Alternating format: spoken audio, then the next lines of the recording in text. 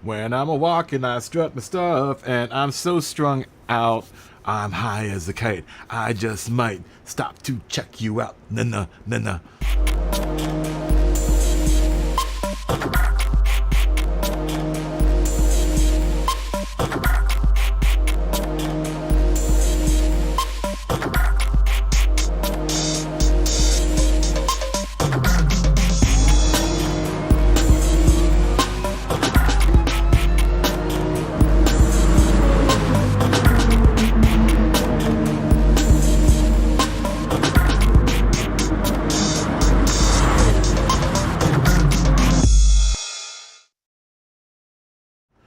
Yo, yo, yo, yo, yo, what is up, everyone?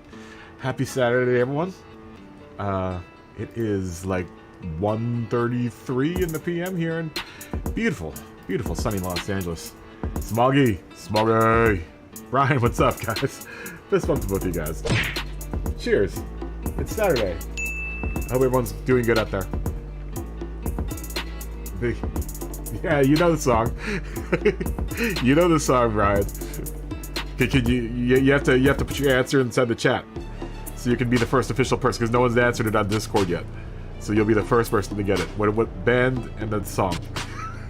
Super easy one. Super easy one today in the thumbnail for the thumbnail challenge. Especially if you went to frat parties between 1992 and that song was old news by the time that song got really popular. It was crazy. It was like the frat boys picked it up, and I was just like, what? The frat boys are listening to... I can't say the name of the band because then I'm going to give away the answer. But it was weird that frat boys were listening to them. I was like, really? Does that mean frat boys are going to start listening to Beck and all the other cool music? Nothing against frat dudes, because I partied with some cool frat guys. But you know the type I'm talking about. The bros. Bro. Mark. Sharky Mark. Sharky Marky Shark. How you doing, Mark? Good to see you guys.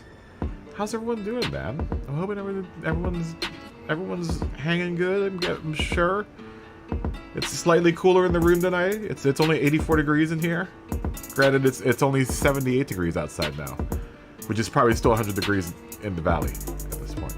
This is why I live on the west side. So yesterday was kind of abnormal for it to get that warm this early in the season. It's weird, man. It's way early in the season for it to happen. And then we're getting rain at like weird times. Like we usually only get rain in January if it does rain here. But it's been on and off. And then through December it rained a whole bunch. It actually flooded my car. I'm still trying to get my car fixed from all that. I've got a bunch of mildew and mold growing in my headliner, and like still waiting for the insurance company to okay the estimate for the repair. They estimated it at $400, but it's actually $4,000 the job that they need to do to the car, because they basically have to replace everything in the roof of the car. Oh, and my carpets too. Yeah, you know, I watched a little bit of Goodwood live. Yeah, I watched a little bit for that reason, for liveries. I was like, ooh. Yeah, I saw that was going on. Is it still going on right now? I know it was going on this morning. I caught a little bit of it. And when I caught it, it was like the old school Le Mans cars. I guess it was the late 50s class cars. Yeah. No one's answered. What you gotta answer it. Who's gonna be the official answerer of the thumbnail? Name of the band and the song. It's gonna be either you or Brian.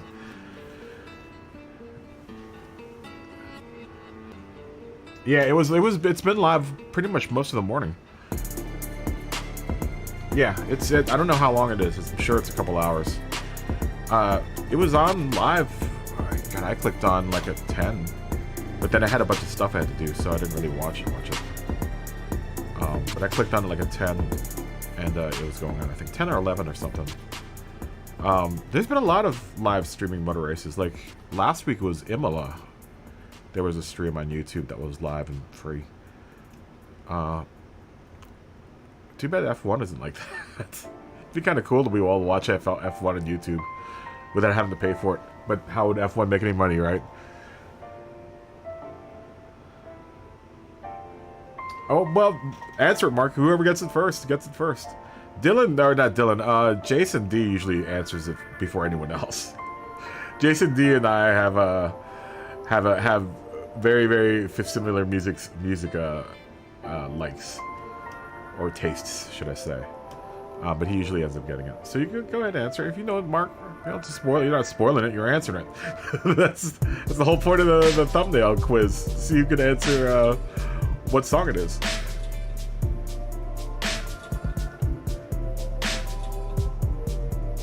Oh, really? Is so basic Ollie's doing Nürburgring? What, in iRacing or Assetto Corsa?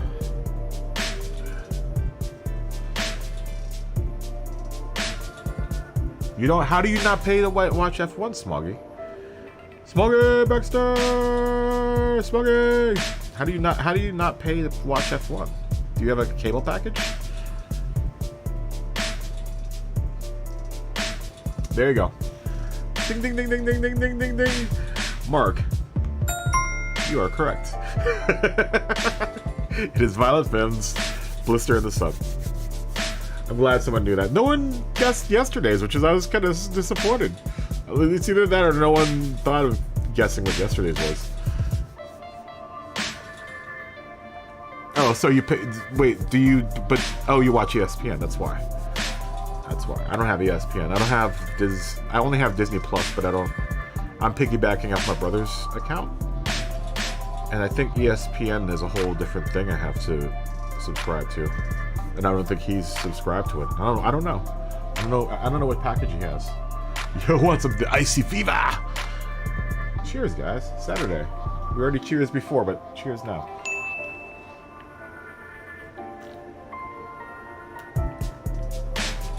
What was the quote for yesterday? Everyone's gonna guess this. You gotta know when to hold 'em, know when to fold 'em, know when to walk away. Know when to run. No one guessed it. I was like, come on, man. The one time I throw a country song out there. Actually, I've thrown a couple of country songs out there. I don't really listen to too much contemporary country. I just listen to old-timey country. You know, like the Cash Man. It's probably the most... Well, no, there's some... I'll admit that, like, late 70s country songs that I liked out there. But, like, when it got into the 80s, I was like, I don't know about this. Yeah. The Kenny Rogers, The Gambler. No one guessed it yesterday. I was like, come on, man. Of all the songs that are thrown up on these thumbnails, someone would have guessed Kenny Rogers, The Gambler. Jammy. Jammy. What's up, bro? My man, Jammy. How you doing, dude? Greetings, my friend. My fellow remote control enthusiast and musician.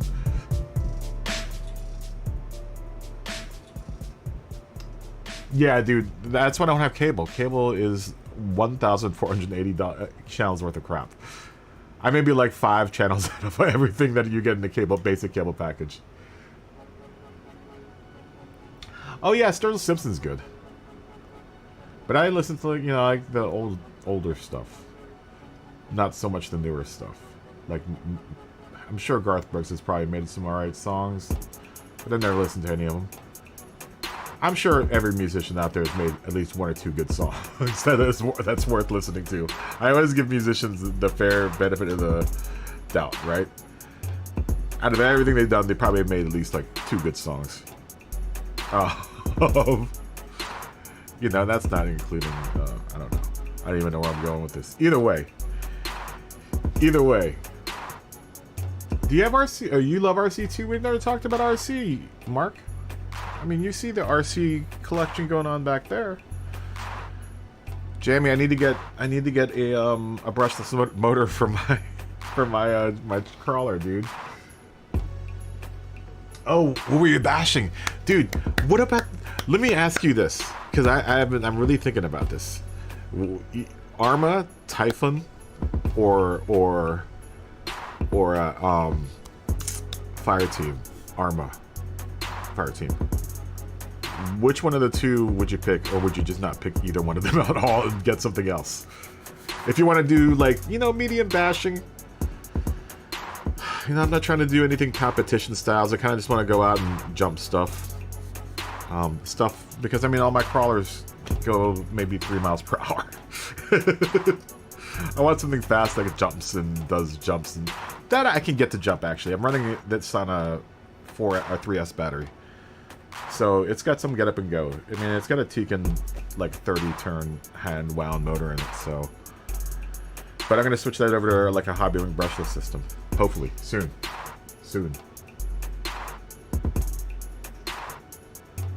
Oh, yeah, Team Losi. See, should I get a Team Losi truck? I don't know. I thought about getting a Team Losi because I've never had a Losi car before, so. Oh, I have not. I have not listened to his last album.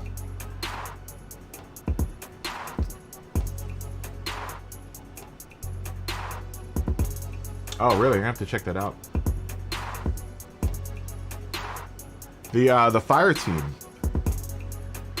The Fire Team, the big buggy with the dudes inside of it, the gun dudes. That's the one thing I worry about that thing is if it's a basher, you're gonna end up destroying the body, so them little dudes inside the, you know, the thing are gonna die at some point. And that's a big body, so I guess you could put a new body on top of it. But I kind of like the Typhon.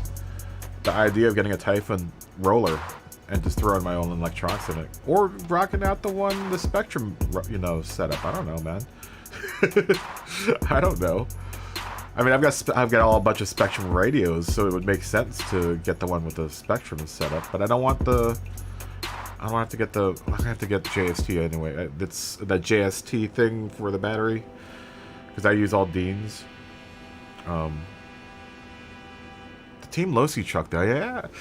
I like that idea, Mark. I don't know, man. Should I get a Losi or I have no idea. Either way. Either way. But I've been doing a lot of RCing too.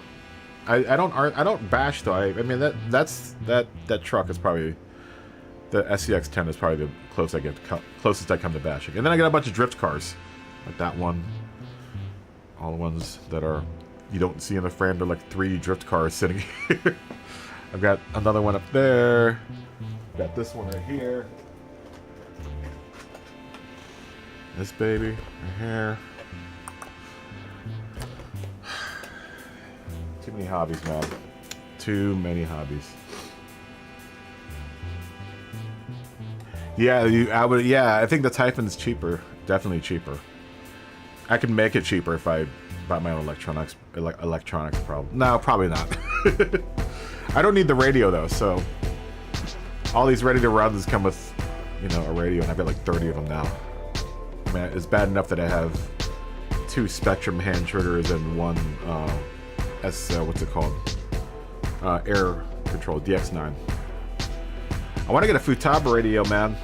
I want to get onto the Futaba bandwagon, man. You know,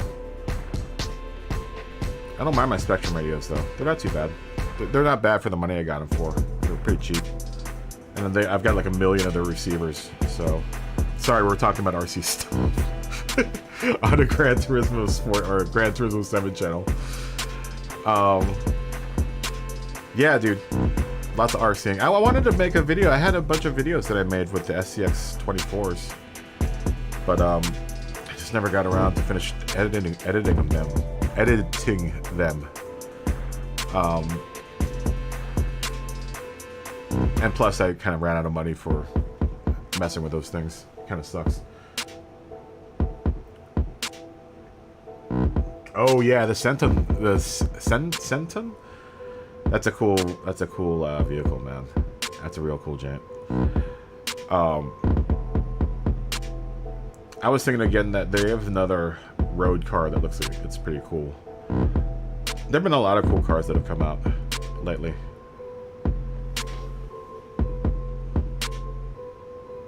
Would you like to see some RC videos? Really? I didn't know. That's the thing with the channel, right? Because this channel is based on Gran Turismo, but I do a lot of other stuff, like RC stuff. So I don't know if if I started doing videos of that, if that would alienate the whole Gran Turismo. I don't know. It's weird with YouTube audiences. Where it's more of where YouTube places you when you start posting up videos that aren't about what you usually post about. Right? It's weird. It does weird things to your audience, because then I'll get like an RC audience, and I would also have to support the Gran Turismo, because I don't know if either one of them are mutually, interchangeable. So, but if you're interested in it, I'll start doing some.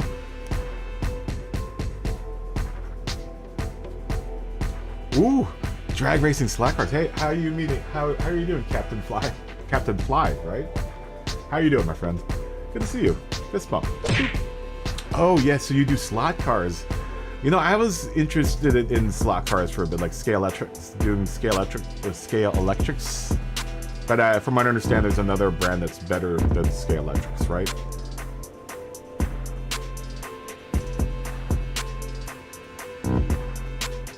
Oh, okay. See, that's the other thing. I was thinking of a Slash, getting a Traxxas, going Traxxas finally, and getting at least one Traxxas vehicle.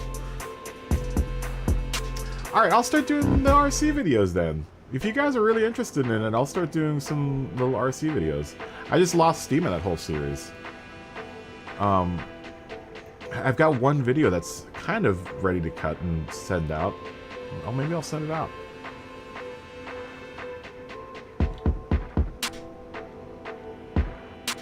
Yeah, exactly, right?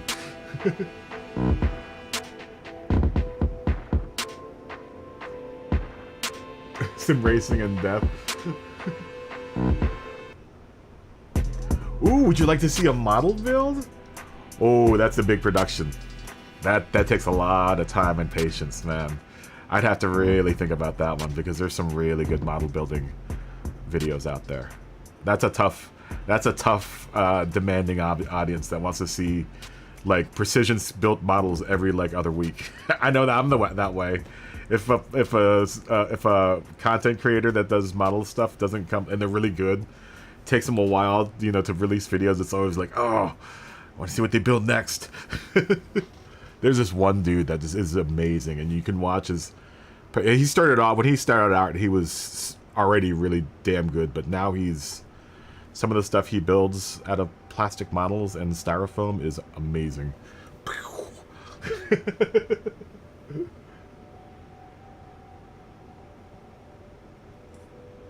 You should do it, Brian. Once you do it, if you need any help, I'll give you some advice, man, on starting your own channel, dude. Totally. You should totally do it.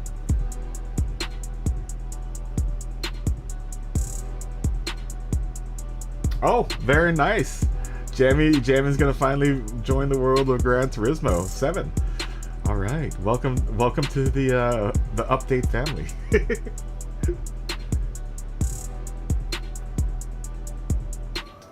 You have a lot of AFX slots. Oh, is that the other? That's the other company, right? Yeah, those little dudes are tiny, man. The AFX cars, the Scale Electrics cars. I could probably do one of those. Actually, there's a series of called the Mini Z, which is a 24th scale remote control car that the RC shop does a race series down there, and I've been really debating on buying a car and doing videos of that, like me competing down the street. The problem is that when they do their competitions, usually falls on the day that we're doing manufacturers, at least if the manufacturer's schedule comes back like it did. So I'd have to pick and choose which one I'd have to do. But that would answer, and then I can paint those bodies, because they're basically, my model car bodies. They're the same as this thing, man. They're about this size, and they're made out of a harder plastic, obviously. This is just polycarbonate. Their shells are way more heavy, obviously, because you're RC racing, you're gonna hit stuff. Yeah, that's what happens when you RC race. You hit stuff. Oh, really? Oh, I could do, yeah, if we can do is, I don't know how to work Zoom, Mark. I have no idea how to work Zoom. I'm sure it isn't much different than OBS.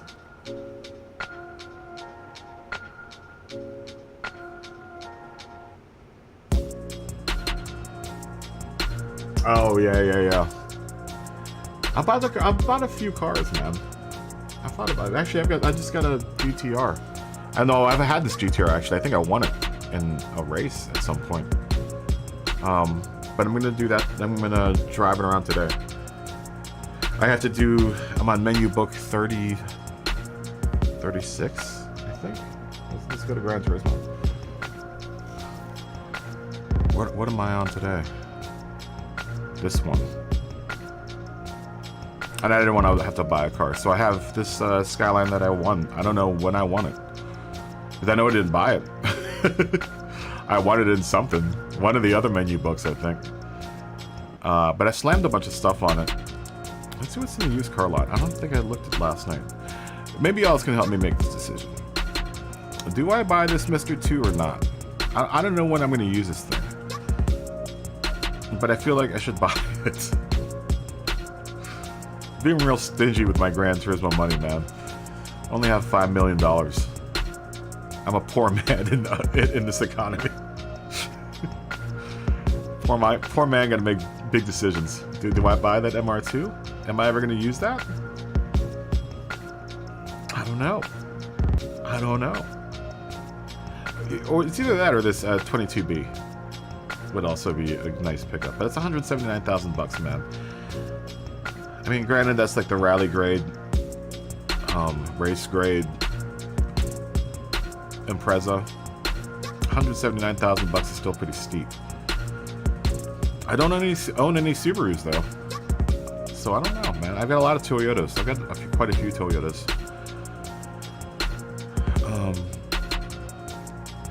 But I don't know, man. I don't know. Yeah, I should do the circuit experiences. 228. Oh, and today's fat manufacturer's race. I'm not gonna do it. I'm not gonna do this manu race. What is it today?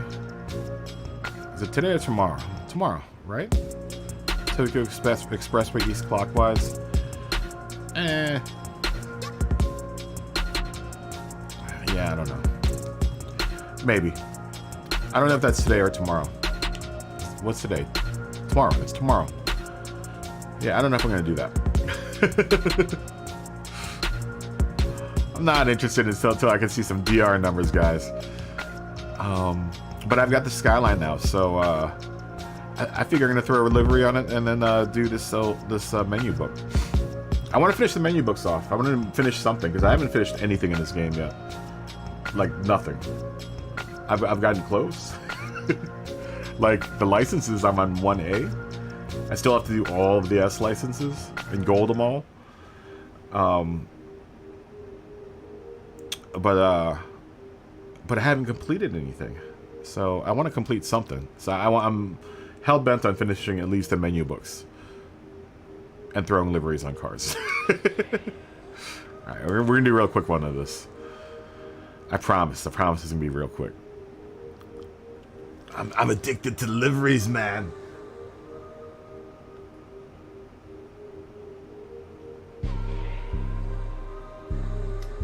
I hope you can get sport mode open too. I think it's a menu book. Just do the menu books. I believe it's really early in the game when you open sport mode. Is it menu books or collector level? I can't remember what opens any of that stuff up. Race fan, what's up, man? Fist bump, race fan. Boop. I think it's the menu book that opens all that stuff up. I think. Yeah, look at my R32 GTR. I did the whole grill delete. Got no grill anymore, except for the fancy mesh grill. Little wide body kit, because you know me. I'm a wide dude, so I want some wide bodies. And what else did I do? ground effects, of course, splitter, and a modest wing. Not an obscene wing, just a modest wing. I think it fits the motif nicely.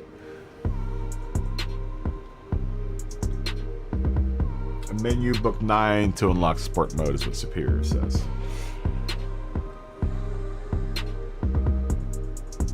So it's 9. Same with Icy. Icy says it's 9. Greasy! Greasy Sasquatch! Boop, boop. What's going on, man? Lumbee! Fist bump. Cheers! To both of you guys. Happy Saturday to you guys.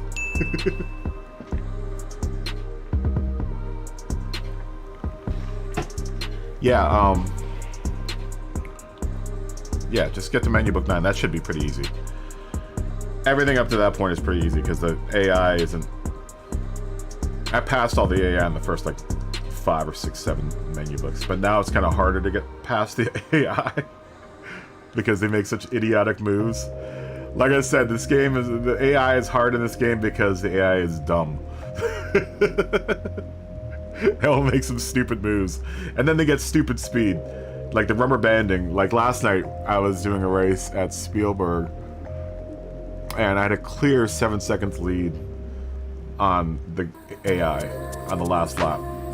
It was getting to like 8 seconds. And then suddenly, the AI comes back within that last lap. And makes up all 8 seconds. And I was like, how is that even possible, dude? So the rubber banding's a little lame. I don't think it's quite accurate. Yes. Let's paint all.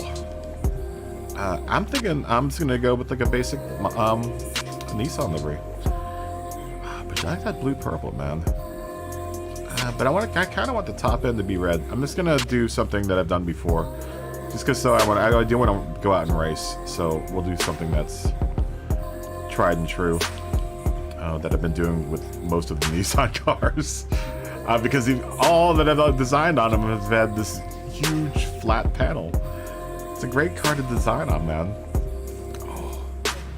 Although it does look good in yellow. Oh yeah. I don't know, man. I don't know. Yellow's good, but I kind of wanted to do a base. I mean, I could do a whole Pennzoil joint on this thing, man.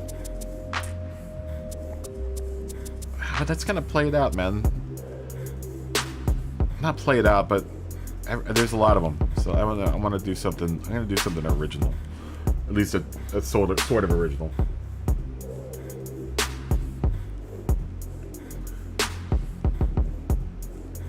Circuit experience is at each track. If you go to a track,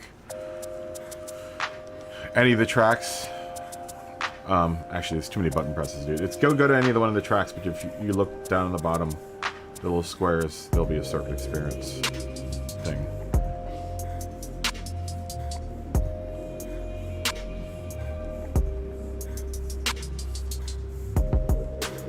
Oh, you want some? I can do that. I can do a chrome and gold is gonna be tough though, because I can either do one or the other. That's a special color, and they won't let me do decals in the special colors, which is lame. I don't understand why special colors only work as a paint job on the car, but you can't use them as a color for a decal. I can get something close to it, but not exactly chrome and gold. Yeah, I think I'm gonna take McLaren next season, so you might be in luck, Jamie. you might be another guinea pig. Grady's car was my first guinea pig on that 650, so I want to see what else I can do on the 650.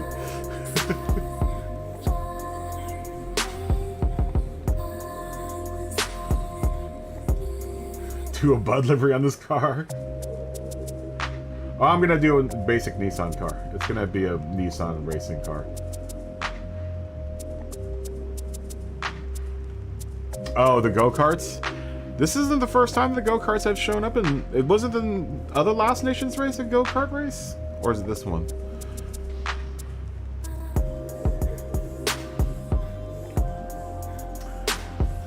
I could do that. I could try to do something like that, Jamie. We'll have to see.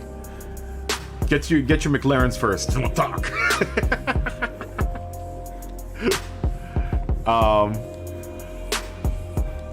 Let's see. We need to paint the car at least one color. So I think actually we'll just use. You know what though? I did save. I already started this off actually. Duh. Because I already made my color palette for this car, which is the red and blue of the Nissan logo. There you go. So I had to color match the logo in order. Come on, really? Open the design. Did we press the wrong button? Edit design. There we go. Oh, brute livery. Yeah. I've never done a brute livery. I don't know if there's any brute decals. I already had a plan for this one though.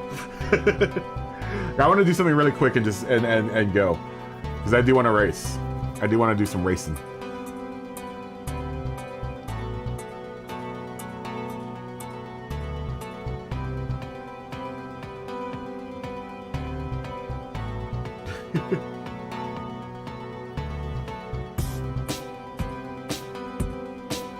Oh, really? Is it level 50 is the level? Really? I didn't know that.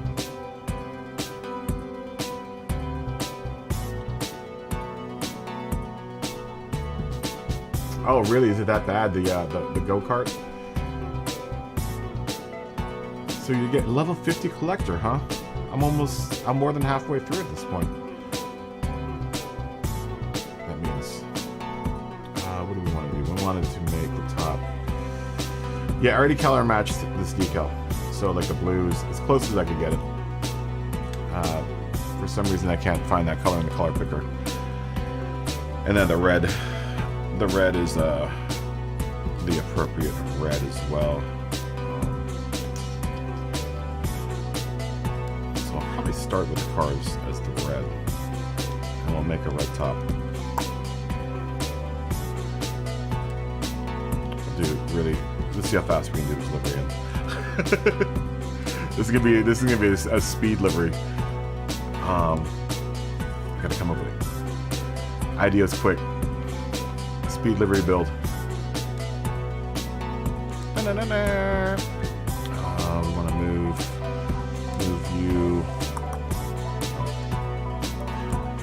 you up there. Make you there.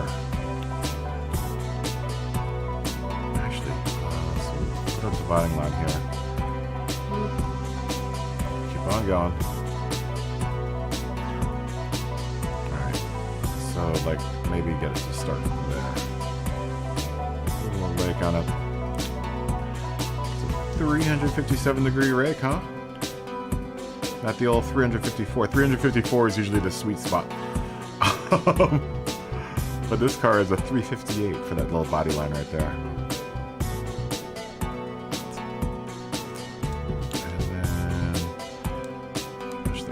Across.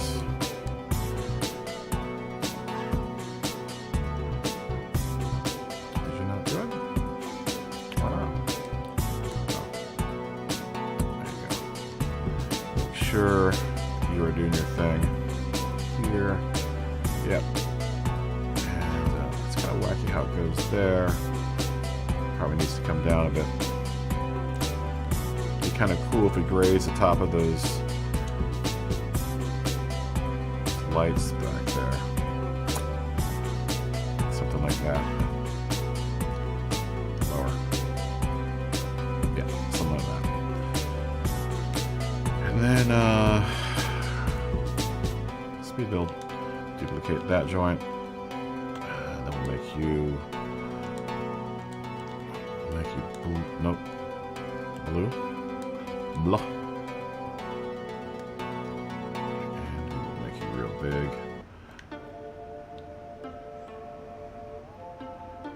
Just go with a really basic pattern here, and then we'll spice it up. We'll spice it up real good.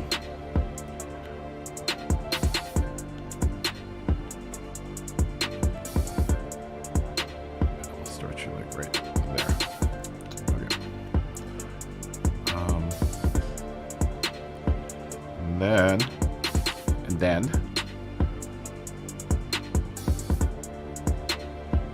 Now, what can we do now to make this special?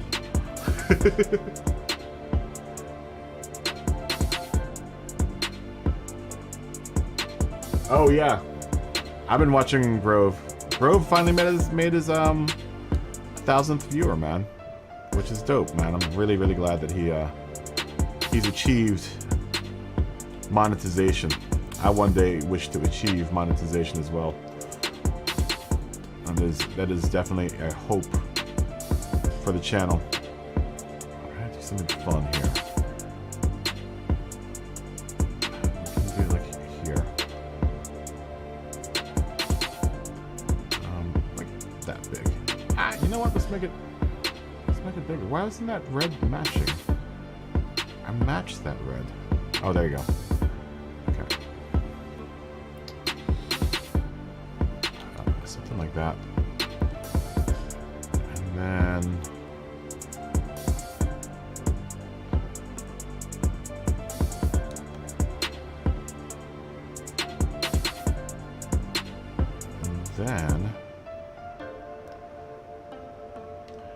let's do something here.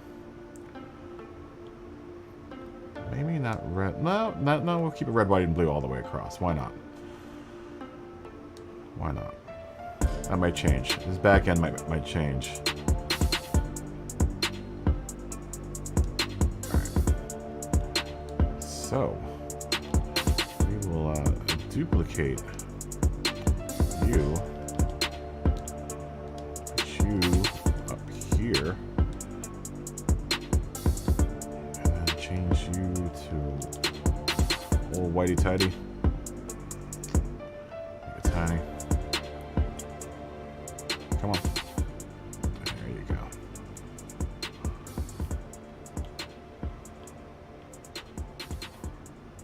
Small. Go smaller.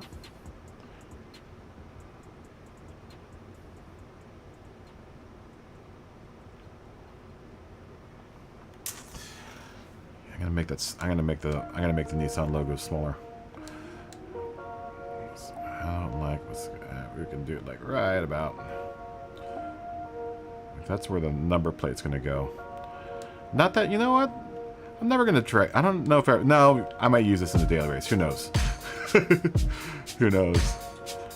I don't want to make a design and end up in a race and have that number plate get thrown on my car. They're not doing it just yet. But you know it's coming. You know it's coming. You gotta make future-proof your designs. Alright. So, let's take you, shift you up. Oops. Oh.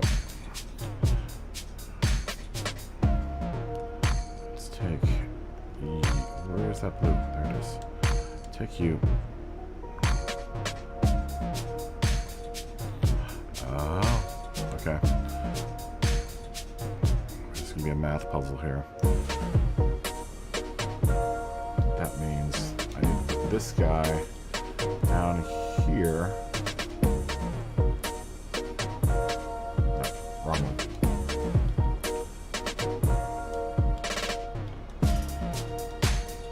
There you go. And move you down.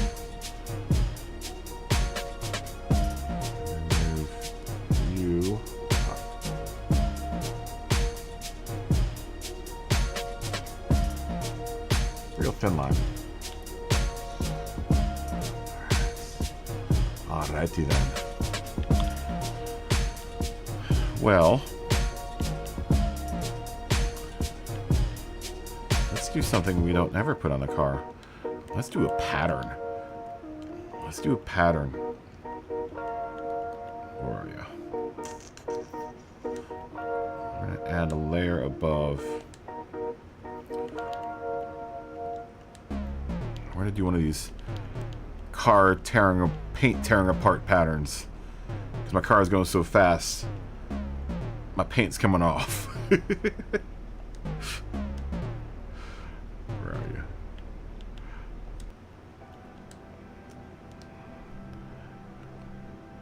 Okay, we'll keep it white. We'll keep it white. Ah, oh, wrong one.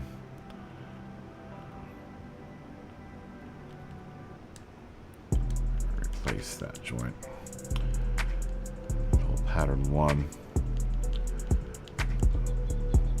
Well, I gotta deal with opacity too. I'm gonna do some fun stuff with opacity that we haven't explored yet.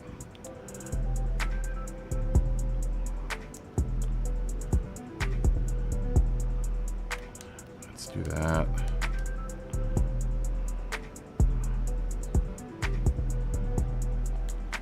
Let's do that.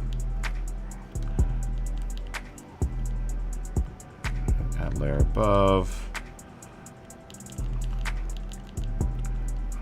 Let's do this one. What do you do?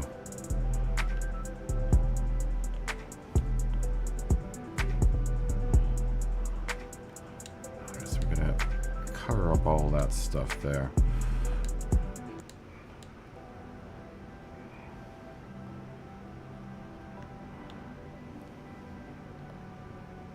It isn't quite as pointy as I want it.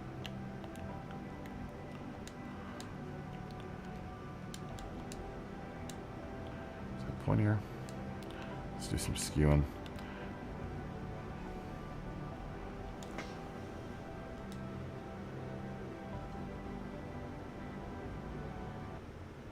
Oh wow. Your real life one? Really? Ooh. I just read that. Greasy. Oh, dude, you drive a 1.8 which one is it? Mark 1 or Mark 1? Mark 3 or Mark 4? I've got a Mark 7. I'm in an all-track.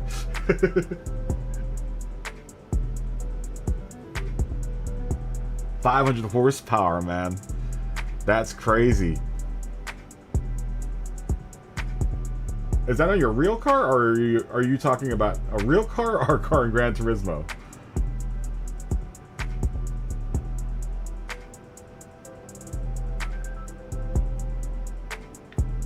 Oh, so it's a Mark 4. Okay. Wow. Nice. Dude, I had a Mark 4 R32. I always regret getting rid of that car. It's always the good cars you regret getting rid of. I shouldn't have ever got rid of that car. But I got some good money for it, man.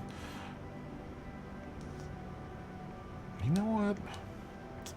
Let me try to extend out this blue. Yeah, I'm a big Volkswagen head, man.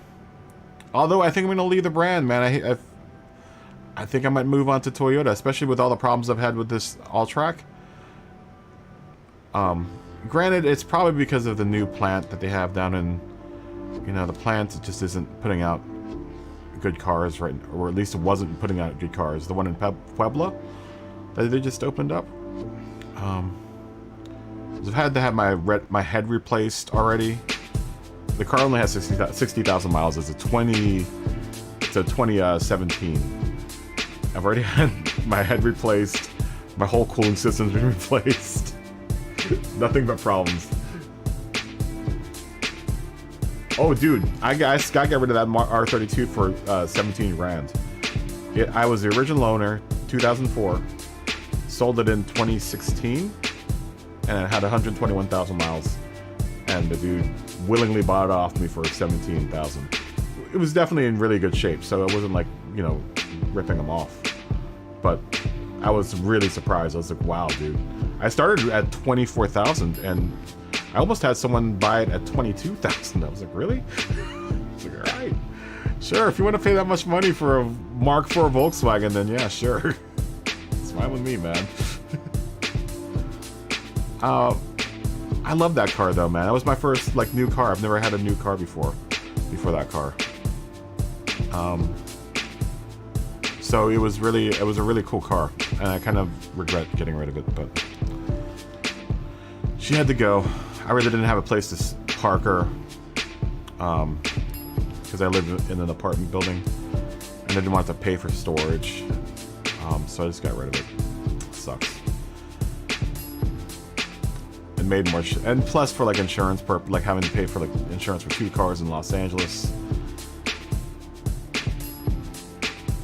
You know, I don't even have a house. So it was kind of a bummer, but I mean, it was something that I kind of had to do. Let's start the white like here. Can you extend it over? Let's go, go, go, go, go, go, go, go, go, go. There we go. And then we'll continue our spikiness.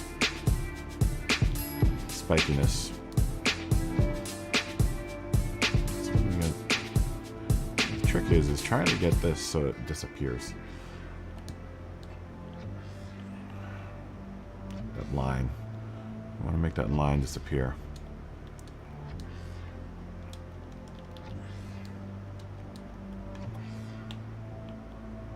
It's getting there though. There you go. Yeah, that's a pretty cool effect, man. Maybe a little less here, maybe? What's this one? No.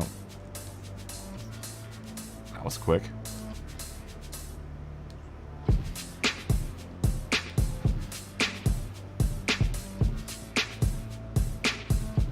Can you not do... Yeah, there is a livery that's in the thing, actually, that is got taken down. There's a big, you know, exclamation mark in a triangle, I guess. And it was a Rising Sun livery. Apparently you can't make Rising Sun liveries. I guess it's disrespectful. I didn't know that was the deal. Was that the deal? Is that why it got taken down? I'm sure everyone's at least seen it. I think everyone sees the same featured gallery, right?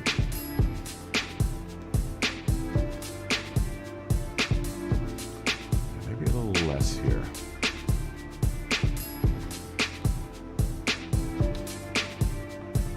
A little less. And then we gotta hide that white line, so we can do that like this.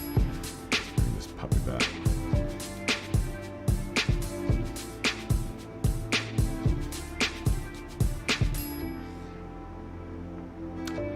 Pretty cool effect, man.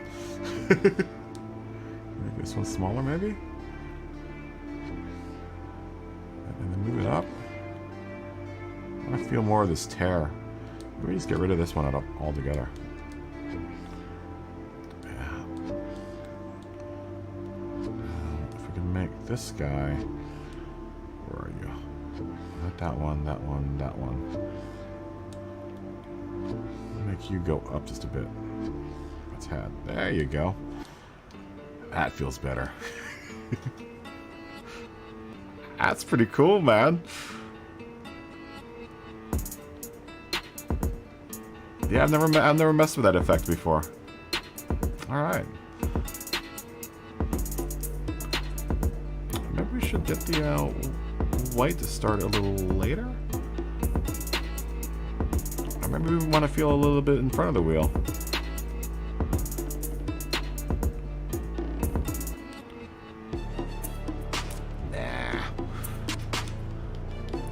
Let's just try adding one more layer of this somewhere. It's like painting little happy trees on the side of our car.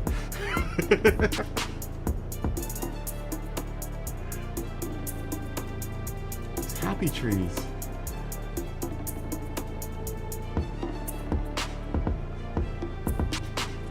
Okay, something like that.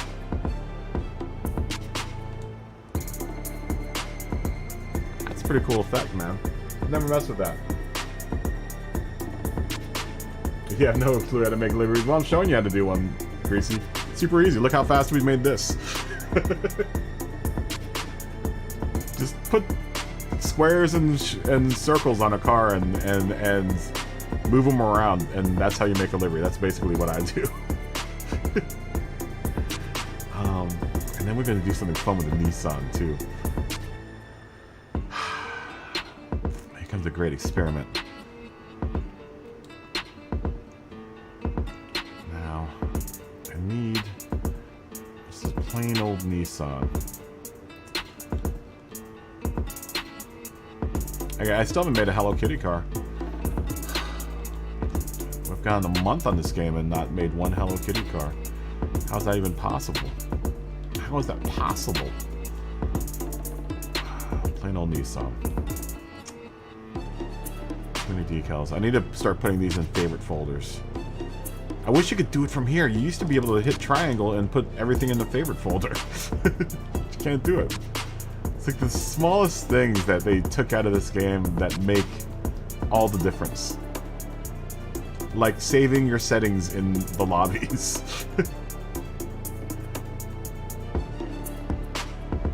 You know, I could do with a no qualifying, I could do with everything that you throw at me with what you've stripped out of the lobbies, but please don't take away my ability to save my settings for each race.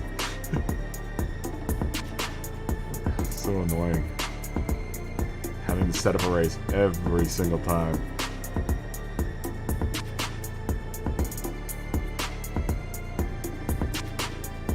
Probably some reason with the, yeah, I guess so. It's just a matter of practice, Greasy. I've just been messing with this thing for a while, so. Yeah, it really isn't. I mean, it's really just a matter of throwing stickers on a car and seeing what works. It's like throwing spitballs at a wall, man. You just throw it at the wall and see what happens. Whatever sticks is what's good. You can literally just make one stripe and be all good. We've only made 4 stripes here, so. I guess I don't have a plain old Nissan, do I? I thought I did. We can use that guy. But I don't want that white outline. So we're gonna do something special. Special. Another one with that white outline.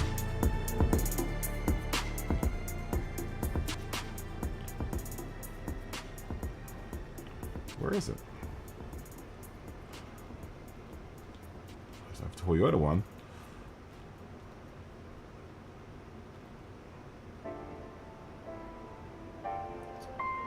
Well, I guess we're gonna have to take this one. That's the only one we got. Alright, so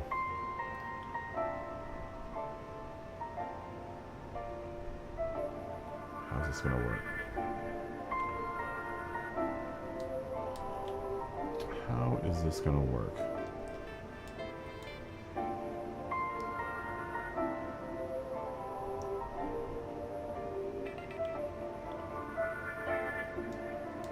I'm gonna have to move this dude around.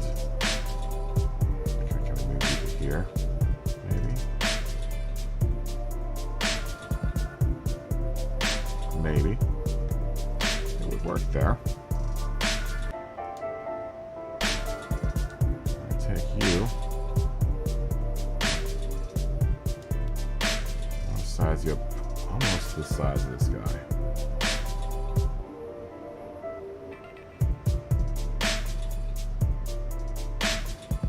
It's funky.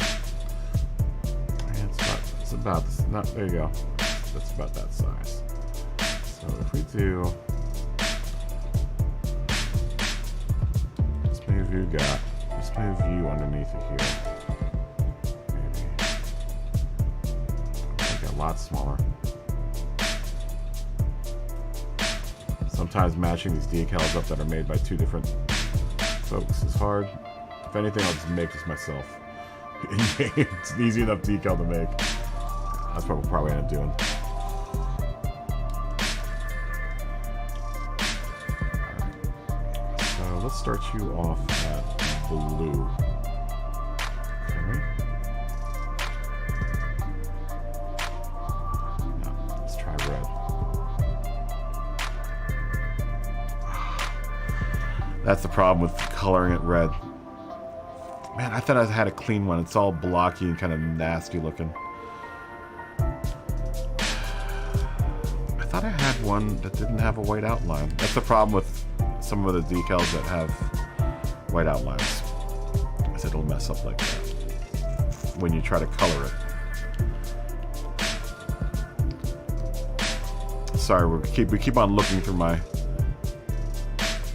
But I swear I've downloaded this decal. This is honestly what takes the most time, is going through all these decals. Like I said, I should start building up a favorites folder, but I've got all of these that are sitting in a non-favorite. Like, I can't add these to the folder, I don't think. Or I guess I could do it inside of the... Do they have that option? I know they have it for colors, where you can add colors to your favorites palette, but I'm not sure if you can add, after you've downloaded the decal, these to a favorites folder. At least not yet.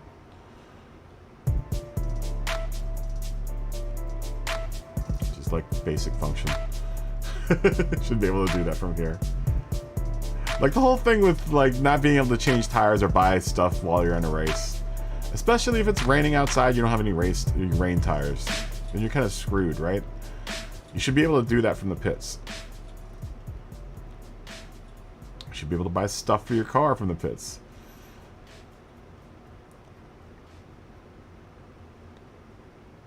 I guess I have not downloaded... No, it is. Boom. That's much better. But see, we're not going to be able to get it as big as we want it to do this little effect. I guess I don't need it to be all that big. Okay, so we're going to duplicate you. And then we're going to take your opacity and bring it down to like 87%. And then we're going to shift you that way. Let's bring it down a little more.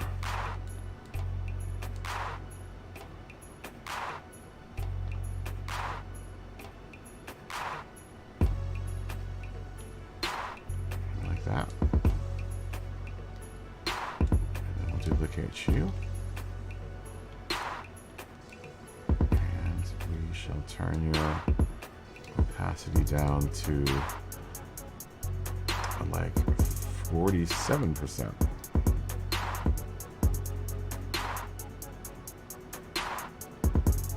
That's kind of weird. And then let's duplicate you. That number plate's going to get right in the way too. Because ideally I'd want this all to happen a little bit more spaced out. I mean, I guess we could go here with it.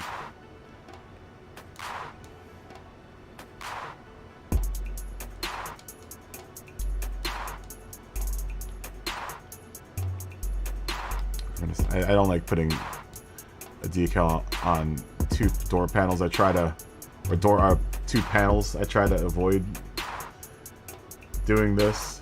But sometimes you can't to get to your desired effects. Sometimes you gotta deal with it, man.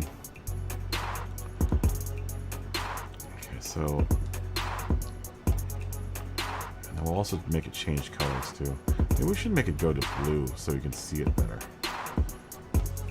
Yeah, let's do that.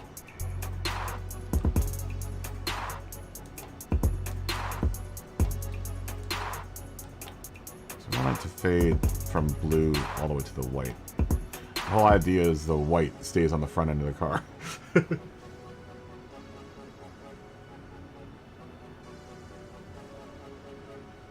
Yeah, you should be able to buy basic stuff in the pits, man. I think that's kind of weird that you can't.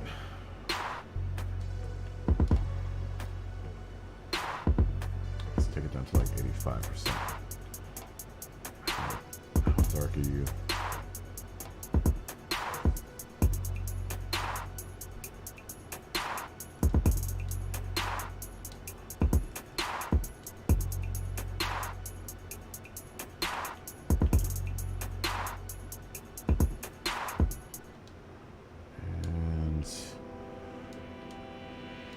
Bring it down.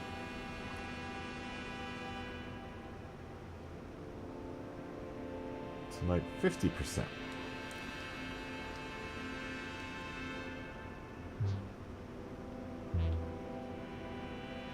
This is going to happen too quick, I think. Duplicate.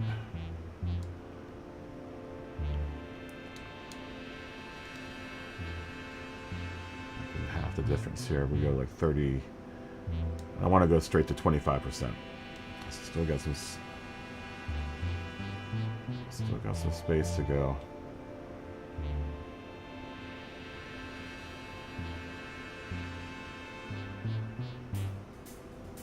That's kind of trippy looking, man. I might actually have to put a white somewhere in here. Just split it off from that little fade there. It's enough to feel the difference between that blue and the red. That's too much. Kind of like that. Alright. And then keep on our duplicate party right here. Duplicate that guy.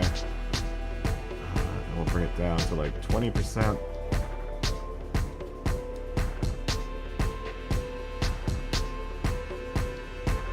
Trying to match up those there as best as I can. That's trippy looking, bra. To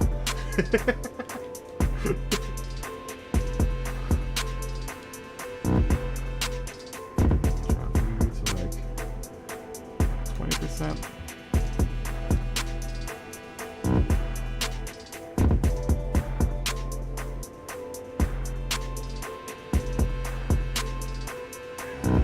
Gradual fade. Let me shift this around. Let me give this a little bit more oomph. A little bit more oomph so you can feel a little bit more.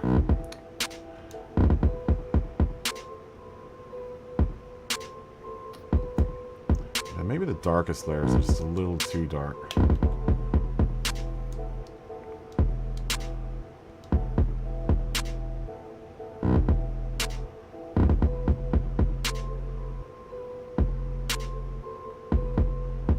Because they're all stacking up on each other, they're making each other, you know, darker. The more they pass over each other, the more the opacity like fights against itself. Yeah, that's what I'm talking about. So I'm trying to imply a faster than light car. Gotta be careful with these opacities. Can't be super random with it. I don't like how that one bit is a little darker. Let me try to drop the opacity of some of the layer underneath of this one a bit too.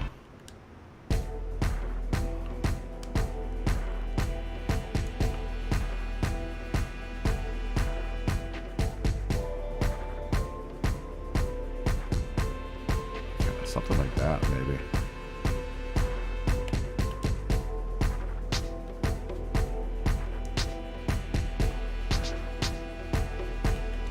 Something like that. That's kind of weird looking. that's trippy, man. Alright, and then we'll throw one of these guys in here. Because you can't have enough Nissan, right? There's no mistake what brand this car is.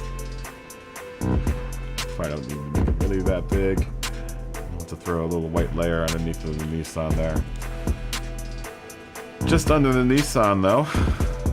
So you see a little bit of that bleed coming through.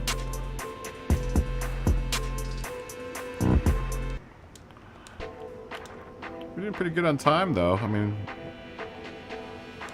come up with this whole idea pretty quickly. This is, like I said, this speed building.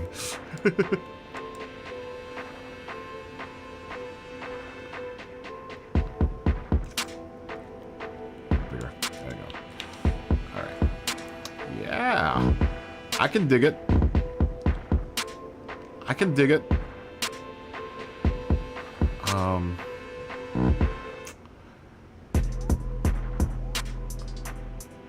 What else do we want to do to this guy? Stripes? More stripes? Why not? So where can we put stripes in this thing?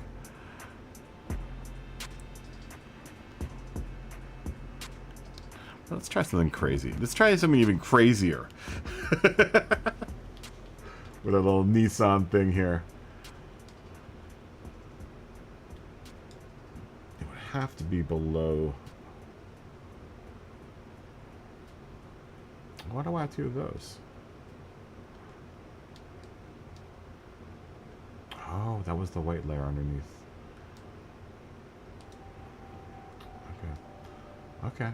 I see what you're getting at. Gran Turismo.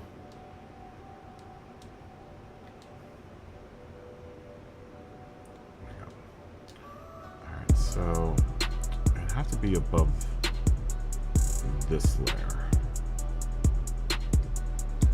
No, above this layer. Let's see what kind of wild craziness we can get ourselves into here.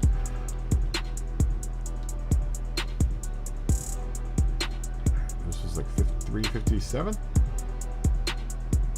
think. 358. Let's see, it's too much. That was 357. Be wrong. Ah, that's close enough.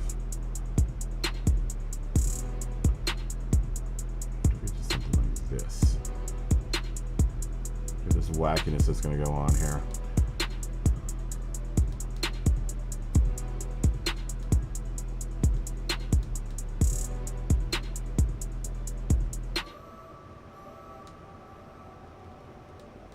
This is something that I remember seeing on the Pulsar NX. Would have this kind of like line, this line thing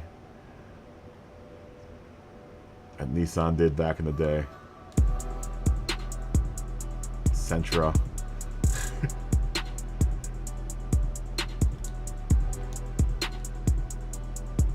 That's kind of wacky looking.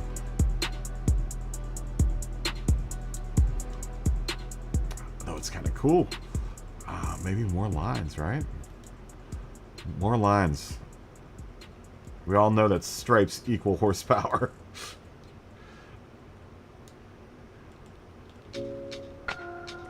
It has been proven. It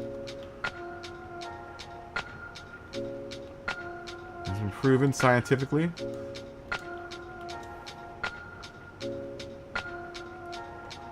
If we just put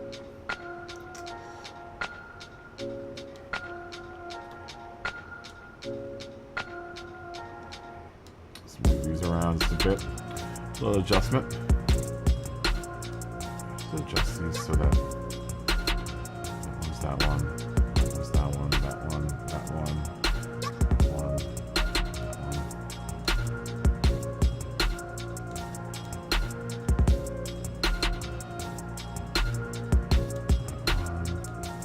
needs to come down just a bit.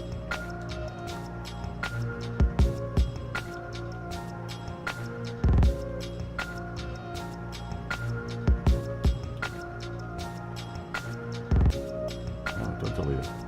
Duplicate it.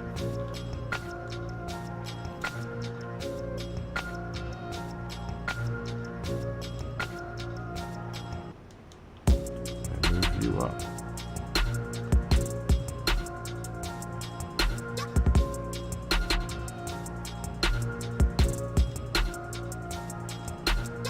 And then move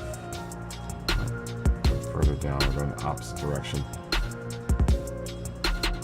You down.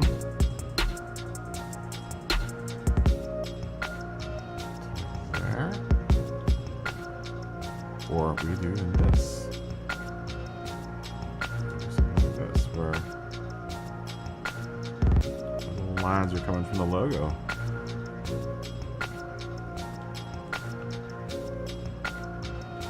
Chomp, what's going on, man?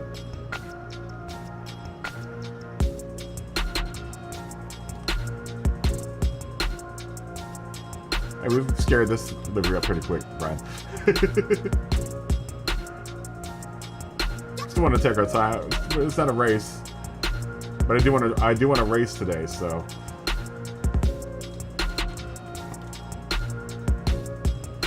but we're not going to sit in the concept mode for very long. No. How's your day going, Chomp?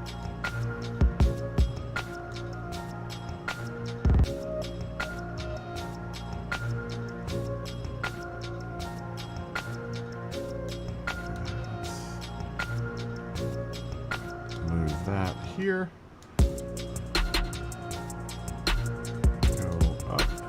you. Mush up. And then that's starting to look pretty cool. Let's do that all the way down. Why not? We won't do the crazy line thing. I think I could probably use the multi-line pattern that they have boxed up in the game. But this just feels more special when I do it by hand.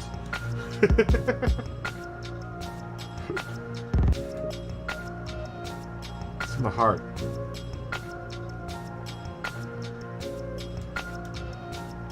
Straighten up some of these lines so we get a little bit of consistency here, if at all possible. But I don't mind it so much being a little bit randomized in spots. Like I said, painting happy little trees, happy little sports stripes going across my car.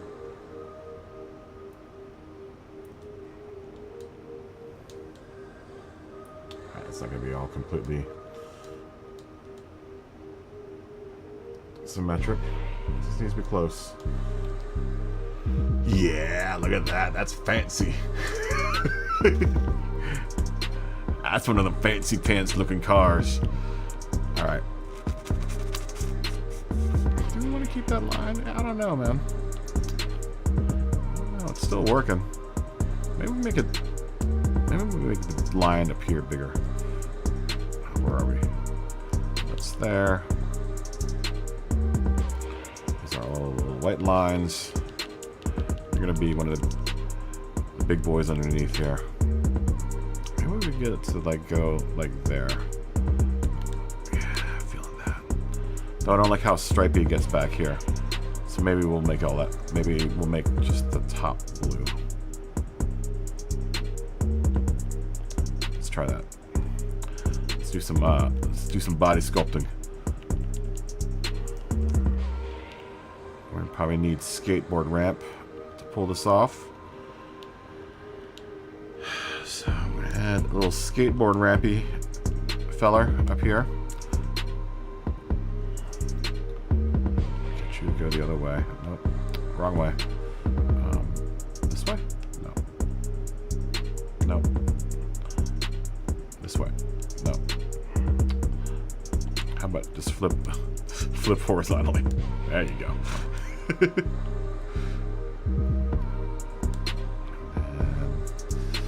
And skateboard boy will start like here, maybe?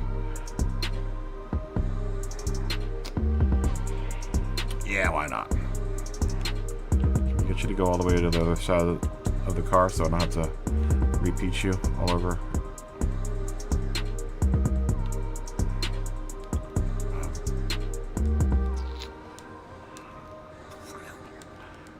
Depth, limit angle, did a limit angle, limit depth little trick there. Alrighty then, and then we'll turn you blue, maybe. Take you and then like there. Then duplicate you and turn you white and move you out like there, maybe smaller. Little fake maneuver there.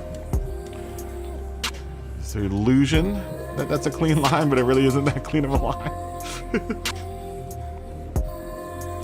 Pretty clean.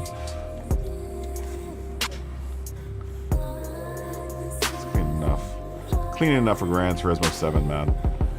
Man, it looks pretty much the same width going all the way up there. Yeah, why not? I'll buy it. And then add another decal underneath the blue here. And we'll make you box. Box is our friend. Box and rectangle are probably my best friends in this game. Box, rectangle, and noodle. Though skateboard ramp has been, and triangle have been big friends too lately. I've been using those shapes a whole bunch. There you go. Go all the way across. There you go. I will use being as economical as I can with my layers. We've done all this in 37 layers, and fairly quickly. This has come together.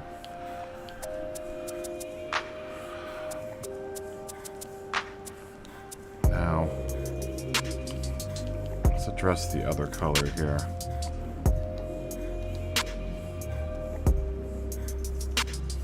I'm going to paint the other parts. I think blue or red. Probably red. Maybe. Oh, what does other only does that? Oh, really? So I'm stuck with that color for the ground effects kit, huh? Alright. I could play that game, Gran Turismo. That means we need to match that red. Or we can make that blue, actually. I don't know. Where is that blue that I'm using?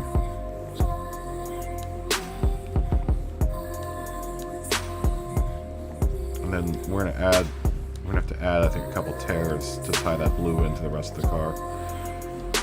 So let's go get some colors. Let's try to consolidate our layers here to where they are on the car.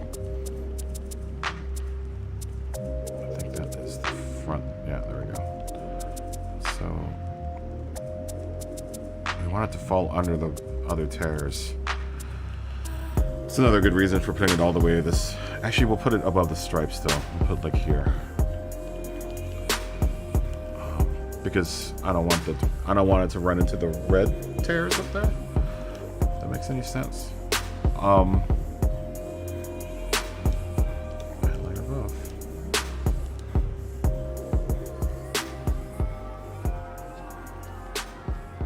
Pattern 1.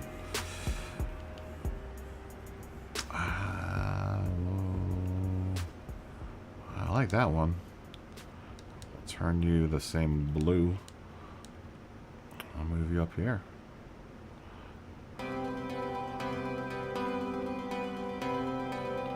Somehow kind of make contact.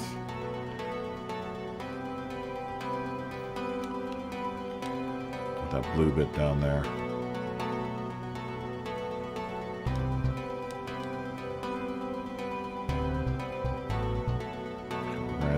This, so it doesn't look like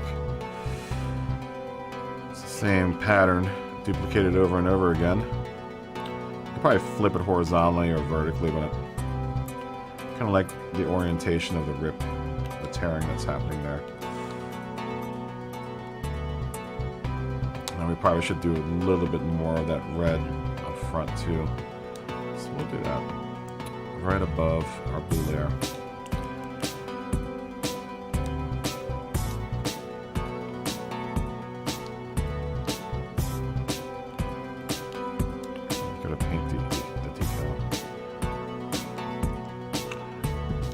Decal red. Go. It's now underneath of those other red tears there. I don't need to see a whole bunch of it. I just need a little bit of it. Alright, so it's okay that it's underneath of those white tears up there. Let's make one more of them. We'll put it higher up.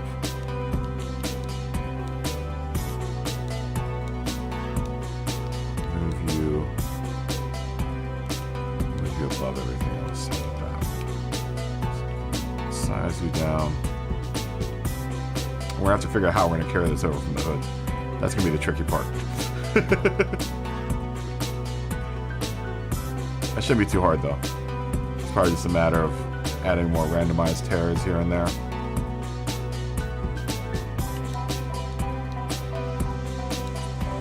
feels a little bit more complete though.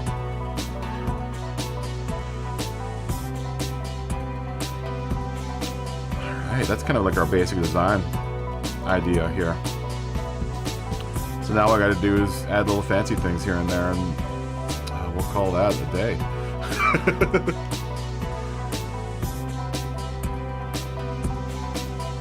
Maybe we'll do something like this. Roman, how you doing, man? Oh, I should do an HKS livery soon. I was thinking about that. I was thinking of doing an HKS livery.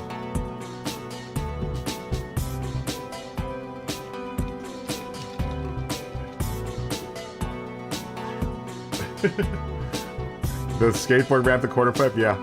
It's a quarter pipe, but I like to call it the skateboard ramp. We will put an HKS decal on this. That was definitely in the plan. Because I haven't used the HKS decal yet, but I did want to put that on here. This isn't quite the HKS car, but I don't know. And this is one of my favorite decals in this little thing. Is the HKS decal. It's such a dope decal. HKS right up in the tears, though. I need the right HKS. That is going to be a prominent fixture here, because I rarely ever get to use it. I rarely ever do end up using it. I don't want to put anything up in the tears because I like that whole idea.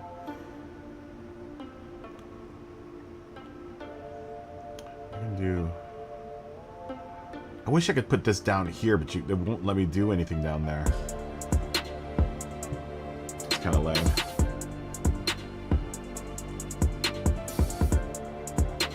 Yeah, I was thinking of doing the HKS car or the Pennzoil car. I should do an HKS livery though. I don't think I've ever done an HKS livery ever. I normally don't do anything that I try not to do too much like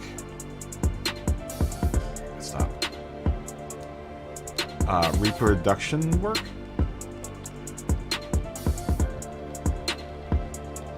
I mean, I do every now and then, like the the Marlboro livery, but I don't want to do it. It isn't something that I would normally do, like the Marlboro livery. I just did it for the last couple times for demonstration's sake.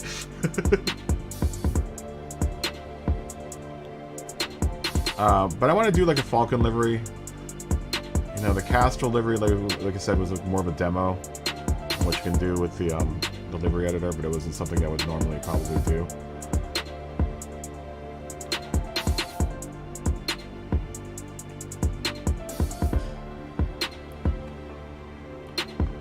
Playing with this white line, so I'm going to do something else to it. I definitely don't want to lose our Nissan there. Alright, so maybe this guy needs to come up. I want to do a Repsol livery too. I haven't done one of those yet. Yeah, but I'm going to get more into doing like recreation liveries. There's some really nice ones out there, man. People have done some cool work making liveries from like real life.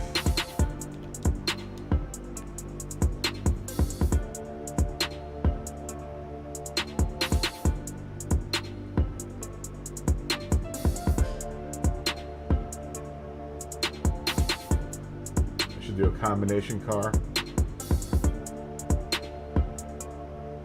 Yeah, that'd be a cool car. Doing a Pennzoil car, HK with the HKS splashes. I actually have the decal in my thing. My thing. That sounded terrible. In my livery library. I just downloaded it actually. I was thinking of doing an HKS car. They're cool cars, dude.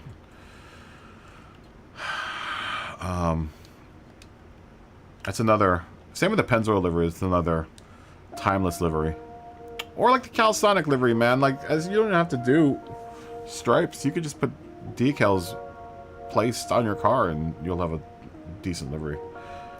There are a lot of cars that are like that. I have no stripes on them all. All they have is sponsorship decals. Because they got one job and one job only, to sell stuff. To make money back for the sponsors. And that's all livery is. Alright. It's just another way that a race team stays alive. Is by sponsorship, man. Unless you're a gentleman racer or something that has oodles and oodles of money.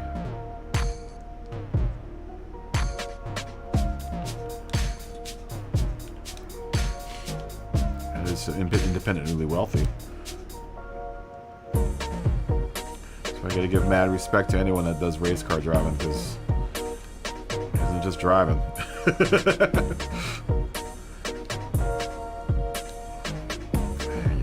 Feels good.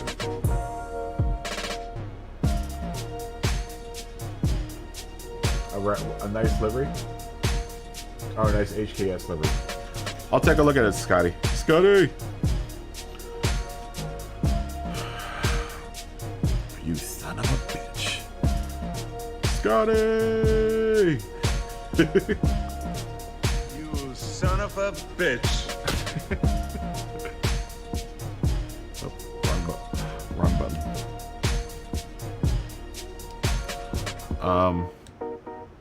We'll add another guy on top of this guy.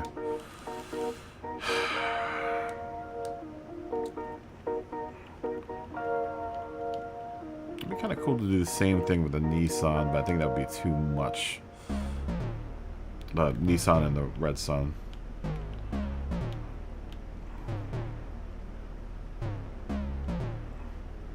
I mean, in that case, if you can't do the Rising Sun livery, that's kind of what the Nissan logo is. Rising Sun.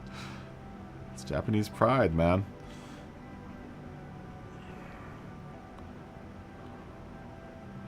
But I guess the connotation is from World War II, right? Yeah, I get it. For the Rising Sun. That's something that's hitting the model making world really hard, because a lot of guys want to do, you know, German armor, German boats, for dioramas and stuff, for, you know, historical purposes, and you can't post any of that stuff anywhere. I know there's a whole political stance on the whole issue, but me as a model maker, if I wanted to do something period and be true to period, then it's gonna have to have all the markings, no matter how terrible the terrible connotations that come with those markings, right?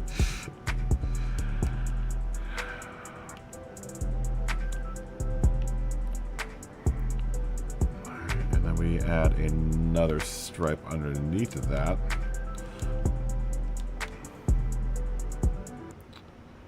So I get it, man. I get it, but to a certain degree, I don't get it.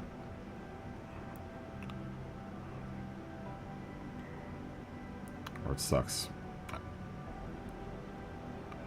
Sucks that's the way it is.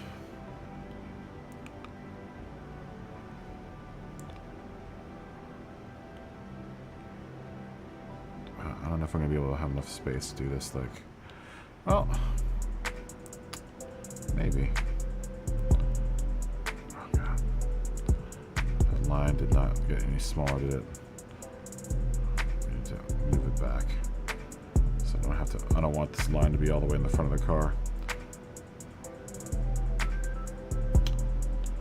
Running into a angle issue here. So it seems like it's off angle, but this HKS is gonna have to go smaller.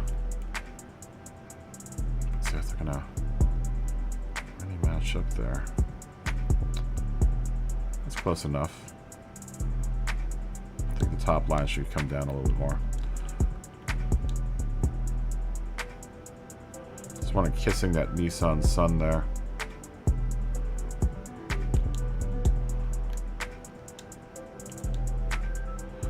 weird. That bottom line is doing something really, really odd.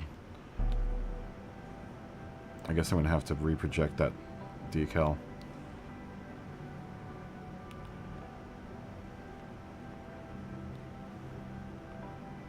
See how it's not really matching up. Back there. In the very worst, I can... Actually, I'm not in love with the stripes going all the way that far back. I mean, that's pretty close, though. Maybe the Nissan Sun needs to be a little bit bigger.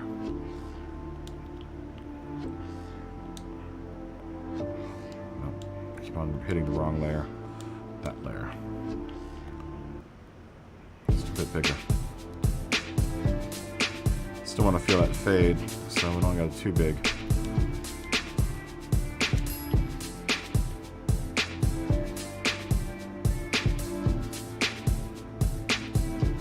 Don't even need that piece anymore? I don't think I do. That one piece is doing its bid for God and country. Hiding us from that stuff right there. Yeah, why not?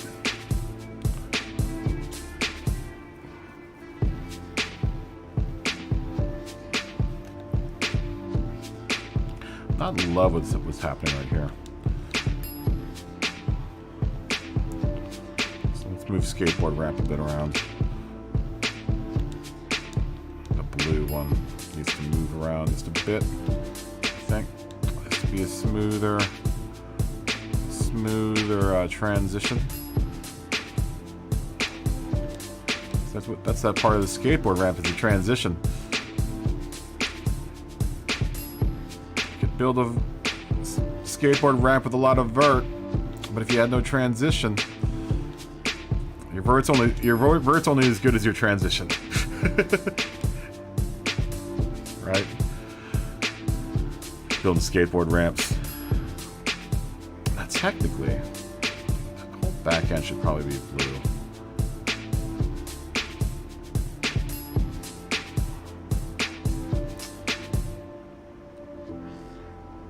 Would have been nice if I can got this white line to not go through the middle there. Well, I could always hide all that.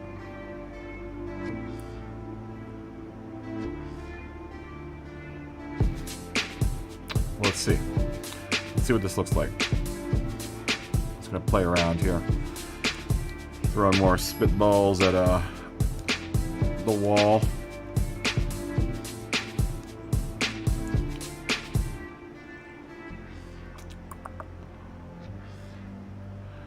But then this stripe would kind of be an issue there. Or we could go white. What would you look like if we were to do something like that?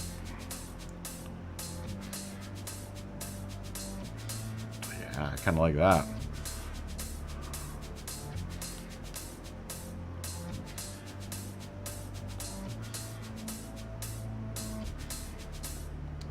And then maybe we add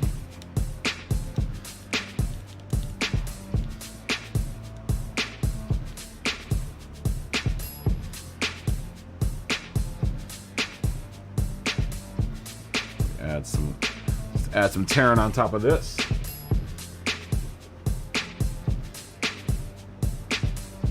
Oh, for real.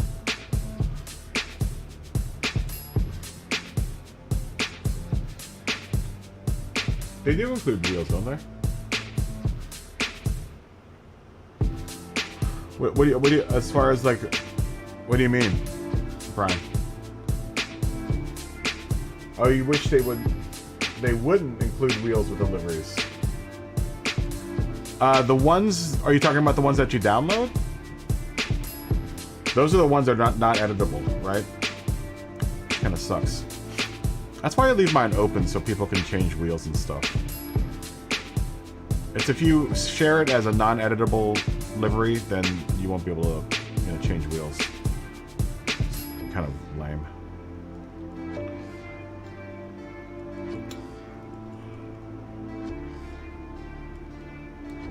Yeah, it'd be kind of cool if you could not have to go with whatever wheels the livery creator used with the car.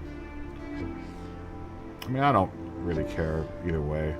That's why I don't unlock mine or lock mine. I only lock the ones that I make for people that are like commission pieces that people have paid for. But for like ones that I do on the stream, you know, they're always unlocked.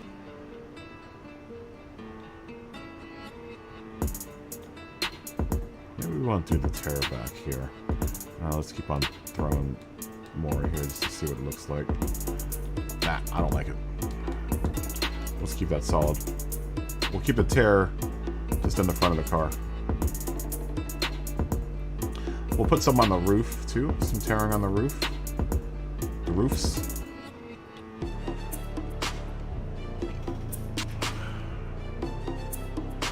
We could do something like that.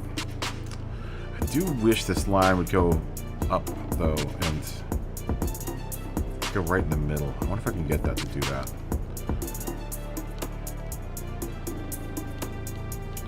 It's gonna mess up this whole thing that we got going on here.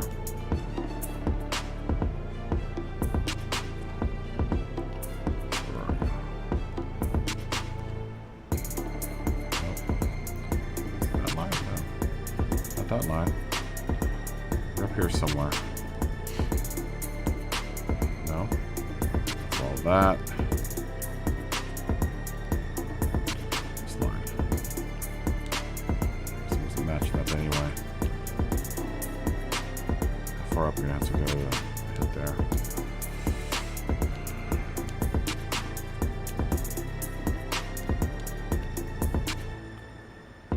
Yeah, if I could get that to do that. I mean, our skateboard ramp, I think, is going to have to come down. Or come up. I mean, make this match here.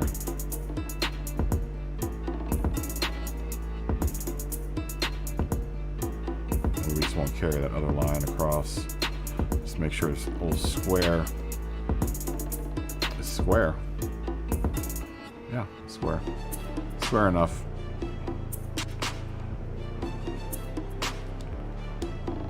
Now, I have that line all the way up there. This looks weird. So maybe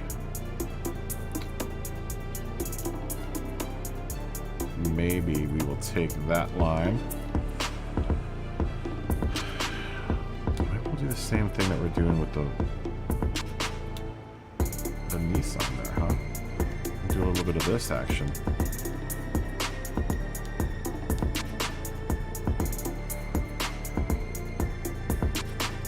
Since we can't have our thick line like we want to. Do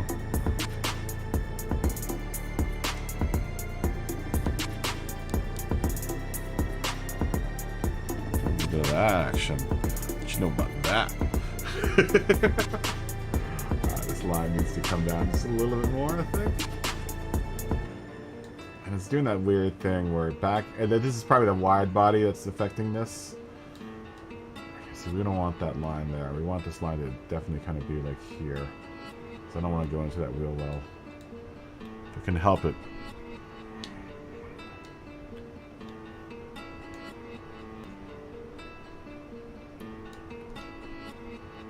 Try to make those all symmetric as possible.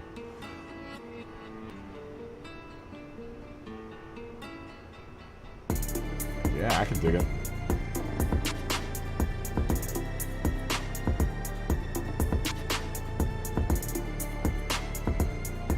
I can dig it. So far.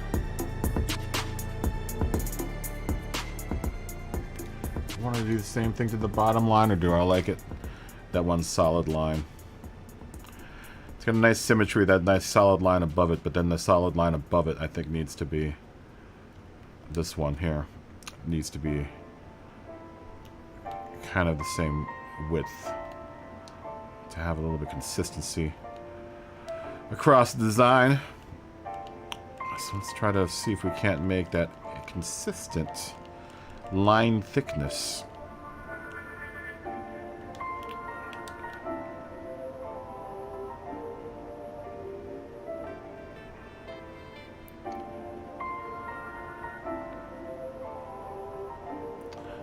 further away I get from that other line, though, the weirder it looks.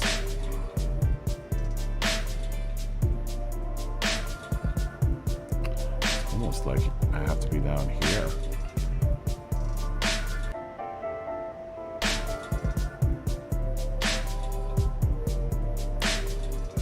I don't want that much white.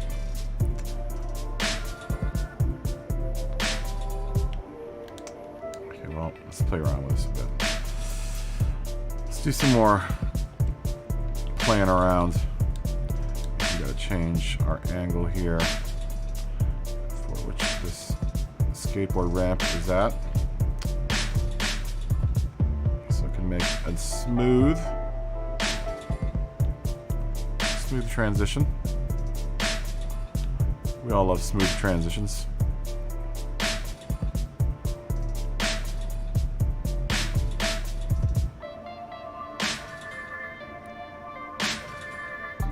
Make a transition that Tony Hawk would love. I want that little bit there to cover up, because that's our limit there. We can't go, so I don't want any of that white to end up on that back trunk area. It's fine.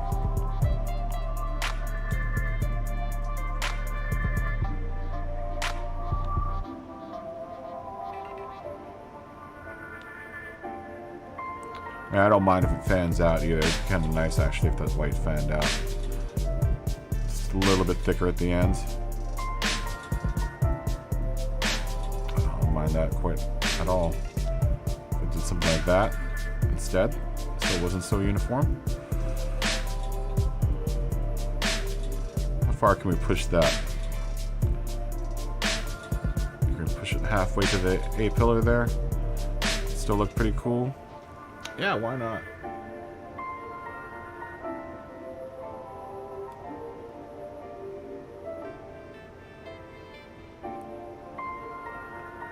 Yeah, that sucks too that you have to buy the wheel if you don't like it. I mean, I guess it's the whole downfall of downloading the livery anyway, you know? If it's locked, you're locked into everything that's in that livery.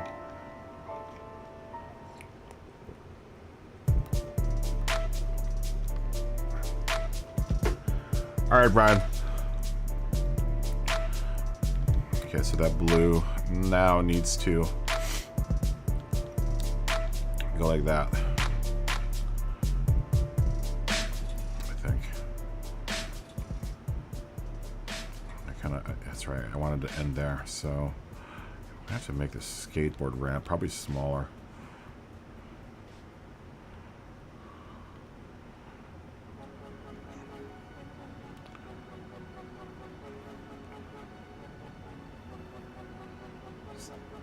Really easing the angle there as much as I can. There. Yeah, I could buy that.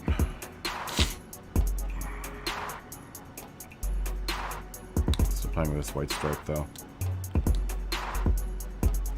A little smaller I liked better. Okay. Now this bottom white stripe.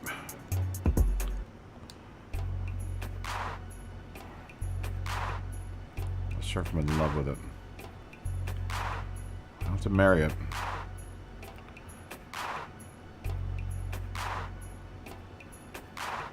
But you have to live with it if you decide to keep it there. Okay. No. Don't delete it. What can I do with you to make you look more interesting?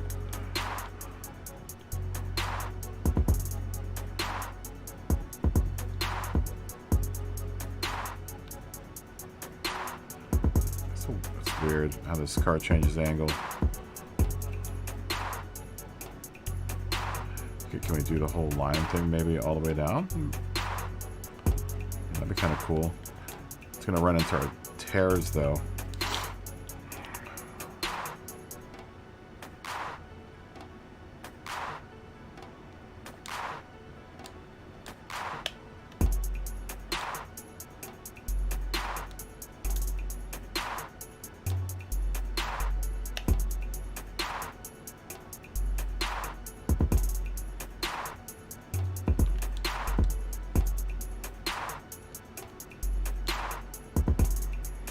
kind of idea there.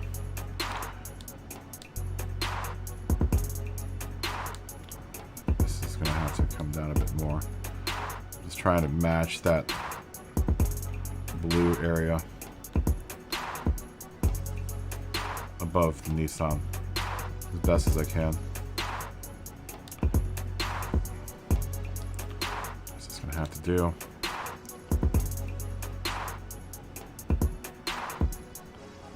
Attempting to stay symmetrical.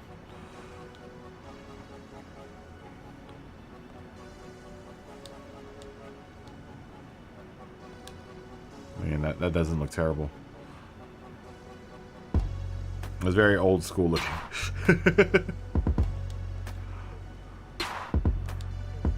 That's the point. I want no newfangled livery on this, man. I wanted this car to look old. It's been sitting in someone's collection for a little while. It was designed in this like late 90s, mid 90s.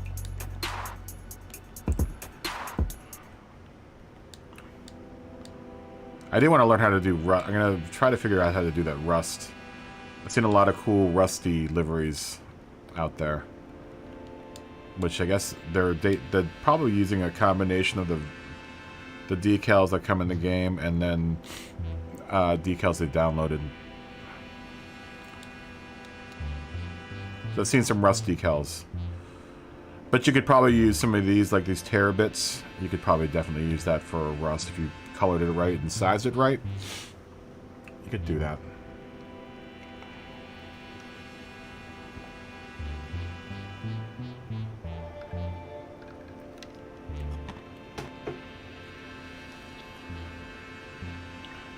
Let's move the HKS around. I kind of like where it is, but I mean, I wouldn't mind if it was like here maybe. But I think here's a good house for it. I want to keep it prominent.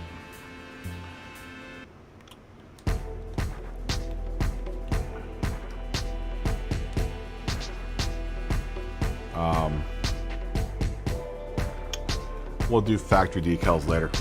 Because we have most of this car already painted. We should probably do this. So I'm pretty solid on most of these design choices here. So we'll go ahead and transfer everything over to the other side. I'm going to duplicate everything symmetrically just in case.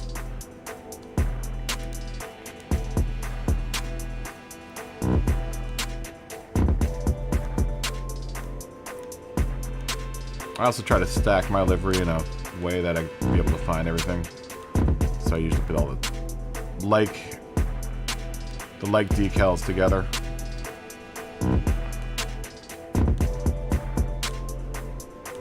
Decals that look that are all kind of the same look. The squares together and the skateboard ramps. If that's how they fall in the hierarchy of things, then I'll try to keep them all in one spot. This is going to be tricky though. I don't know if this is going to work with this. No, I don't want to do that.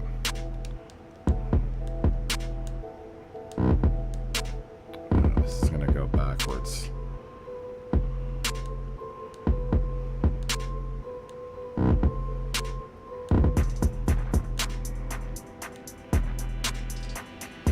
Should work still though.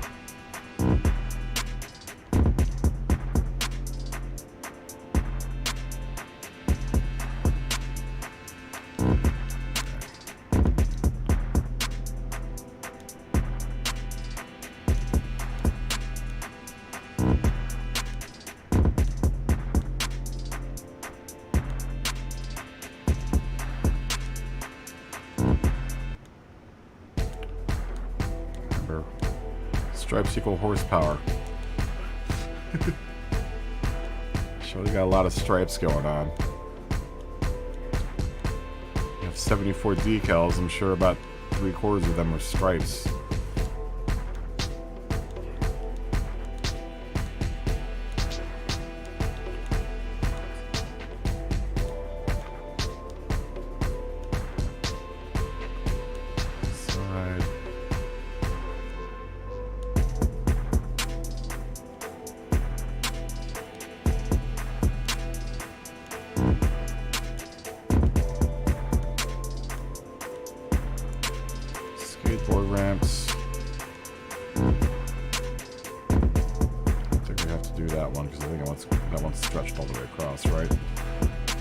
stretched all the way across. This one is not. Oh yeah, it is. And then these guys.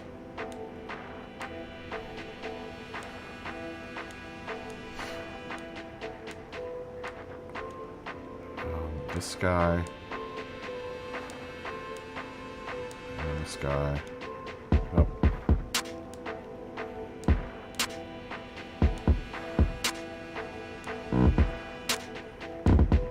Let's go there. That needs to go there. And then that needs to go here. And then this needs to shift over. Just a tad.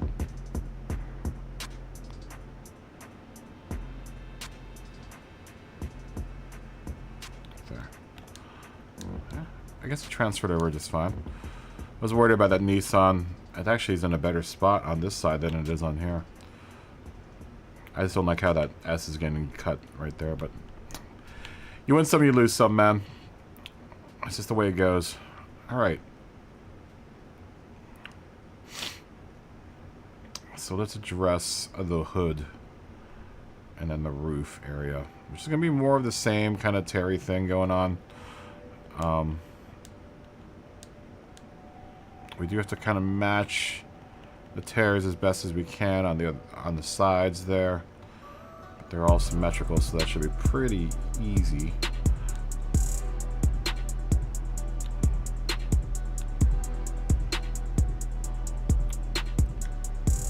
It's more like a splotch, isn't it?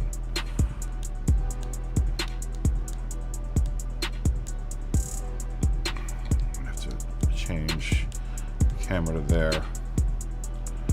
You always got to remember, you always have your camera oriented right. If you don't have your camera oriented right, you're gonna be in a world of hurt. It depends on the decal and the kind of effect that you're trying to achieve, but I would suggest paying attention to where your camera is when you lay these things down.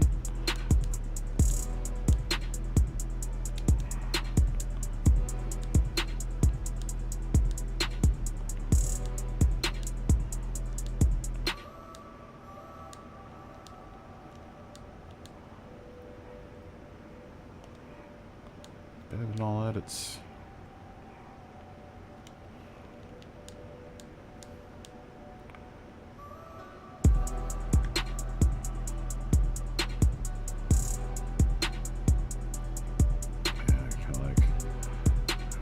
area thickness here. I'm gonna stack a little bit there.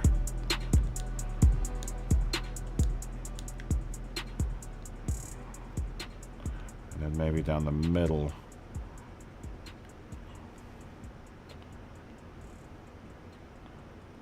I don't want to lose too much of the red. So we're gonna try to do this with as little tears as possible.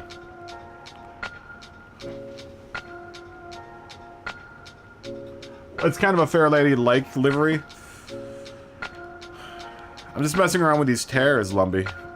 I don't ever use these shapes, so and I've seen other people do it with liveries, like this whole two-tone thing with the tear. So I wanted to try it out. It's a cool effect if you can get it to work right.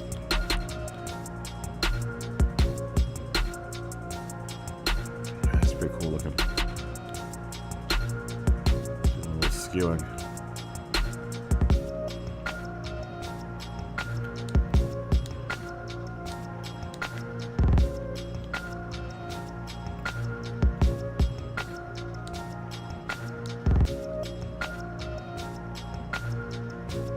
So I don't want to lose too much of that red. Yeah, it's a pretty cool effect, man. I like it. I'm gonna randomize this a bit, though.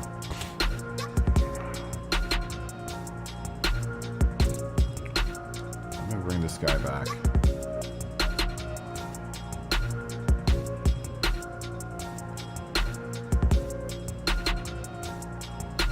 I want to keep some of that red.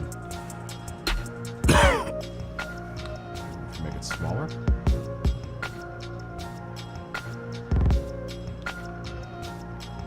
Yeah, that was the trick. Do smaller.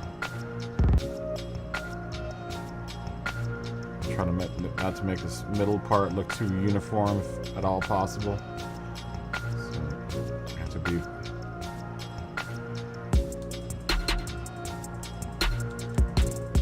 adventurous here. There you go. And that kind of breaks it up a bit. The idea that all I did was duplicate everything on the other side.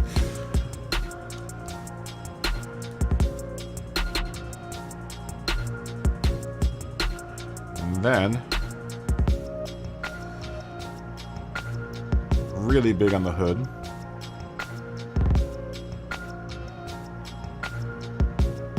We are going to put a big sponsorship decal.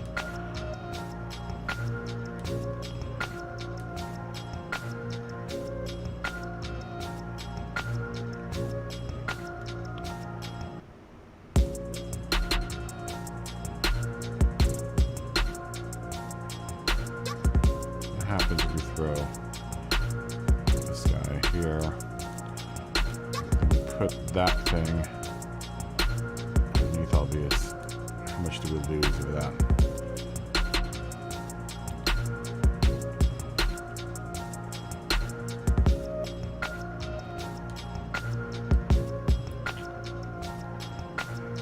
Maybe use the one that with the white outline.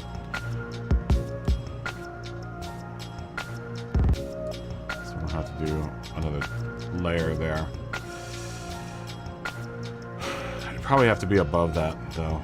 I don't like it being down. Well, let's see what it looks like. Come on. But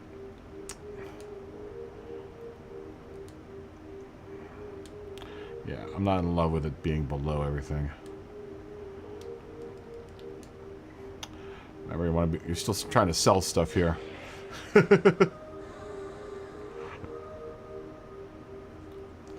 Or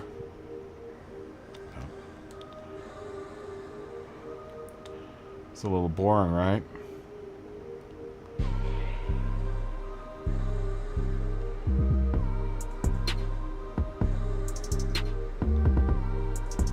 We could do. Let's try something brave. Let's get brave with this. Brave and bold. Brave and bold moves into the new world, friends.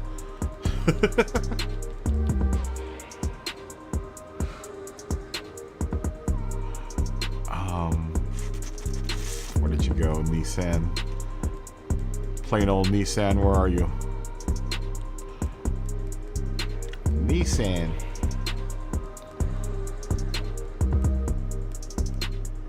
What page were you on? I thought you were on page 4. Was it on page 5? And that was, there it is. Okay.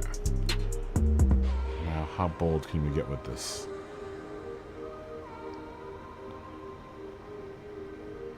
And this would be kind of the comfortable spot for all of this to happen.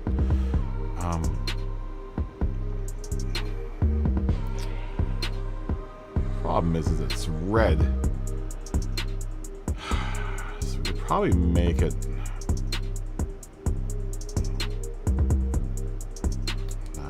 I don't know if this is gonna work. I wanted to do the same Nissan fade type of fade, but I wanted to go back with it.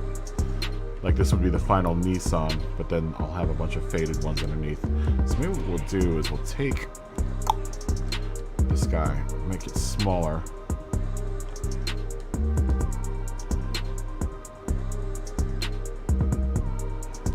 Smaller.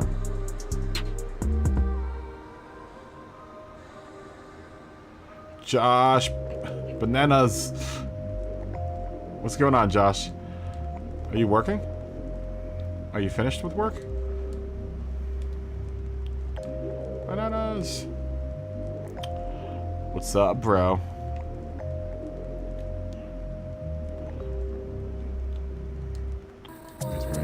of scratches for the front. You have a lot of these little dudes.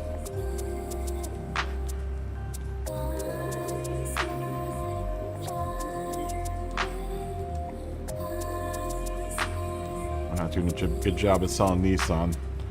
If people can't see the Nissan.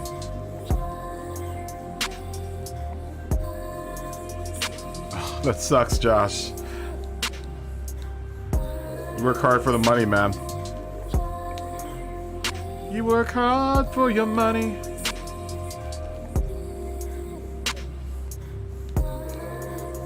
I guess we all do. But you especially. When was the last time you had a day off? Bananas. Like 3 years ago? You're always working.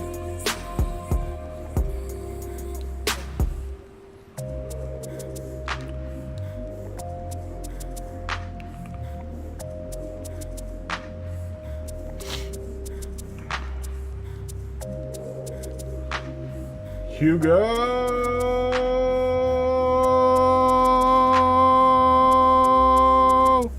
What's up, Hugo? Well, you do need a vacation. Where are you gonna go? Let's start planning Josh's vacation right now. Where can Josh go for vacation? I agree. I concur. You need a vacation. Alright, so let's get rid of all this stuff. All this. Oh, no. That sucks. That's alright. So now you're gonna know where your decals are. Let's just work on this side for now.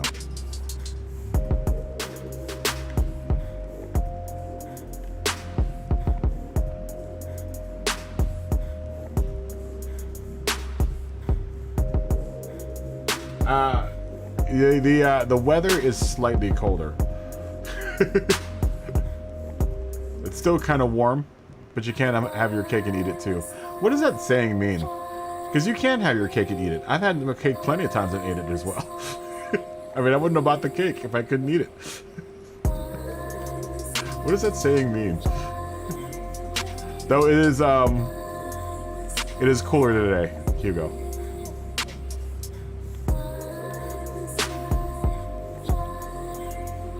It's probably still hot in Burbank, though. That's why I don't live in Burbank. At least not anymore. You gotta live in Burbank for a tiny bit if you ever live in Los Angeles, but just to experience that you never ever want to live in Burbank again. Oops, no. No.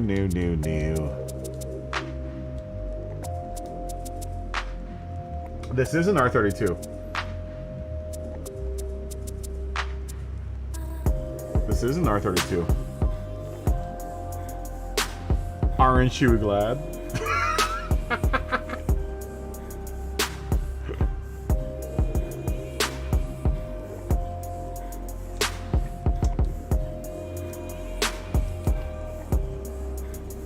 You know what a pirate's favorite line of Nissan cars is? The GTR.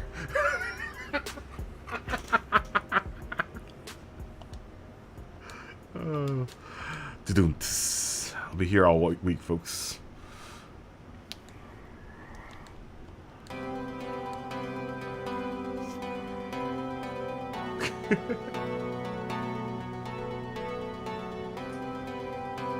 It's a nice, you know, I really like what it looks like, man. It's a dope car.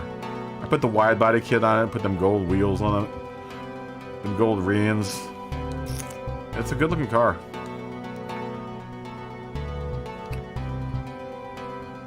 Yeah, I haven't driven it yet. We don't wanna get too much into this. So we wanna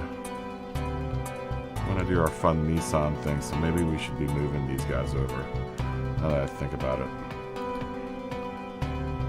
I don't know if I'm going to be able to pull off my trippy Nissan fade out, though. some room for the special effects. This car is going so fast, the paint is peeling off of it.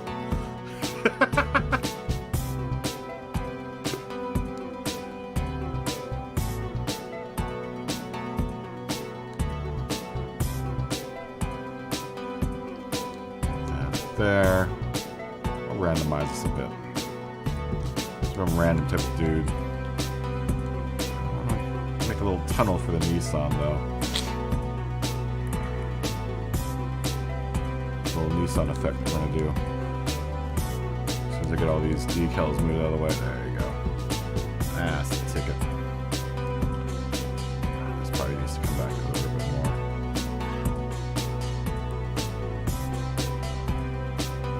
This car's shredded, man. It's ripped. Alright, let's see some fancy Nissaning. We're gonna duplicate you. And then we're gonna change your opacity. It's trippy, man. We're gonna move you down. We need to change your opacity because you're too bright. Let's go to like half that. 14%. Yeah, that's what I'm talking about. 15%. How about 20%? 20%.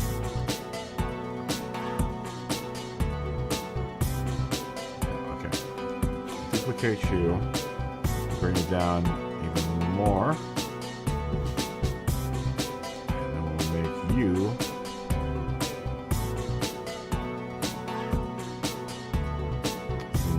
another math part problem in opacity. Once you double something, it becomes darker.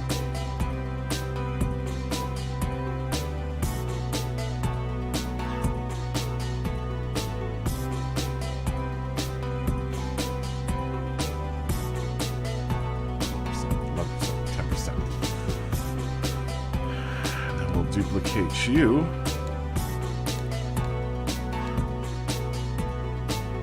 Put that in a bit more.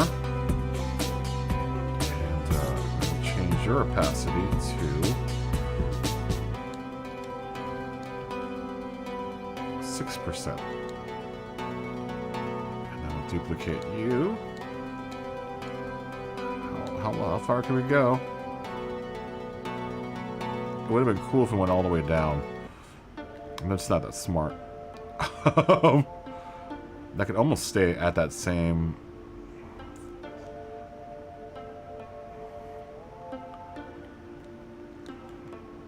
opacity. So it's pretty light at this point. I think that might be one too many.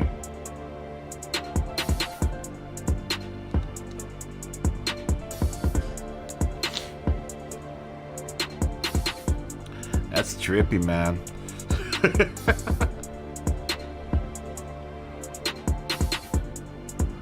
It's pretty cool, though. Alright, let's do some stripes across that. We're gonna make it even cooler. So our stripes need to be red in order to pull this little magic trick off.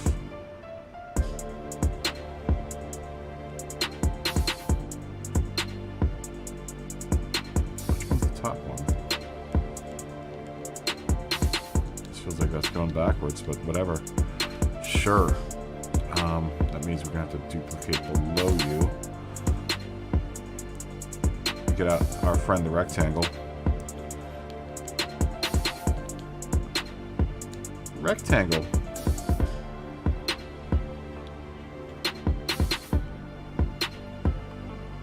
Get the rectangles then. And I'm gonna change your color to red. Down.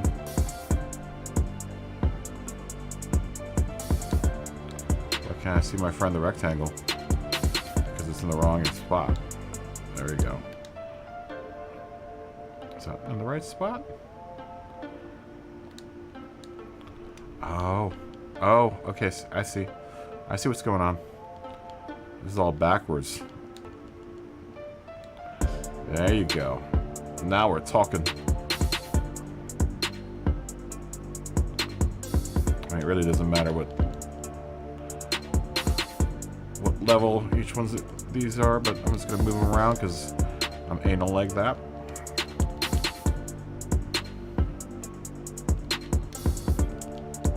So that should be bottommost layer.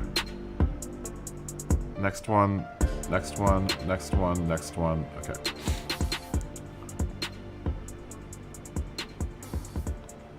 Real fine line. There's a real fine line. Thin Red Line. Good movie. We could do this the easy way, honestly, because they've got these stripes baked into the game.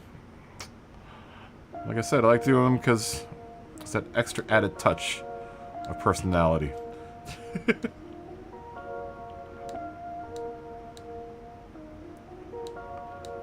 I don't need your store-bought decals, Gran Turismo. I can make my own. Even though it's a big waste of time.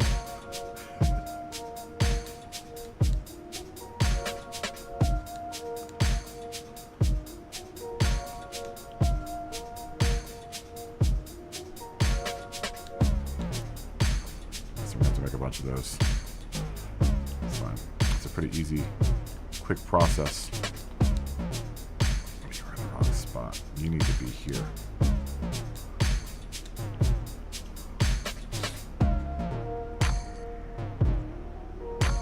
Let's keep on duplicating. Move it up. Alternatively, I could use the up and down arrows on the D-pad. I haven't quite figured out how that works. Because if you use the up and down arrows... Oh! Yeah, there we go. You can just press up and down and it'll just keep on repeating the pattern. It looks like they're spaced out a little bit more. We'll see what the computer does, and let's see what mine looks like. This is me just pressing up on the D-pad just to do these lines. Rather than having to move them around. It's nice because it does it symmetrically. So if you want to have symmetrically spaced lines, you can either do this if you're going, because I'm going up. You could do it going down, and then you could do it left and right too. We'll just space stuff out like that. I do kind of like the lines grouped a little bit closer, lower. Kind of just breaks up that pattern.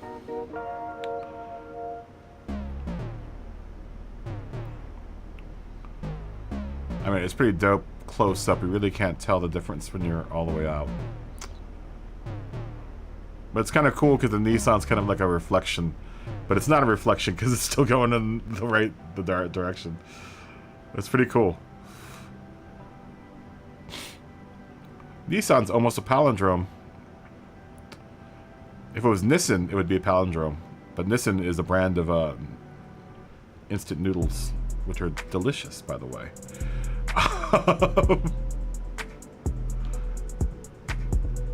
Now, how else can we make this fancy? I mean, what would make sense would be to put something else here, like the rising sun. Maybe we can put that below all of that.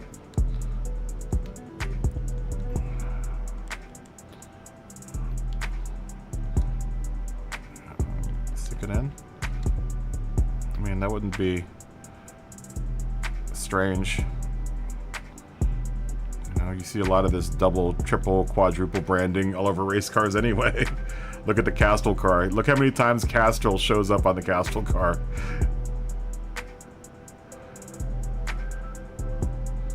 Man, I can buy that number plate got thrown over this decal.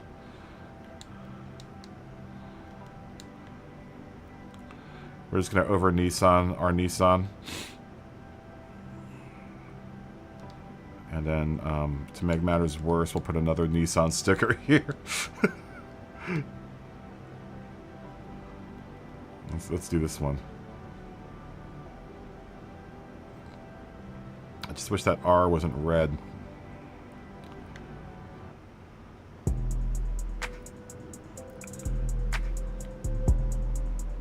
We go really big with it.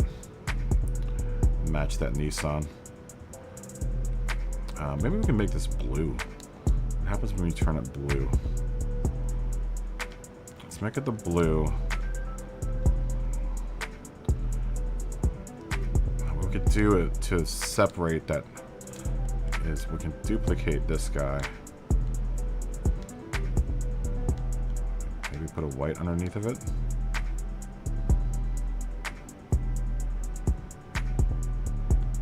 I wish there was a way I could get that R, so I could just make that R red. All right, what we could do is probably put this to its original color, so it just pops out a little bit more. And that O in the Nismo. So a little drop shadowing. The problem with doing these decals and trying to do the duplicate thing is that, like, and you want to, like, say I wanted to try to make a white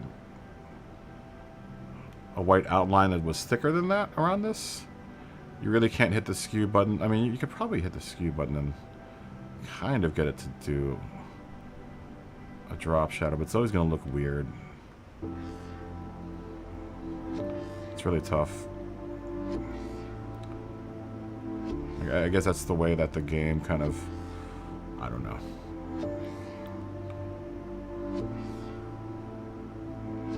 I'm trying to move it around here so it isn't quite a drop shadow.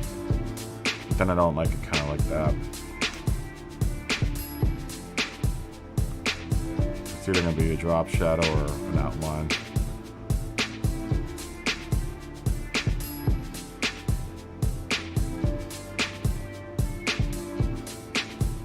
Yeah, we could do that.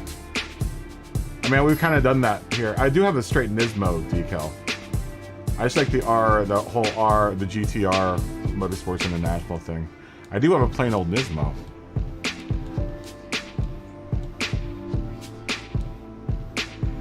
Let's see. I do have a Skyline too, which is nice.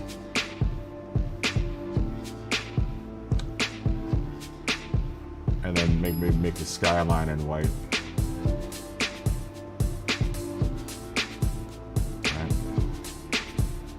I mean, that's really classy looking.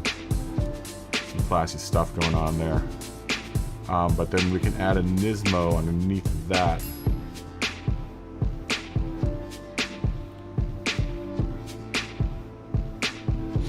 Like you said.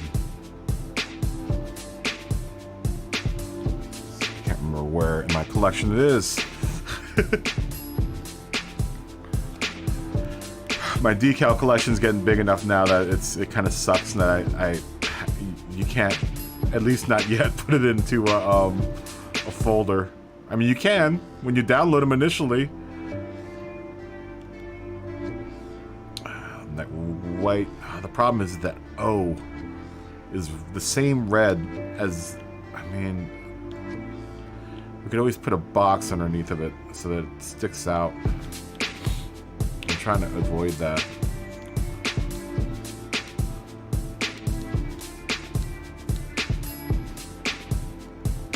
Sorry, the car wasn't lined up right. So I'm gonna lay down the decal.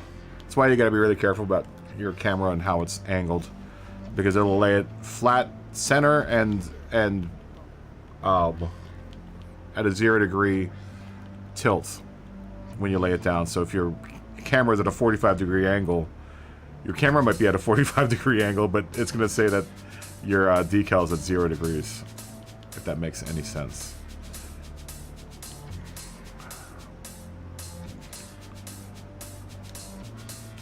Yeah, what I could do here.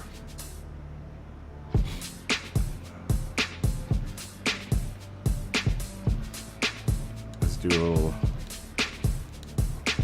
drop shadowing here, just to get this Nismo to kind of pop out a little bit better. I mean, if he's blue.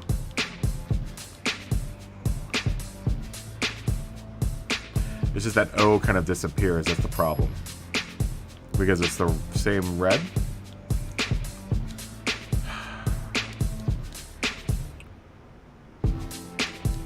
And I don't want to put like a box there underneath of it.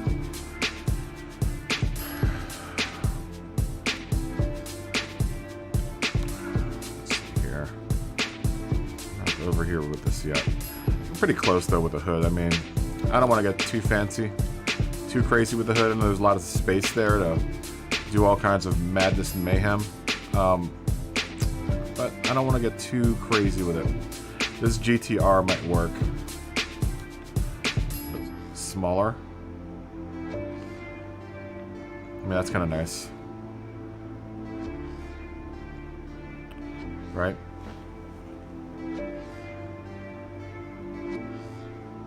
It's all about the angle, bro. It is all about the angle.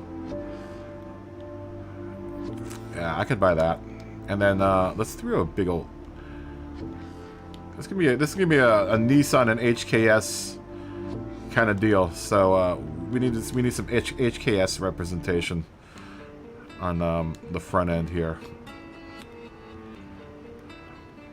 Just because we're celebrating the HKS decal with this livery. I'm gonna definitely do some HKS in right here.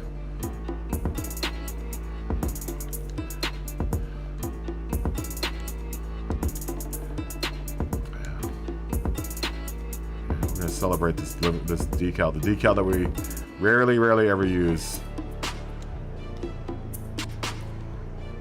Even though HKS makes turbo systems and exhaust systems for a lot of different cars, I don't really use it a whole bunch. It's not a decal I use a whole lot. Do they make HKS turbos and exhausts for Porsches and German cars? They do, right? I mean, how could they not? Maybe we'll put a little bit of red up and red tearing up through the grill. The angle of the dangle. Do you want to carry more of that tearing up into the front of the car? Yeah, let's do it. Let's throw some tearing up here and see what happens. Let's see what type of hijinks and mad capers we can get up here in the front of the car. This is gonna be exciting, y'alls. It's a brave new world. We're heralding through a brave new world of patterns and designs and techniques. It's always a learning experience with the old livery editor, man. Learn something new every day with this thing.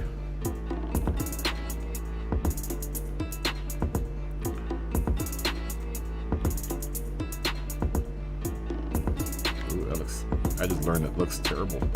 Can we put a little tearing underneath the HKS? Get you. Let's flip you around.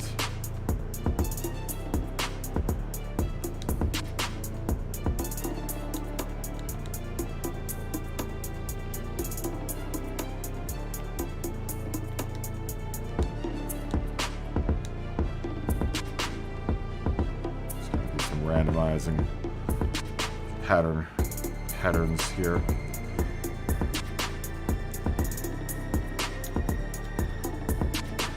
The part of the car is so furious that it's sucking stuff in.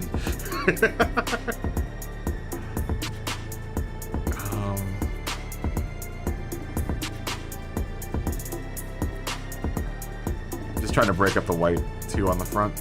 Maybe we'll put these little. We're gonna angle this dangle. We're gonna dangle this angle, Scotty.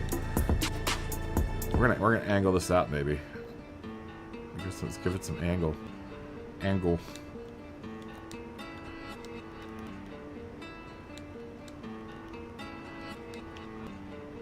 I really can't tell. I really can't tell. Well, that's fine. It can be straight.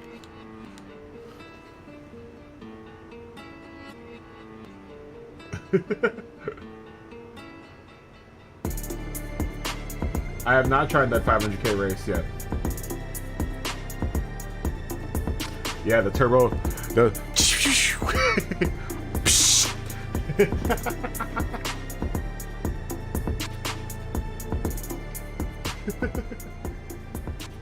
I haven't done that. Are you talking about the which race are you talking about, Smoggy?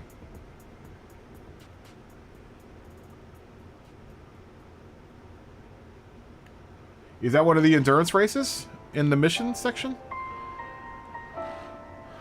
I just opened all those up.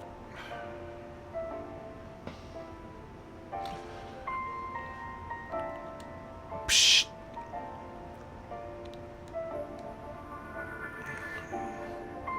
Oddly enough, it's the same sound I made last night after eating dinner. No, I'm just joking.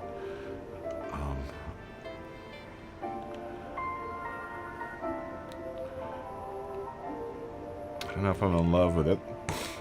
I will keep it for now.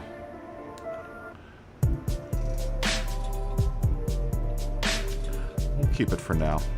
Why the hell not?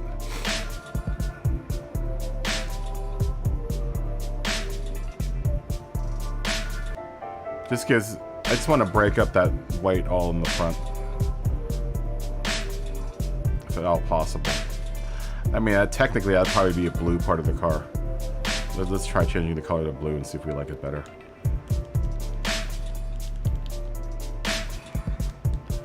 Blue.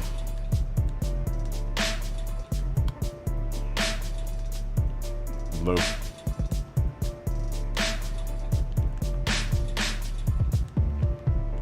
Blue.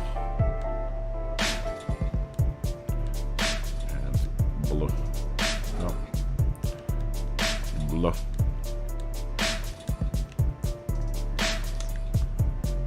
I don't know if I like it.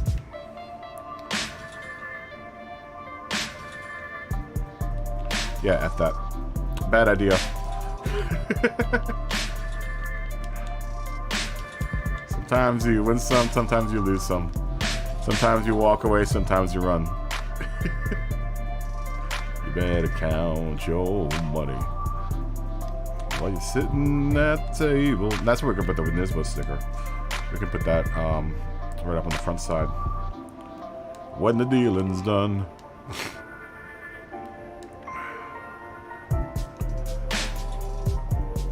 Decals are what wins races. Just remember that, guys. You heard it here first. And it'll probably be the only time you hear it.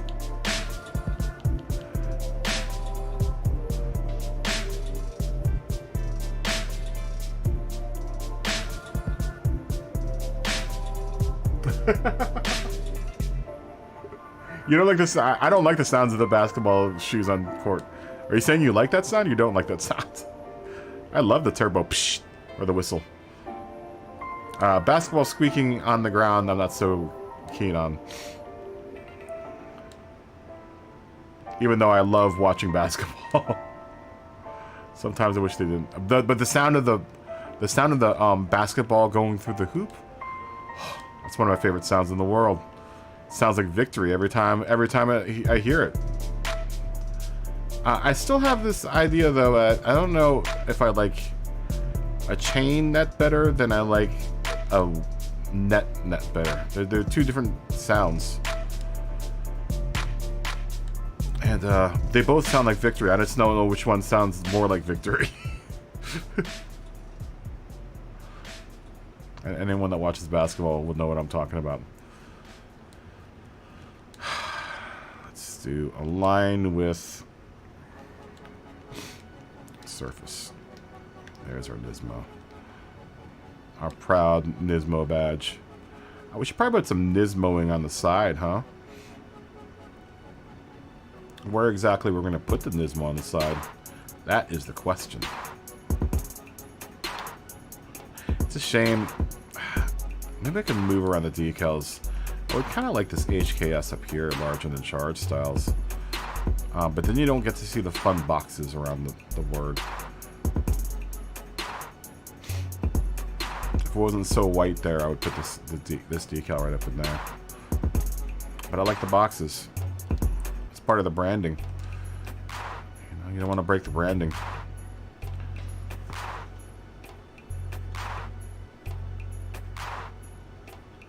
Yeah, Manu is Tokyo.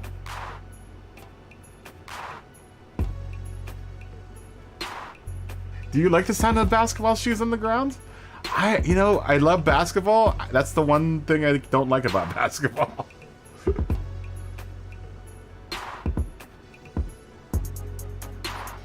We could do it on the side, but I think down the middle. I like down the middle. So people who know what type of car they're dealing with, right up front. It's got a lot of HKS turbo and some Nismo in it. No playing around here, man. Now, if we could probably do something, I want to throw something like here.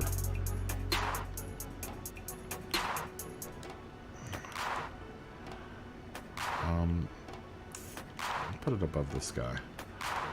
I do have a Calisonic. Would it be too bad? Would it be terrible to put a Calisonic in white?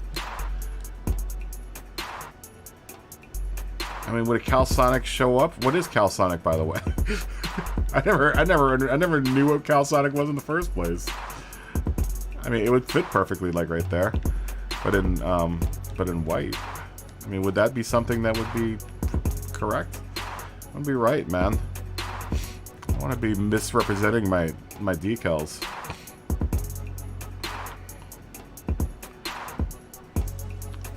But would there be a Calisonic in white?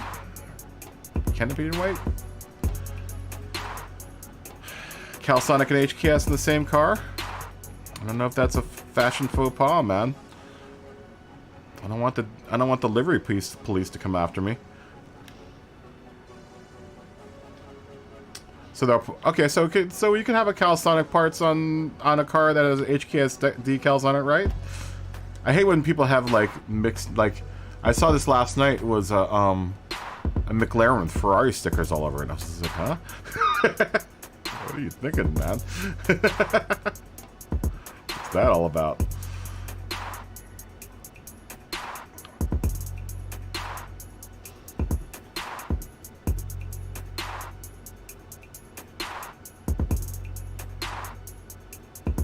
Oh.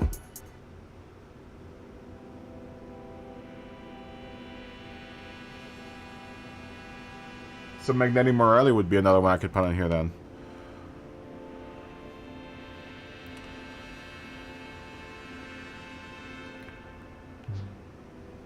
I mean, I guess I could buy that Calisonic would be on there and on the other side.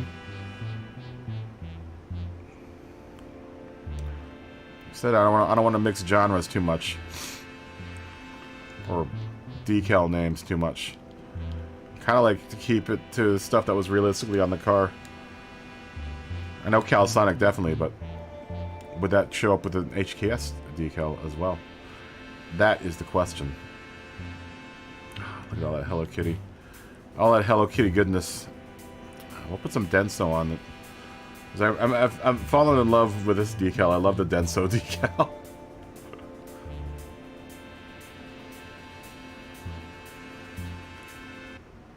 We'll use this one. You can either go down here, back here, larger than charge. I'll put a white rectangle underneath of it. I kind of like it back there, larger than charge.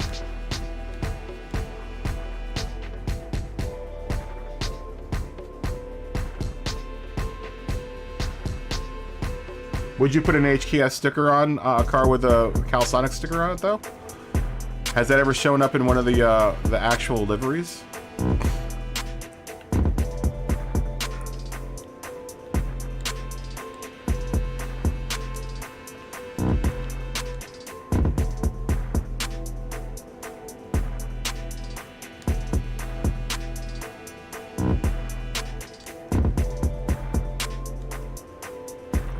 or is that a livery faux pas?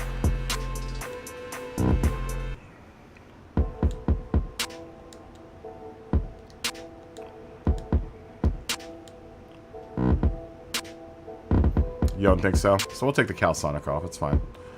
We could find something else. We could probably put Denso there. We'll make Denso a really big supporter of this team.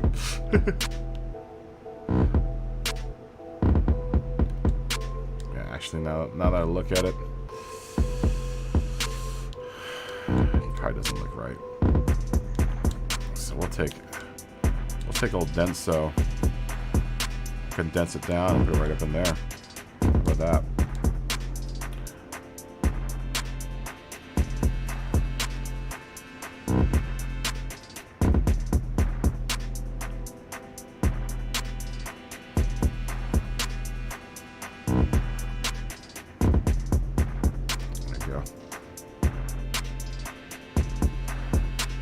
Is Denso more of Toyota? So what, NJK? I can do NJK too. That's no biggie. I got plenty of spark plug manufacturers to choose from. I'll do Bosch too, man. Throw them all on there. Hey, Matthew, how you doing? How's your day going?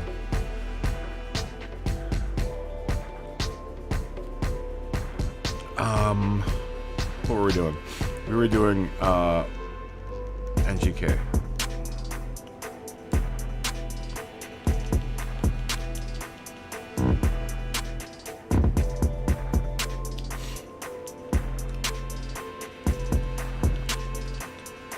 Some sort of spark plug manufacturer representation. Motul would probably work as well.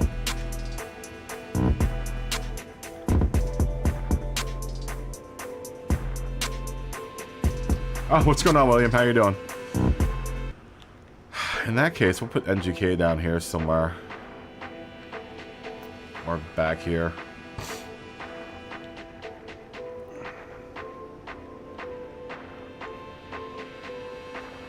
Keep it nice and simple.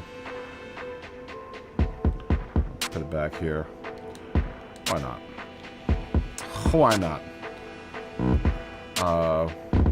I do want to put something in that big red area up there, though. Maybe we can move the HKS all the way up there. Ah, it doesn't quite fit in there, though.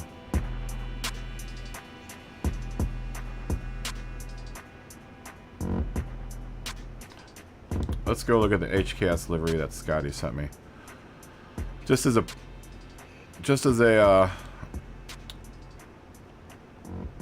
where is it? Just as a little reference. I thought you sent me a picture of an HKS livery, Scotty. I don't see no picture of an HKS livery. I could do that. I could put a BBS decal in there.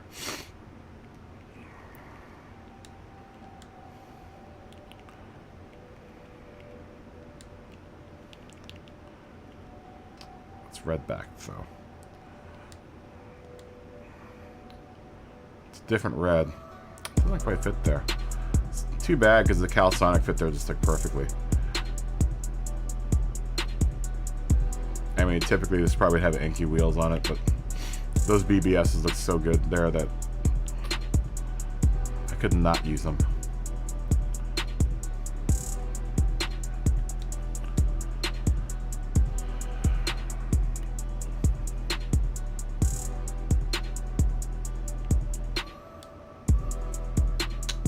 Getting close though. Like I said, I only really have to do the roof and the back. Shouldn't take too long either. So it's always the side that takes the longest because it's the biggest part of the car.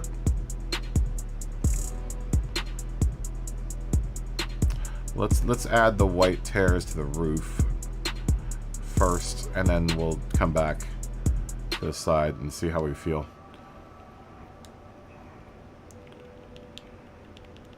Starting to get hot in here. Sweating. above. It's 83 degrees outside today, which means that it's like 5 degrees hotter in here. No, it's only 86 degrees in here, so it means it's probably about 90 degrees outside. Because this morning when I went out, it was, and that was earlier, it was like around 9 or 10, it was like 80 degrees already outside. Fahrenheit. Celsius, I don't know what 80 degrees Celsius is.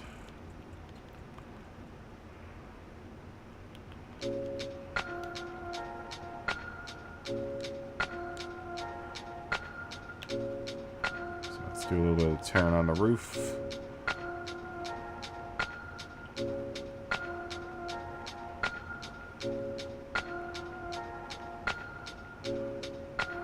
I really wanted to go down the A-pillars. Yeah, maybe.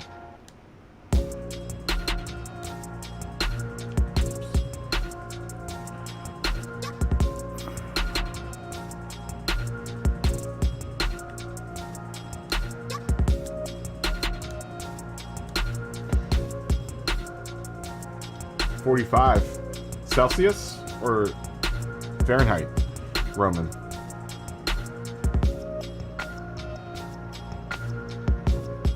Yeah, well, you could probably download them, Hugo. The decals. I could probably go look for them.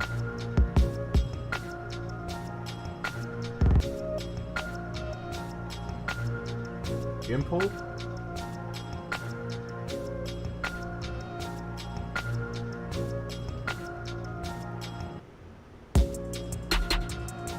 Fahrenheit. Wow, that's cold. That isn't super cold, but it's cold enough. It's cold enough, man. At least, you know, compared to. Although, you know what though, it's weird until you experience it. But 50 degrees here can get pretty damn cold. And the only way I can explain it is that the air is super dry, so it penetrates your bones like so quickly. This is the only state that I ever shivered in, and I've lived in, you know, I lived in Manhattan for a bit. You know, I've done my time on the East Coast in snowstorms and stuff. But it can get pretty cold here, and I'm convinced it's because of the dry air makes it worse.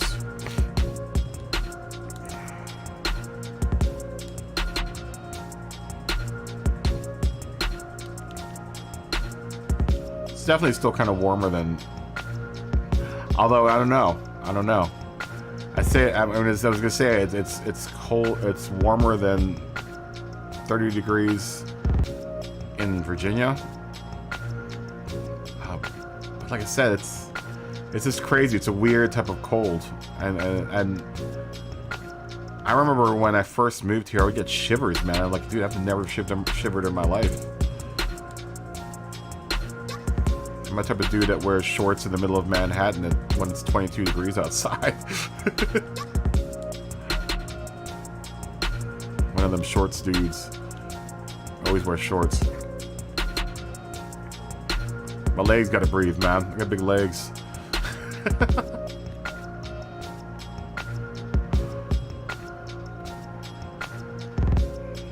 Let's see. Maybe smaller.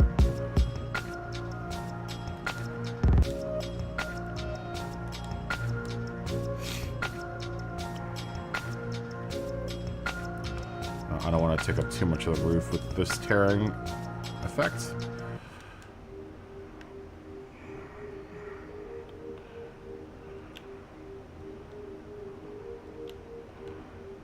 I want to put some text on the roof too. Probably like kind of the copy of what we did on the hood, but not so elaborate. I don't have quite as amount of real estate up here. Same amount of real estate. It's enough. It's just enough. Yeah, definitely. Airflow for the sack. Exactly. Gotta keep the package safe, man.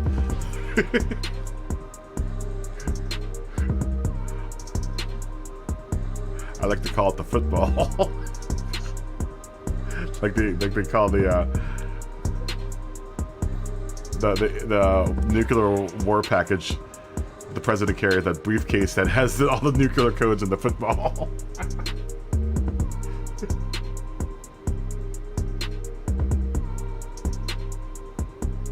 Yeah, dude, it gets cold. It gets cold. You know what's really cold is going to the desert. And the desert cold.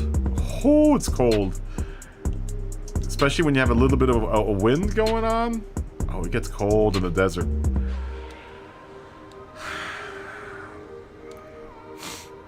It gets really cold in the desert, especially when you're wasted. I didn't just say that, but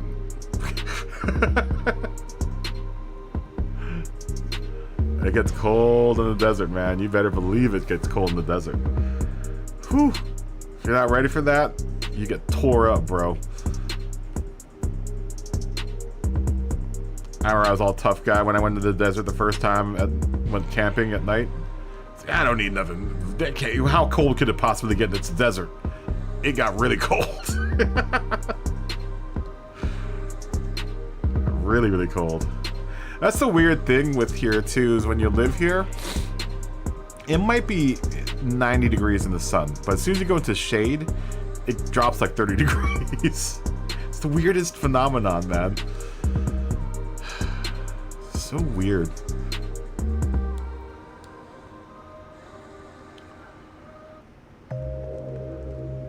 A little bit of that going on here. Simplify it down to just the Nissan logo. It's the big old Nissan logo up here. And then maybe we'll do our fun lines. Yeah, when the sun goes down, you're done. If you didn't bring warm clothes when the sun goes down, you are in some sore shape, because it gets cold. Like I said, man, I've been in the canyons of the New York Manhattan skyline during minus 20 degree weather, and it's not quite like the weather. It's not quite like being in the desert. It being cold. It's a different type of cold. Completely different type of cold.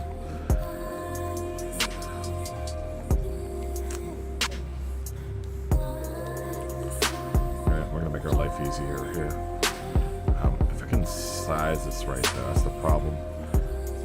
I can't really get the thickness that I want to get.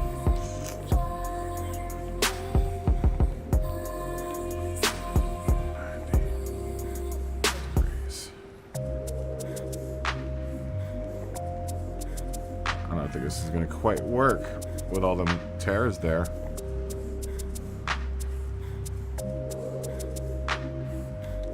Alright, well, let's try it without the tears. We'll reduce the amount of tearing going on here.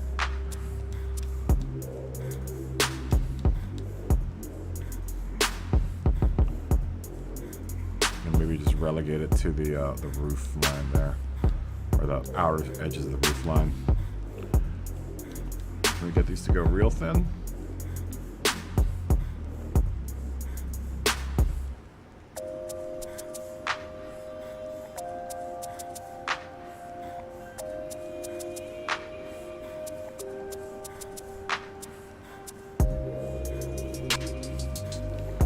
That quite looks right.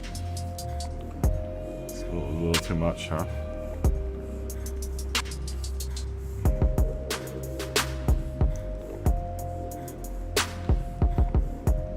I mean, I imagine I could probably do the same thing with the Nissan badge.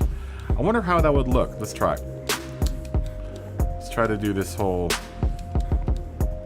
fade thing with this badge. I wonder how it's gonna work. Nope. Oh, we'll keep it there. How about that? I'll duplicate you. We'll move you. We want this to be the top layer. And then we will take this layer. This is going to be press left. Let's see how that spaces us. I don't think it's going to be the same effect though. It probably needs to go further left. Kind of like more like there. And a triangle. We'll drop this to like... I think it's going to look messy.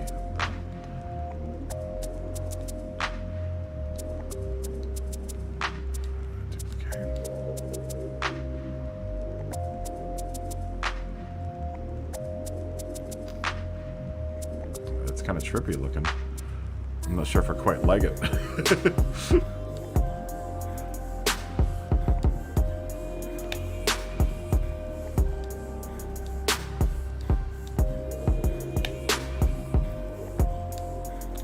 moving around the wrong layer. I want to move this layer.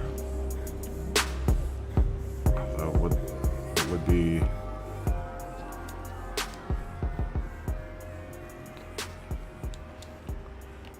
be the right look for all of this if this was going to be what we did.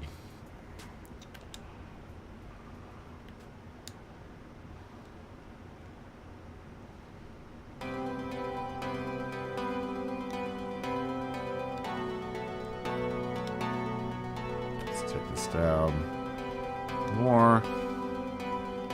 4%. No, don't abandon those edits. What, are you kidding me?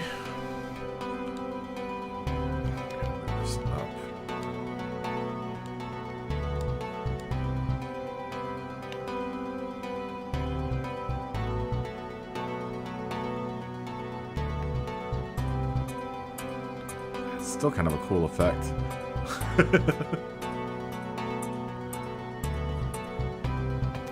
Have to be there.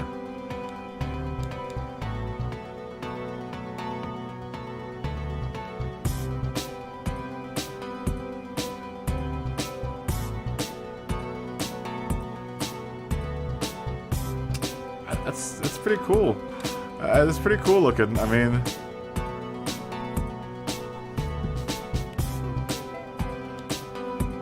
Now let's try to actually do this underneath of these guys. No, it'd have to be over top. So it would have to go, that's the top one, that's the bottom one. It'd have to be of that over that one. Then we'll try to do this whole stripy thing now. Let's see what happens. Color to red. Oh, that's even weirder. Yeah, that's even weirder.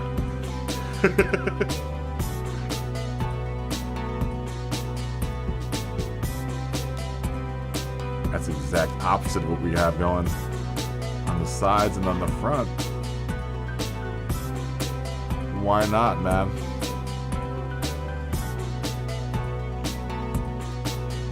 I want to make those lines thinner. See more of that Nissan.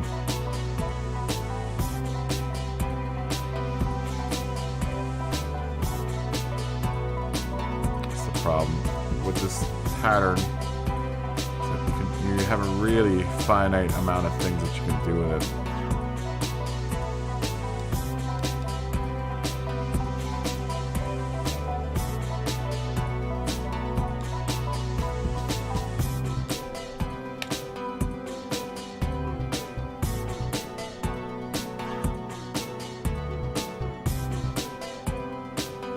Kind of trippy, man.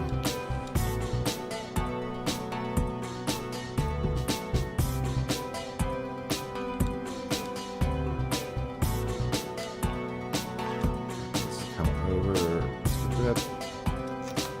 There. Yeah, that's kind of trippy.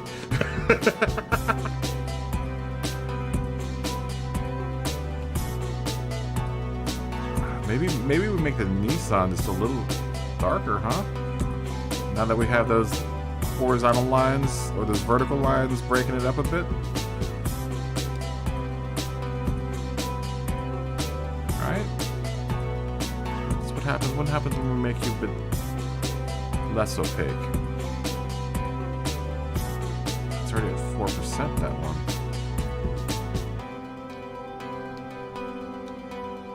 Is that the right one? 2,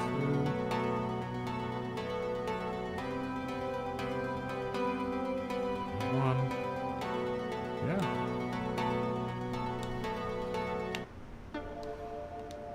Sure enough, it is the right one. Oh, that's 10%. Okay.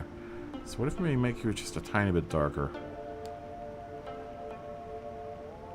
Just so I can feel... If we could feel a little bit more.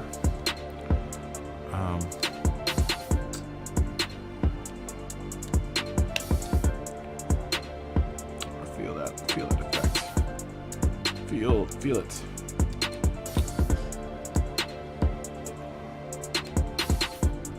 Bring that up to like 17%. And then that... Where's that last one? Is that the last one? I guess it is. You'd be like... No, there's one over it. So this wants to be like at 5 or 8%.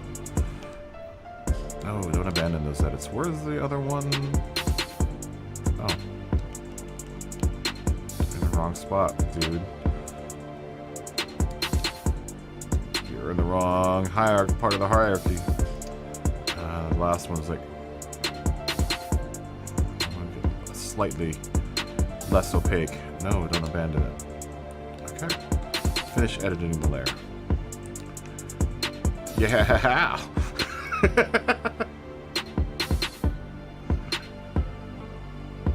Nissan's just sliding in. I mean, all their alternative is to turn those lines horizontally, which I kind of like them vertical, honestly.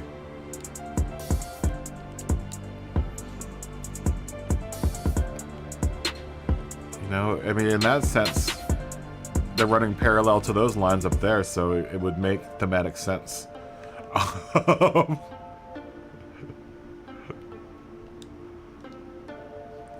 That's pretty trippy looking, though.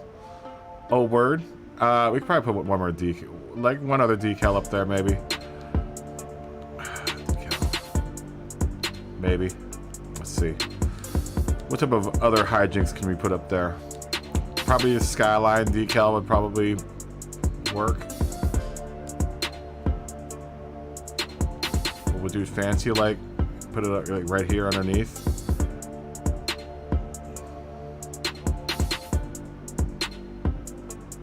We'll make it the same size that Nissan. I don't know if I want to keep it black. Can we go white? It gets lost. We could put it down there. You know, I wouldn't be opposed to that.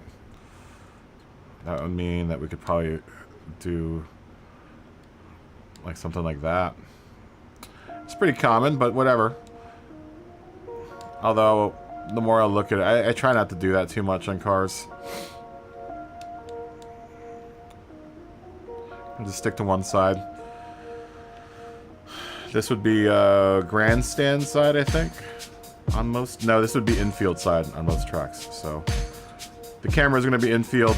You want to make sure that people can read the car. The car is on camera. You want to make sure people can read what's on the top. Like, what type of car is that? Oh yeah, it's like a polarizing thing, right? Technically, it's a polarizing effect.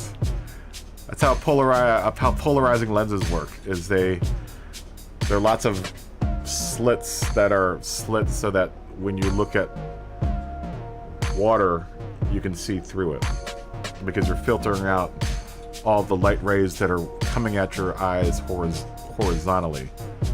So polarizing, I think, is vertical, I believe, in sunglasses. It's kind of like the same type of effect.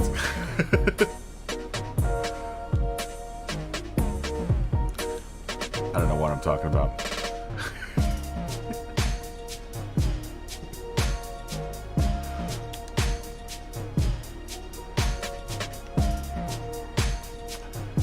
I could buy that skyline being white.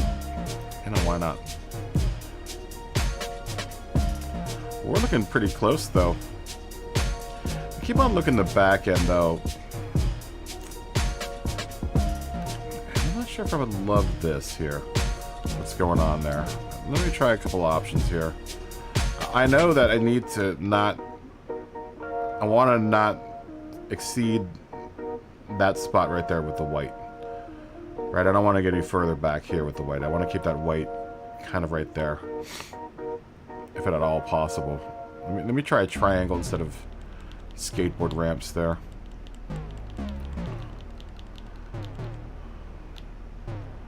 Just hide the fact that we have skateboard ramps there. Where are you? You are there. Let's hide these for a second. Hide you, and hide you.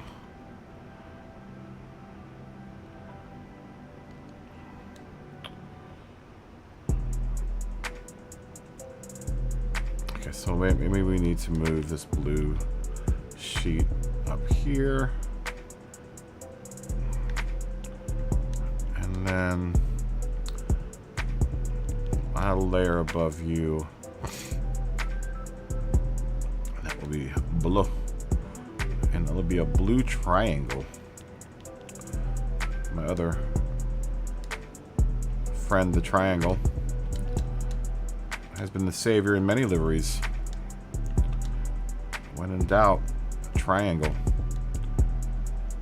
Has never been a saying before, but I'm gonna fight for that saying. When in doubt, triangle. All the new kids are saying it, y'all. Okay, so I'm already liking the angle better. Okay.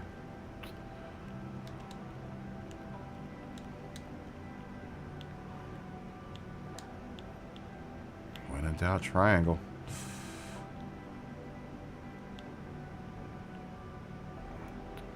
Make it a sharper transition up to this area up on here. And then we'll duplicate you. And we will make you white. No. Well, that's the original color anyway. Oh, that's ugly. I need to bring you up. And then we need to move you. Mush you out this way. Oh, that feels much better. Yeah. Yeah, I'll take that better. I like that better.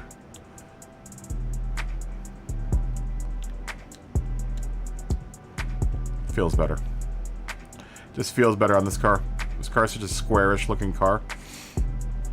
That kind of swoop is more of like a what's it called thing? A Z. Because this again, I kind of pulled this from a Z livery that they used to run in the IMSA series. 300Z. It was a 300ZX twin turbo, like kind of like I think it was a Group 3 car. I want to say. I don't think the Skyline ever got this livery, but I know in these there was a Z that got this livery, something like this. And we could put a big Skyline on the side too. We haven't done that yet. Maybe the Skyline will go either there or here. How about there?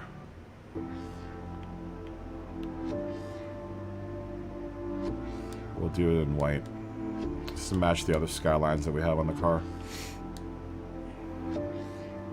See a little bit of white poking through there. So we need to move our friend the blue triangle a little further down.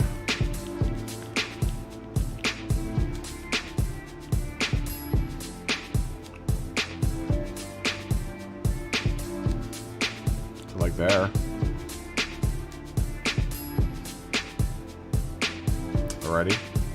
Alrighty then.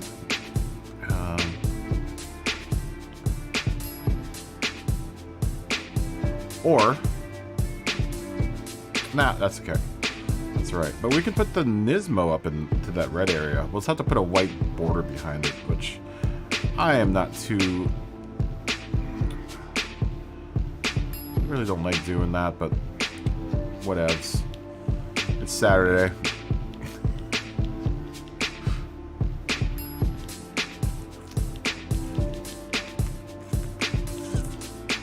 Where are you, Nismo? I can't wait to take this little car out, man. Like if I ever find this stupid Nismo sticker. I would like to work a Magneti Morelli in there somewhere, but I don't think there's... I'm starting to run out of space. I don't want to get too liveried, too decaled out. And there is such thing as too decaled out. Tom's is more of a Toyota thing, yeah? You wouldn't see one of those. And they'd probably get major representation if it was anything on a car. I would imagine Tom's.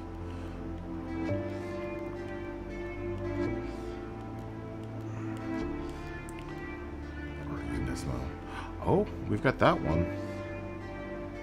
Just that O's in red, man. It sucks. Because I'd love to put something like that there. I really don't see that O. It's red.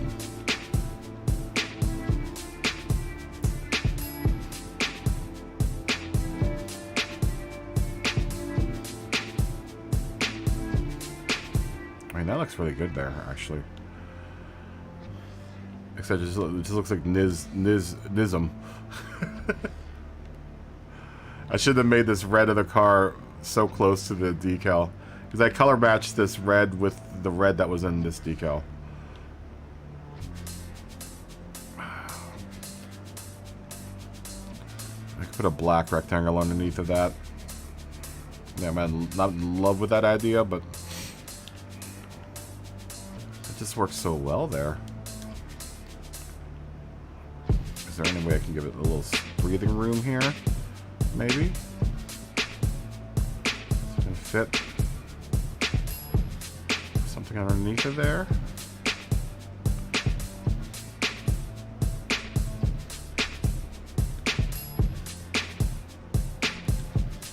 And I'd probably be able to on the surface anyway.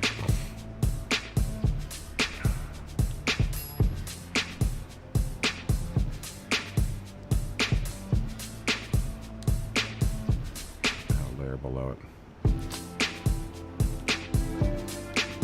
Okay, layer below. We'll do the rectangle. Friendly visit. Our friend the white. Oh, that's right. We need to make it black. And then we need to change you to align with surface. Because our decal that's sitting on top of it is aligned with surface. If you try to do one of these deals, then you kind of need to have both of them set to the same.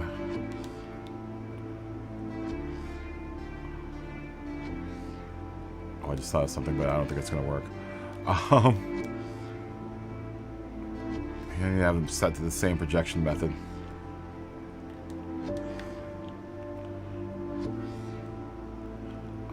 Might work though. Hold on. So wait, where is this? This is here. Let's move all these guys up. I don't like my shapes being I like all my shapes being together, and I like all of these decals together. It just makes going through the livery a lot easier. Especially when you're looking for stuff in the livery to change. Kind of makes it easier when all this stuff is where it is. Like I should move these actually down. Oh, no, I can't because these are kind of tied in with these now. And that's the layer hierarchy. If you don't follow it right, then stuff will get messed up. So I was about to move these down, but then I realized that these are on top of these decals. So you really can't do that. But we can do.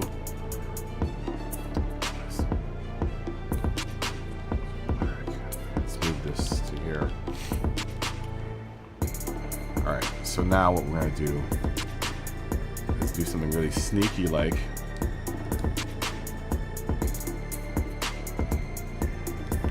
Sneaky Pete.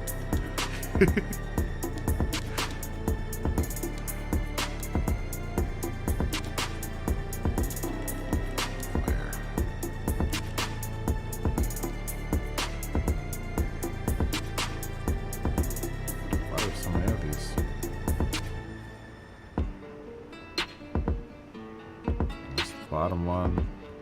Oh, I got too many of these. Okay.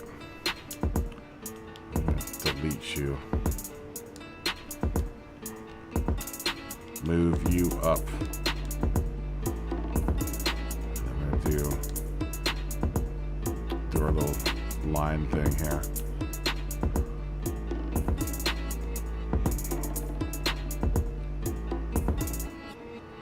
Quite straight. Sure why. It's very strange.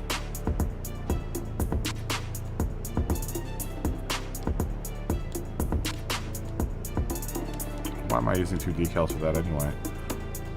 I think that's what the problem is that it's 2 decals rather than just being 1 decal. That's fine. I can play that game. Computer.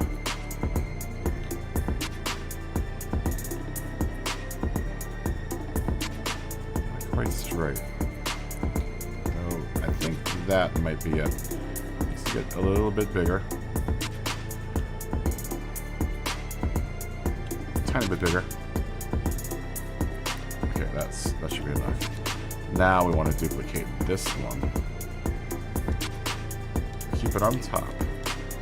Make it red. And then shrink it a whole bunch. Now can we do our line thing here? Still a tad bit off. No one was ever going to notice. Except for me. I'll just fix it. This needs to tip that way just a tiny bit. Alright. Now we can do our shenanigans. Okay.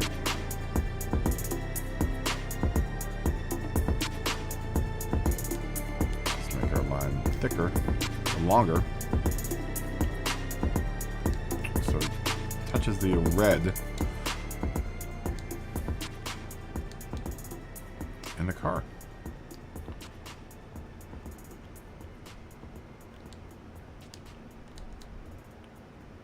We got a lot of stripes going on, y'alls.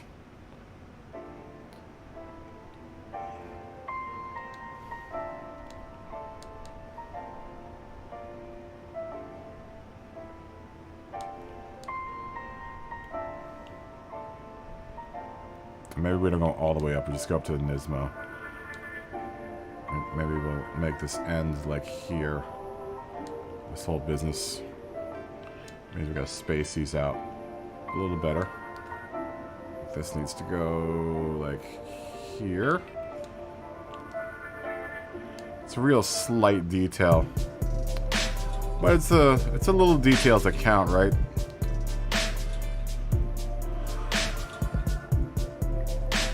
Yeah, it makes that decal just look a little bit more or less than like a rectangle square underneath another decal. Maybe one more decal through here. One more sponsorship decal. I mean, this wouldn't be too weird either if we have another NGK. Maybe NGK just bought these 2 spots on the car. Because I really don't have any NGK representation on the front. Or BBS for that matter. Just on the sides.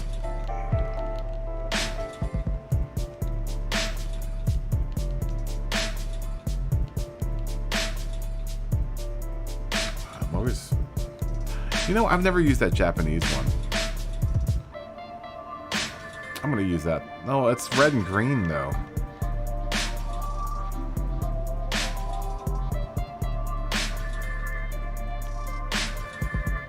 It's red and green. I don't know if it would go with the car. I don't think I like that. That look at it. Tyne? Would Tyne be another... I mean, Tyne is a suspension company, right?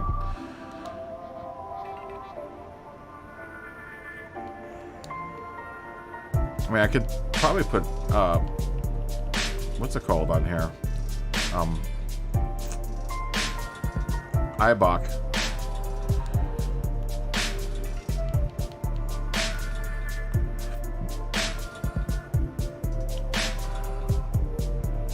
I don't know if this would work on the side of the car, though. Yeah, don't like it. Too many decals. I mean, honestly, I think that might actually be enough for the side. You know, I don't want to over decal it.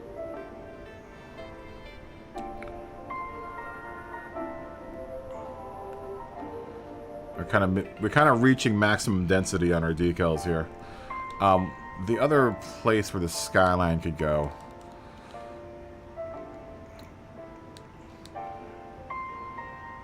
is down here. Just kind of fill in this dead space down here.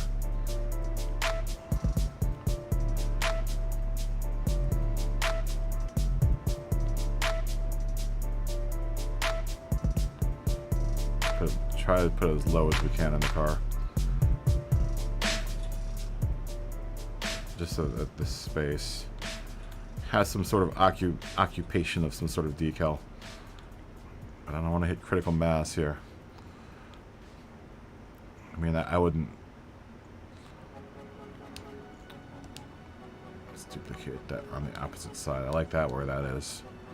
So maybe we'll put one more on the back end. What will that special decal be?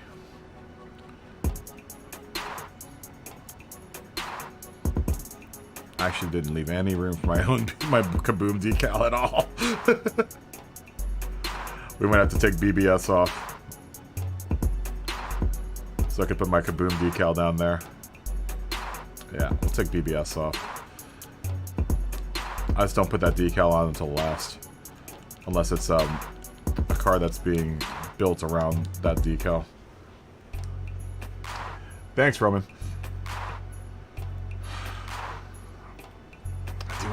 I want to occupy this one spot here. We still have the spoiler to deal with, but we'll get to that. We'll get to the spoiler. The spoiler will take no time at all. It's like 2 decals probably.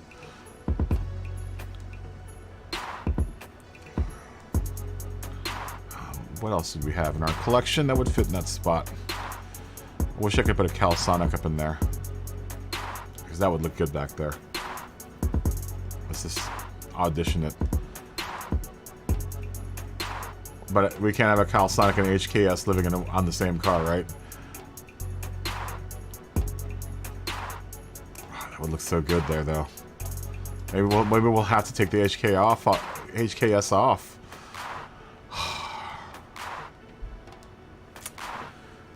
That's a tough call, man. Alright, I'm gonna have to internet this. let me Google this real quick.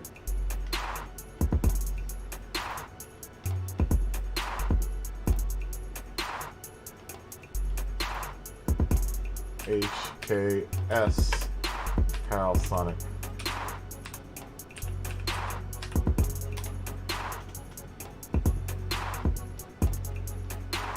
I mean, it's really not in any type of Calisonic style, though. That's the problem. That isn't really... And plus... Actually, you know what? I'm using the wrong colors for HKS. Because it's a green and a purple.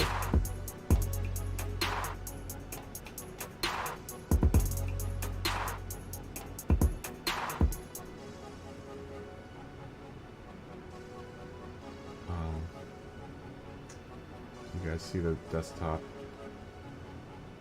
I think you do. Yeah, you do. Yeah, because I would have to do that. So I might have to take the HKS off. It isn't quite the Calisonic blue, though. That's a remote control car, though, it looks like. I mean, it's close to the Calsonic blue. Yeah, maybe we'll take the HKS off. We'll have to just make an HKS car at some point. What are some of the other sponsors that are on this car? Nissan, Calsonic, Impul. Yeah, someone said Impul. Who said Impul? Well, we'll get an Impul sticker. We'll put the Impul sticker there. And Bridgestone. Okay, that's easy enough. We'll take NGK out the car too. I like Bridgestone anyway.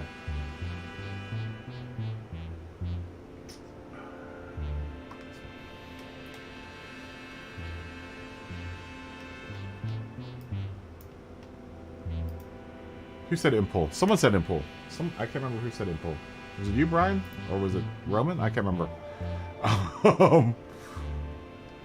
We'll take the HKS off. We'll have to just do the HKS car at some other time.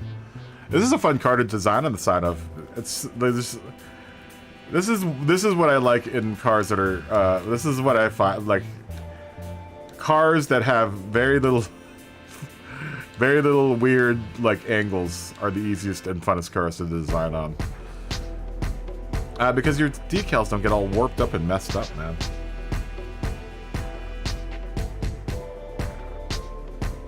You worked at a Firestone, really? Yeah, that's what you said. Matthew, you said it. That's right.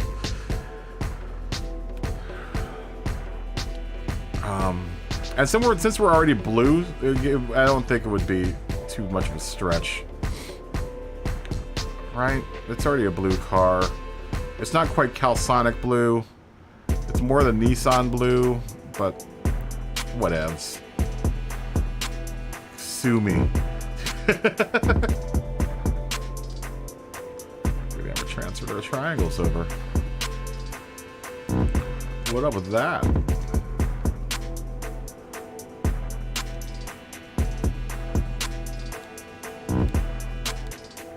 There you go. So we'll add Impul and Bridgestone. I think we'll replace the NGK back there. It was kind of a mixture of the Calsonic and the Nissan livery. For that one, they probably ran at the same. No, because I think the 300ZX was earlier when they were still doing IMSA.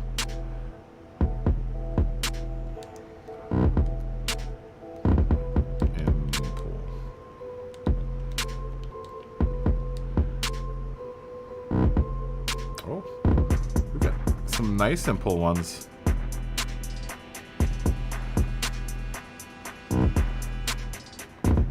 Ooh, I like that one. We'll take that. We'll take this one. We'll take this one. We'll take that one.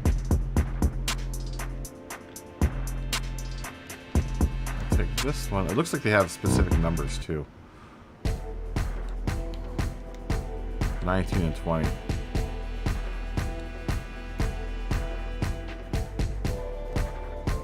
Ooh, that one's nice.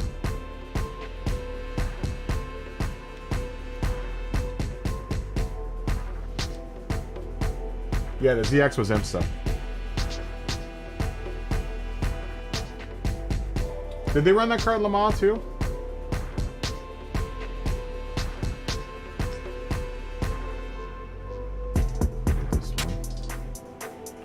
Probably should get this one too. I've seen that on Calsonic cars.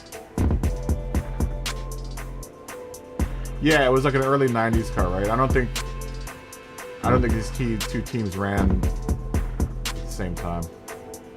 Period. Like I said, I don't know if it's. We'll take the numbers just for shits and giggles. Because I might just put a square or a circle there. Instead of putting an actual number plate, I might just put a square here. Put the big number in there. They still haven't told us like the limit on decals. I mean, I've just been collecting them. I'm probably getting close to maxing out. Well, they haven't said anything about what the limit on these things are yet, so I'm gonna keep on downloading, man. Let's try doing this calsonic Team Impul back here. Let's see what that looks like. It might be not enough room. There might not be enough room for this decal to work. Yeah, I can put a Potenza. I'm gonna put the Potenza where the NGK is.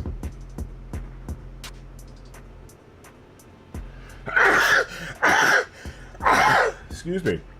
Good lord. Oh. Only some mucus came out with that one. Yuck. Hold on for a second.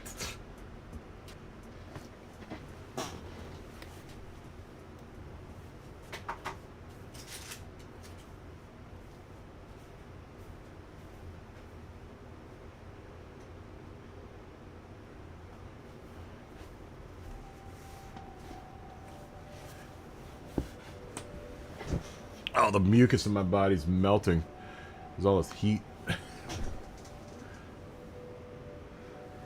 I've been sneezing a lot lately too. I think something is being released by a tree or something that I must be allergic to. Which is weird because I've never had an allergy up until now in Los Angeles. I have a really bad hay fever allergy, but thank God I moved from the East Coast before that got really bad. It was crazy because I never used to have an allergy to anything. But for some reason or another, around like middle of my college years, I formed an allergy to pollen, and I never had that before. Ever since then,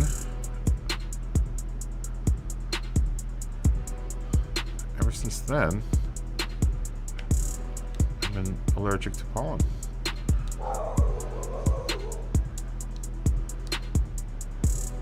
Weird. It's very strange. I know, I totally got it out. Ooh, I kind of like that. And that way I could put the little Calsonic A down there. Or you can even put a GTR badge down in that little area where the HKS used to be. Well, it's so liberating. Finally getting rid of the... I do want to do an HKS car, but it's probably a little too small for anyone to read. I mean, you can barely read it right there. Maybe too many colors for a spot too. Maybe we just keep it simple.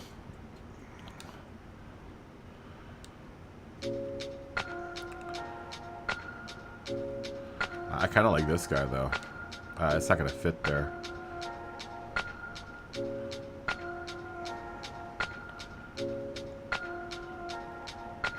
Cool.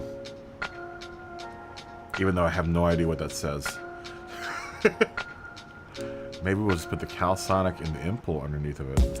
Oh, now we have options.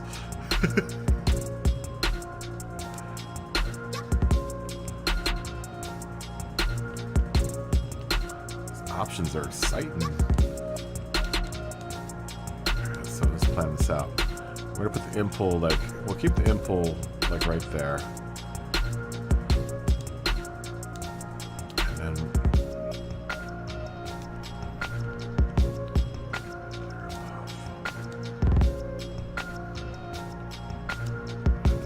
Calsonic right over that.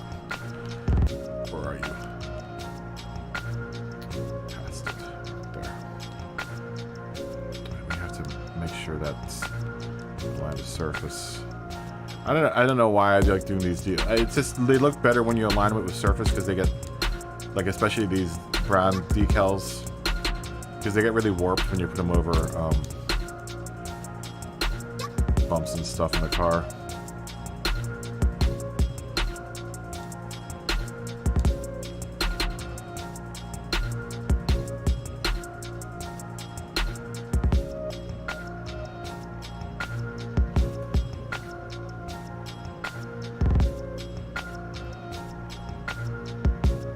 Oh, I'll put that on there. We only put that at the end, at the very end, Roman.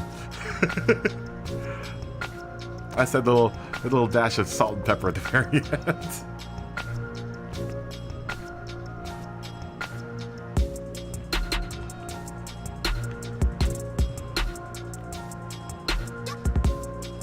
like the looks of that. That looks super intentional. Okay. Let's flip that over. Hopefully that will duplicate correctly.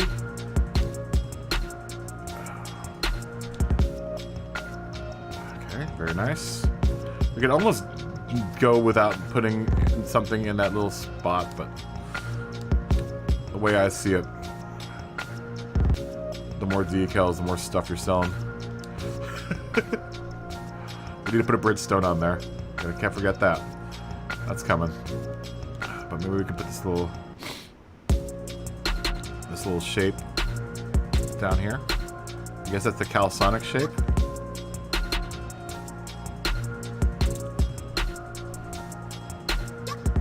Maybe put it further back.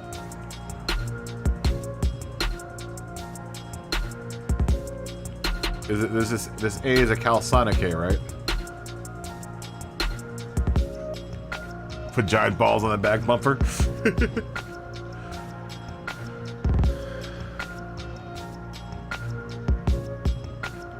Or maybe we just leave it blank. Maybe we just don't put anything there. Yeah, we'll keep it barren. Like my soul. Oh my god.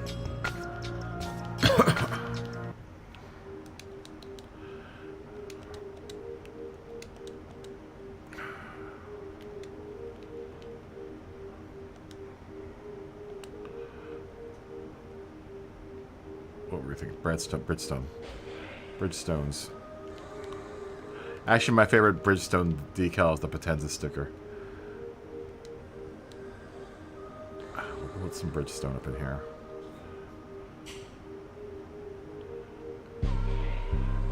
I am going to leave room for my decal. Maybe that's where we'll go in that dead area down there.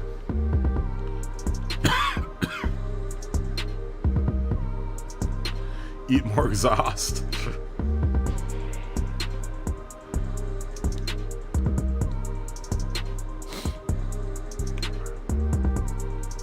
Yeah, that's tasteful. Alright. Maybe we could put a Potenza underneath of it. A potentially for Potenza. Where did that decal go?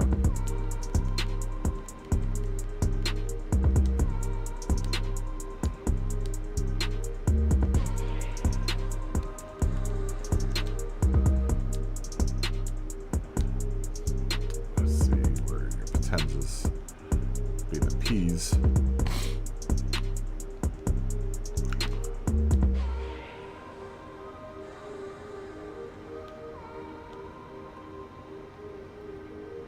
I'll stay off that wheel arch there as best as I can. I don't want to get messed up. I don't want to get mixed up with that bunch.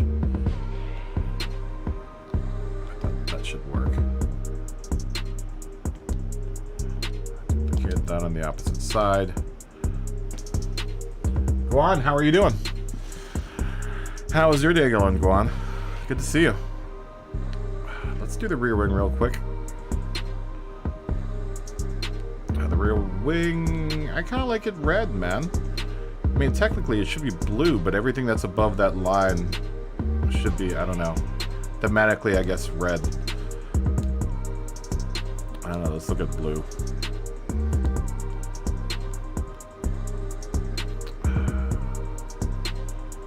Blue or red?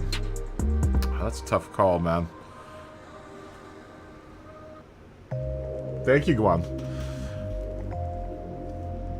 Blue, red, or white? Definitely not white. Well, I don't know. I mean, all three of them work. I'm more akin to white or red, though. I've never done a white wing. Is going to be a white wing. We could do our Nissan Fade with a white wing, probably easier as well. Red? You think red? Alright, we'll do red. We can still do our fade with a... We can still fade on that red. Mirrors, let's go to the red. Actually, we need to change this all to matching reds now. Side mirrors will be same red. And the rear wing should be the same red. Hot pink.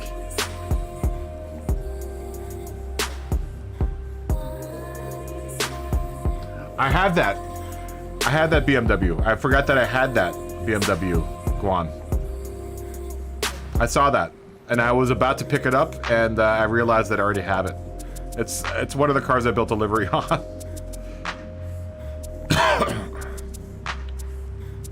We're almost done here. Things are almost finished here and wrapped up for the Nissan Calisonic bastardized I don't know what you call this.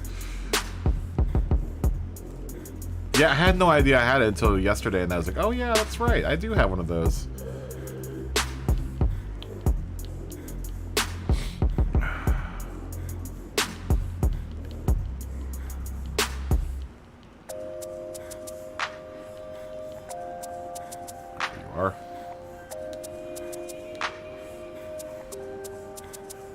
Now, if we're gonna do our fun little Nissan fade thing again, probably have to start like right there.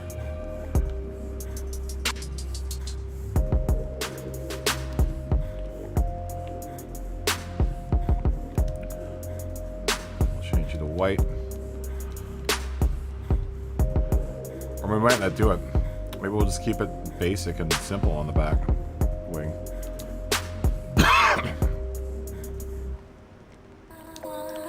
That one wouldn't be any fun though. And it's easy enough to do this too, so it's just like, why the heck not? Let's do it. Let's do it this way though.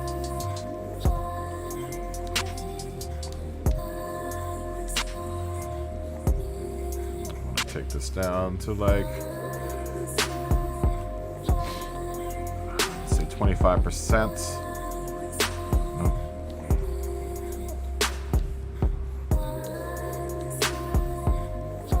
Underneath 1, 2, 3, and then duplicate that. And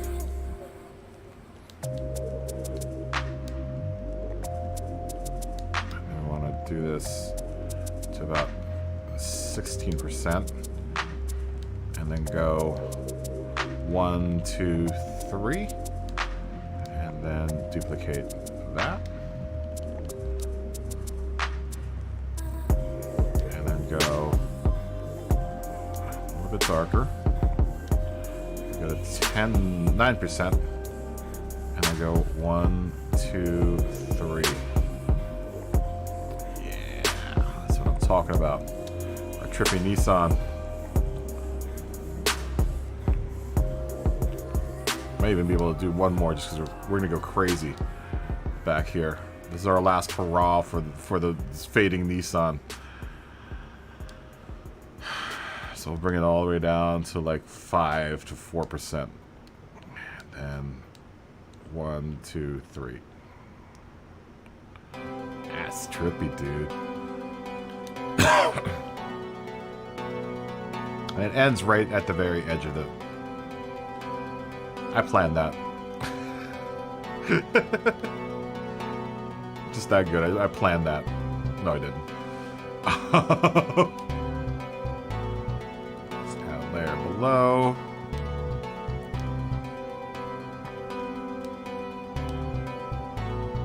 This is going to be in the wrong spot, but we'll just fix it later.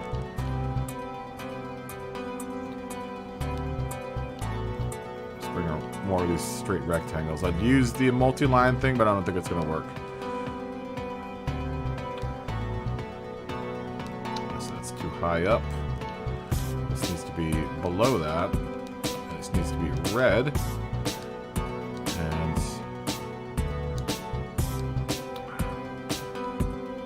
curses. This with all this stuff, that needs to be there.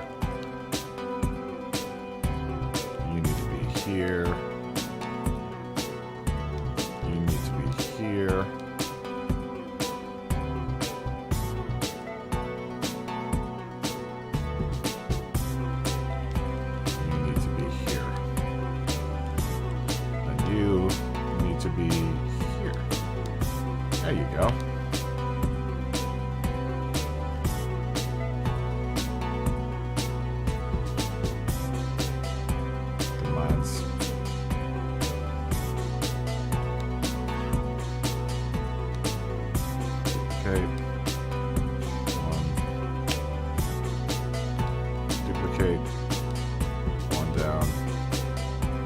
duplicate.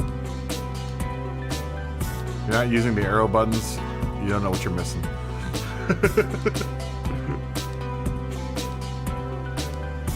Directional pad, guys. D-pad. Makes jobs like this way easier. You just keep on hitting duplicate and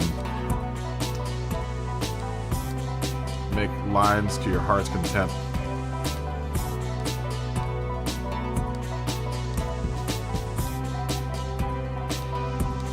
Alright.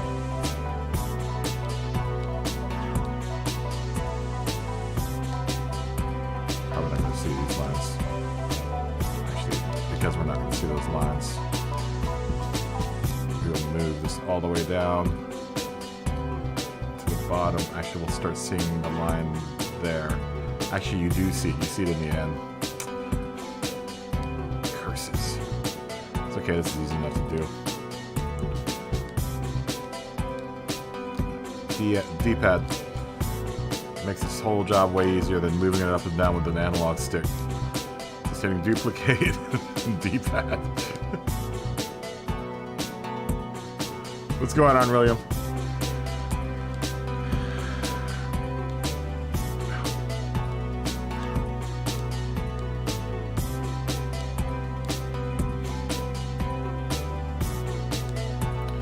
Yeah, and it spaces it out exactly.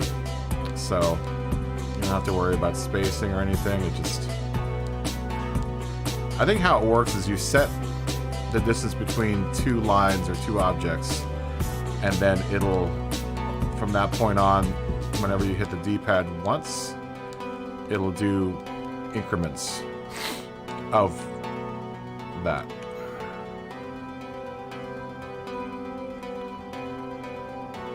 That seems to be the pattern with that thing.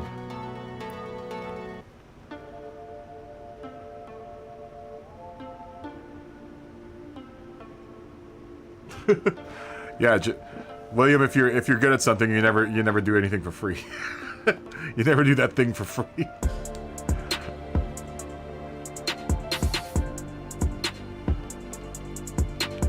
Could probably make this a little bit more prominent now that we have our strange lines going on here. So let's bump the opacity up for some of these. We could probably bring this guy up to 30 to 40% actually.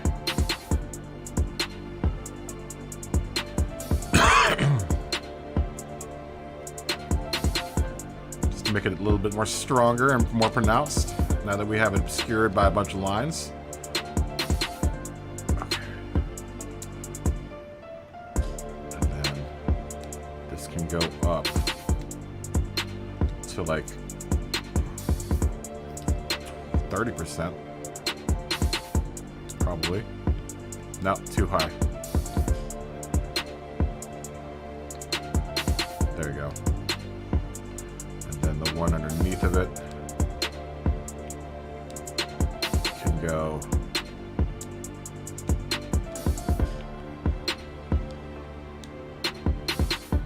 to 20% maybe?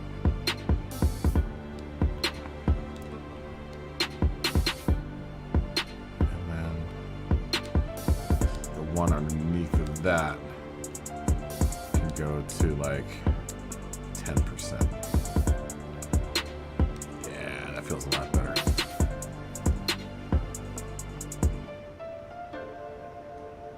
That's fine though. It's cool that you helped your neighbor out. That's more than a lot of neighbors would do. You know? So it was nice that you helped your neighbors out.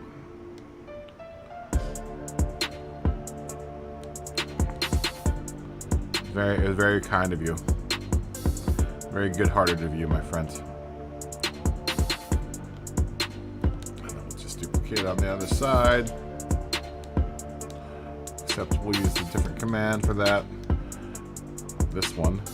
Duplicate on opposite side. And there is that whole shebang. Oh, word.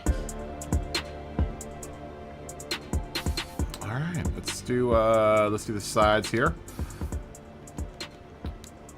of the rear wing, and then we'll move on to the final bit of the car, the back end.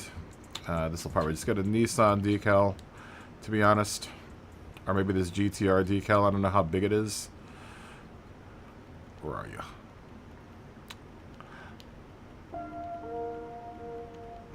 Where did that GTR decal go?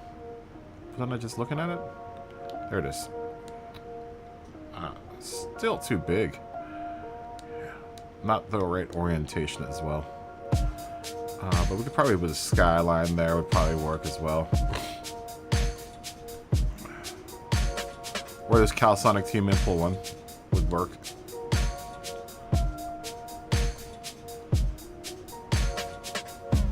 Lots of Calisonic representation going on. We probably would change and put Calisonic on the front too now, since we're going to go full Calisonic. Change this limit angle to -3 to knock out that craziness. Probably -4. Just to get rid of that. And we'll take that and duplicate on that on the other side. There you go. Alright, so that's going to change the hood here a bit. Just going to go full on. It's a shame because I kind of like the Skyline GTR, but it still kind of looked out of place. So I mean, the Skyline could probably actually stay, but I don't want to put too much on the front end. I really do like this decal.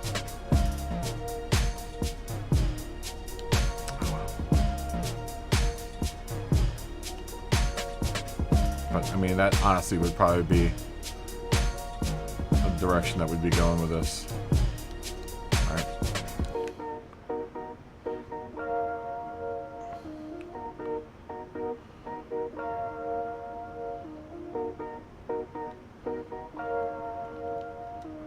And then the front of the car, we're going to have to address our missing HKS stickers now. But then we can put... Maybe we can put these up there. I mean, I like this one.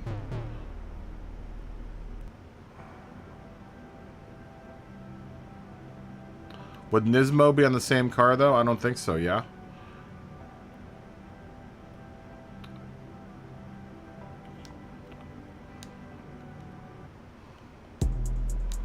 I don't think Nismo would be on the same car. Would it? Would that be something that happens? I mean, granted, the car is coming from what's it called? From Nissan anyway.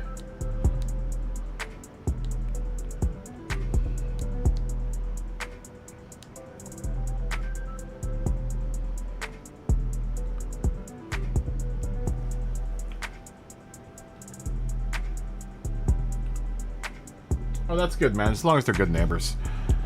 There's nothing like having good neighbors.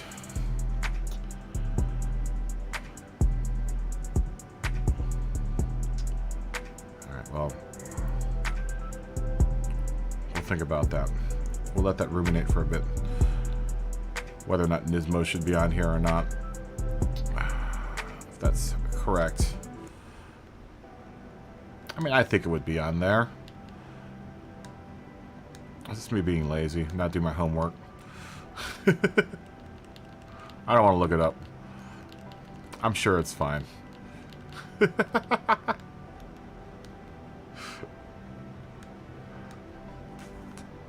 It'll be fine. If it's wrong, then I'll fix it.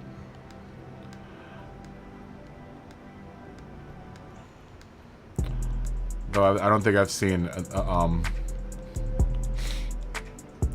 I don't think I've seen a Nismo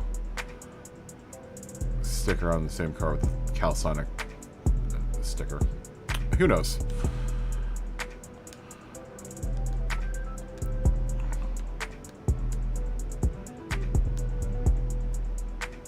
We will put a Skyline back here, because I think it deserves to be back here.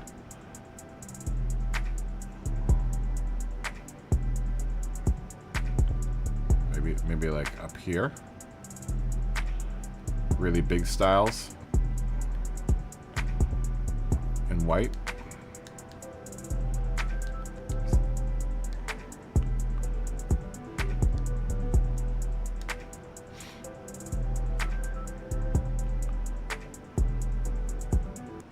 Since we have a Nissan on the other side,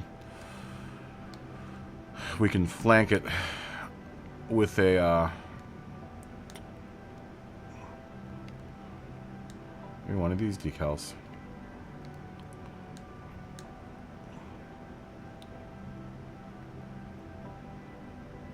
Nah, doesn't look right.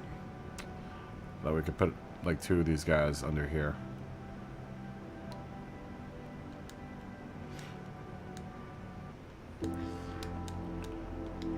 Actually, no, I don't like it. Can we stick Nissan underneath the wing? I don't think so. Yeah, there's not enough angle on that wing to put Nissan back there. Maybe we're gonna have to take the skyline down a skosh in size.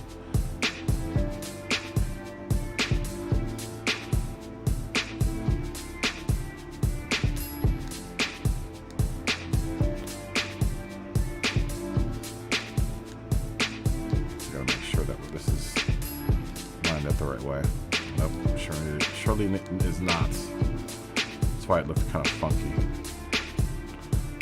There, above that. And we will put one of these guys in there. Probably Calsonic.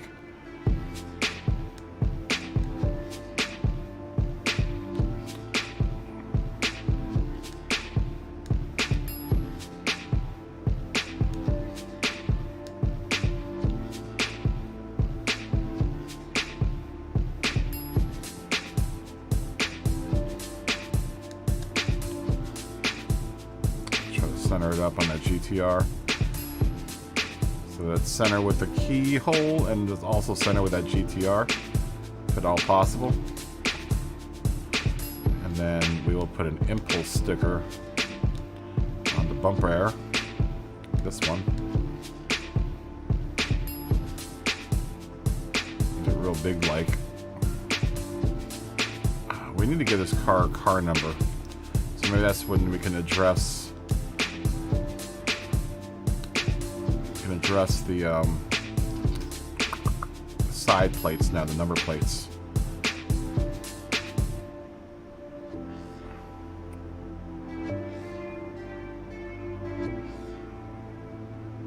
Let me also do this too. I don't know where your name's gonna go, Scotty.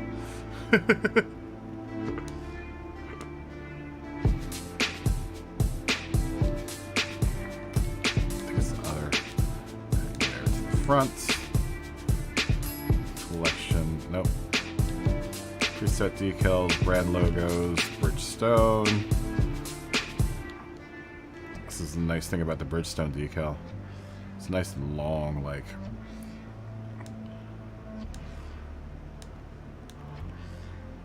There you go. So we do fun stuff like that.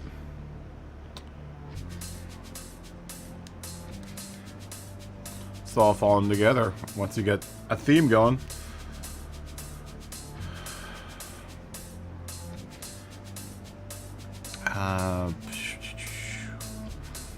That's pretty much it, honestly. I probably need to put something. Let's change these door badges real quick.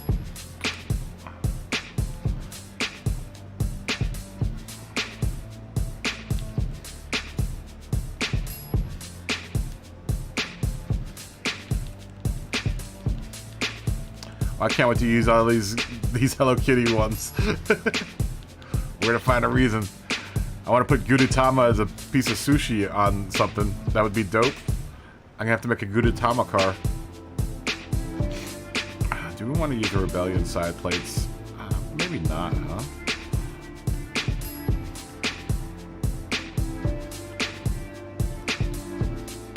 We'll just put a blank plate on there. Let's put one of these 19 or 20s on there. Yeah, let's do that. Let's do something different. do something different. Today is the day we do something different.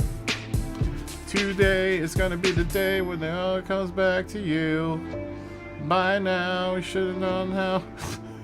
Realize what you gotta do. I don't believe that anybody feels the way I do about you now. Scotty, you're on Wonderwall, dude.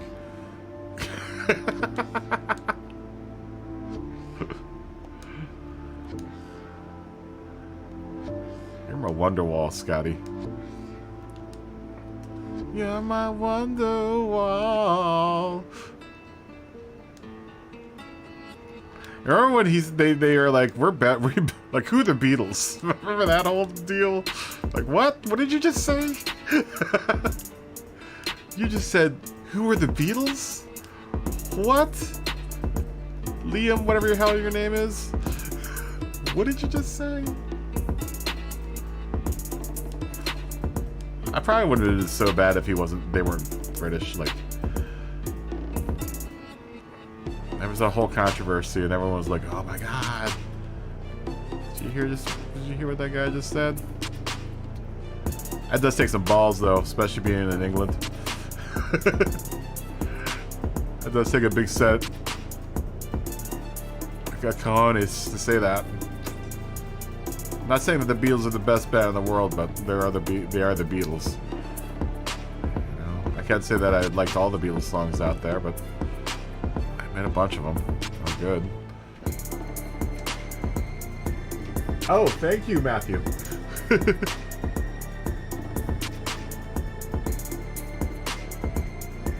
they got a big problem, but there was a big firestorm over that. Back when people still read Rolling Stone magazine. Big controversy.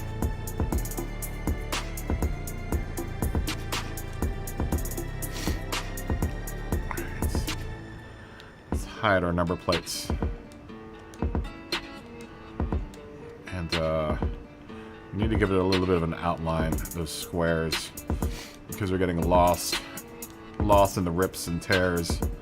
So what we'll do is we will change this color to black, and then duplicate this again, and then change that one to white.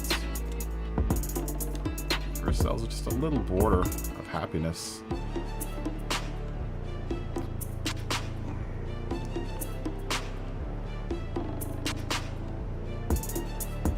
Today is gonna be the day when we all gonna come back to you. I don't know what the lyrics of that song are. Oh, that's a little problem. Our little white stripes are bleeding through there. We can fix that though very easily. We'll keep that. That will reduplicate this.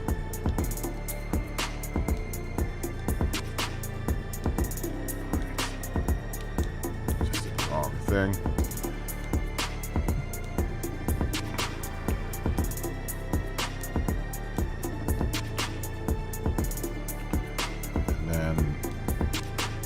This.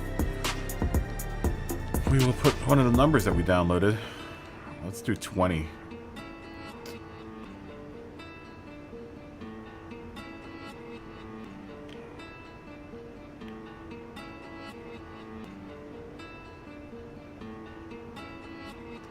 Number would probably be larger than charge, I would imagine.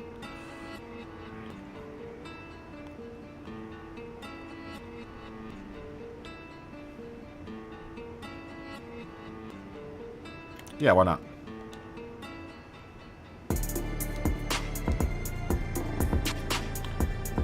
And then I'm gonna hide those stripes that are there. So we're gonna have to find those little dudes, and I think I'm gonna make that blue underneath. Let's put a blue square there. Just as long as it's below the tears, it should be fine, honestly. But was I smart? Did I put all of that? No, I didn't. Did I?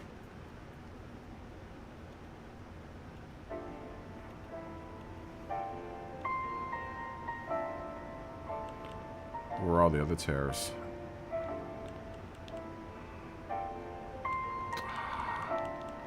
You moron. What did you do? No. Now we have to move all those lines all the way down. Luckily, it's only 4 lines. That's when I wish that we had a group option or a flattened layer option. I'm gonna find you guys. You're there. There. There. There. And there. So it's every other one that I need to. Is it the top line? Yeah, sure enough, it is. So we skip every other one because we duplicated this to the other side already.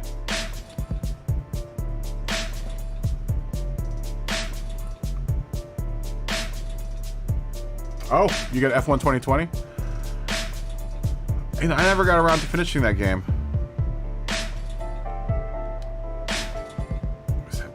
Side, that's the other side. Okay. So that one. So we want to skip every other one. Delete that layer.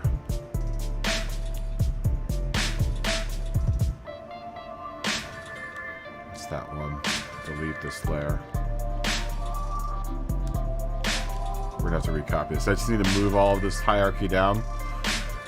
Or move this down the hierarchy, should I say. Delete that one. We're deleting the wrong ones.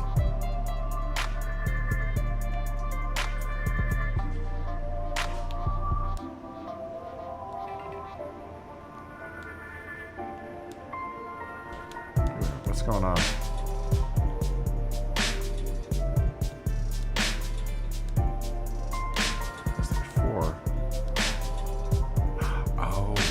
I got them all. I've got them all going all the way across the car, don't I?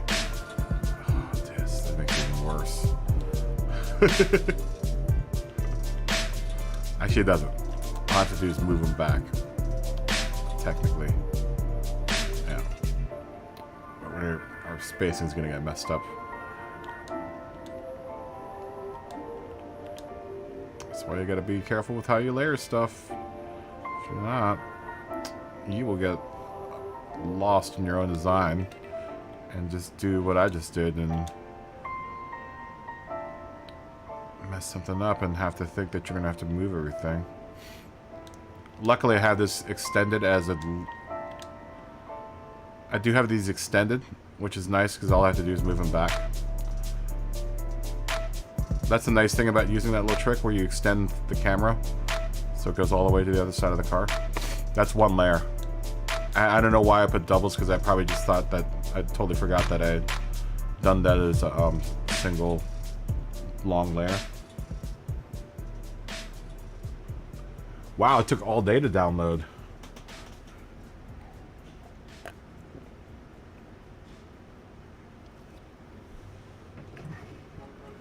That's a fun game. I just never never got around to finishing or getting very far in it. So we gotta respace all this.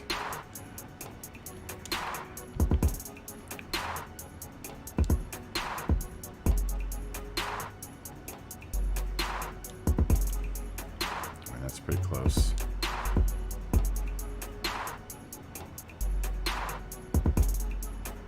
That's close enough. Okay.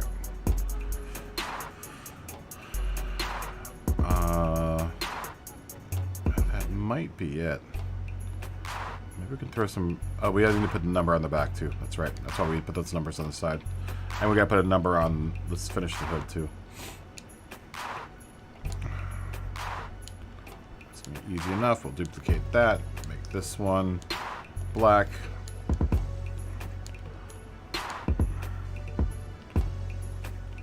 And then take this, hit the skew button, make it smaller that way and this way and this way, maybe a little bit more. And then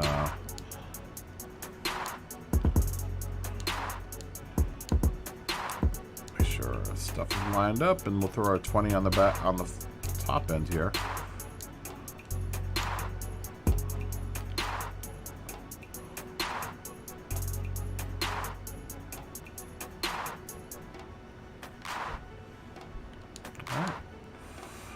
This car doesn't have a safety shut-off. Well, this is the road car, so it probably wouldn't have a safety shut-off anywhere. So we'll put that decal also on the rear end of the car, and that might... We might have to put a couple of Bridgestone decals, but this is pretty much it. Put that in the back bumper. Make sure that's lined with surface. Not like it really matters that much.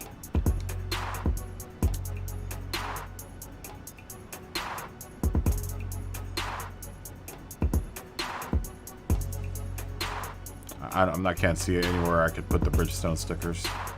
Bridgestone's got the side and the front of the car, man.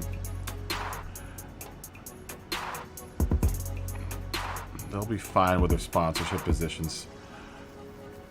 Alright, let's put 2 more decals, which are...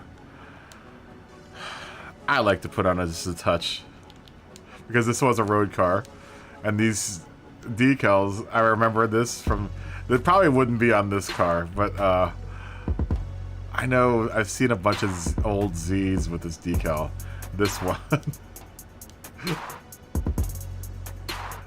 It's really small. Just to show off that it passed its inspection. There you go. A little OK sticker. And then we'll put my decal on, and that'll be... I think that we're going to call that one, this one done, man. So yeah, it didn't take too long. What time did we start? It just took like 2 hours to do that. Yeah,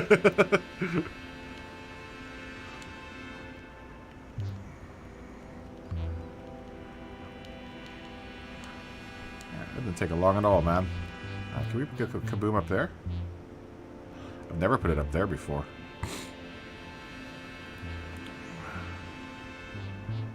I mean, I was planning to put it back down here.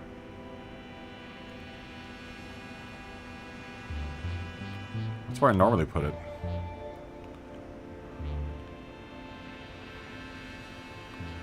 But I kind of like it right there, actually.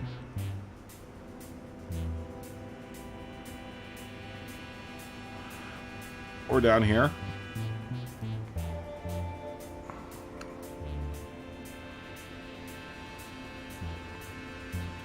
Yeah, let's be humble.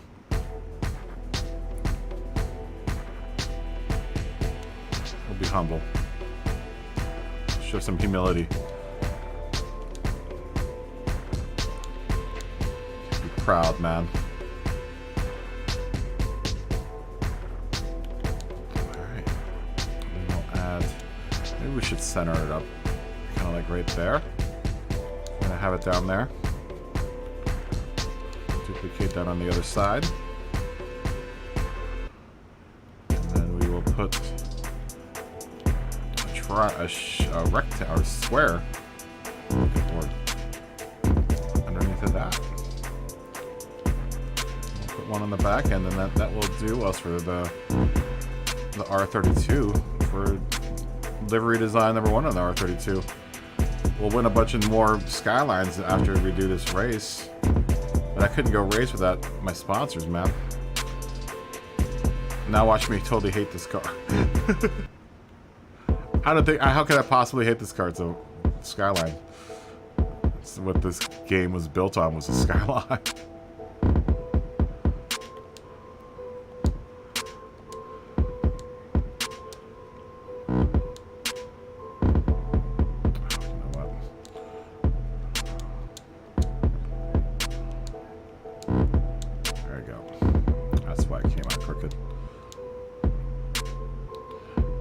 You gotta pay attention to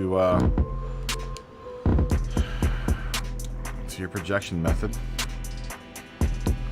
Sometimes this duplicates the mesh really doesn't work so well, but most of the time it works. One in the back end of the car, and that will call it a day on this one. probably room for more. Less is more. I'm gonna go with the less is more philosophy with this.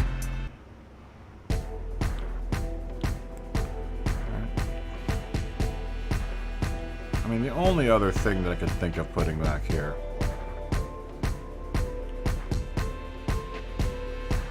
is a couple more Bridgestone decals, but let's take a look at it real quick. And let's do some racing after this.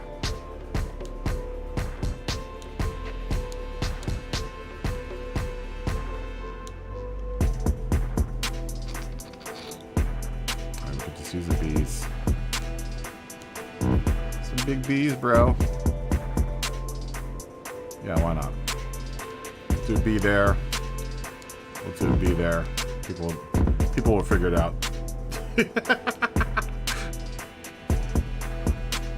Yeah, I think that's gonna be it. I don't know if that Nismo is correct, but whatever.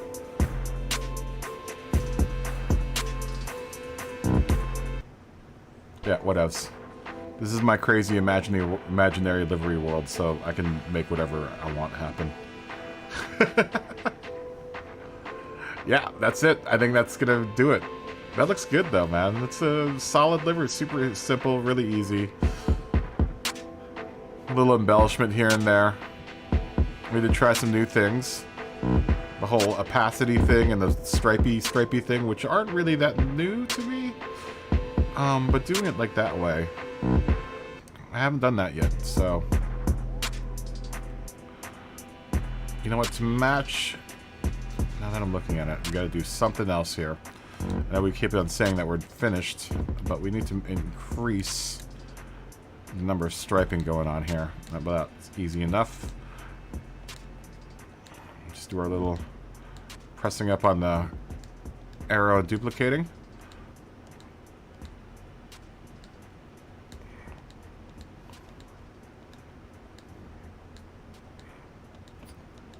Yeah, I don't know if this era Nissan would have gotten the OK sticker on it.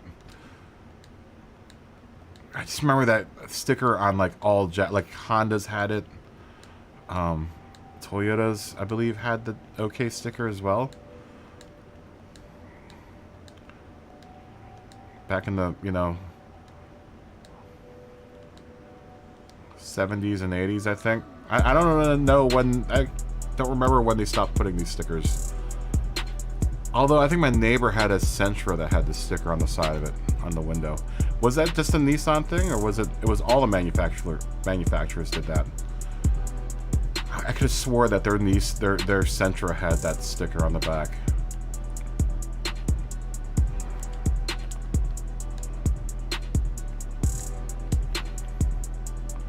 Make it just a tiny bit bigger.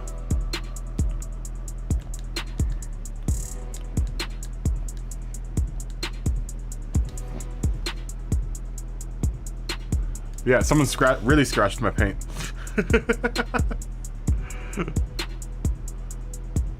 It's really scratched up, this paint. Yeah, I can dig it. Should I put more tears? Maybe now that I've got that Nissan set up, maybe I'll put more tearing on the top. Let's see, let's play with it real quick. Yeah, this car got tore up.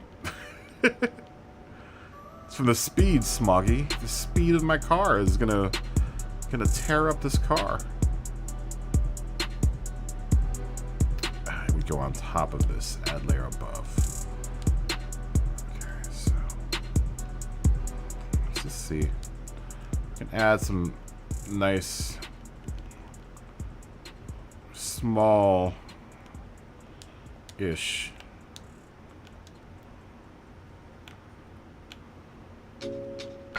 tears up here.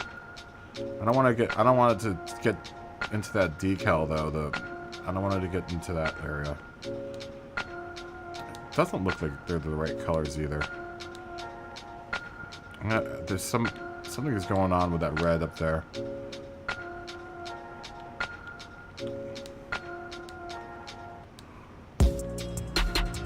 that in just a tiny bit.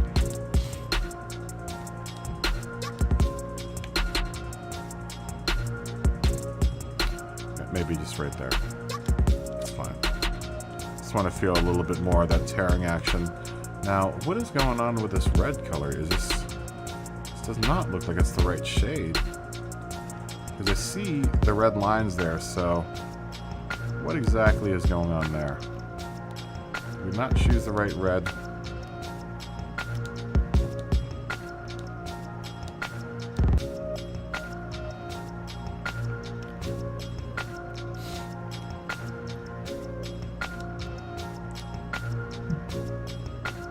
No, it looks like the car is a different color, shade of red.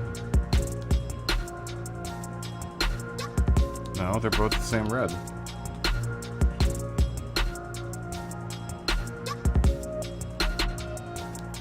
They're both the same red.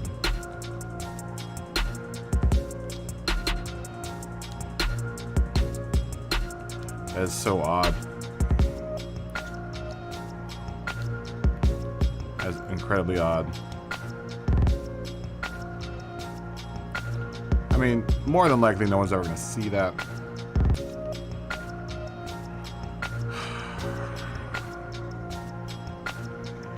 We could fix it.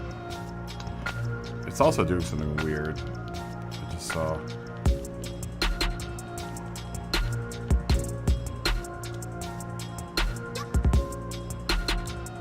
Maybe if I drop the opacity of this whole thing. I mean, it's going to come back. Let's fade it out just a bit, though. Maybe if it's so strong.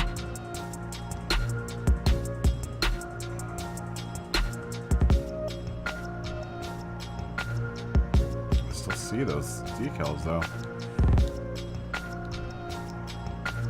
Alright, well, we might have to do this the hard way. It's fine, I can play that game, too. Layer above. We'll just use our little trick. It's fine, Gran Turismo, I can do that. You can play your game. I am playing your game, by the way. Literally. That's so strange. It isn't quite the same shade, but I'm definitely picking the same shade out of the color picker.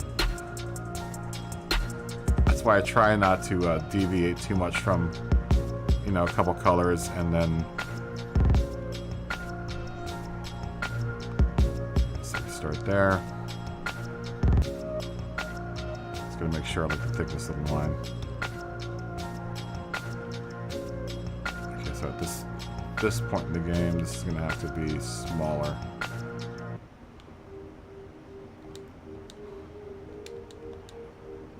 Get this to lay flat.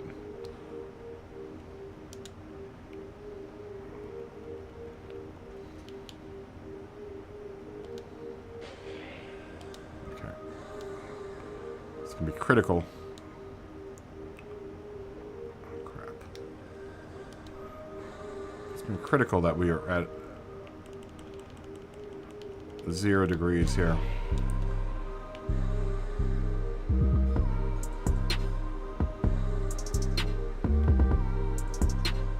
To do is we're going to have to go all along this decal.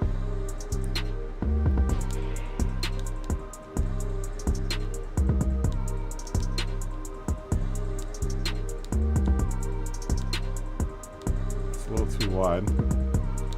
So we can train this thing to do our bidding. So that's good.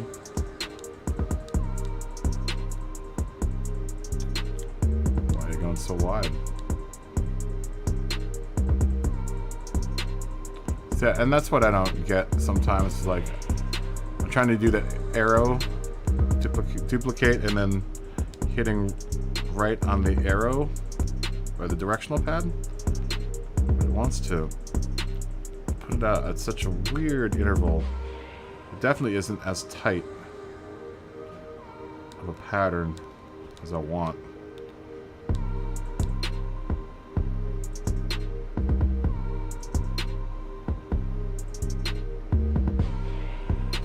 It's gonna make this process go by slower.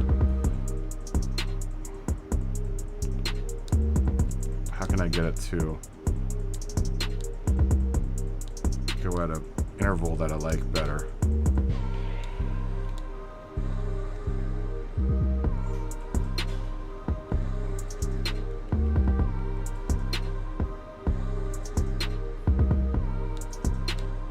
It's so weird. Maybe if I move.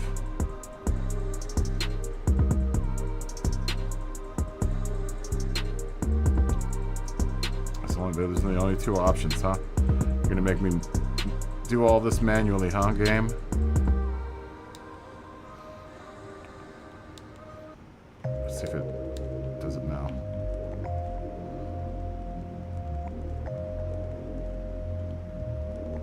Yeah, it's so weird how, like, I don't know what it does how it figures what the spacing's gonna be.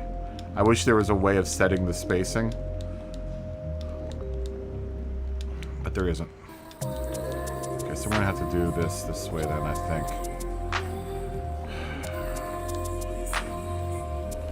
It's just weird also that it's the color deviation is so weird, man. Like, I'm literally picking the same color, but you can clearly see it. It's like, I just don't get what it does sometimes, man.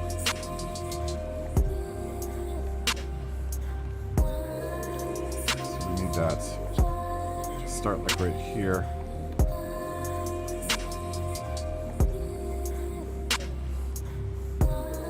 Be nice if it was more like there.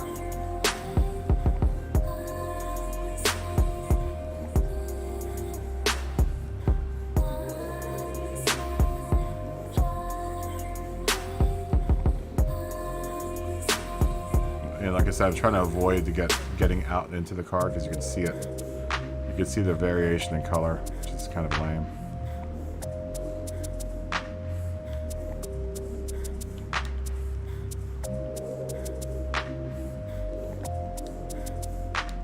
Maybe we can use this as a guide for all of our subsequent lines here. So maybe if I make my stripes that same thickness, then it'll lay it out. I should put a little Godzilla on it, right? Is there a Godzilla decal? I will.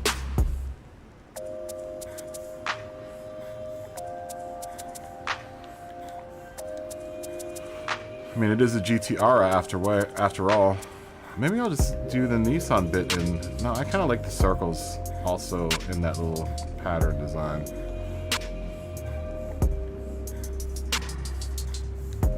We're pressing the wrong button.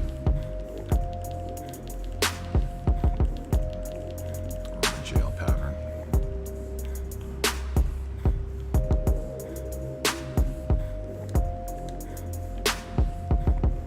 Okay, so now this is the question. I load this layer up now. I'm gonna try to match up.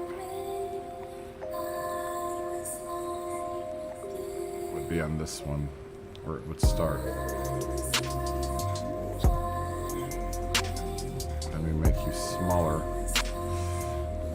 Too much. I'm gonna have to look for God's. Now that now you're adding more to the design, Scotty. It doesn't have to be right on. Like that red.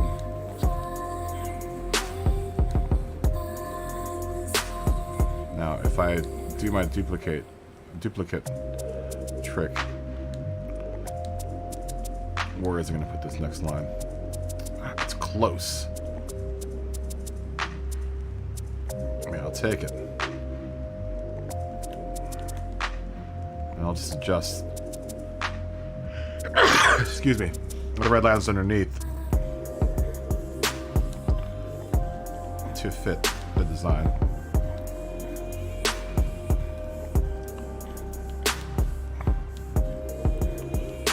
Maybe I don't even need them now.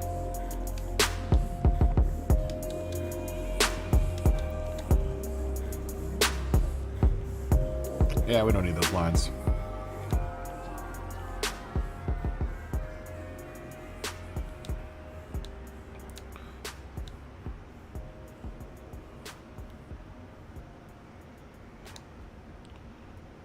We gotta go forward with this too.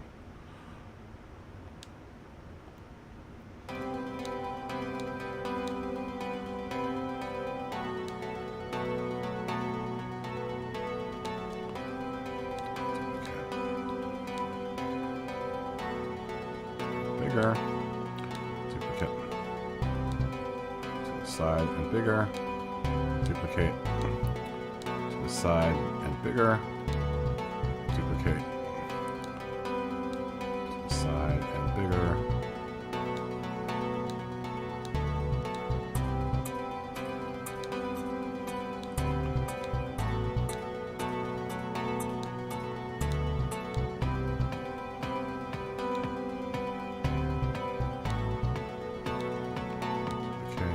No. No.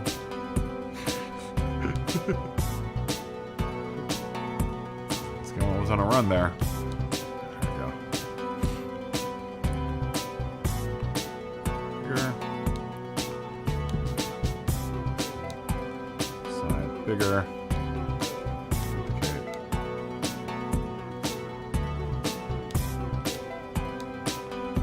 It's funny, this is how my controller gets worn down. It's not by playing fighting games, it's by making liveries in Gran Turismo.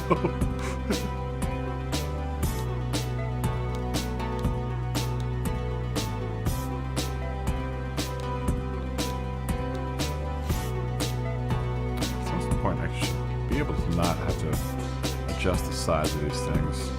And I think we're about to hit that point.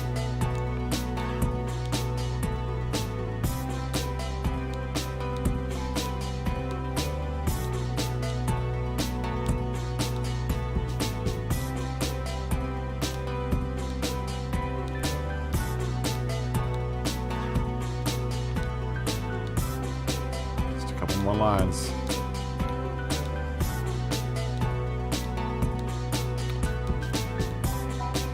Famous line from the 70s, I'm sure. Just a couple more lines, man. Early 80s, probably that would be the case as well.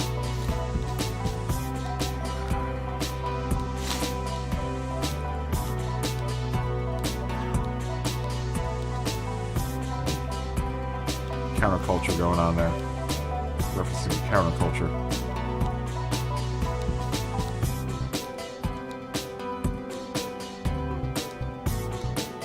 I'm sure many a career and marriage are ruined by those very words. Just a couple more lines.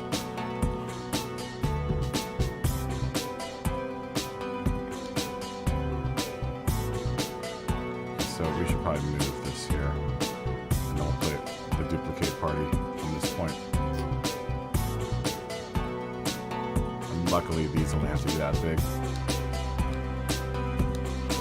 Let's just hope that this will be congruent with our current design.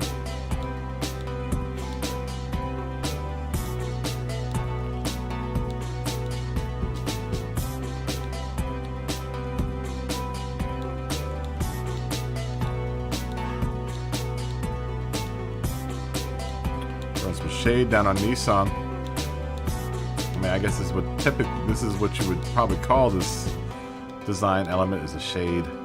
So I'm throwing down some shade on Nissan. Oh my god, am I that good? I am that good. That's how good I am. I just guessed that all. I just guessed that perfectly.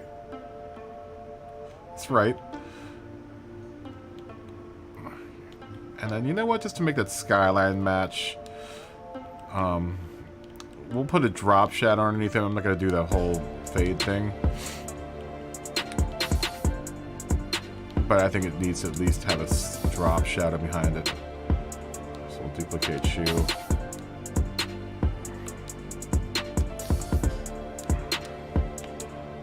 And we'll just do a little bit of that. Not too much of it. Just enough to feel. cop a feel there.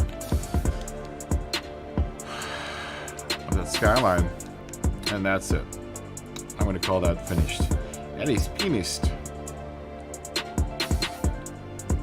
Yep. Looks good. Pack it up. We will overwrite that. And save it. And then we'll race it. Let's go racy. Let's do some racing. Racy time.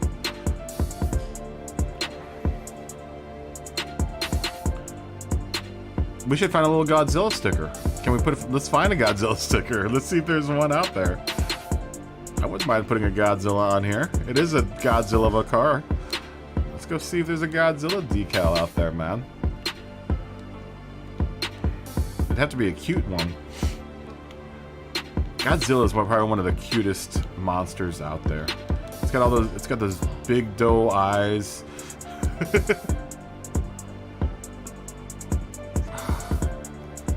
That's all the Godzilla decals you got? That's it? Oh, there's our rising sun.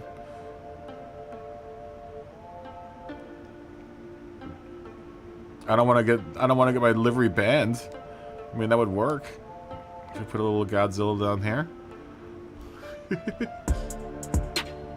Little Godzilla leg right here. Oh yeah. Let's hope this livery doesn't get banned for having the rising sun on it. I mean, the decal's still in the decal store, so yeah, I like that. I like the sound of that right there. I'll duplicate on the opposite side. A little Godzilla, as requested by Scotty. See, Scotty, I just made your Godzilla dreams come true, man.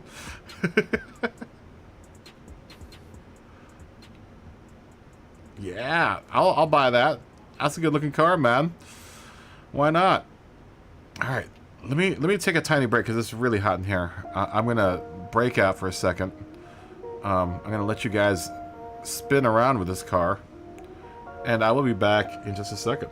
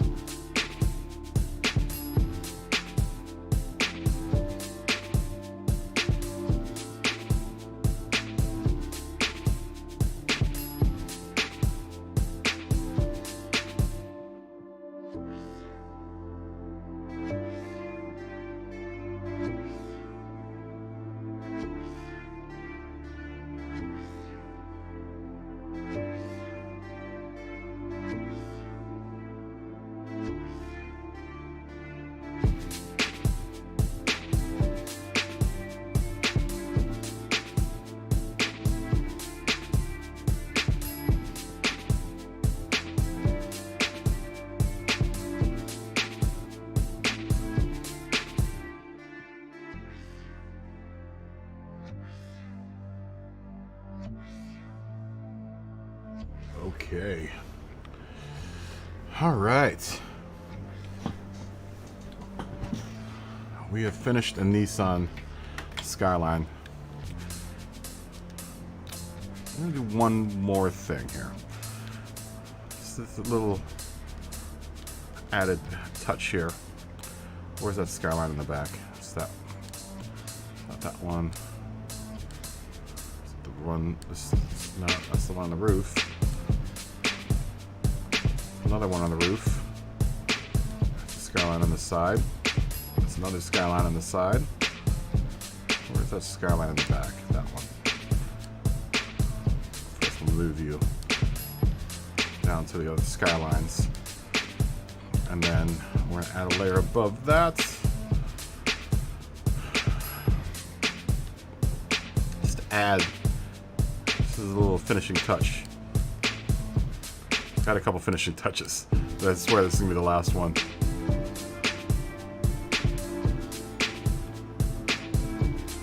We're going to make this all look modern and funky.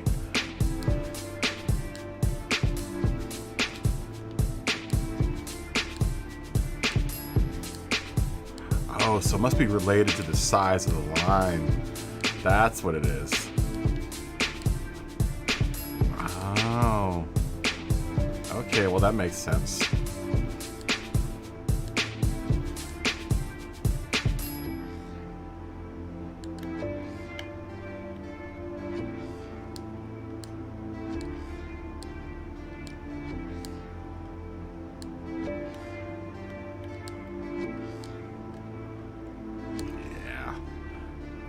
It's real slight.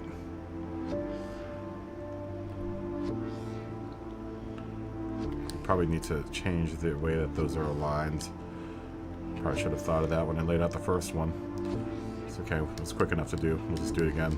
It's gonna be quicker than doing this all over again. Align that with surface. Let's actually move this one down there.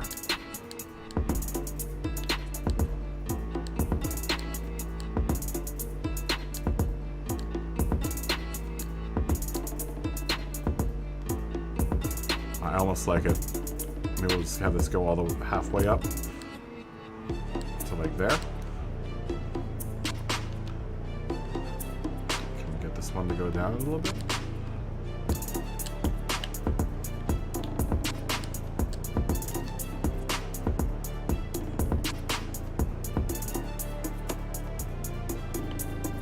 To that degree, this would probably really be more like this then.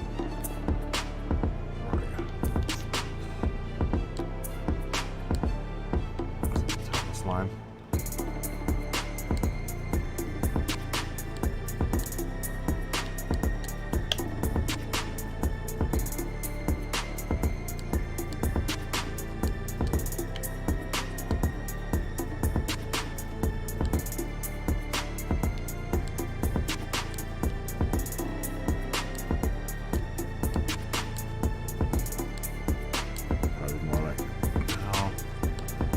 Right. Alright, well, we do these manually. We'll have to manually move them down.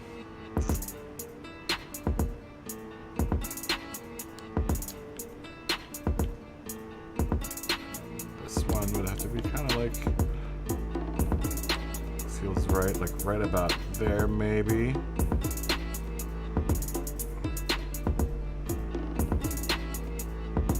Honestly, right there. That's high tech looking, man.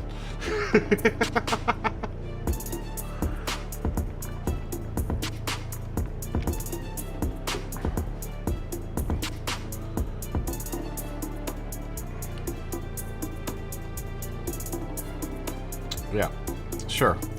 I'll take it. All right. Overwrite that.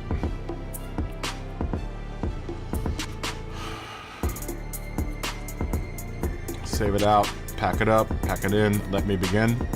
I come to win, battle me, that's a sin.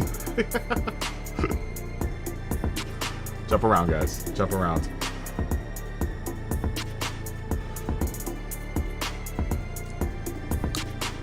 Yeah, that is it. I will pack this up and send it out to the ether if anyone wants to download it. Feel free to download it. Yeah, we'll put that livery on. Let's proudly wear our new Godzilla Castrol or Calsonic Nissan mashup livery. Oh, what happened to my Calsonics on the back? What up with that? That's the problem sometimes when you... With some of these... There it goes. One of them showed up. Sometimes if you go too fast down your list, some of your decals will disappear. See how that Calsonic is gone now on the back? It's because I went through the livery too fast. I kind of have to make sure that... And it sucks because if you don't do this and make sure, like verify where all your decals are, it'll save out like that. So you have to make sure and verify all your decals before you sign it out. We only went halfway on the decal count. It was 217 layers of mainly rectangles. I broke out maybe a couple other shapes, triangle, you know, then obviously the tears, but I kind of picked those out randomly. Mainly rectangle though. Rectangle's your friend, man. It's an easy shape to deal with.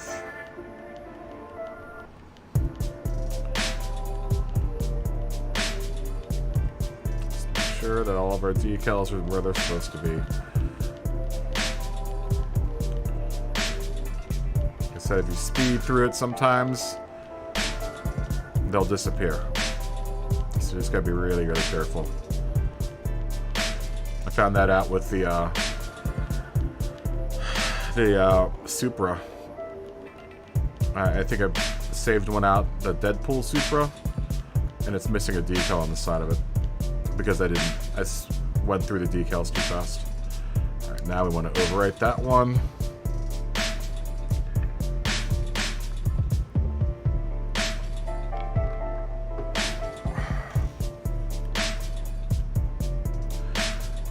Said, man, gotta be careful.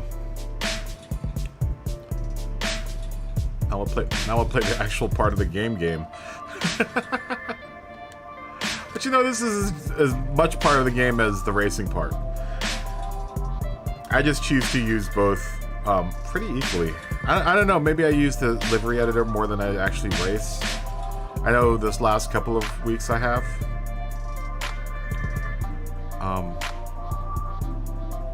But it's been hella entertaining. I've had a lot of fun doing them. We'll call this Calsonic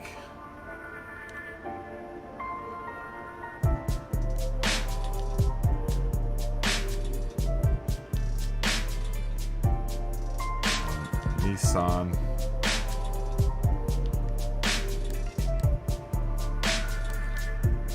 GT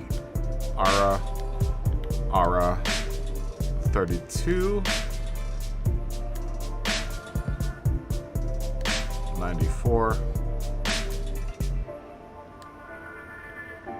Okay. I'm not gonna put the V-Spec 2 in there. It's too much. That's too much.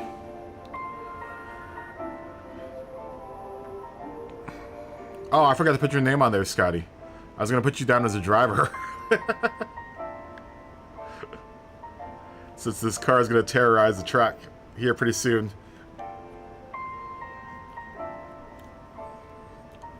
But then anyone that downloaded it would have your name on their car. You're gonna have lots of tree fitties driving around. If you're still there, Scotty. Unless you don't mind that sort of thing.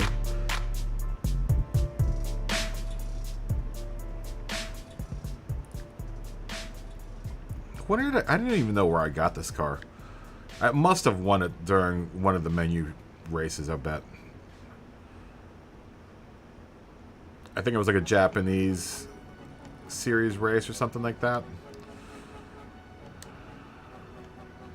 Do a little commercial. We created this livery during my YouTube live stream at www.me.com.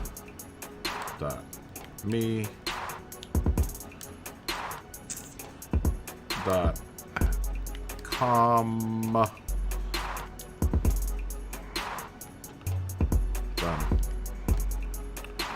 And keywords if you're going to look for it. But I suggest going directly to my gallery rather than searching for it, because that seems to be the easiest and best way to find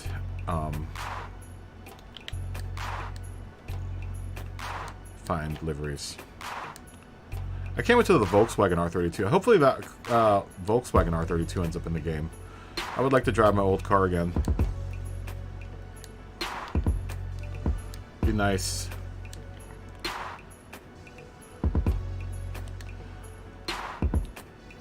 I was so excited to finally have a car that was in Gran Turismo. I was like, oh, sweet. When that finally happened.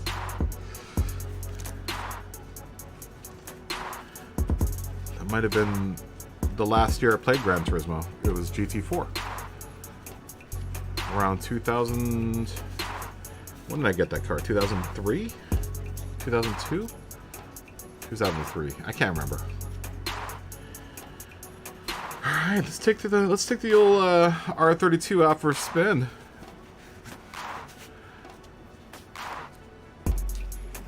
And do this menu book that we have to do with it. Engage wheel. Oh. Need to turn the power of the wheel on.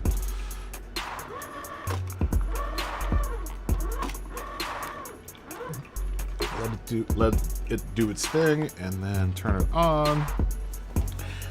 Alright, we are PlayStation ready.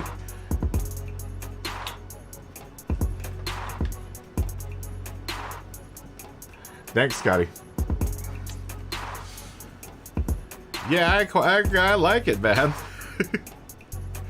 I'm glad you brought up the Godzilla. I got my sweet little Godzilla back there, dude. It's my favorite monster. Godzilla. He's so cute. So cute. Even in the newest veneration of Godzilla, he's probably one of the cutest monsters out there. Big doe eyes. Godzuki was adorable, man. Come on. If your heart wasn't touched by Godzuki, then you have a cold, cold heart.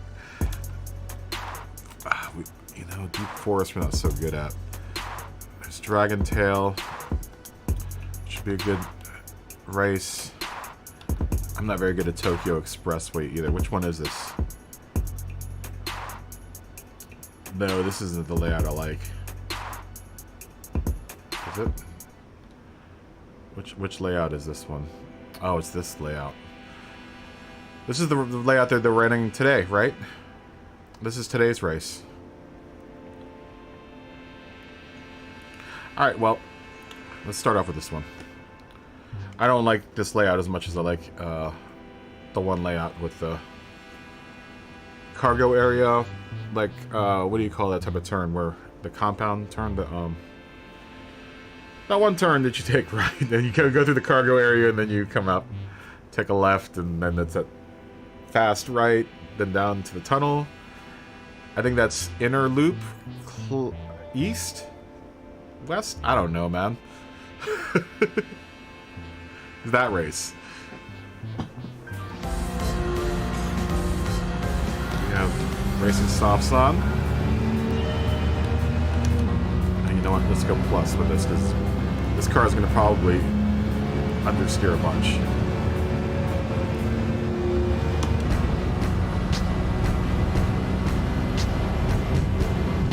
I might have to put ballast in it too, because I did a bunch of weight savings. It's not that turn. Ooh.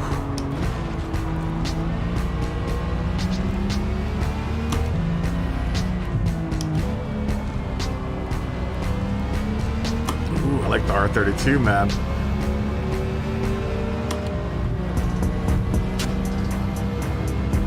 Just gotta remember the layout for this track this way.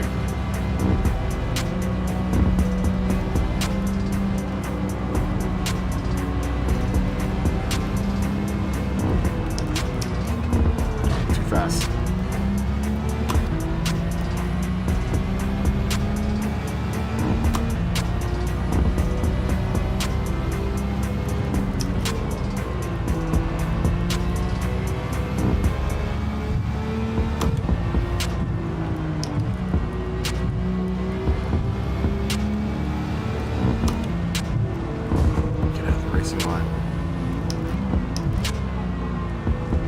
Yeah, this is a cool car, man. Just gotta figure this track out. I've never been good at this layout going this way.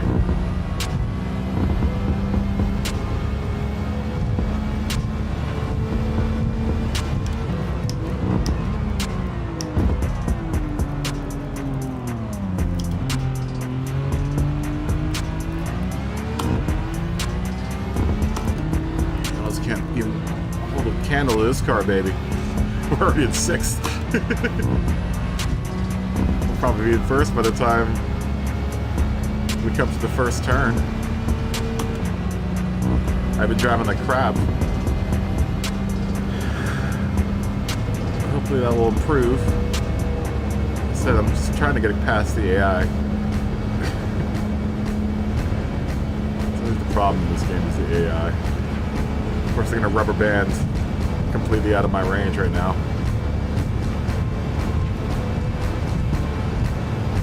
I see him up there.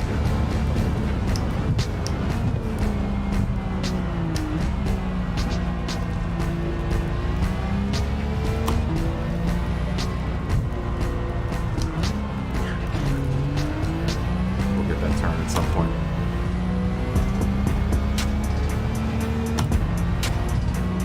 Yeah, I'm a bigger fan of East Inner Loop.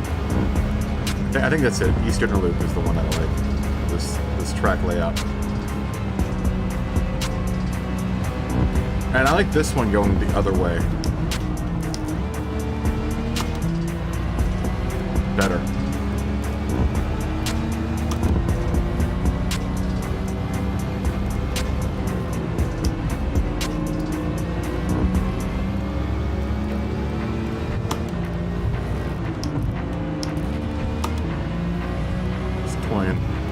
Toying with the AI right now.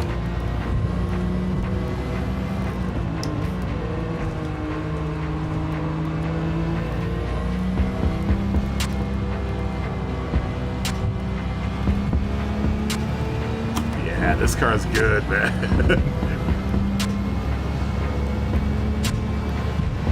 See ya.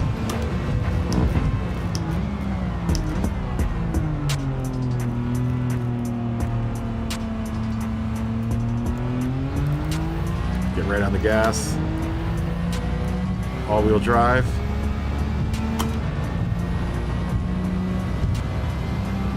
See ya. Let's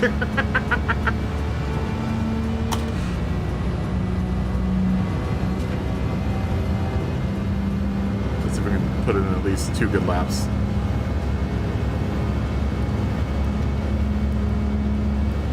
Let's make these last 2 laps good. We're on TV after all. Just gotta remember where this right-hand turn goes or starts. It's up here. Alright, and here. Oh, broke too late.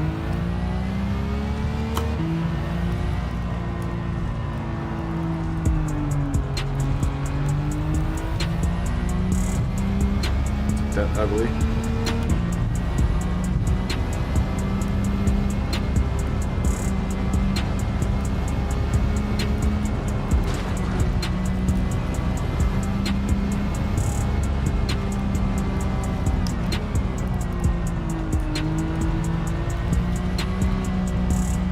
That turn too.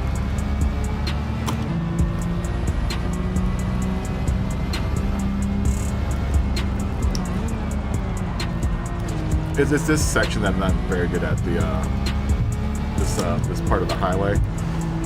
So it's got so many weird turns in it.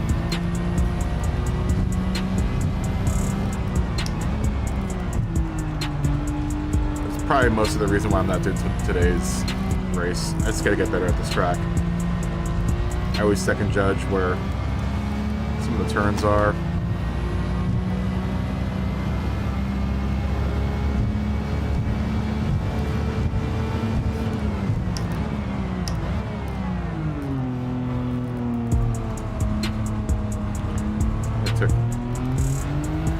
That good. We got one turn good. That whole lap. But I probably could have gone faster through there. No need. I've got a healthy 8-second lead. Anyway, I'm still waiting for those guys to catch up because they've caught up from that far back before. On the last lap. Now I'm always watching. I'm always checking.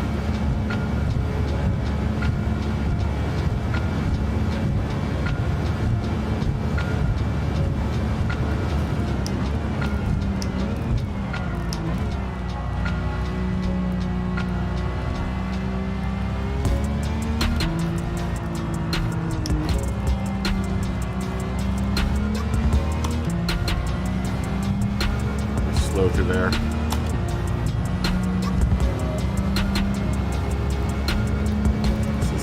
Here is always a problem.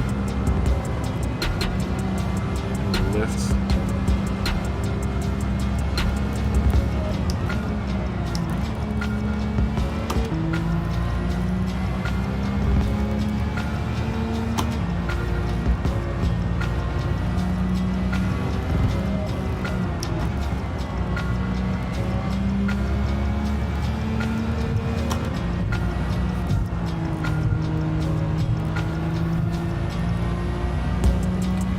Braking there, probably just lift.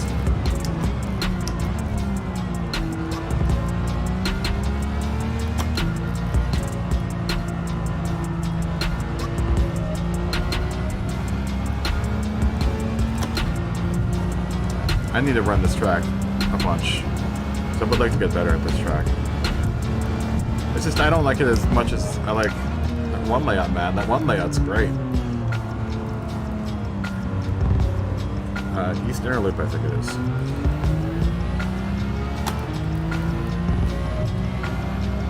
And like I said, I like this one better the other way. I like that big, I guess it's a pentabulate turn. I like that better, getting that over with first. I would do the replay, but that wasn't a particularly good race for the car.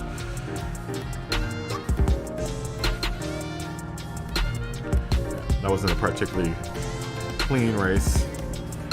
I could probably get the clean race bonus though. It's an $80,000 race. If I get the clean race bonus, let's try to get the clean race bonus. Oh, we got a 5-star roulette wheel. Very nice. And we got an R34. Very nice. Maybe we'll put the HKS livery on this car. That's if we need to hook up another Skyline. If I could just rock out this one Skyline and just be good with it. That one turn at band camp.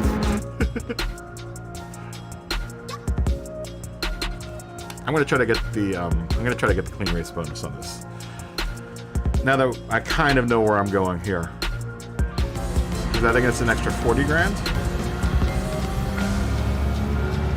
I didn't even kind of pay this car off. And that's about as much as I spent on it, I think.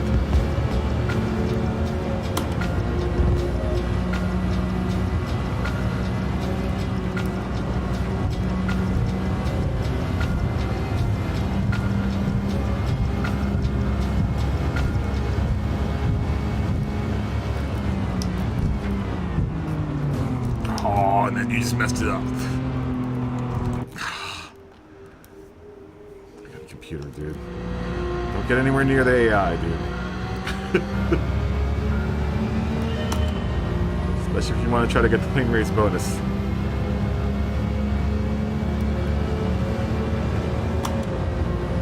It's basically the way I hook the car up as much as I can. That's my new philosophy. I need to get past these guys so I can make more money. So if I bump one of them, there goes my clean race bonus. Don't play your stupid little game. It's still gonna be faster than your computer.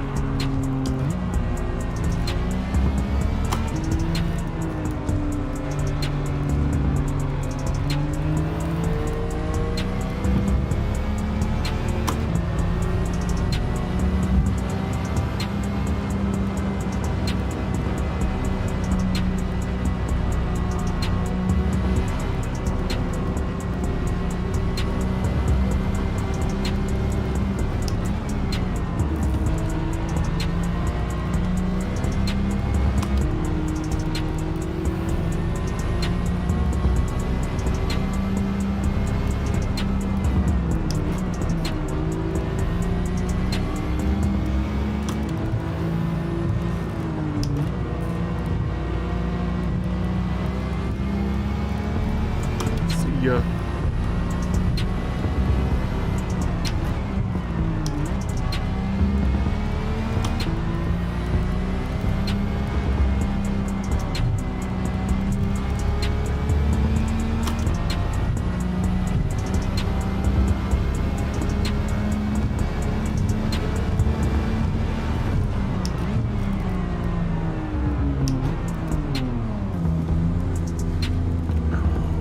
That bump doesn't count against me.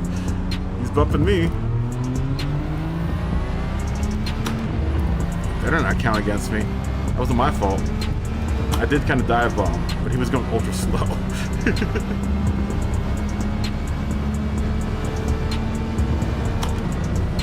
pissed if I don't get my clean race bonus. It's the only reason I'm doing this race over again.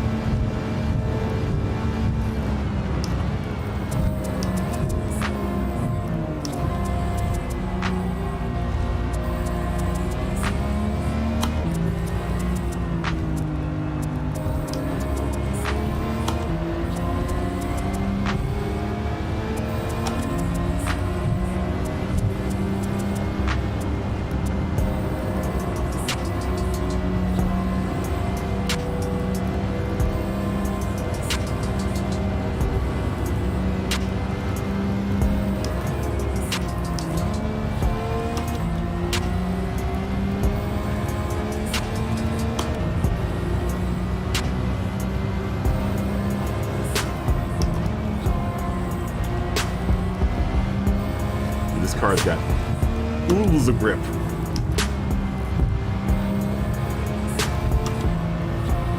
Granted, I did a lot of work to this car, but it's a monster. It almost drives like a good Group 4 car, man.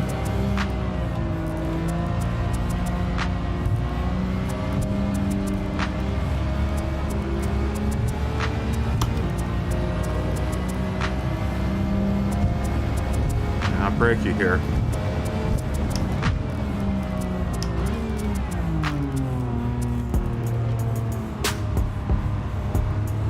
Get back on the gas real fast. A little too fast.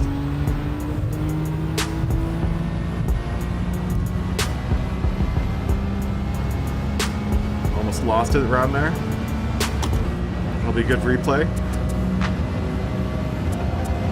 I'm thinking I got the clean race bonus. I don't think I've tapped any of the other cars. The AI did tap me, but I don't know if that counts against your clean race bonus.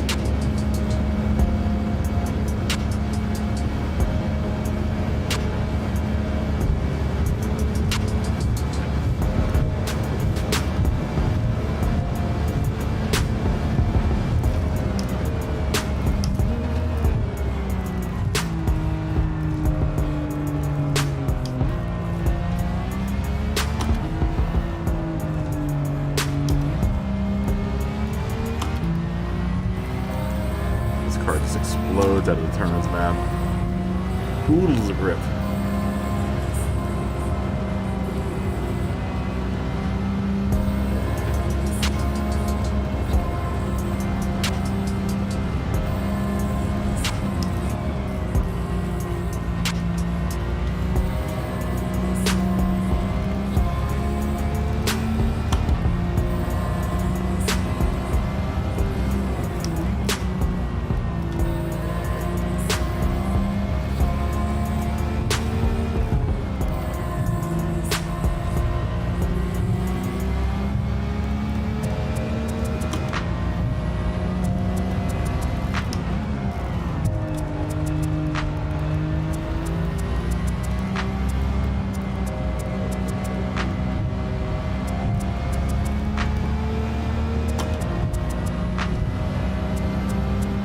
This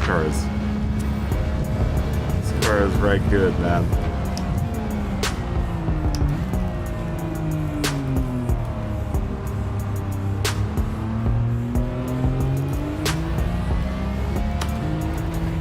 Oh, damn it. That might have screwed me up.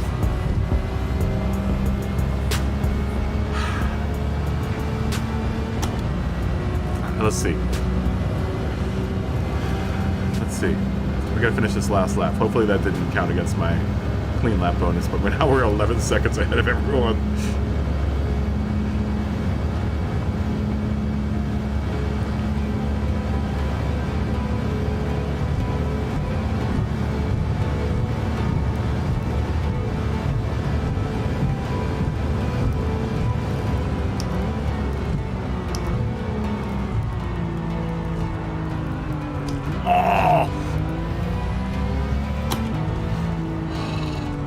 May have just messed it up right there. Damn it. Did all for naught then. Alright, at least I still get the prize money. I just won't get the clean race bonus. It sucks.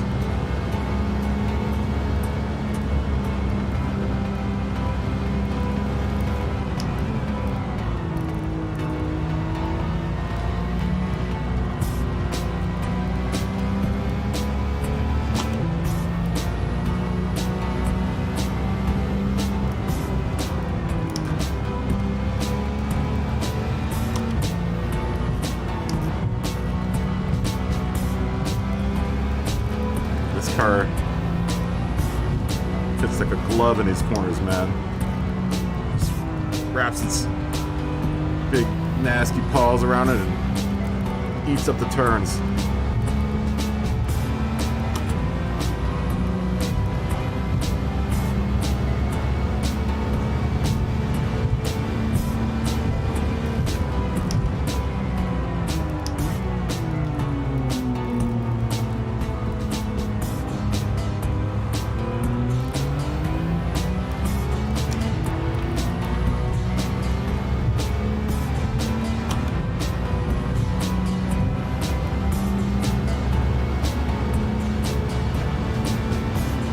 Guys.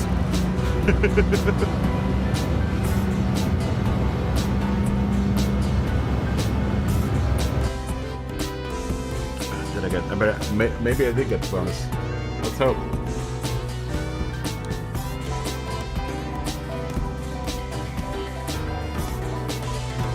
Team race bonus. Yes. Yes. Thank you. Yes.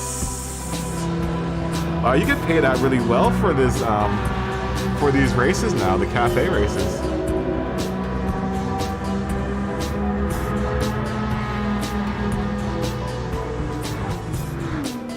Low 9 rocks.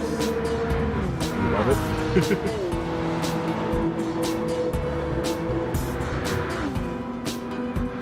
Look at them. Godzilla.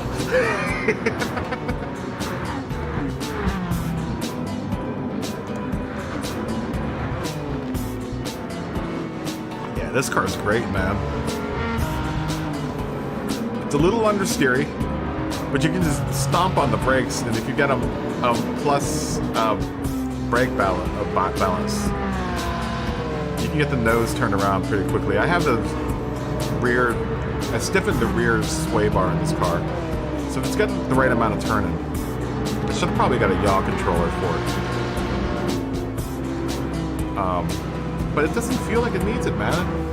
It feels good. The understeeriness isn't a terrible issue. I mean, but it's hella fast, dude.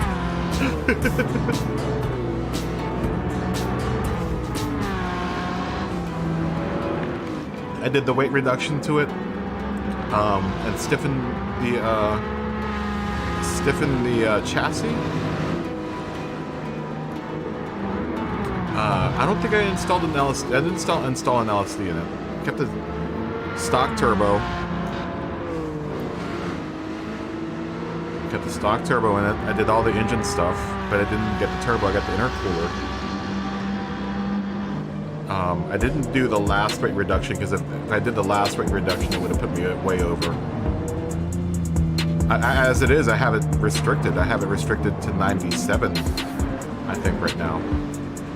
Because I was at 699, a little bit over 6, I think it's 701 when I left the tuning shop, and then I put the restrictor on it.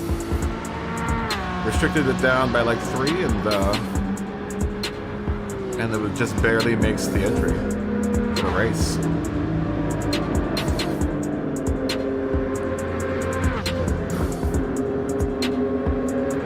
Gave it a little bit of camber.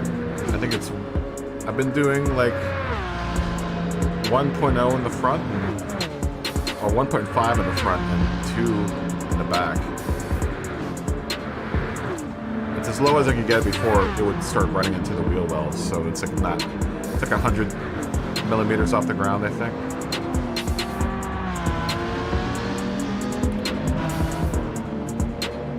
But it didn't really need that much, man. And this car is really good, dude. Ceramic brakes.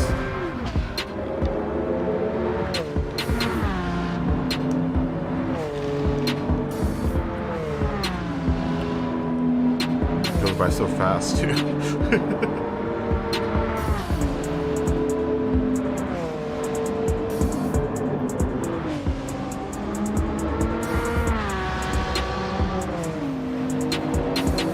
Looks good, dude. I did a good job on that livery.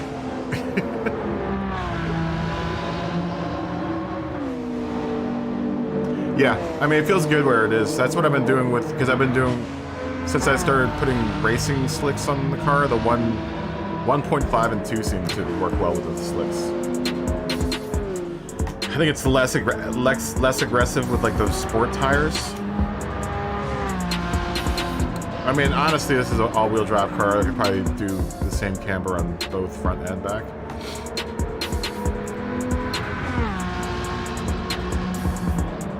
But I also figure it's all-wheel drive, so one of the cambers is going to work around the turn.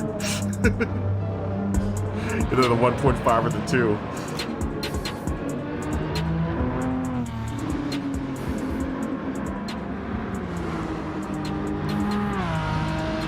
You know? But honestly, I could probably do the same camber on both front and back since it's all-wheel drive. I don't know. I didn't really do anything to the transmission. I think I took it down, or put it up 1 tick, I think. Oh no, I didn't do anything to the transit tranny. I mean, it's geared fine right now as it is.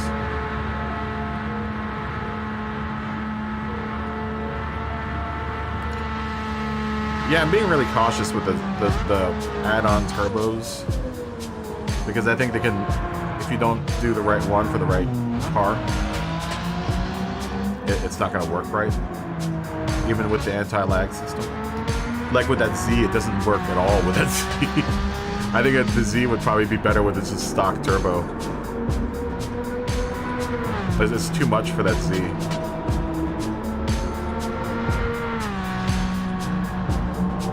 I didn't do anything to the turbo. I just added an intercooler for this car. Made sure my turbos stayed cool. Stay cool. Yeah, but I didn't do anything to the turbos. I just added stuff to the motor and that's it.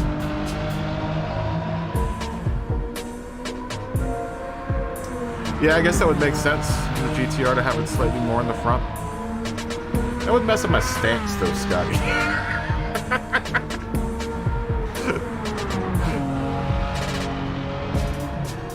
I mean, that messes with my stance, dude. Make the stance all weird looking.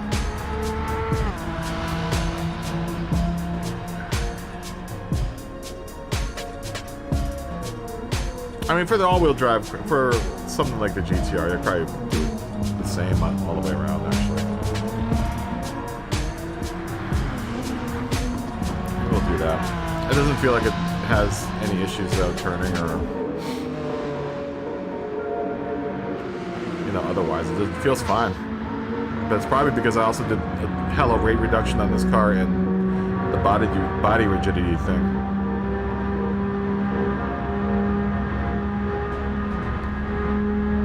That's why my BMW, that M3 is so good, is that body rigidity thing. Probably need to change the rate, my spring rate, because I see it bouncing up and down there. I am a poser, Scotty, you know that. Why do I spend 2 hours on liveries every day, man? I'm a poser.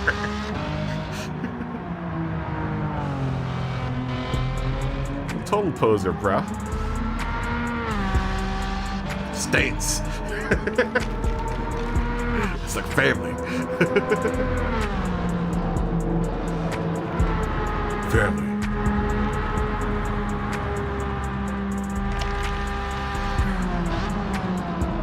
Yeah, man, what's the point of a car that my car ain't gonna look stanced out, bro?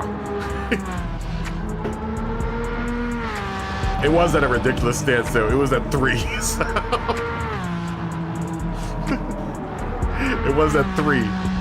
So I was humble enough to bring it into at least 1.5, and 2.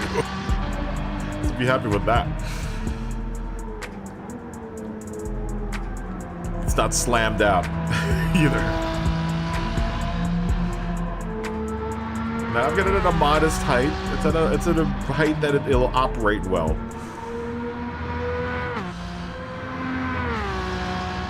It might actually still be a little bit low because I am riding on 19s. Probably not the best tire for racing on. I think these are 19s. I'm pretty sure those are 19s under that. I probably should be on 17s for all practicality. That would make more sense. But stance, dude. Stance always outweighs function. Why can't I save these replays, man?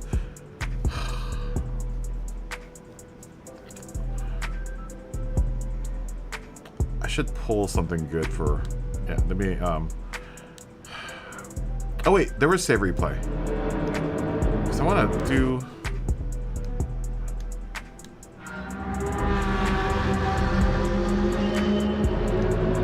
Save replay in such a weird spot. Okay, so save that replay. There we go. We'll do the... I mean, that means I can do my thumbnail later. Stains. We haven't had a dramatic nighttime shot yet. Guess the 20s, G. I don't think I can put 20s on this thing. Let's see. But I think I have the biggest tire, the biggest wheel that I can possibly put on this car. I'm not gonna do that with the Z. The Z I'm gonna leave with. Oh, let's see what we got in our stupid roulette wheel thing.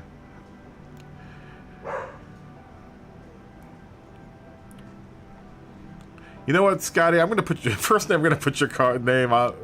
The first car that I'm gonna put your name on is gonna be the most awesome car in my collection. Maybe the Aqua S, or one of this Abarth.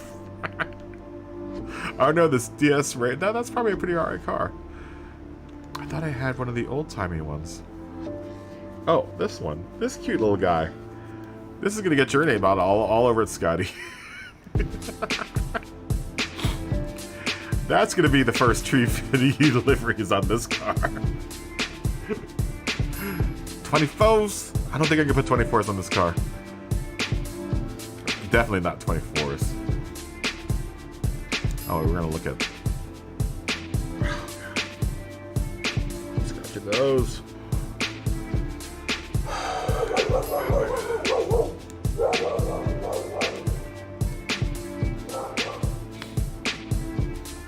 Let's go look at what did we get for our roulette wheel? Let me go on my roulette wheel thing, bro. I also want to look at used cars. Oh, this is gonna be a 5-star one. This might be good, guys. Here we go. Here we go. What's behind the purple curtain? Looks like a Cayman. Big bar of gold. Big bar of gold. An Aston Martin. Oh, thanks. That's the Vantage. That's a decent car. I like this car. It isn't bad. I would have rather had the Cayman.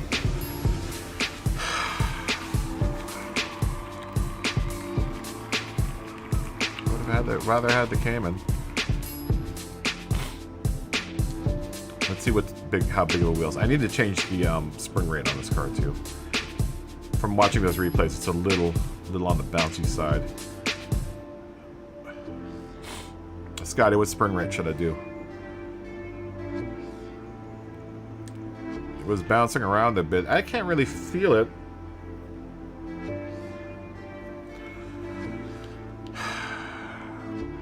We'll stance this out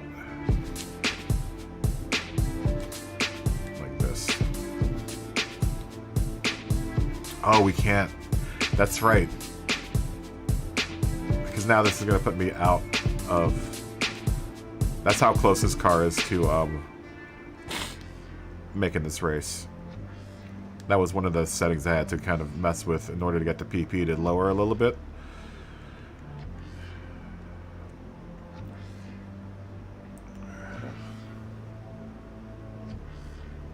It looked like a 911.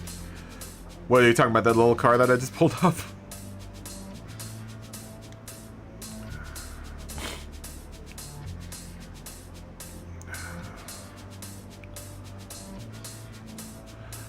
I really don't think it needs to really be changed, though.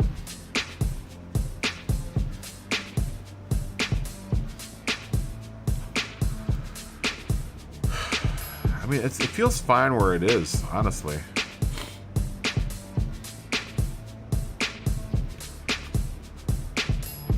I really don't want to mess with it too much. I like how it's driving now, so... I like how it's driving now.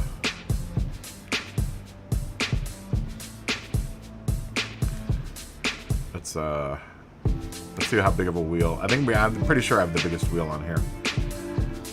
Realistically, it shouldn't have these wheels on here.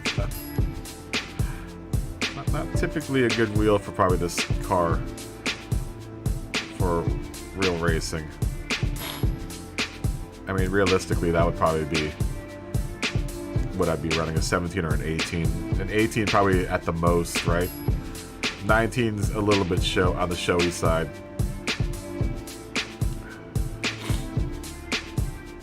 Let's see if that changes the dynamic of the car any. I mean, it still looks pretty dope. It still looks dope. But this is like racetrack dope now. It's not like show car dope.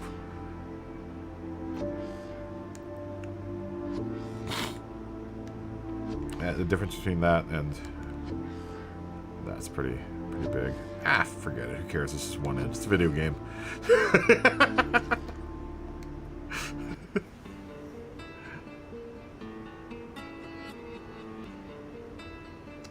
Oh, the 911 that it picked. No, the other car that was in the roulette thing was the 911. Was the Cayman. I could tell by the body shape. Maybe it was a 911. Maybe it was a 911. Maybe you're right. Because now I'm thinking about it, there is one 911 that looks a little more like a Cayman. I think it's the is it the 997? I can't remember. But they look like Group 4 cars. They look like both Group 4 cars. I don't know. We'll never know. We'll never know. I would have been happy if it was the Cayman, though. Would have been really happy. It would have been nice to invite the Cayman back into the stable.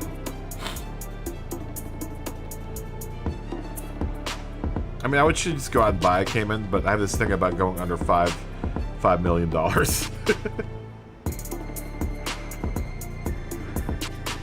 That's my rainy day cash, man. Just in case something cool comes up in the used car lot. Is this the CSL? Oh, wait. Someone was saying that the CSL that I wanted was in here. That's what I'm talking about. We already have that car.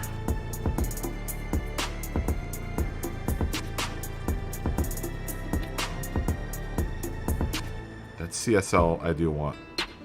I will take. It is $218,000. I want it. Who said that last? Someone said it either last night or today. I thought I had this car, but I didn't. That's right. Let's level up our Okay. Now we're gonna waste some money. We're not gonna livery this car out right now. We're gonna just waste some money right now because this car is gonna get doped out.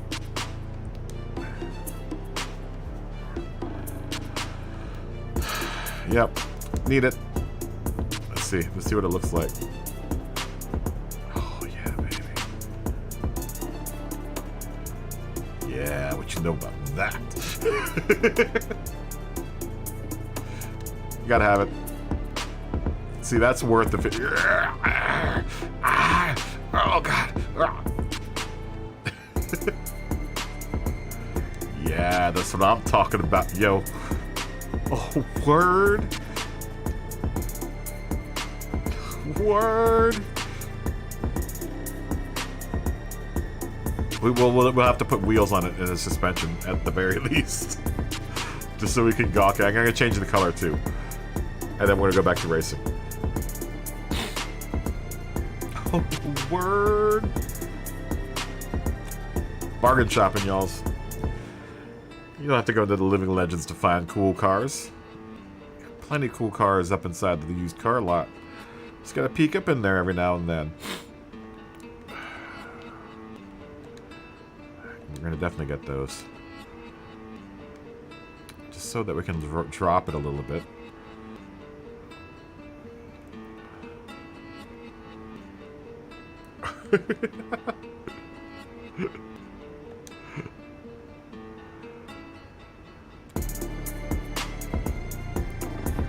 Ooh, I can't wait to make a livery. We're gonna make our first Martini livery ever on this car. We could probably go down to like realistically, let's say like 105. Probably isn't too low. Yeah. Okay, we need to put wheels underneath this thing. Oh, I almost want to keep it this ugly orange, man. It's such a beautiful color. And there's one and only wheel brand that needs to go in this car. That's BBS. It might very well be the same ones that we're running on the what size can we get these in? It's 14s. That would probably be proper. Oh yeah. That's what I'm talking about. What you know about that? Ooh, yeah, what you know about that? That's dope. Once again, the 18s are probably overkill. Maybe we went through the gold this time. We've got a couple different variations of this wheel. But that one that I've been using, that's got more of a flat face to it. These guys. Oh, stance.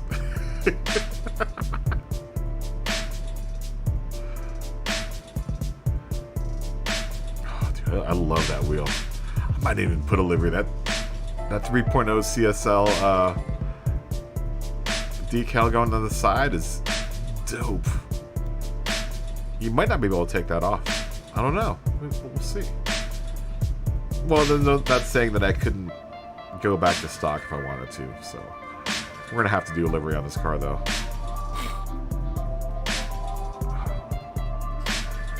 Just got sure up on the wheels here. Oh, we can do multi-spoke. I mean, honestly, that's probably the size they would be in real life, but what fun is that when you can go all the way up to 18 inches? Oh, that looks good. Oh, it's so hot. It's so hot. I don't know which one to go with.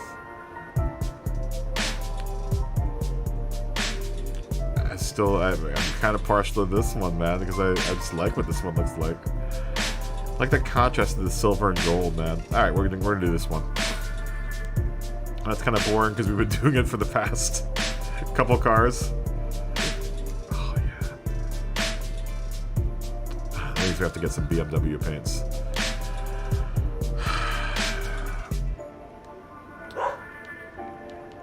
We're about to go below $5 million.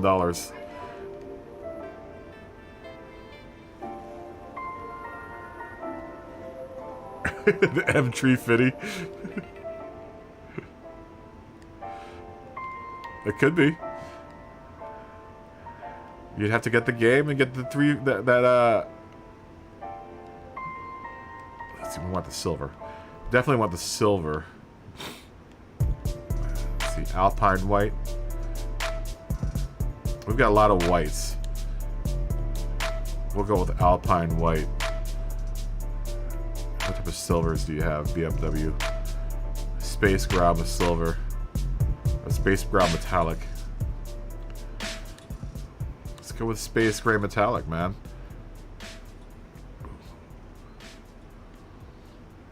And that's Silverstone 2 metallic. We'll take that too. That's Silverstone.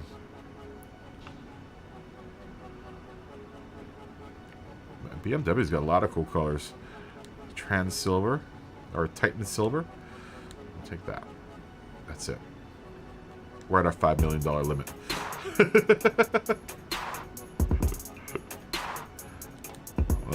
Let's just throw silver on this car real quick, just to see. I know that's what I'm thinking. I could do a Jägermeister livery for this car, or this ugly orange and a green. I know typically the Jägermeister is just an orange car with the Jäger sticker on it. Oh yeah. Let's just look at what this fancy silver looks like, and then we'll go back to racing.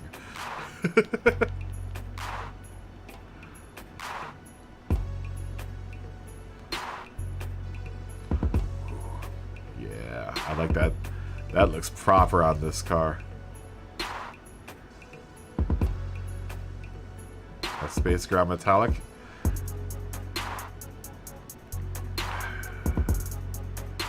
That's nice too. This Polaris metallic limited edition. Ooh, BMW's got some nice silvers.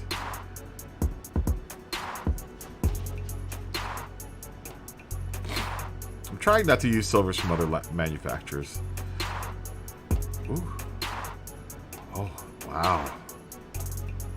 Old Titan silver looks pretty damn good too.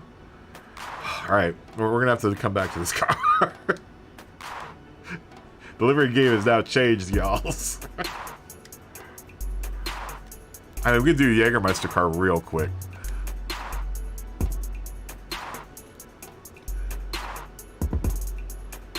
The TBR Chameleon Orange.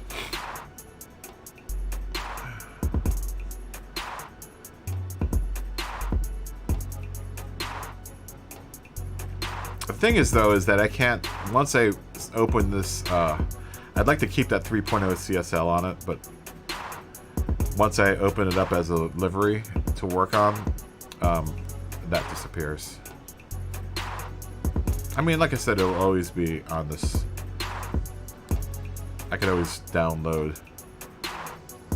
No. I want that wing. Well, yeah, we need hood pins. What are you talking about? We'll do them that way. Tow hook. That looks proper. And then definitely a roll cage, because I'm a dangerous driver like that.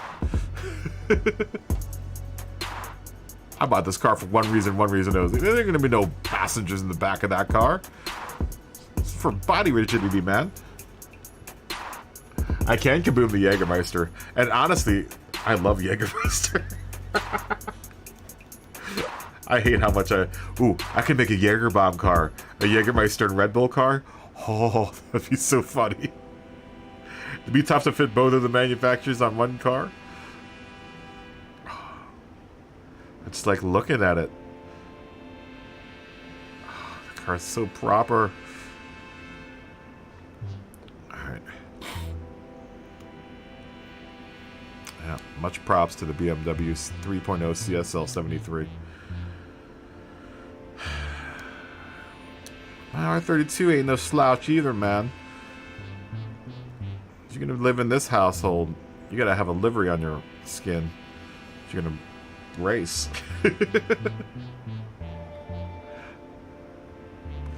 Alright, so what's next? Let's do Deep Forest, I think is next. Or I can do Deep Forest next. We'll keep Dragon Trail to the end, because I really enjoy Dragon Trail. Hopefully it'll be Seaside again.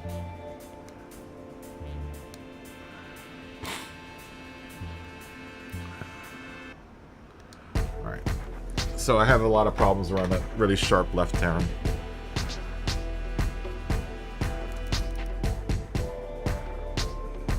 Jaeger boom.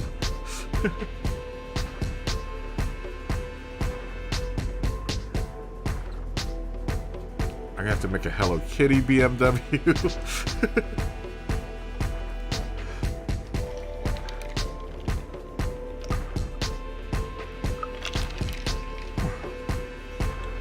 Actually, Hello Kitty's gonna probably make its way on onto one of the art. Maybe on this car. Has another alternate livery. Or on one of the GTRs that I went doing this series. I'm gonna do an HKS one. It's gonna mess up my clean race. I want that clean race bonus. To spend a bunch of money. Need to make money back.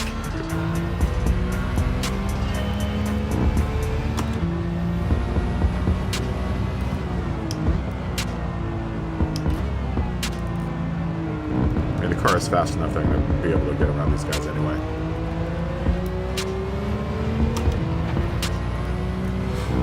Should be able to. If I drive around their stupidity. Aw, that's gonna mess up my clean race bonus. The bonus.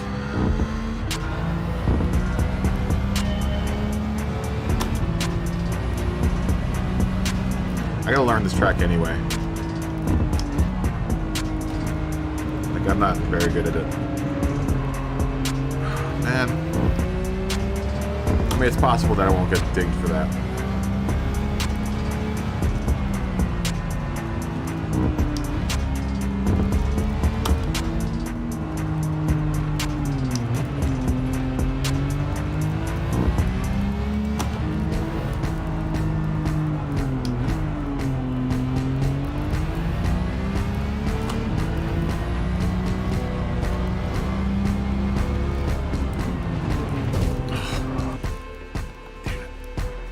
I might not get the clean race bonus.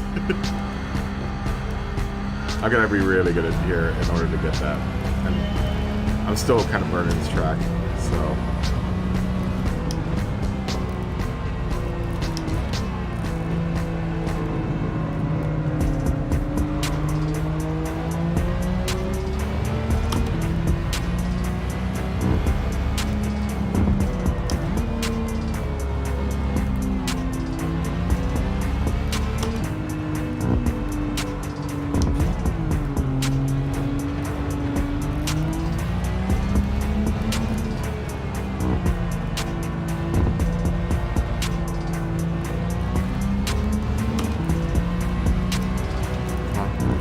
Oh.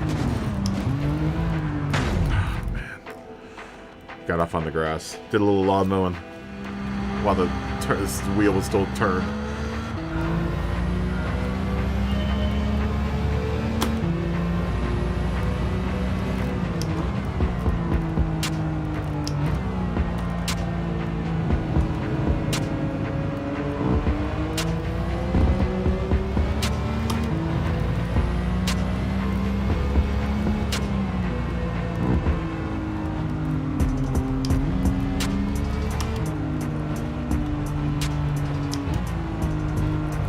Dig me for that.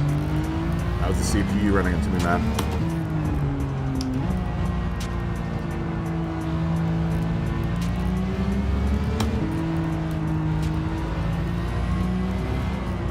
You guys gonna break it?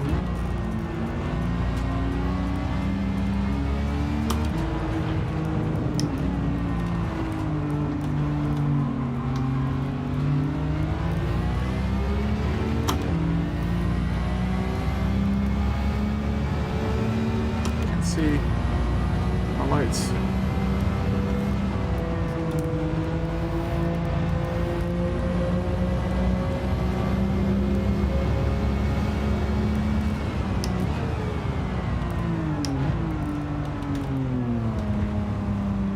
Come on.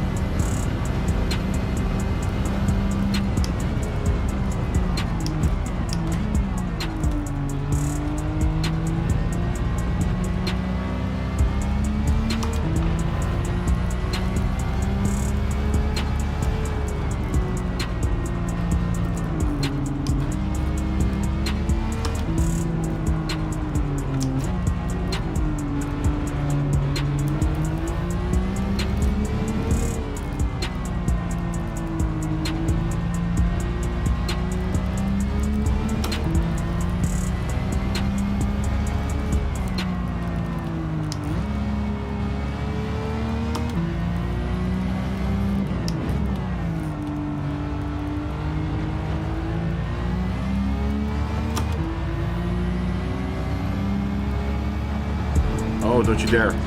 Come on, man, really?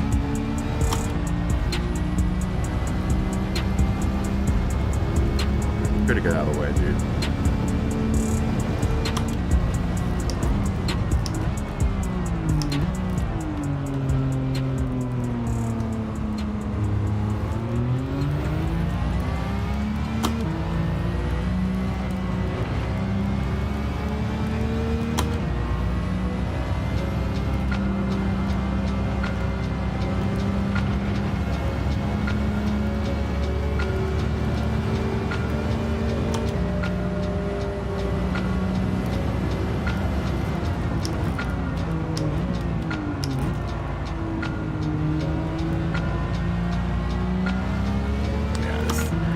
GTR loves that turn.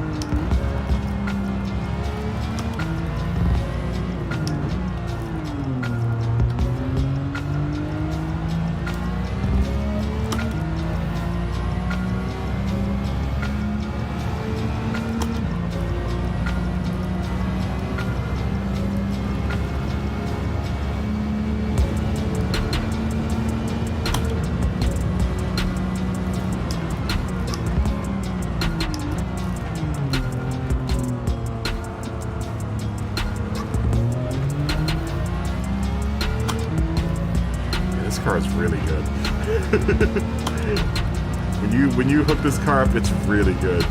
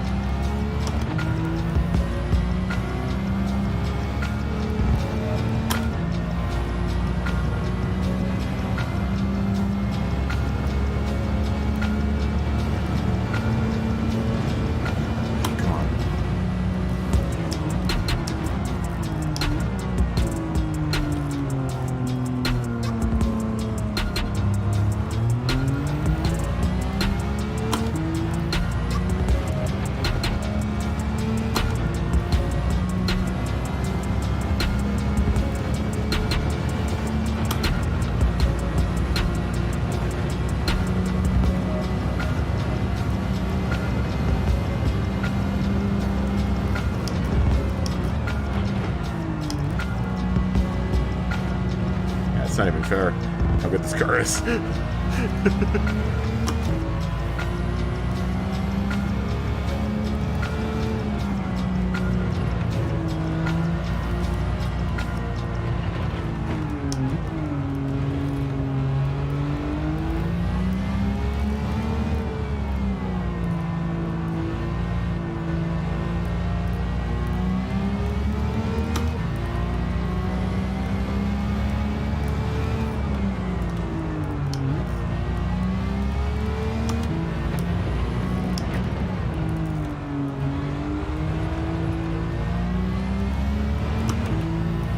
Yeah, not even fair how fast this car is. It's so good.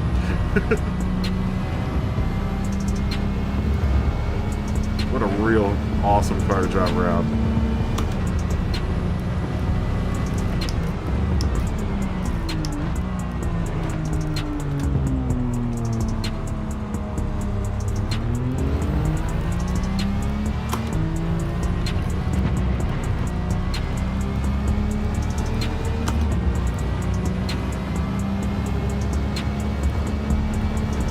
Especially through here.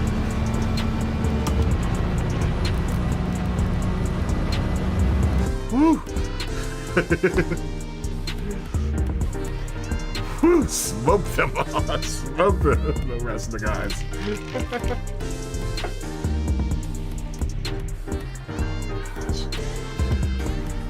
Feel the heat. The heat coming from the GTR R32.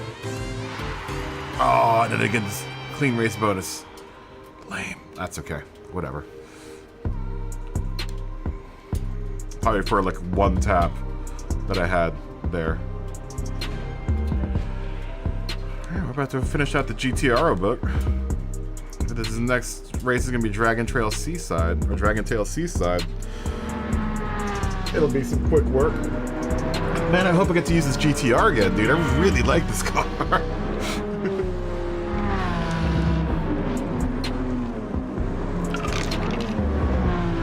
This is a solid car, dude.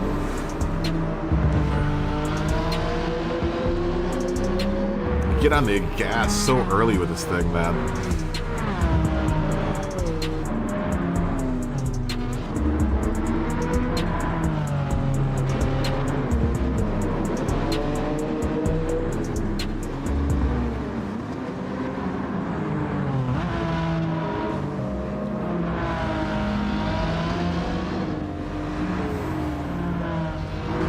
This is a fun track too. It's a really fun track. I actually don't mind that big left-hand turn now. You just got to know when to brake there. There's a dude in orange that's on the side. That's where I brake. There's a dude in orange and he's standing next to a marker. He's on the right-hand side, and that's when I kind of start braking for that turn. We might see him in the replay. Luckily, the dudes in orange stayed in one spot during the whole race. I've used the dude in orange a couple times as a brake marker.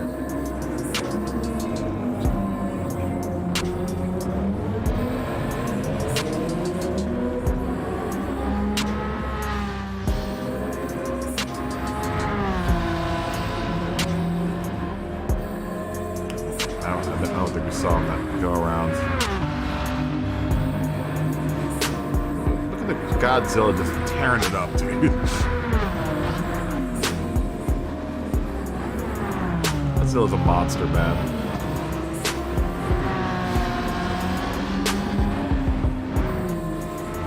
It's almost like right even before you apex with this car, you can smash on the gas and it just grips. This case continues to grip.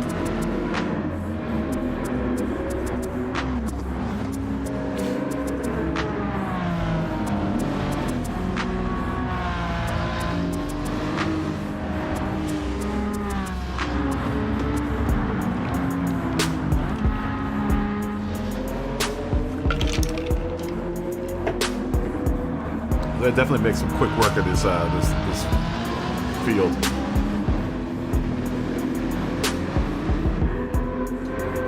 Your livery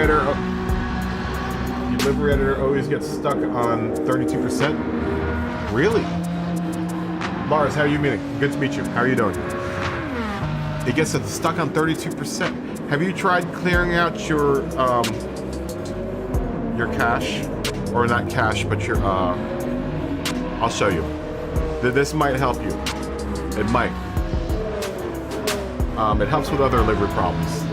Let me finish this replay first, because I wanna look at this car. Just amazed at how good this car is. I'll show you a trick though. It might help you, Lars. It might. Just might.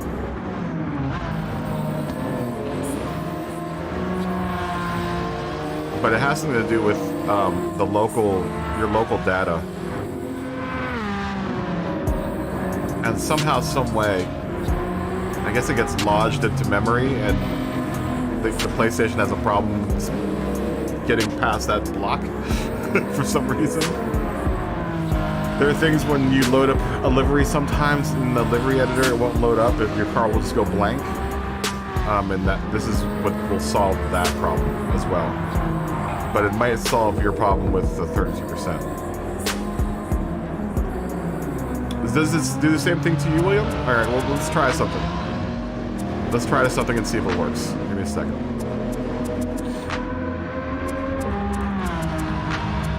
Actually, we'll just save this. We'll save this. We can watch this later.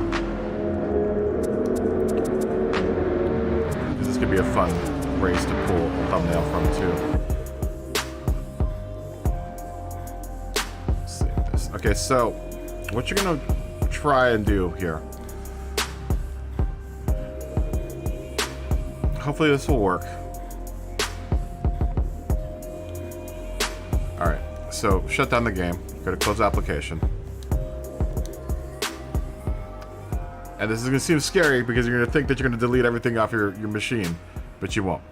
Trust me, I've been doing it a bunch. Go over here to settings. Alright. There'll be something called Application Save Data Management. That's all the save data for your game on your machine. Your game also gets saved up to the cloud, so you're not going to lose it. What you're going to do is you're going to delete what's on your machine. So you're going to save data in system storage, go down to delete. And this will kind of refresh your files, is what I think is what happens. So you want to delete all of these. Go to delete. Once again, I selected all three of those files there. And delete it. Alright. So now, when you go back into Gran Turismo, it'll have to reload and update from the files that I think are probably the dominant file, which is the one that's stored on the web. So it should give you a full clean. It's like your computer's memory gets stuck, and if you're got a bug, this should clear it out because you're effectively erasing everything that you saved on your PlayStation, like your liveries. On your PlayStation, but also on the cloud. See, right now it's gonna see how it says saving. It's now re-downloading everything from the net, and that should give you a clean slate, and hopefully that will clear out any bugs that you're having. It seems like the bug thing has been better ever since the update, at least for me. But it might work for you. It might work for the loading thing, and that's part of the livery's loading is them not loading all the way. So both of you try that and see if that works for you guys. Yeah, test it out and see if it works. Like I said, don't worry because, like, look, I mean, my money's the same, my car is the same, so I didn't lose anything in that whole. Hold on, you have to see it. See, my money's the same, car still has a livery on it, so I didn't lose any data, right? But it basically, like I said, you're clearing out the data that's on your machine and giving it a new start, fresh start. So hopefully, whatever bugs, and it might be, the other thing I think it is a conflict between the two files, the ones that are on your machine versus the ones that are on the server. And maybe that's what's causing it to bug out with deliveries. At least for it not loading. is what I could think of. So the best way to handle that is just delete whatever on your machine and download whatever's on the server, because that's going to be the most updated file. Because I'm pretty sure one of the reasons why it takes a while as well to save is that it's also setting it up to the cloud. I mean, that would make sense, since this game is all online all the time anyway. So, all right, let's do another race here. Yeah, tell me if it works too. I would like to know if it works. Hopefully, it will. Hopefully it works for you, both William and Lars. Is this the layout? Oh, this is backwards.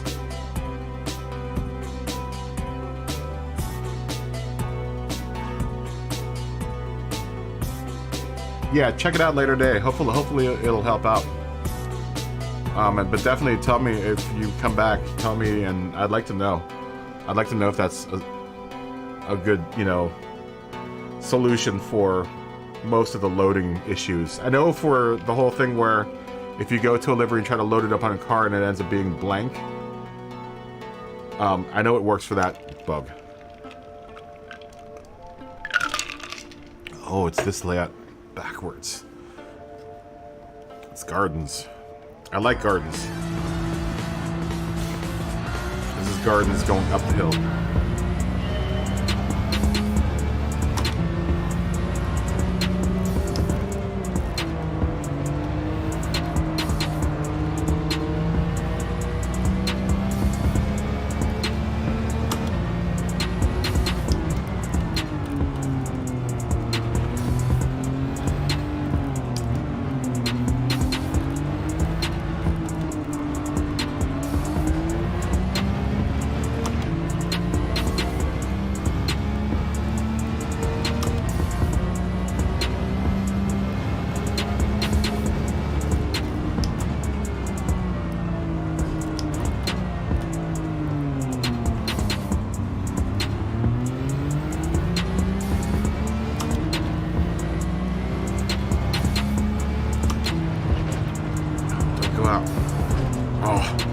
Definitely not gonna get.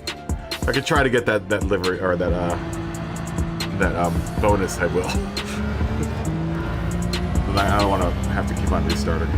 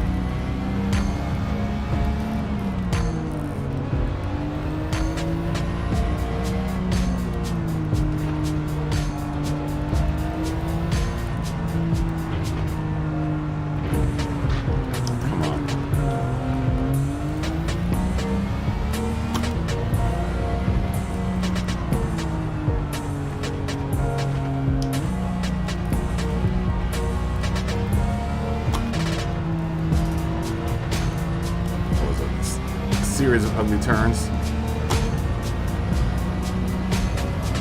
The pentamulate turn.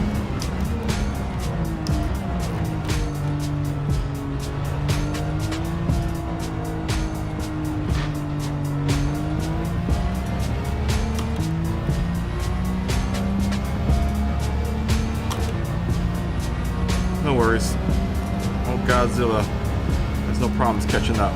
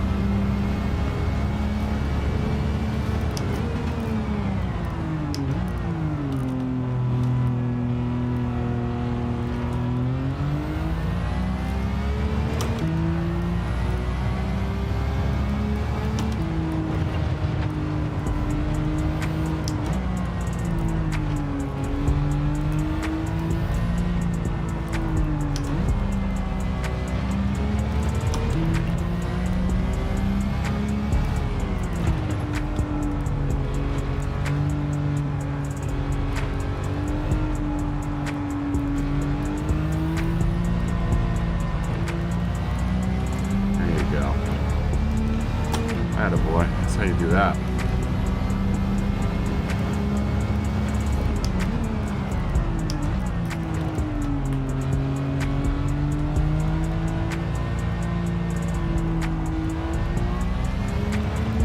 Gas real quick.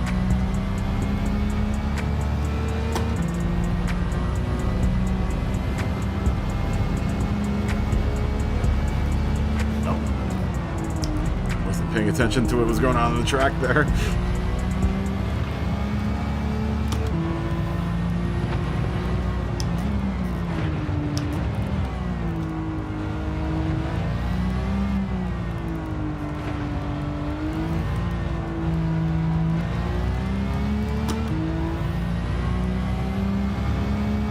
This car is a beast.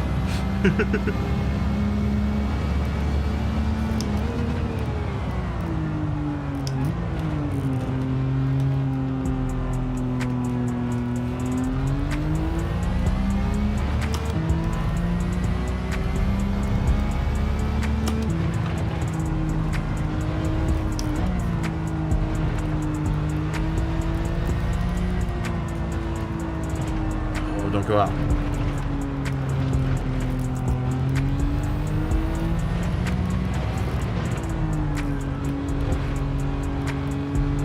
Especially around here, this series of turns does that exceptionally well.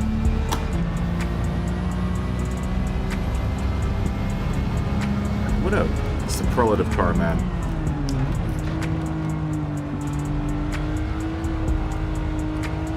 Very balanced car. I'm be sad if I don't get to use this car again.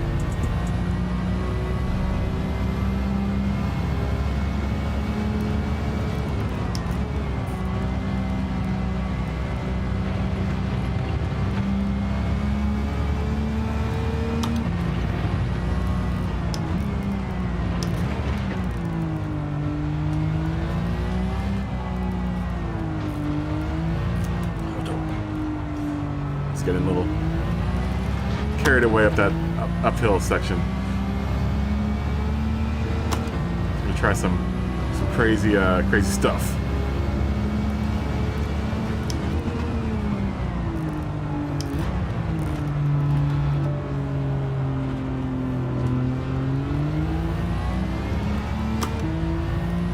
I mean, as soon as you can get the car somewhat going straight, you can just gun it. Now we're gonna mess ourselves up like that. Come on, get up. Like I'm worried about not coming in first here.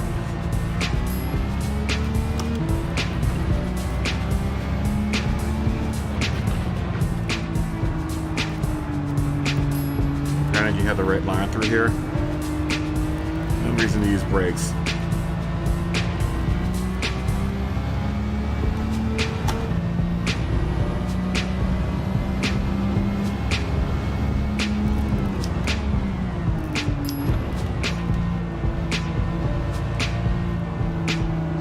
Too wide. Close enough. Absolutely unfair.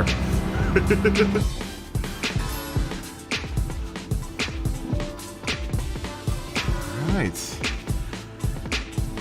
I really hope this isn't the last time we see this car. Hopefully we get to use it again, man. Alright, 50 grand, I'll take that.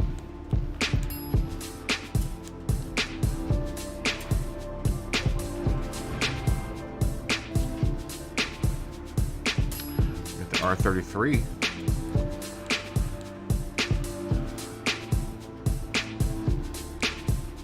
Okay. We'll give this a gander here. At least for the part where we passed everyone.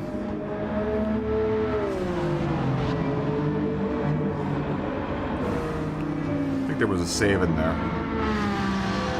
Saved from sliding out on me.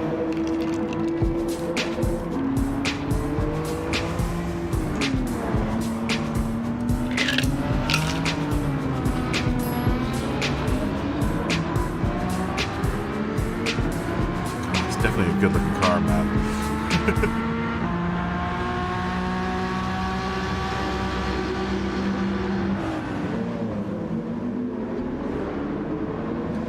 That's your favorite, is the R33? The R33 is a nice car. I might have to do an R33. I'm gonna have to do all the R33 and the R34. We'll do them all 3 different liveries. We'll do an HKS one, we'll do a Pennzoil one. You know, I'm gonna have the standards, the basics. Put my own little spin on them.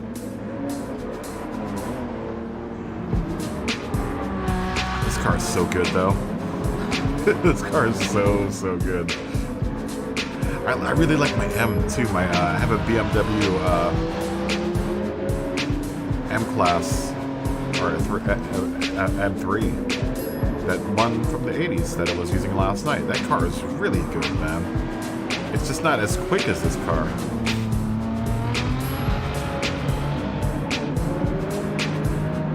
They have pretty much the same amount of upgrades done to each other. Because I got the weight reduction and the body rigidity thing for that car as well.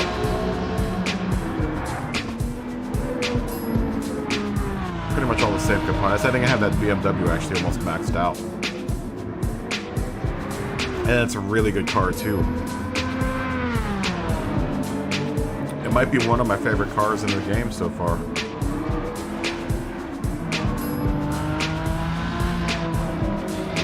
But I have to say, this car is really fun to drive. This car is super fun to drive, man. Passing the grass.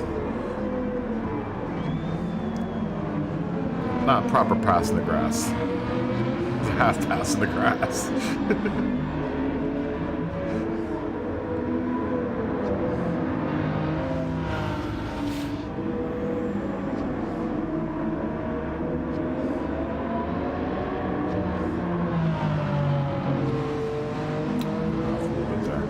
Getting a little too randy with the controls. Ooh, that'd be a good picture. Can we go back? That's a fun view. Oh, we have to go all the way back? Come on. Sometimes in the replay too, it doesn't give you the same camera when you do this fast forward. If you saw something that you liked, it changes the camera on you sometimes. It's gonna show it? Yeah. Like, right. I thought that was closer though. Same turns? Yeah, this is that turn.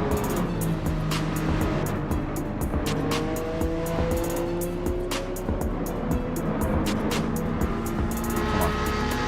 Go over the hill.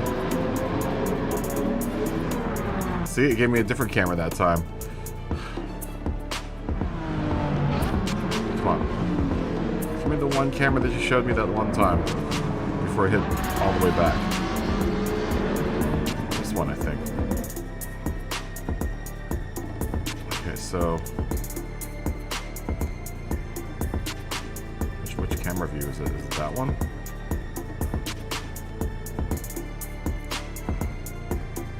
I kind of want that dragon tail in the back. I can't really get wide enough for it. And that's the most I can zoom. Ah, it was worth a try. Either way. That's enough of that. Oh, I hope that's not the last time we can see you, GTR friend. We saved all the replays for him so we can enjoy the time that we had with that car later on. I'm hoping we get to use it more. I really do.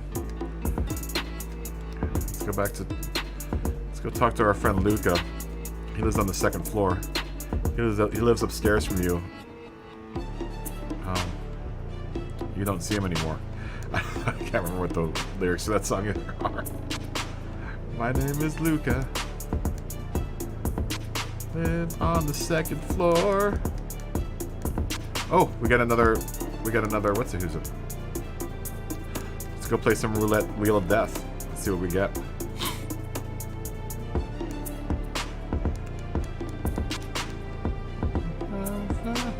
Kind of fight. Blah blah blah. Yeah. Chuck. Talk. Talk.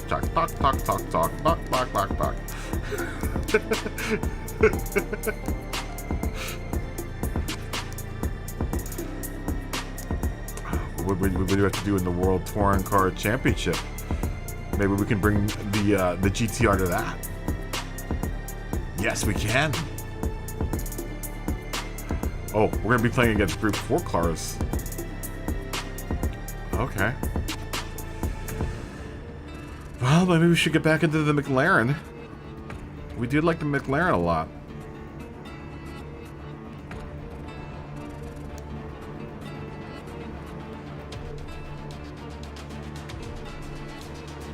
Do you get other cameras when you do the music? I can't do the music replay. That's what sucks.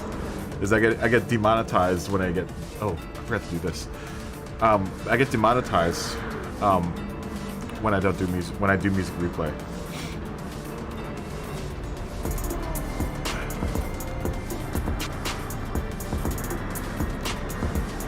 I did it on the first day that the game came out. Ooh, I got hit super hardcore by YouTube. It's so stupid too, like you can't, I think you can shut the music down, but it doesn't shut down all the music. It's really aggravating. I was trying to figure out a way, you couldn't do it like the first day. So anyone that streamed that first day got demonetized instantly. As soon as Music Rally started. I'll have to remember that though. I'm gonna have to look at the music replay and see if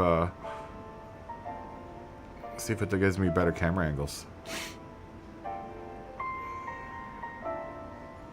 I've never actually done the music replay because of the because of the DMC strike. Alright, let's see what the 4-star ticket's gonna give us.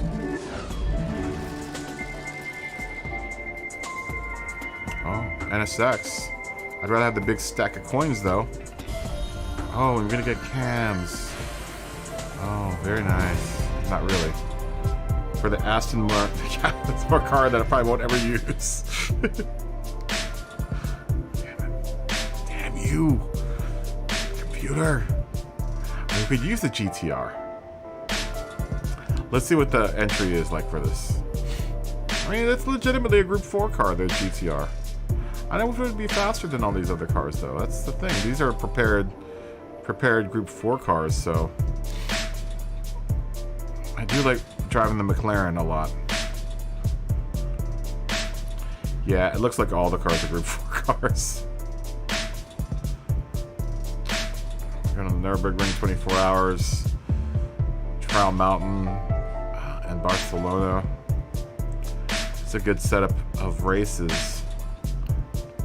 You know what? I probably should go with my Group 3 car, my Group 4 car too, because I have rain tires for that car. I don't want to buy rain tires again. And I don't have any rain tires for this car. The McLaren's probably going to be better anyway. I just want to see what's up in here. Anything else new? Oh man, the Ferrari is sold out. Lame. That sucks. Oh, the McLaren's there. I was thinking of buying that Ferrari. I guess not. I have to wait for it to come back around again.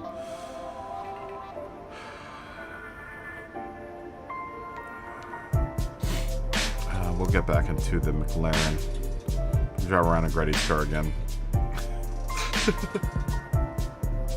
We'll drive around and go Gretty's car.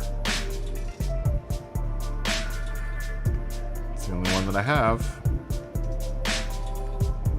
But I really think that's going to probably be the manufacturer I go with for next season. Where did it go? There you are.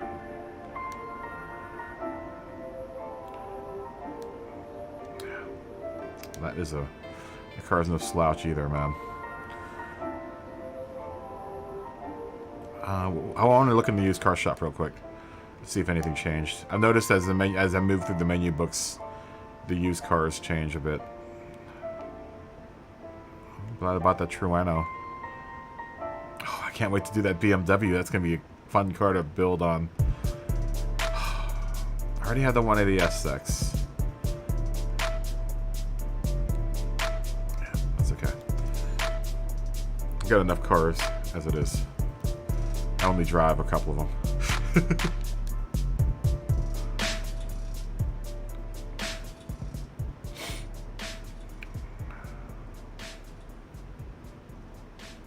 I still have to do all these championships and stuff, man. I haven't done any of these championships. Or maybe I have. I've gotten gold in all these. Okay. Trial Mountain first. And then Spain and off to the Nordschleife.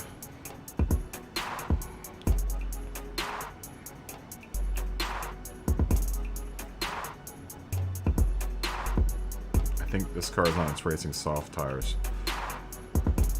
Hopefully it's still not on. I hope it's not still on the intermediates. Because I think the last time I drove this car was in the rain.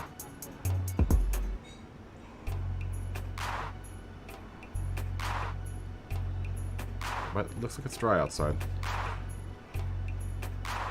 Just make sure. What tires are you on? Racing soft's good. Alright. Let's go.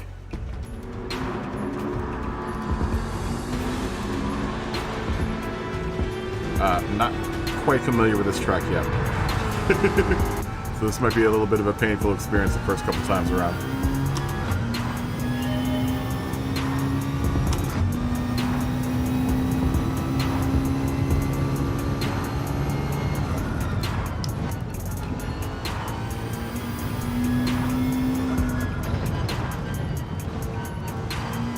I don't think I've actually done this race yet. Have I? I don't think so. Oh no, I have.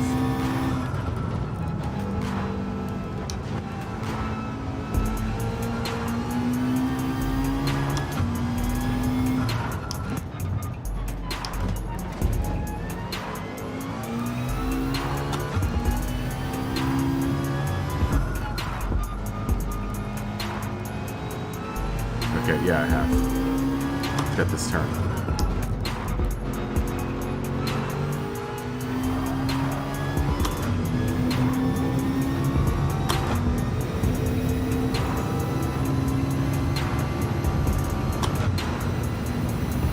I have to go back to being brutal with the AI because this might be tougher. It's all the cars are group 4s in here.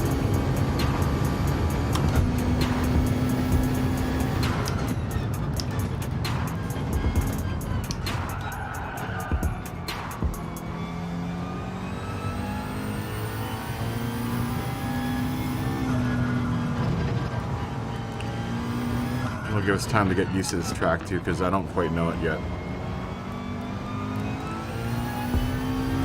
mean, I remember it from Gran Turismo, but not like that.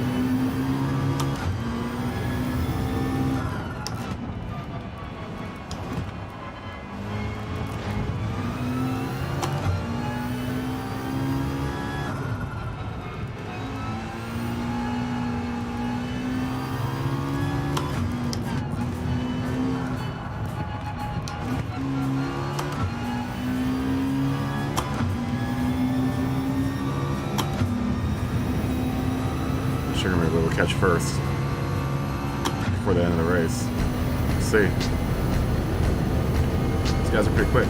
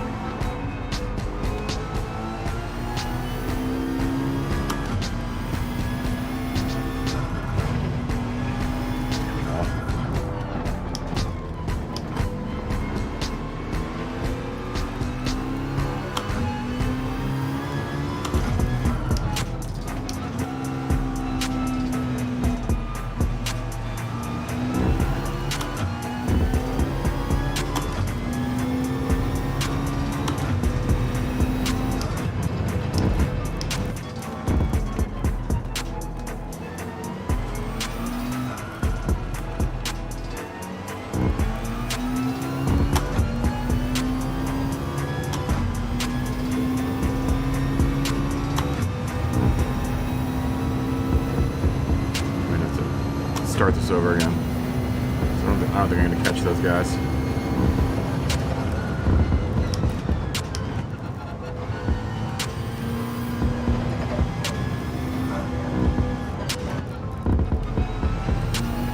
I don't need to brake there. I said I don't quite... Still learning this track.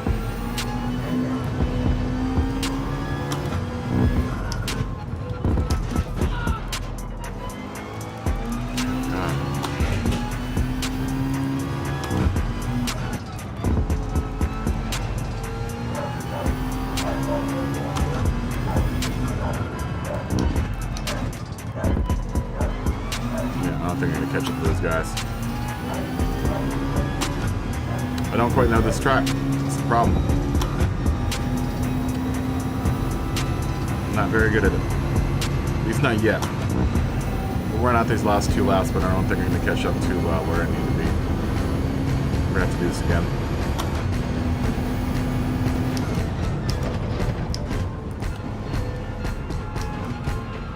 Hug that better.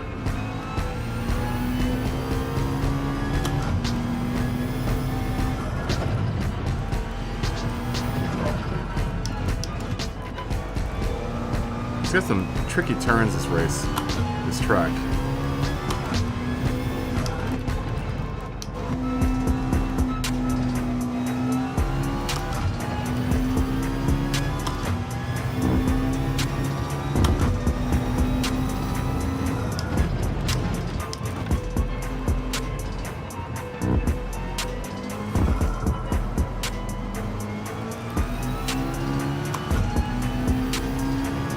That chicken is tough, man. It's a tough chicken.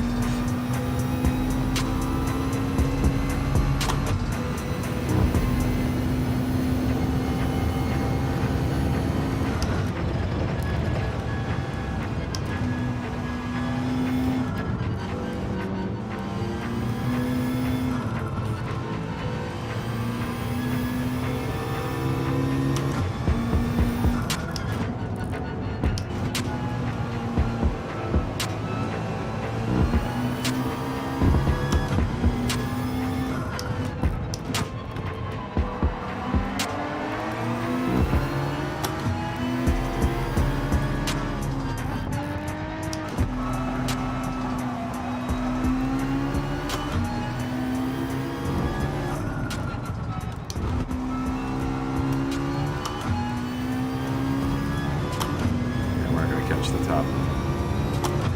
top guys.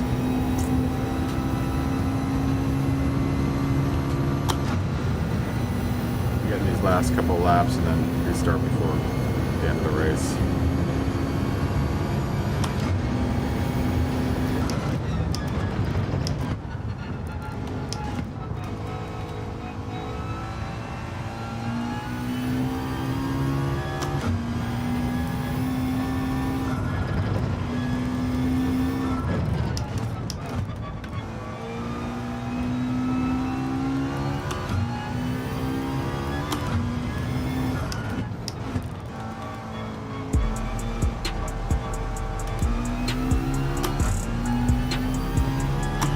Now have at least decent knowledge of this track, though. Or gained some knowledge around this track, should I say. Still don't know it enough to get really, really fast times here. I kind of get the gist of what's going on here. Found myself some landmarks on the last lap. We'll use those on this next go around.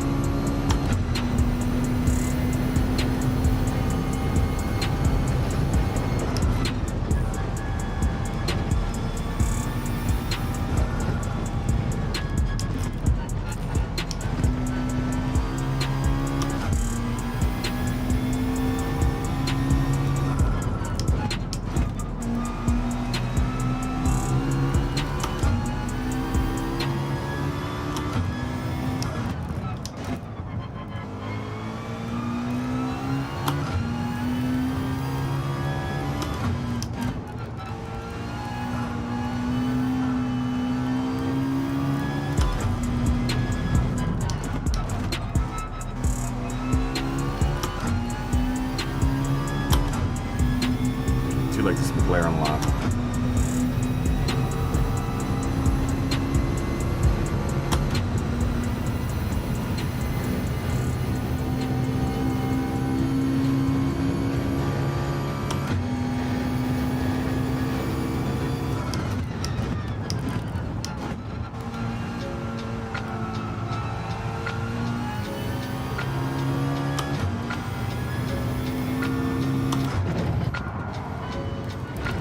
Shut on us by the computer.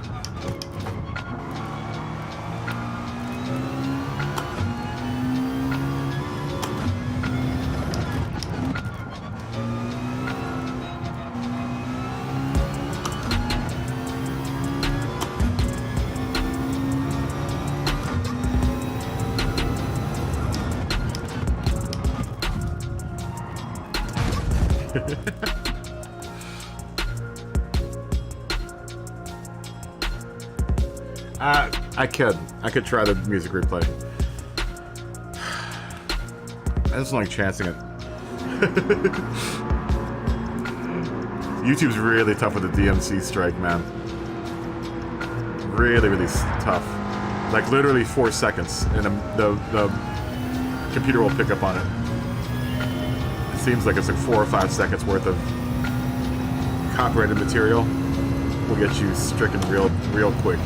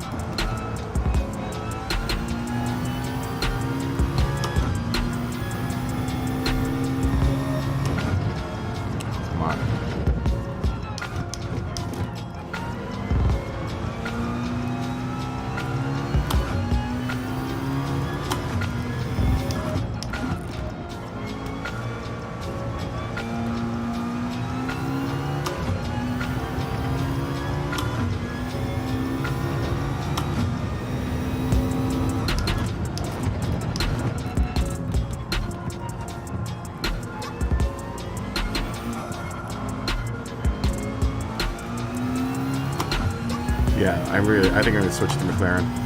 If the Group 4 car is this good, then I'm hoping the Group 3 car is even better.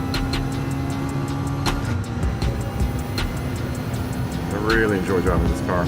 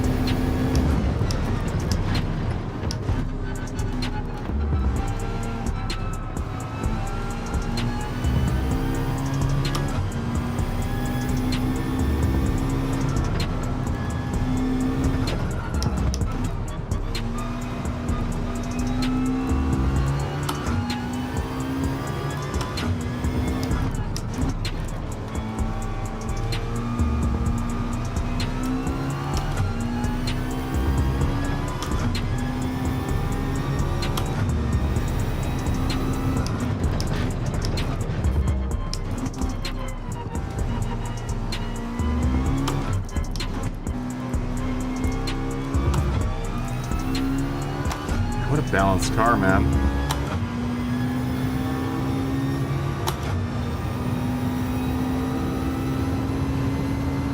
Yeah, I'll have to try that, Lars.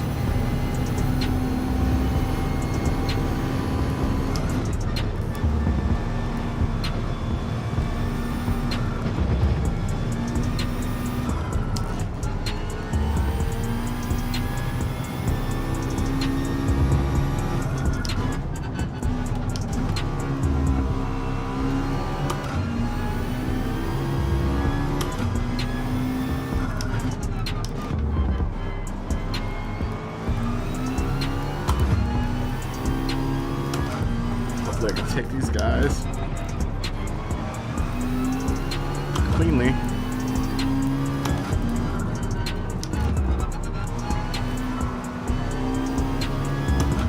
Ooh, I like that way through that turn.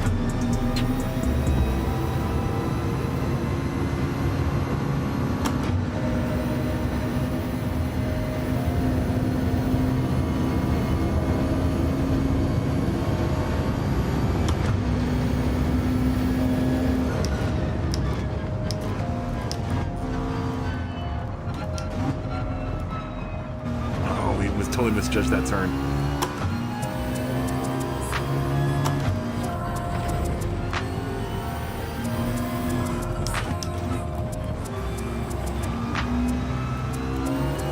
What a cool track. This track is cool too.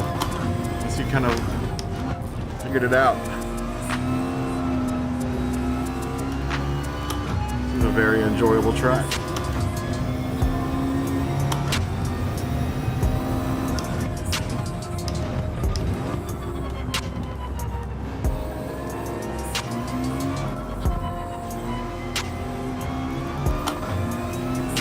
I'm gonna have to do this again. Each time I'm getting better and better. It's a little slower that time. Did make a little mistake there. I probably need to at least brake there. I was trying to go flat out through there, but apparently I guess you can't go flat out through there. You kind of have to at least lift, at the very least.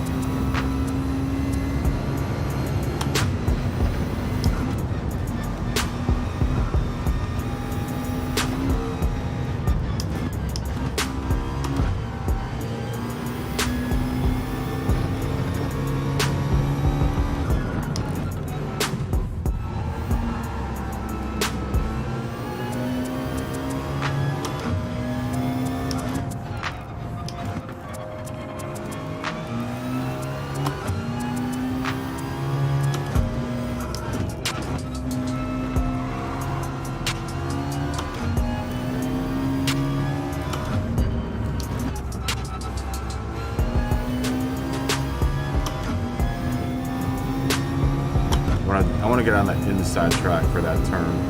It's gonna really fly down that turn if you can flip that apex just a little bit on the left hand side. Just gotta remember to line up for that line.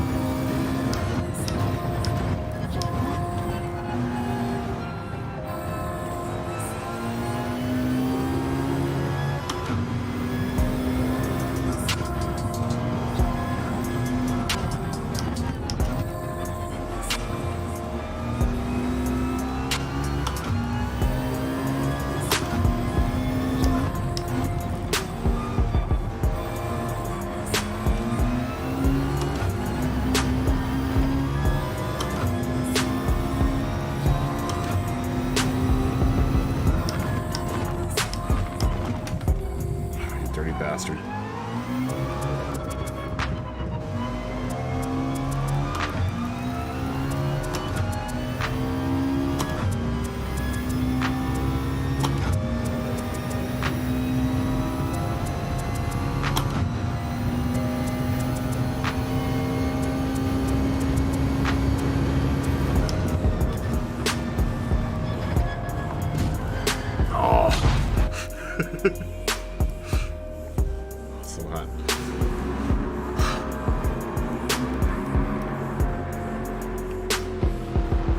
This car is really good too, man.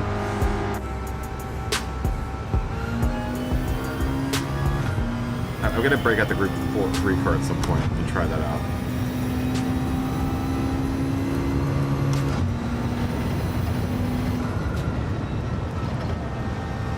So you just need to lift through there.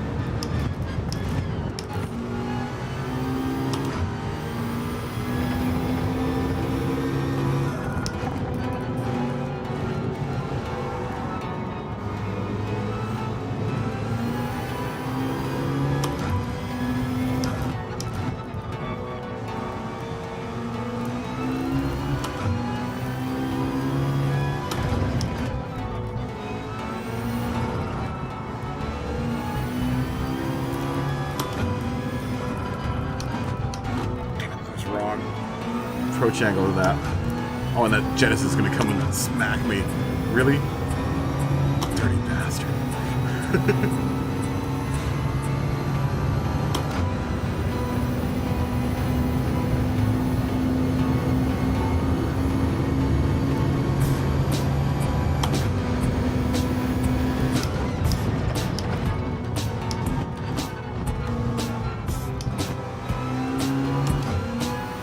Around that turn.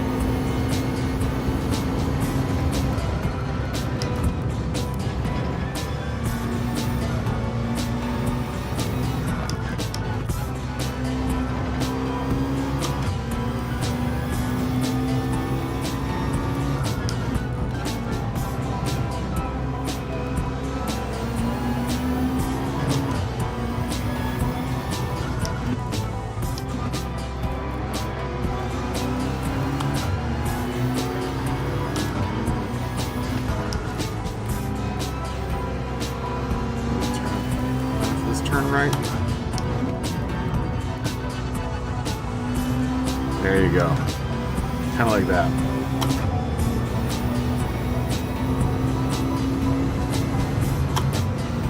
Kind of want to do the same thing for this turn too.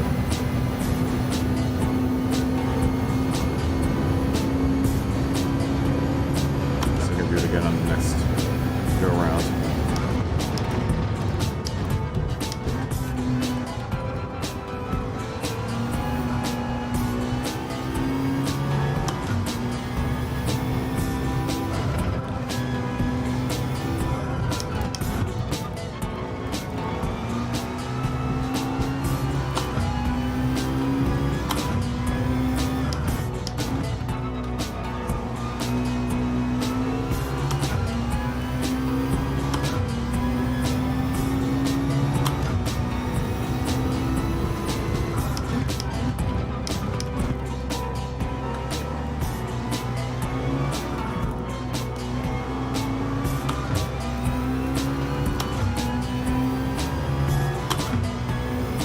Yeah, this car's really sharp, man.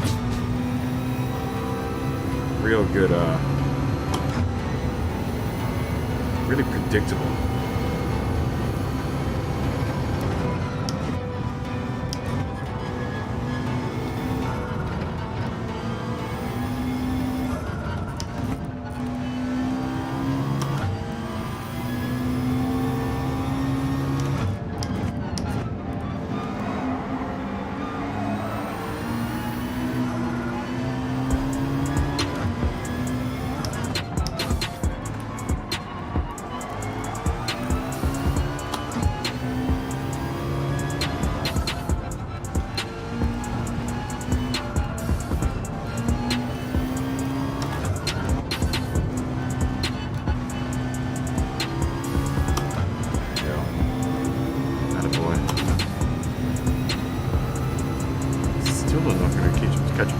Man.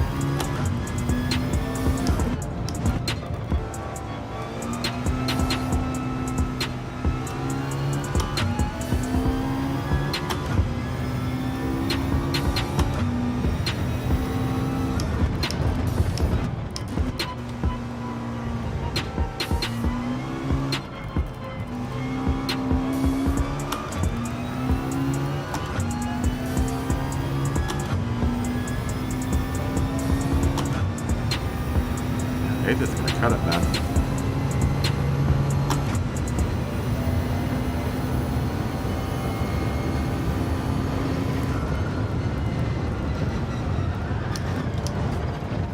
Especially not driving like that.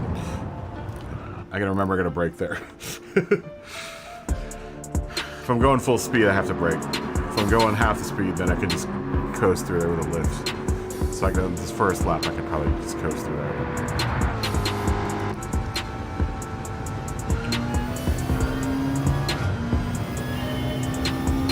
Really is kind of lame that I start out all the way in the back, though.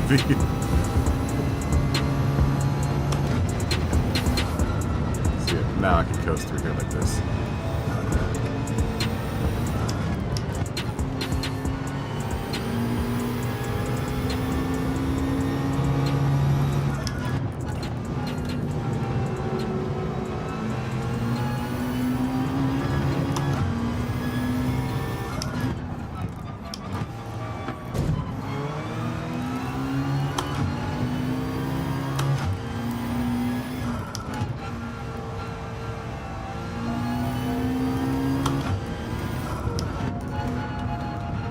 Hug it.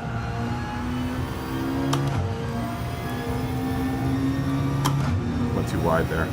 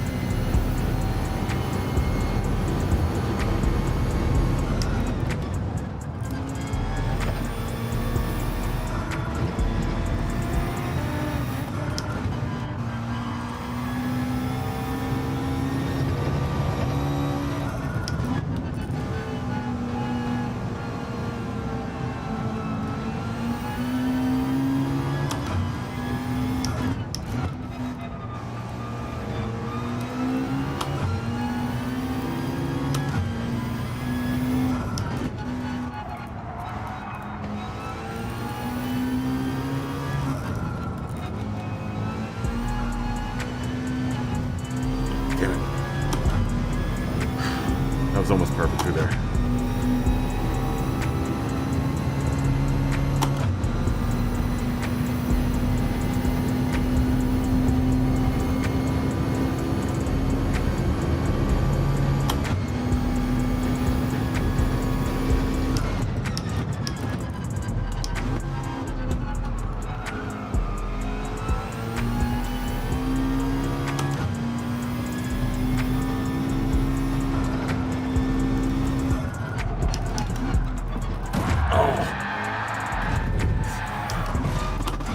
Sorry. Should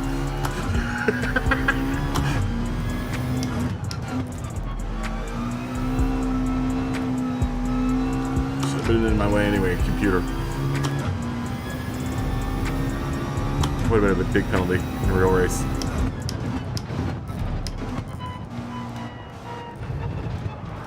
Come on. Oh, I'm gonna get smashed by that car for payback. The Viper's gonna come back and smash me.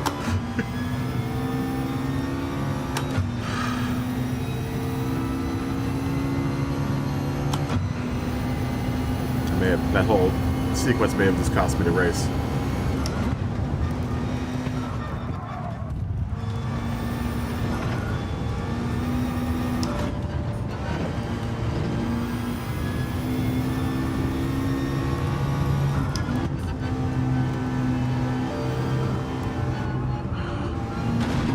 Totally wrong line for that turn.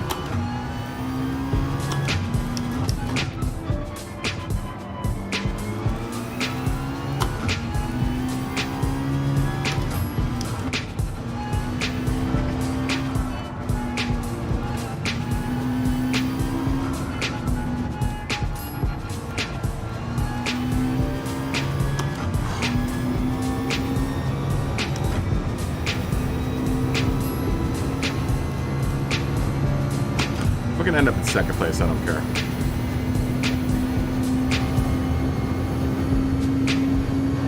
If I can pass this gaggle of guys here, that's fine.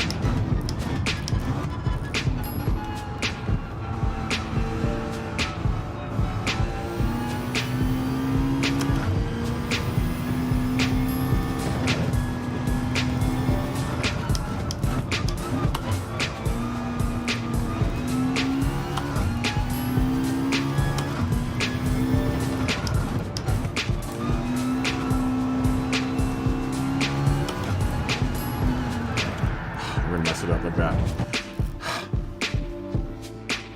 Where's everyone at tonight? I don't know. I'm not sure, William. I'm sure there are people out there. I mean, Saturday night,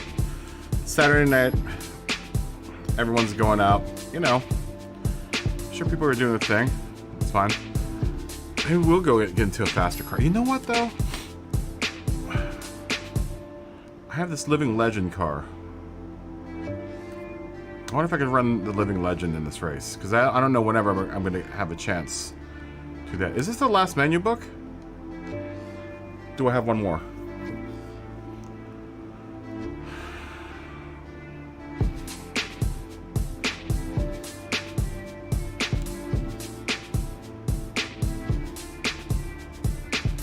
Is this the last one?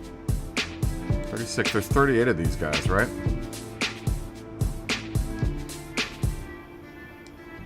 So I have another book and then the final race. We're almost finished with all the menu books. I wonder if I can use the Living Legend for this race.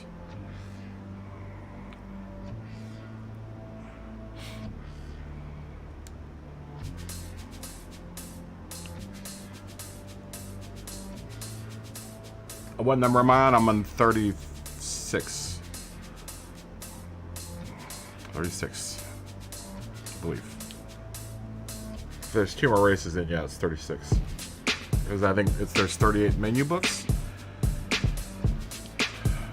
Where did that Living Legend go?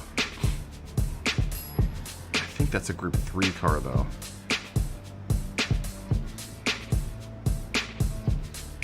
They're in here somewhere.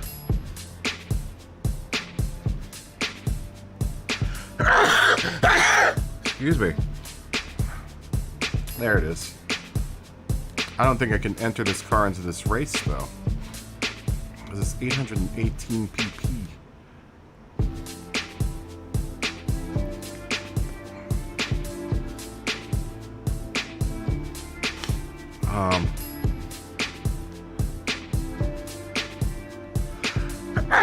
Excuse me. God. I must be allergic to something.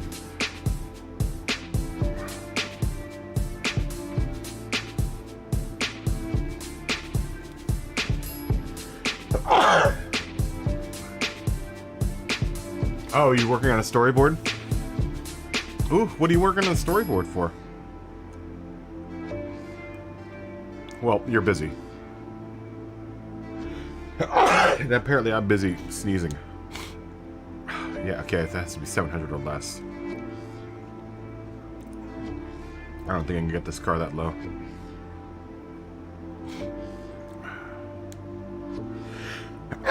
Good lord. There's something in the air tonight, man.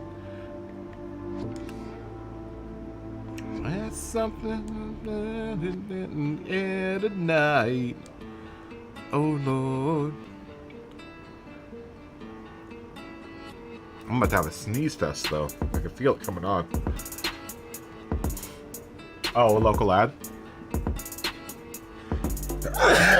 Excuse me, man. Gosh.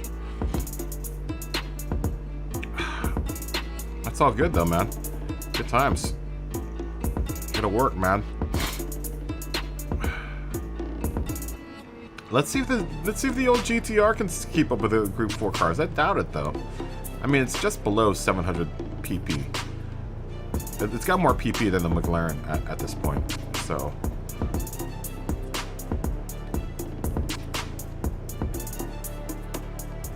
Oh, really?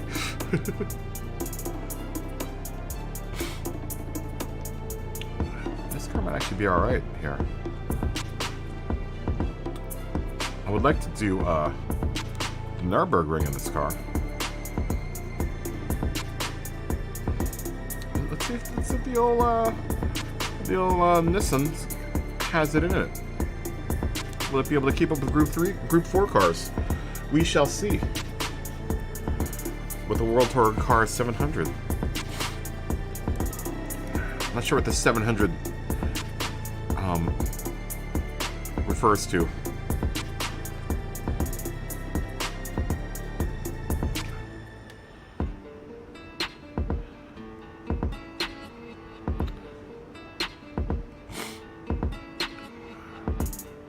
I do like the color scheme, that orange to darker blue to lighter blue to almost a whitish blue. That's pretty cool. I have to remember that.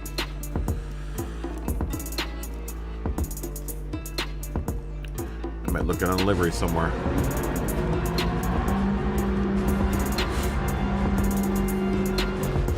Let's see how the old GTR R32 fares with this bunch.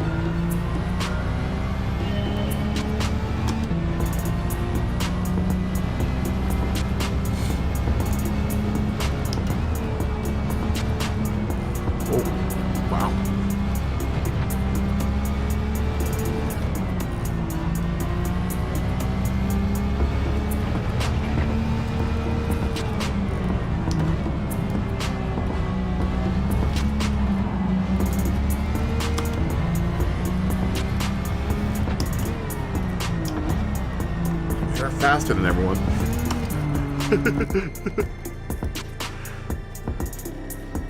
It seems like it. It doesn't have the turn-in as the McLaren, like the McLaren does.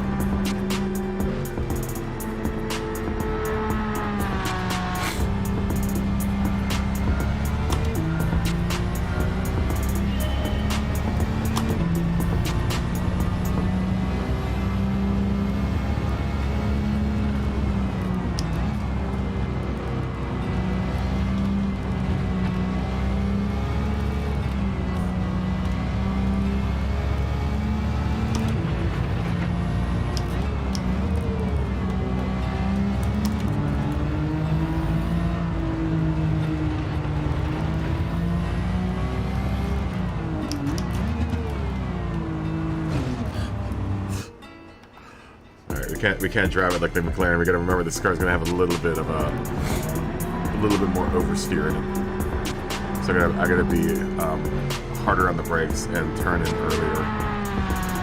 But I can get out of turns faster with this car.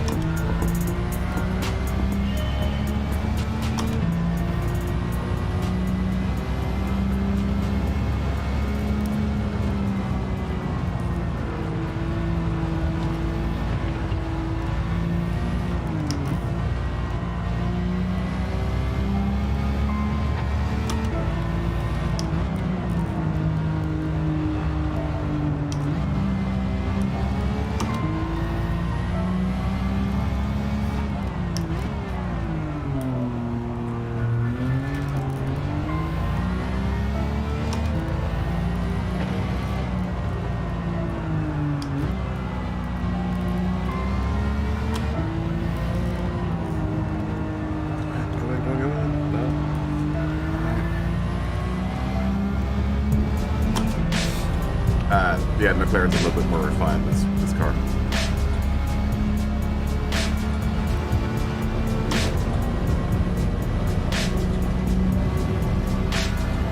Especially in the handling department.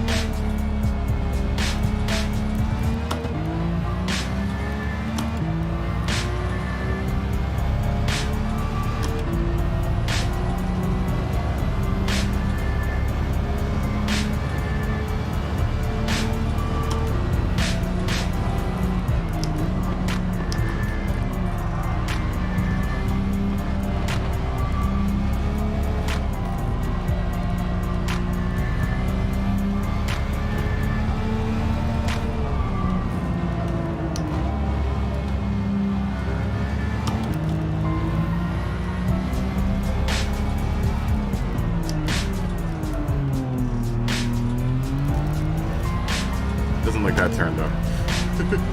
This car.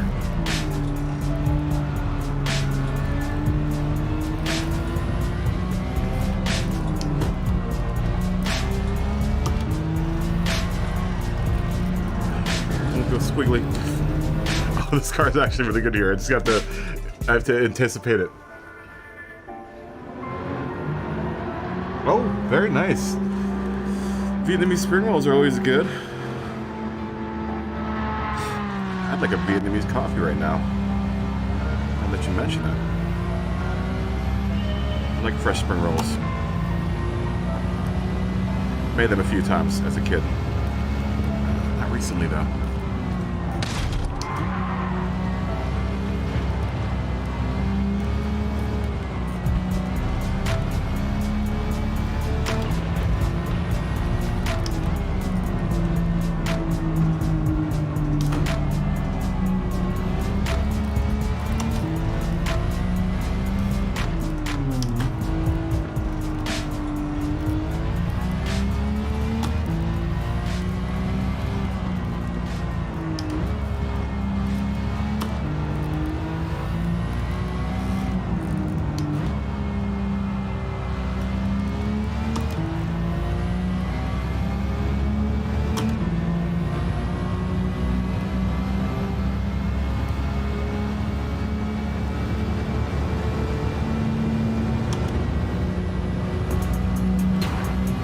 Hit the nitros and go, no, Monica!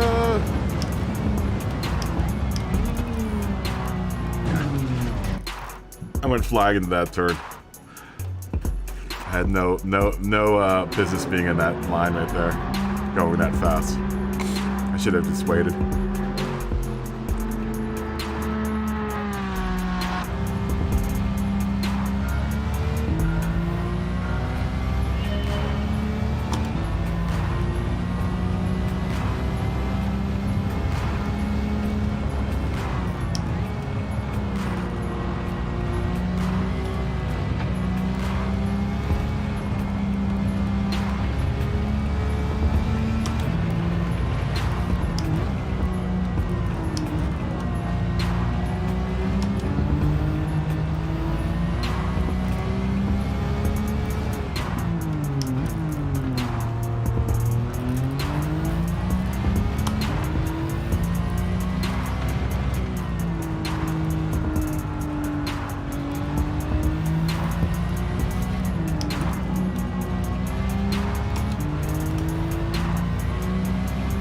There you go. That's how you do that.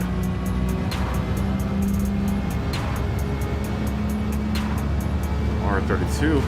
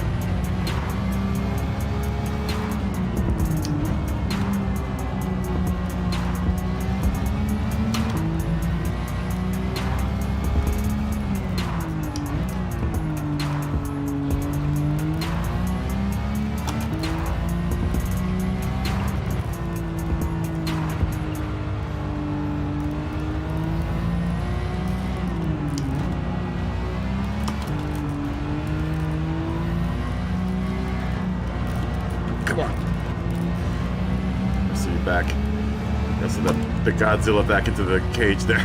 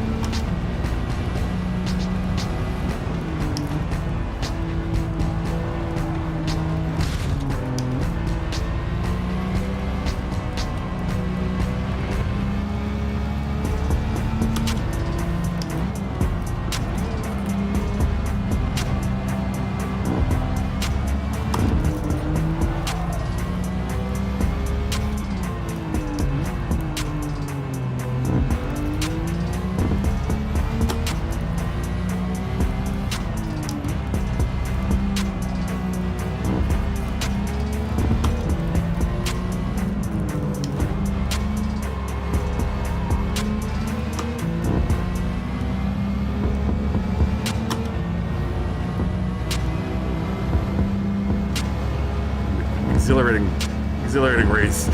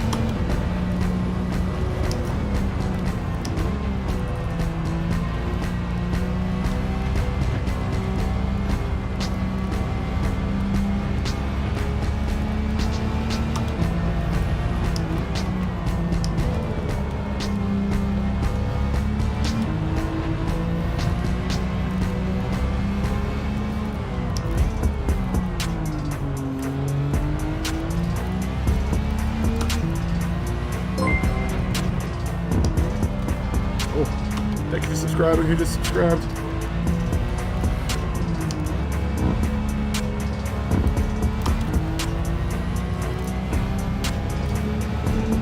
Oh, I can't read your name.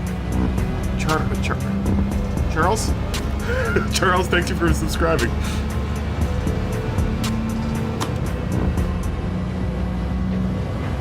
Welcome to the family.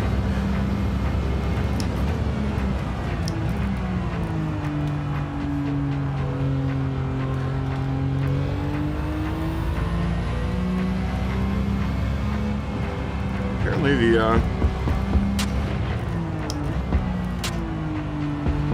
R32 does have what it takes to come out on top here.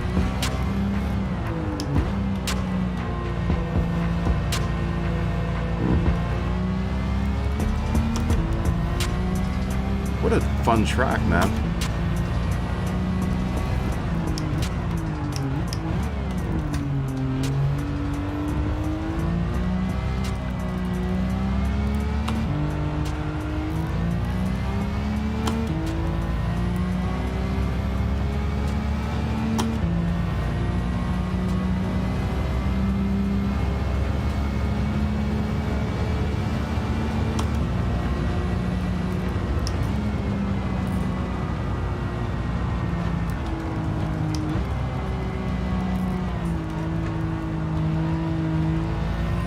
Lots of control over there.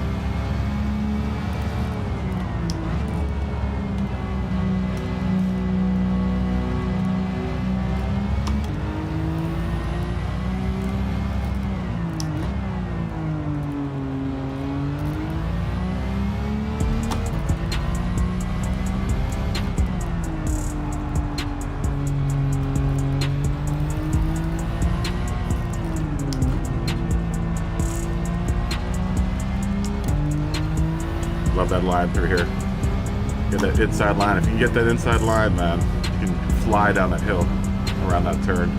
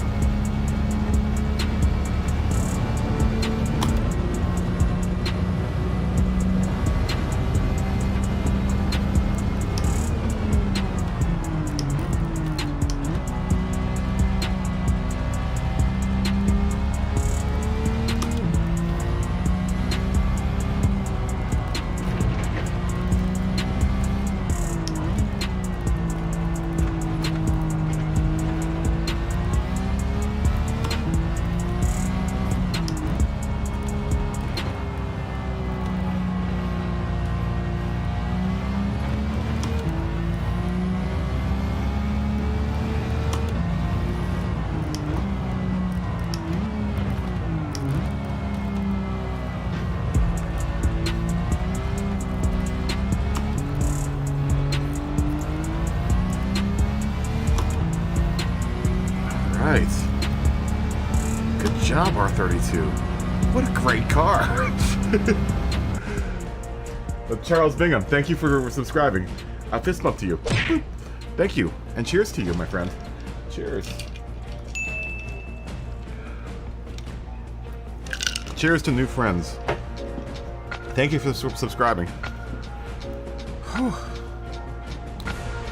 Man, that was a race. Catalunya should be much easier. And same with Nürburgring, because I know those tracks. This track I didn't really know, so I kind of learn it really quick. Let's give the I gotta cool off. Let's give the GTR some love.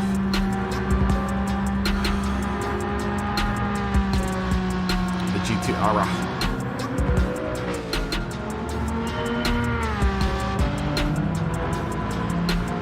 That's some good crafty driving up here in the front, trying to dodge the CPU.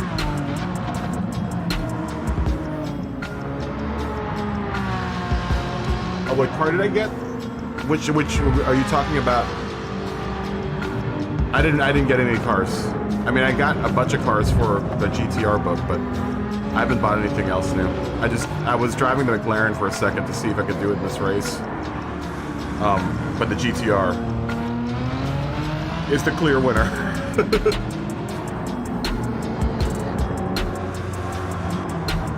it's a better. They've got the CPU has a better chance because I'm at 699 PP right now, so it is a little bit more challenging. My new approach is to be way faster than the computer, but then not try to hit it. Maybe that's what I should have been doing this whole time with the cafe books, instead of getting frustrated, because that was what I was doing. Was I was under limiting the car so that it would be a little bit more of a challenge. But when you get stuck behind the AI, it's just a pain in the butt. You know.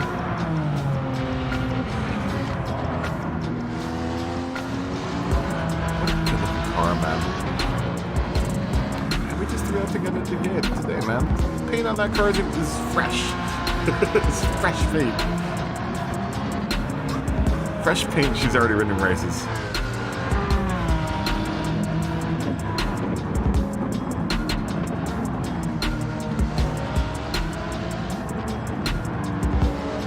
This is a really fun track, man.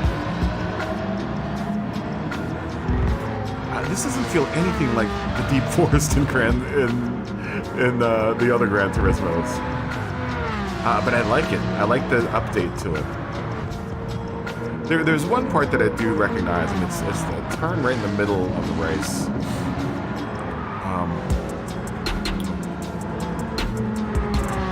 Save there. It's not this turn. It's the turn after this one. And it's funny because I specifically remember where the marker for the turn is in the rocks. It's not this one, it's the next turn. It's this turn right here coming up. And I distinctly remember this turn. I don't know why.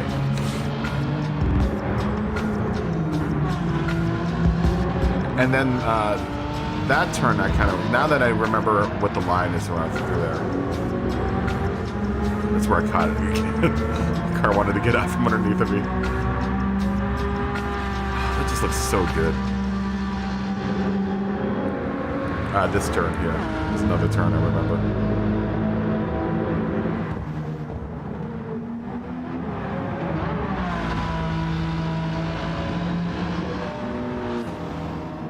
But I guess this GTR was kind of born on this track, right? This and the R32. That's probably why it's so good here. This is the classic Gran Turismo track right here, man. This is a classic combination with Deep Valley and the old R32, or at least the Skyline, if anything. Going old school, man.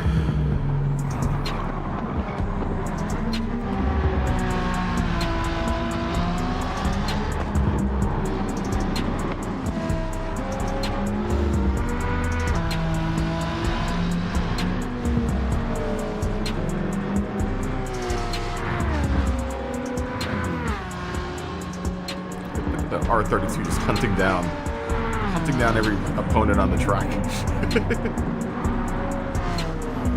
Oh, hard collision with the BMW there.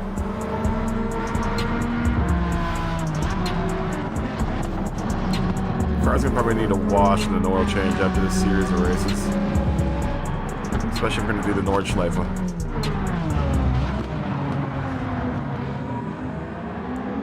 Driving the old R32 pretty hard too, so.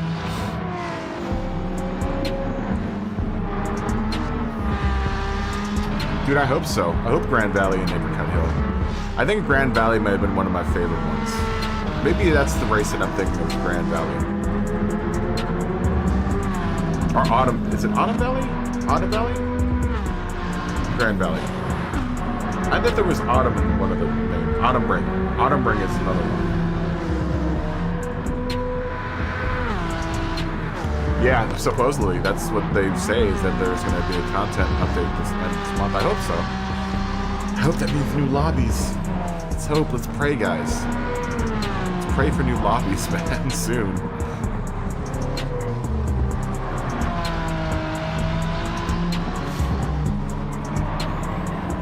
A replay. My thumbnail actually may come for this race. Just to keep it reals.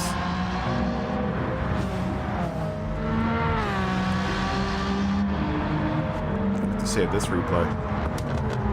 That car looks so good.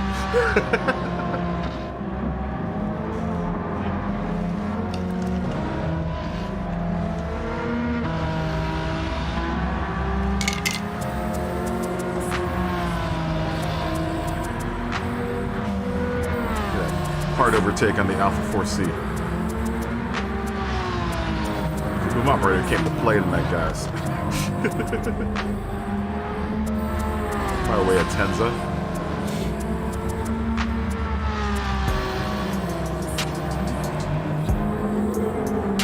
This car's gonna be really fun around Barcelona, especially through the chicken at the end, or should I say, Barcelona. Proper way to say it. Barcelona.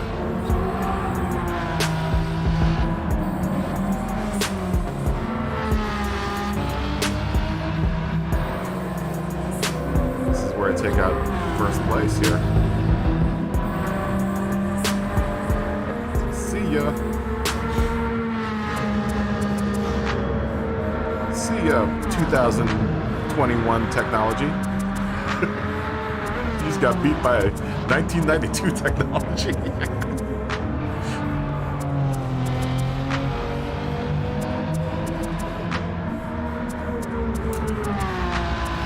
Good looking car, man.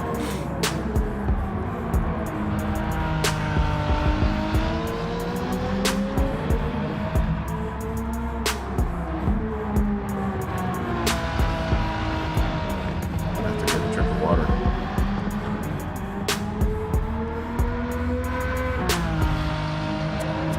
Thirsty. Hot. It's managed to stay at like 87 degrees in here. That's still pretty warm.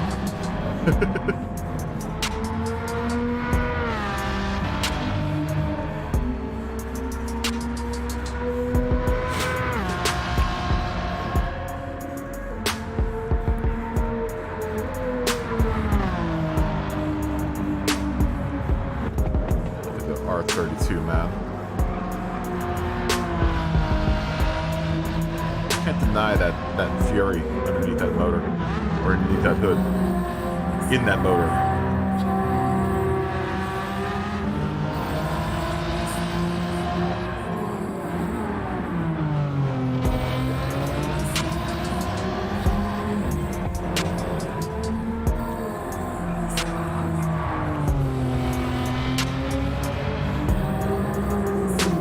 I can't wait to hook up the Z up too. I have that Z that I haven't hooked up yet.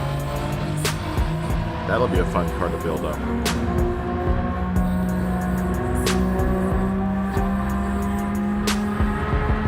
I like that view.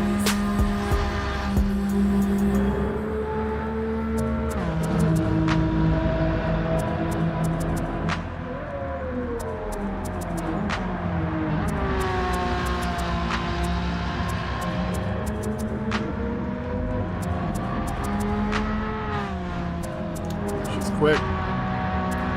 She is quick.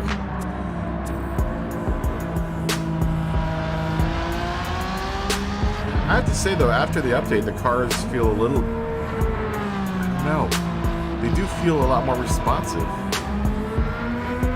I know most of the physics update was for the car handling in the air, specifically on dirt tracks, but it feels like they've tweaked out something. And I can't explain what it is. The cars feel definitely more responsive, or easier to catch in the spin than they used to. It's either that or I'm just getting more used to the physics in this game. I don't know. But it does feel like the cars are much easier to drive.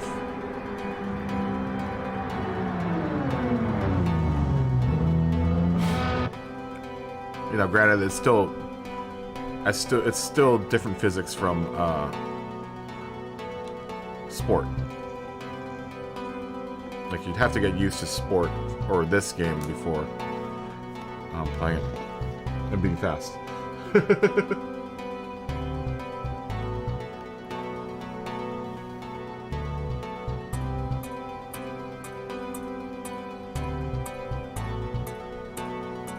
What are you talking about, Brian?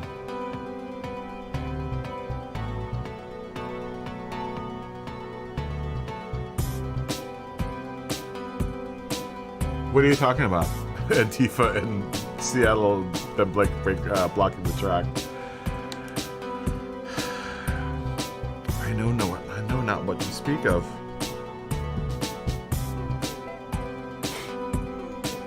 I think before we do this race, I'm gonna just hop out for a second and refresh my drink and just step outside and get a little cooled down a little bit. And then I also need to change the direction of this fan back behind me. So it's nighttime right now, and the air outside is probably a lot cooler than what's in the room. So I need to change at least one of the fans to blow back into the room. So let me do that. I'll be back in a second.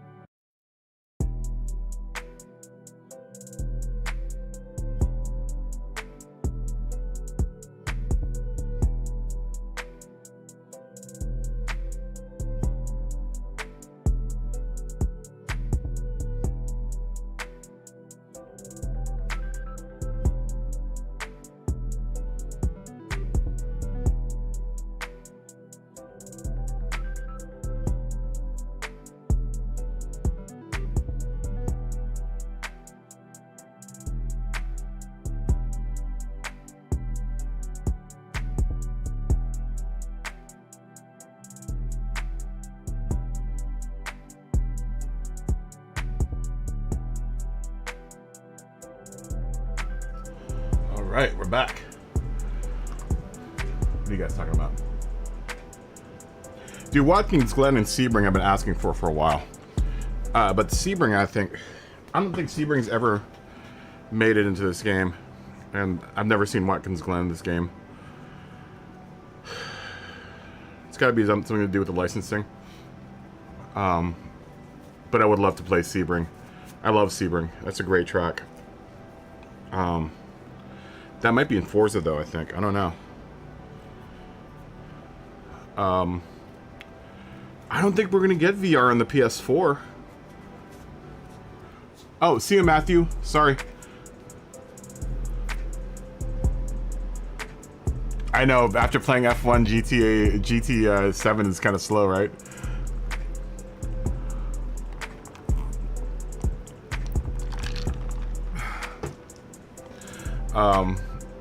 I agree.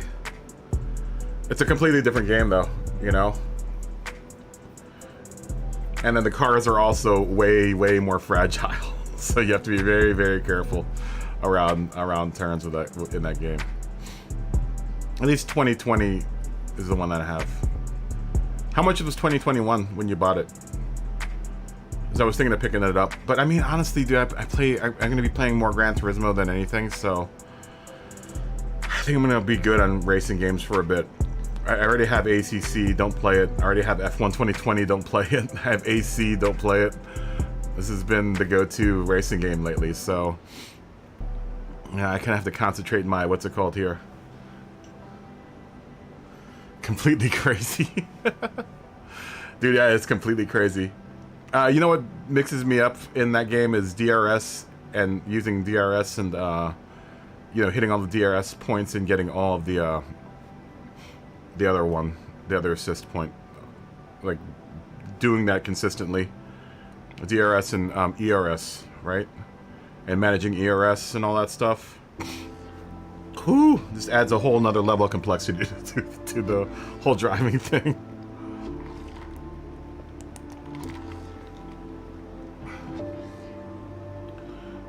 Oh, you forgot your... Okay. You paid 60... Oh, you paid 60 bucks for it. Okay.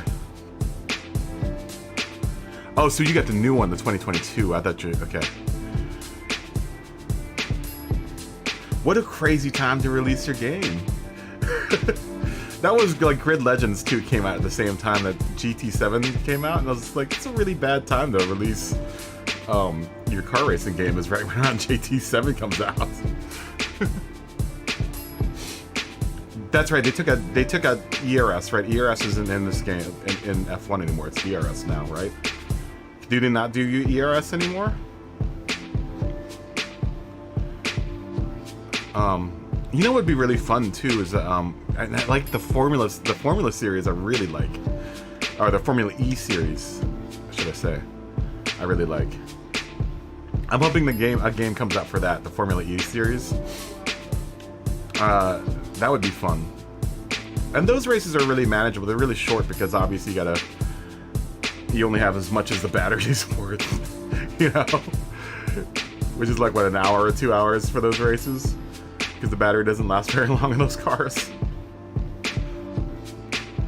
I can't wait till the technology catches up with that racing because it's really cool, because it's really short track racing, really close racing.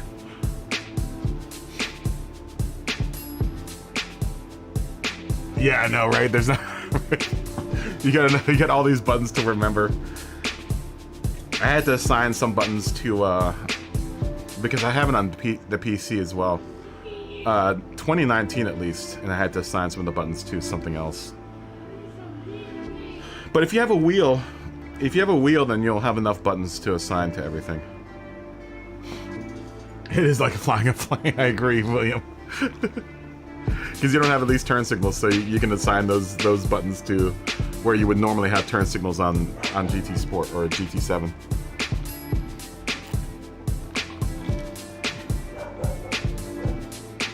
Oh, they've shortened race time possibilities. Oh, and qualifying's shorter, really. Really interesting. Trying to do one race too, and if you want to do it like official styles and do it like the whole race weekend, just doing one race takes like forever. It takes like 4 hours. Yeah, you know, I have I apparently bought 2017 and 2016 on the PC. I don't remember when I bought those, but I apparently bought them at some point in time. It was way before I had the wheel. I think I watched someone's stream of it and I was like, I can do that on my computer. Wrong. So it's so hard with the controller. It was so hard with the controller. That and Dirt Rally was super hard with the controller. I eventually ended up hooking up. I had a old Xbox, terrible wheel. The old Xbox 360 wheel. Oh, it's awful. But that's what I ended up playing those games with, and it was the worst. I honestly was basing all my judgment on getting like a force feedback wheel to that, and it's night and day. This thing versus that old Xbox 360 wheel. Oh, it was so bad. So bad. Yeah, you bet. Yeah, I'm sure it does. You can do it. I'm sure it's bad with... Hopefully you can get your wheel soon, man. I'm hoping Josh will be able to get an opportunity to send that wheel out to you soon. So you can at least, you know, have the comfort of having the wheel. I still don't know how people drive with the sticks, man. I can't do the sticks. I'm not very good with it at all. That's part of the reason why I haven't bought any of the Need for Speed games, because I'm not very good with a stick driving a car. And I refuse to play a Need for Speed game with this wheel setup. Need for Speed Odyssey is probably better with the wheel, honestly. Or better with the sticks. And then from what I understand, the drift part of this is better with the sticks than it is with the wheel. Oh, you saving up for a Fanatec? Fanatic? Hopefully you can buy one when they're in stock, man. Those wheels are really, really, really in demand, man. I don't know what their supply is like on them. I would check eBay though.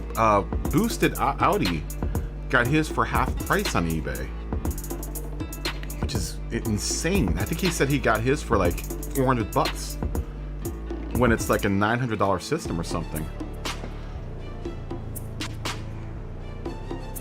Yeah, I'm sure you have plenty of things to keep you busy, right? Yeah, I would scour eBay because there might be some people don't like the wheel. Some people have said they didn't like it, so like Josh had one and he sent it back. I wouldn't mind one, but I don't have. You're gonna have to get a full cockpit, you know that, for the DD. If you want to get the DD, you're gonna need a full cockpit. So just be prepared to. And you can get a full cockpit for a pretty decent price. But it wouldn't work with this wheel stand. I mean, this wheel has problems with, not problems, I would say. I mean, look, this is the problem. You don't want that with a direct drive wheel. You want to be able to make sure that the whole rig is, you know, sturdy enough that it can take the flex from the direct drive wheel. Even though it isn't as much torque as, like, say the Pro or whatever the highest end one is, it's still enough to torque out your rig. I'm using the Thrustmaster T300.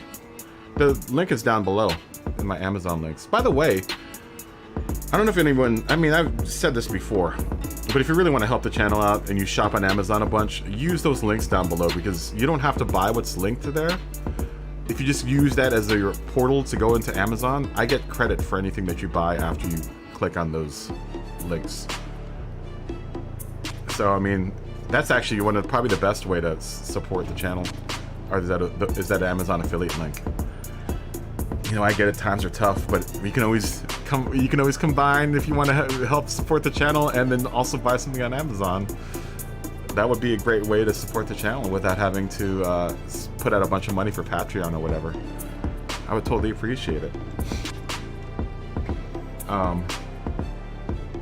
Yeah, this Thrustmaster's dope, man. The T300's dope. My whole setup is down there in the links down there. So if you go through there and you end up buying a Dutch oven instead of buying the wheel setup, I still get credits for that. I really want a Dutch oven really bad. Yeah, if you don't have to buy anything in those links. Like I said, you just have to you have to use them as a portal to go to Amazon. You can just completely navigate away from all that stuff and not buy anything and still help me out. As for anyone out there that wants to help the channel out and you use Amazon a bunch, you know, it helps the channel out a bunch. Yeah, you gotta look down below, man. I got all kinds of links down there. Yeah, but my whole real rig is down there. The rig, this. I haven't put this on there yet, the shifter. But my wheel stand I use is down there. Everything I use is down in those links below. And then I get like a 30% commission off of that, like 20 or 30% commission if you buy something through those links. It makes me look good to Amazon at least. I actually get a lot of credit for if you buy Audible books. If you do Audible books or anything, that's where I make a lot of money, is if you buy Audible books through those accounts or through those links down there.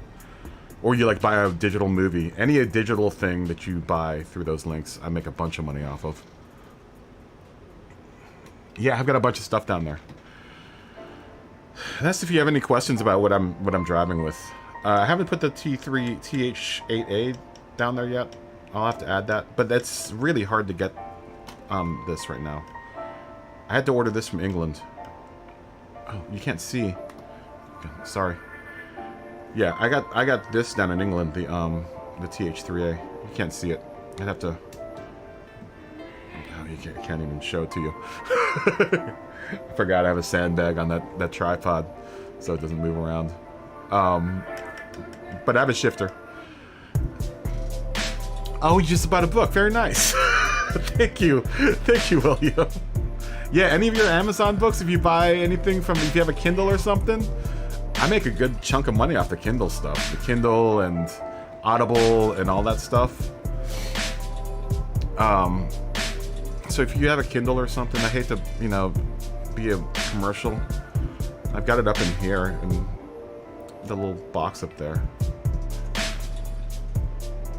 Yeah, I had to get it from England. It was the only country that had it. I don't know where Thrustmaster is based out of. I don't think they're based out of the United States, though. I want to say they're based in, like, Norway or something like that. They're not a US company, though, I don't think. But I had to get it from there. Because I really wanted it. I wanted it for... I have a game called BeamNG on the PC. That's super fun. But you kind of need a shifter for that. And then also AC... Assetto Corsa has a lot of cars with shifters in it. H-pattern shifters. And that game you really need to like use the shifter because you do a lot of heel toe to get some of the cars around the turns, especially the cars with shifters. I think pretty much every car I've used in that game you've had to heel toe around turns. And that type of thing isn't very good on the paddle shifters. I think Fnatic is on there. Yeah, I think Fnatic is on Amazon. I'm pretty sure they have an Amazon store. I think they do. I don't know. But if they do, we can use that link. I tried to get it. I tried to get a Fnatic, and that was one of the reasons I wanted to get the Fnatic was because their Amazon affiliate or their affiliate program is really good. I think you make like 40% or 30% off of each sale on Fnatic. The one drawback though is it's the Fnatic site, so you'll have to buy it. You know, the only thing you're buying from there is high dollar items. Where the Amazon affiliate links, you can buy anything, right? Oh, so if Fnatic isn't on Amazon, that's right, because they have their own store. They probably wouldn't be on there, right? Unless it was like a private dealer. They don't have a store on Amazon. They probably just go through their direct site for direct sales. Yeah, their affiliate program, Fnatic affiliate program, is good. But like I said, it kind of limits you to just Fnatic products. Where if someone goes on to the Amazon affiliate links, they could buy Logitech, they could buy Thrustmaster, buy a Dutch oven. You could buy Gundam on there. Whatever you end up buying on Amazon, you know, I get credit for it. I think it's like 20%, but on like digital items, it's like 30 or 40%. It's a lot, you know, because there's no product really. It's just you're downloading a file. So Amazon probably makes like 500% product. I bet you Amazon's cut out of the digital stuff is probably ginormous. It's probably huge. Yeah, I don't think they are on there though, William. I think it's just there through their site. I think the only other place you can buy Fnatic stuff is on eBay. But you have to go through their official store in order to buy anything. In that case, I would look for I would find a YouTuber that has an affiliate link, because that cut is pretty big. It's like 30%. So off of like a, you know, a $900 rig, 30%'s a good chunk of money. Oh, you buy hella stuff through Amazon. Use my links. Use my links, man. It doesn't cost any more money. It just helps the channel out a whole bunch. That's how I really plan to make money off of this channel, really. Because the AdSense, you don't make a whole lot of money off of AdSense unless you have a bunch of videos. I have a bunch of videos, but they're like 20 hours long, so no one's gonna watch all of those. Unless someone gets really interested in it, you know? They might watch some of the 6 or 7 hour streams or 12-hour streams that I've done in the past. That's why I need to really make the push to make shorter content. Like 10-minute content where I can get at least one ad in there. But AdSense, you really don't make a whole lot of money. You kind of have to have like a Patreon, and you have to have other sources of revenue in order to make money really as a YouTuber. Oh, thank you, Guan. Yeah, friend me on Instagram, man. I haven't posted it on Instagram in a while. A lot of people started following me, so I might start posting on Instagram more regularly now. I really haven't used it in a whole bunch in a long time. Oh, word, William. Thank you, man. Yeah, thank you, Guan. That's a lot of my adventures. If you're really curious about stuff that I did in the movie business, most of those pictures I took on set. So, and there's some pictures of, like, you know, movies that I worked on in there. Like pictures of my old cars are on there, like my old R32 that I keep on talking about is on there. A lot of RC stuff is on there. A lot of the models I built are on there. There's a lot of stuff on the Instagram, so definitely check the Instagram out. I've had quite a few followers come in since GT7 honestly dropped. It seems like everyone that subscribes ends up following me on Instagram too, which is really cool. It's totally cool, super cool. Thank you, Guan. Those are all pictures I took with the camera phone. I have a rule with Instagram: if I can't pull the picture off from that camera phone, then I don't do any other way. Like, I don't use a DSLR or anything to take any of those pictures. It has to be in the moment. I have to frame it up right. I have rules for myself for posting on Instagram. And I try to keep it down to one picture. I have to take one picture of it, and if I don't get it in that one picture, then that's it. That's my rule. That's my rule, man. Yeah, I pride myself in composition. I do a really good job with that square frame that Instagram gives you to work with. It's part of the challenge, man. I mean, I'm used to shooting in 16:9 and like wider pictures, at least with the DSLR. I got rid of I had a really nice Canon for a while. I had a nice 5D for a bit, and I got rid of it. 5D, a bunch of L lenses. It's tough to walk around Los Angeles with that type of rig. And it's not because of safety or anything. It's more because people are so used to seeing paparazzi around here that they think that you're a paparazzi once they see that red stripe around the lens. I don't know if you guys you probably have seen the lens. It's a white lens with the red stripe around it that you see most of the paparazzi have. A lot of people actually have that lens. That's a 70 to 200. Really, really sweet lens. Nice telephoto lens. It's got great bokeh too. I think it goes down to like a 1.6 at the stop on that thing. So you can get some hella bokeh with that telephoto lens. It's pretty fast too. But once people see that here in Los Angeles, they think you're paparazzi, and you get stuff thrown at you. I had stuff thrown at me. I've had someone spit at my feet.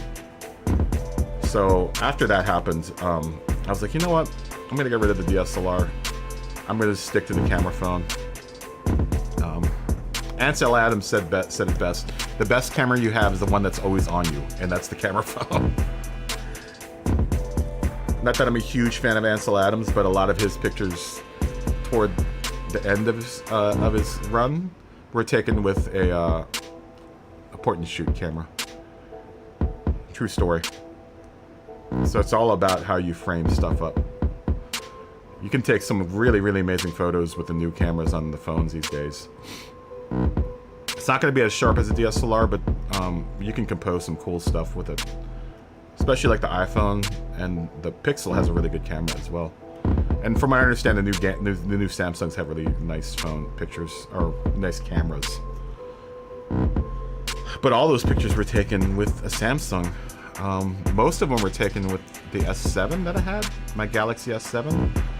And then anything that was later was taken with my my Galaxy Note.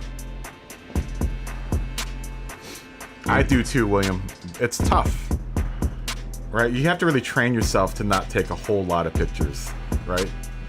As far as like when you're trying to capture like one thing. I tend to, like I said, if I can't frame it up right in one picture, then I move on. Oh, you have a Samsung 21 Ultra. That's got a really, it has a really nice camera on, from what I understand. Yeah, they have, especially if you know how to use them, they have a really decent camera. You know, a lot of them are more megapixels than most point and shoots from like 5 years ago, man. I think the new Apples are packing like 21 pixels or something like that. It's something ridiculous. 160 megapixels, that's what I'm saying. It's like 160 megapixels, man. Back in the day, you're like maybe 6 or 7 years ago, you'd need to get a large format camera in order to get that many megapixels. Yeah, the Samsung 21's nice, man.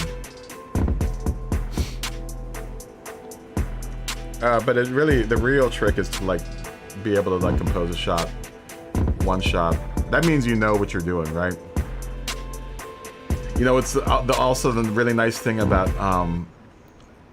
and a lot of people are kind of hesitant about this, but a nice thing about the camera phone is that the zoom on it, the digital zooms aren't very good, so it forces you to get closer to your subject, and that's key in when you're doing photography. Is getting more intimate with your subject, right? Getting closer to it.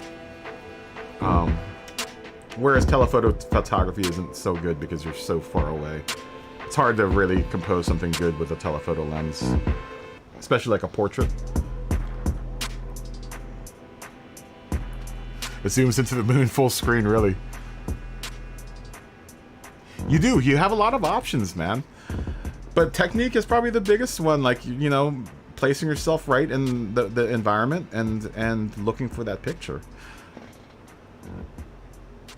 Oh, you have a Sony DSLR too? Which one?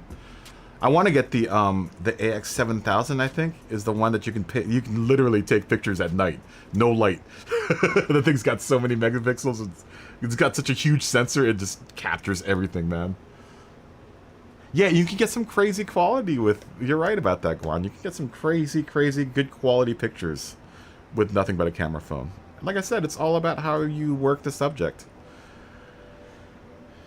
You know, if you're trying to do a candid shot, try to get as close as you can with them. And the whole trick to that is trying to take the picture and capture life without interfering with life, right? One of the reasons I stopped doing Instagram, honestly, is because I was getting really addicted to like doing an Instagram a day.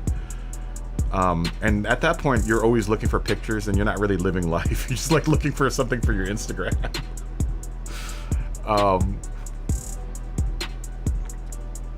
You know, and there's a certain point where you should experience life rather than taking a picture of it. That's just a philosophy. That's one of my crazy philosophies, but to a certain degree, it's true, man. I mean, when you start living for Instagram, you start living for Instagram.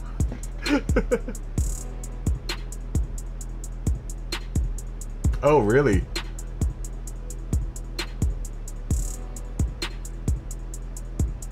Yeah, that's what I'm saying, dude. The cameras on the phones have gotten so advanced. Like I said, to get the megapixel some of these advanced cameras are putting out, these advanced phones are putting out, back in the day, you would have had to have bought like a $5,000 or $8,000 camera in order to get some of the quality that... You know, it's not going to be like a DSLR, but what makes the difference between the DSLR and a camera phone is that it might have a lot of megapixels, but the sensor's smaller. And the frame that you can capture with that sensor is smaller. You can pack as many megapixels in as you can, which means that your digital zooms will be better. Especially if you decide to zoom it in like Photoshop or something, it'll be sharper and better. But it really depends on the lens. I mean, and that's what sets the DSLR apart from every other camera is the lens systems. Oh, you get a lot of your Instagram. That's cool. That's cool, Guan. That you get your inspiration from for your liveries from Instagram. Oh wow! Do you still have that Polaroid? Do you still have that Polaroid? That's a nice camera. The old school Polaroids are nice. It's hard to get film for those now. Polaroid tried to make a comeback. They're still kind of trying to make a comeback, and they have a very small like cult following now. But you know, with digital photography and the ease of digital photography and this cost of film, it can get pretty prohibitive. I got a Holga. I don't know if you guys want to know what a Holga is, but it's a toy plastic Russian camera that's been known for its light leaks, and the way that you control the light leaks is you have to duct tape it all around. And if you're really good with it, you can selectively figure out spots on your Holga where you like a certain light leak. Charles, how are you doing? Cheers, my friend. Thank you for subscribing, by the way. Oh, it's in. Oh, okay. Yeah, film is very expensive. Film is very, very expensive, especially not so much the film, but developing and finding a developer. If it's, well, I mean, you can honestly go to Costco, and Costco does a good job with processing their film. But if you want to do like special format, you know, prints and stuff, you have to find yourself a good printer in town somewhere. But it's super expensive. Try shooting on film. That's why we don't shoot on film anymore in the movie business. When was the last time I shot on film in the movie business? The last time I saw a Panavision camera on set and worked with a Panavision camera on set was 2007, I think. And everything since then has been all digital. It's been all digital. Usually with it started off with the red camera kind of started the whole digital revolution, and then it moved on to a company named Aeroflex. Now makes a camera called the Alexa, which is what a lot of everything that you pretty much watch these days is shot on the Alexa or the Alexa Mini. Mainly because when you have a film camera, number one, not to segue from Gran Turismo, but we are going to segue. One of the big disadvantages to film cameras is that the longest reel that you could possibly get is about 10 minutes worth of footage. And these days they want to get, they literally will go take after take after take after take. And it's annoying for sound department and any editor because you kind of want to split those up. If you're sitting at the editing table, rather than having a 1 hour cut, you'd rather have 10 individual cuts, but a lot of time on set to the same time because we have to reset stuff every time, and it takes time to get everything reset to do another take. That's when you see the little clapper board. Here, I got my little clapper board.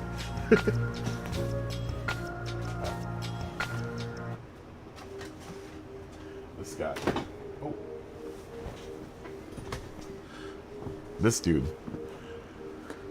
I'm sure all of you guys have seen this. This is probably the most expensive camera you'll ever see. Or expensive clock.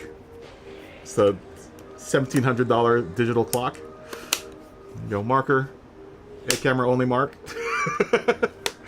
I'm doing pretty good, Charles. I'm doing fantastic now that everyone's here. Yeah.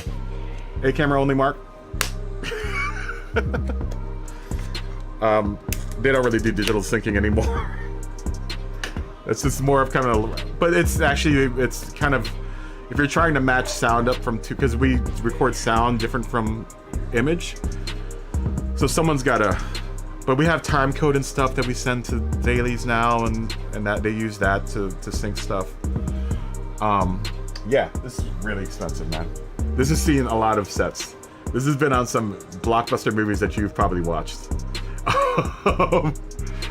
Bumblebee was used on that set. What other set was this used on? Argo. This was used on that set. Won an Academy Award. Avengers was used on that set. This one, this little guy. She's seen a lot of action. But when you shoot on film, you also have to deal with time limitation, right? Then if they mess up a take, that's literally like $1 million every take that they do. That's down the drain. If they mess up something, you know, as long as there's film going through the gate, that's money just getting spent away. That's just money going into the air right there, man. It's just money on fire. Whereas in digital, obviously, it's not like that because you don't have a physical medium. And then also something that you probably wouldn't think of is the size of the canister of film that you would have to put on top of a camera. Really limits where you can put that, like especially if you put it on a Steadicam. And I'm sure you guys have seen what a Steadicam rig is. It's like this rod with a camera on top of it with a counterweight on the bottom of it. You can only put so much weight on top of those cameras, and a lot of new directors like using those cameras because they don't know how to set up their shots, or they didn't storyboard, so they bring in a Steadicam operator. Because normally what you see on really good movies is a lot of dolly shots, and dolly is like a cart that has the camera on. It's a big heavy cart. The grips have to lay down track for it. And then when you have a film camera, it's just so much heavier and so much more to deal with when you have a film camera. So that's why pretty much everything that you see today is done on digital, because it's quicker. The resolution is totally secondary to the whole like time saving, and not time saving, but money saving expense of shooting on film. It's my little tirade on digital. It took over. God, the first movie I worked with digital was Get Smart, and that was like 2006. That was actually a Panavision digital camera. They were actually trying to pioneer it before everyone else, and Panavision is kind of an old thinking model, and they kind of just got swept up by all the other cameras. Oh, you can totally, Charles. Yeah, send me a friend request. Are you sending right now? Hold on, I don't think I'm online right now. Give me a second. Let me go back online so you can see me. But yeah, you can totally friend me. Everyone out there, you can totally friend me. Especially when we start doing the lobbies. It'll make it easier for you to find me when we start doing the lobby practices for manufacturers, the manufacturer series. Yeah, totally friend me, Charles. Of course you can. I'll be waiting for your my notifications aren't on, so just tell me when you send the requests, and I'll totally accept you. Yeah, that was the last time we shot with film. I may have shot with film maybe one more other time after that. But after that, it's been all digital productions. Which kind of sucks to a certain degree. If you're working on a comedy movie, dude, it really sucks. It's Kaboom Operator, my username. Same thing as my handle.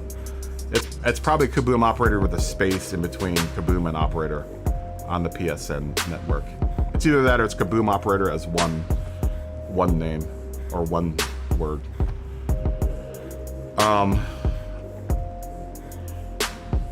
Yeah, I mean, not many people really want to work with film.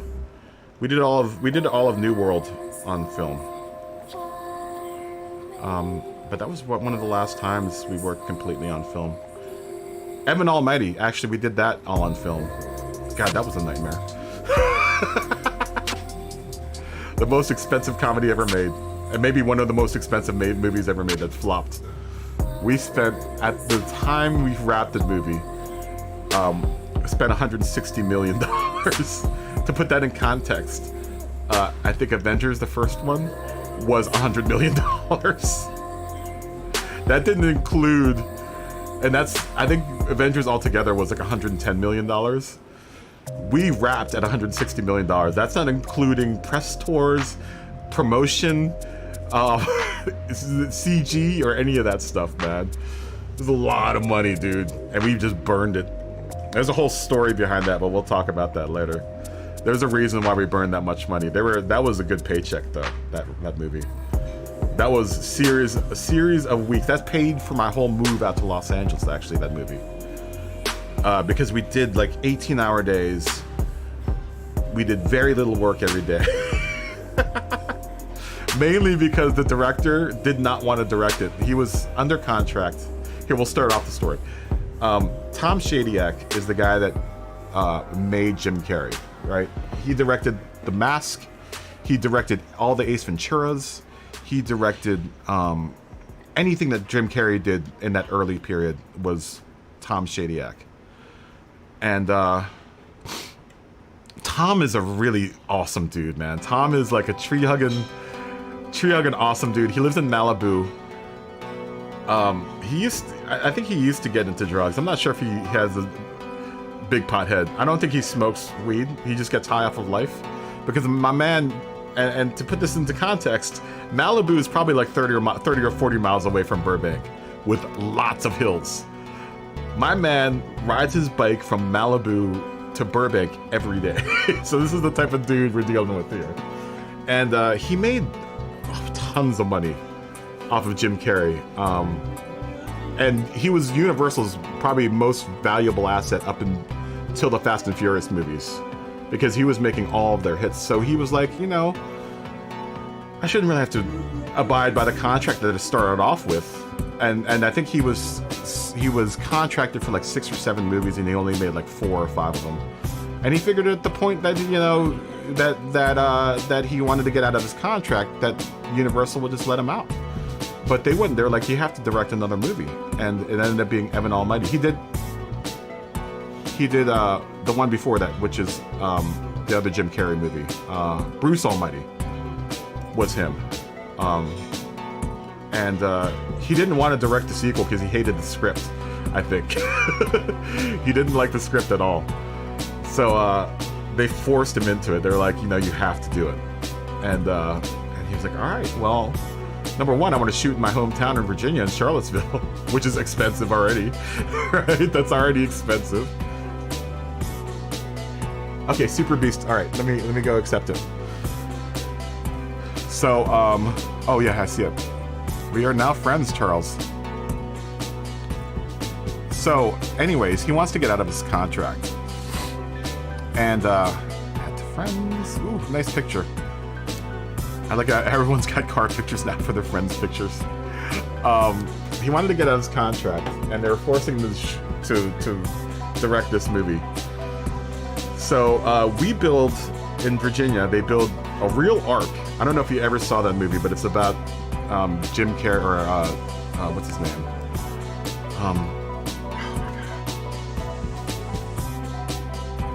He was in The Office.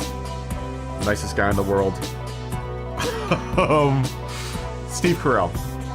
It's about Steve Carell, and it's the whole Moses story, right? You know, he builds an ark and saves a bunch of people. We actually built an ark. There is like no lie, a real ark that was built in the middle of Charlottesville, Virginia. It took them like months to build it.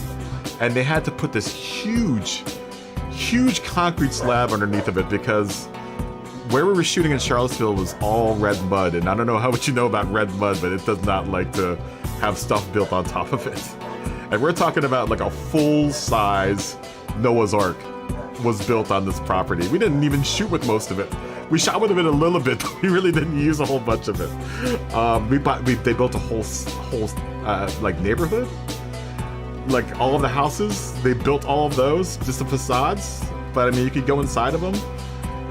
They were only the front part and the side parts. We never really shot behind them. So, and then we had 2 of at least 100 species of animals. So you would go to work every morning, and they would keep the animals between where they would serve breakfast and lunch and where we had our sets. So you would walk after getting your breakfast from the catering truck, you'd walk through like a zoo. I mean, there were days where like, oh, there's a tiger. Tiger's running around. Oh, the elephants are out. They're all washing the elephants and giraffes. And dude, we had so many animals. We went through so much money on that movie. And that's just the beginning of that story, man. There's so much more. That was probably one of the craziest shoots I've ever been on in my life, where the director just did not care. He was just spending money left and right. Oh my god, dude. I got paid really well for that movie because we spent so much time just doing nothing. But it was an FU to the studio. I liked the way that Tom did it. It was funny because, I don't know if you've ever seen, Charlottesville, Virginia is where UVA is. It's a really affluent town, and they kind of pride themselves on being, you know, an affluent town. Tom bought a church, an abandoned church that was in the middle of town square, like the center of town square, and turned it into a homeless shelter. Oh, dude, I gotta love Tom, man. He was the nicest dude. He was super nice. He hired me a bunch afterwards for this personal project that he was doing. And it was, dude, he was awesome, super awesome. Here's probably one of the best stories, and we'll start racing at Catalunya. We were shooting in this really podunk town, super small town in the mountains in the Blue Ridge. The town was pretty much on its last legs, and like I said, was a really avid biker, right? He biked everywhere. So we're shooting in this town, and the scene is supposed to be bone dry. I don't know if you've ever been in Virginia during the middle of the summer, but it like rains every day. So we get there in the morning and there's just water all over the place. So the special effects guy, the VFX guys go out there and they're with their blow torches trying to dry off the pavement, and we're literally sitting there just burning time. And the thing is that when we wrapped the night before, we have this thing called what is it called? I can't remember. Either way, we ended up like 18 hours, and we didn't make our turnaround, which is like I think 8 hours, because we were back on set within that 8-hour period. So you literally went home to the hotel room, went to sleep, woke back up, and you're right back on set. And we get paid extra for that when we have to come in against turnarounds. So we're sitting there against turnaround, making like 3 times how much we normally make. Just doing nothing, really doing nothing, trying to dry off the pavement, and we're just all watching the VFX guys doing nothing. And so we come to lunchtime, we have lunch, and after lunch, we're all sitting in, and it rains again, so we can't shoot anything. And Tom's assistant comes around to all of the, because we're all hauled up in these storefronts trying to avoid the rain. And his assistant comes around, he's like, make sure you go down to the bike store down the street and claim your bike. And I was like, what is that supposed to mean? And he was going around and telling everyone about it. And we're all like, what is this supposed to mean? So all of us send one representative from each department down, thinking that we're supposed to be buying a bike from this bike shop for our department. But it turns out Tom got to talking to the owner of that shop and had found out that the owner's husband had died like 6 months before we started shooting there. And they were about to lose the business. It was a family-run business. They'd been in, running for years. And, I think he had some sort of medical condition, so they couldn't keep up with the payments and stuff. Tom went down and spent like literally $5 million down there. Saved the shop. Bought everyone, whatever bike you wanted that they had or they could order. Tom gave everyone on the set like a $500 credit to go out on there and pick up whatever bike they could for $500, or if you wanted a more expensive bike, that credit would go toward, that purchase for that bike. There were on A unit probably 250 people. On B unit, there was probably about 150 people. On C unit, we had 3 units. There was like another 100 people. He bought all of them bikes. When we came back to Los Angeles to shoot, they had to figure out a way to get all of those bikes back to Los Angeles. So they had to rent extra trucks to bring all the bikes back. Dude, it was hilarious. The next day, we didn't shoot anything, by the way, that day. Nothing. We didn't accomplish anything. I think we shot like a plate shot, and that was it. So we all sat around for like 12 hours and ended up shooting nothing, basically. But when we showed up back to the ARC set the next day, everyone was on bikes, dude. You could not walk anywhere without running into a bike. And then whenever we had to go to the set, we would all ride our bikes to set and then just pile the bikes up in a big pile like you did back in the day as kids. Oh, dude, it was hilarious, dude. But it was so awesome. Like, he saved that shop. Single-handedly saved that shop. Oh. Yeah, dude, there were a lot of people that were buying racing bikes because there were a lot of avid cyclists. Because, Tom hires people that are into cycling. That's why he loved me, because I was way into cycling at that time. Yeah, it was a crazy story, man. That's a Hollywood story that you probably won't hear anywhere else. We watched the World Cup one day when we were in like golden time. Dude, I was making like four times my rate plus like overtime. And we sat and watched the World Cup when it was happening. Because we were shooting on stage at that point. Tom was like, let's go watch the World Cup. It's like, what? Did you just say we're gonna watch the World Cup on the clock? And the producers didn't care, man. The producers were all cool on that show. That was a cool show, man. A lot of cool people I met on that show. Oh, that's good. That's good, William. I wish I was like that. I really screwed up my knees riding my old bike. I made the mistake of not fitting myself on. I had this hybrid bike that I turned into a road bike, drop bars and everything. It was a Trek. It's like a Trek commuting bike. But I made the mistake of putting my old cliplesses from my mountain bike on there, and I didn't adjust it right. I didn't plumb anything. You know, I didn't plumb my knee or anything to see what my adjustment should be on the cliplesses. And it doesn't matter so much because you're not doing much biking in the saddle with a mountain bike, but when you're on a road bike, you pretty much do all your biking in the saddle, and that really screwed up my right knee. My right knee's... I still get jitters when I get on a bike because my right knee pops, and oh, dude, it really ruined it. I was doing like 40 miles a day though, back in the day. I miss those days, man. I was really quick. Still pretty fat, but I was a fat guy on a bike that was really fast.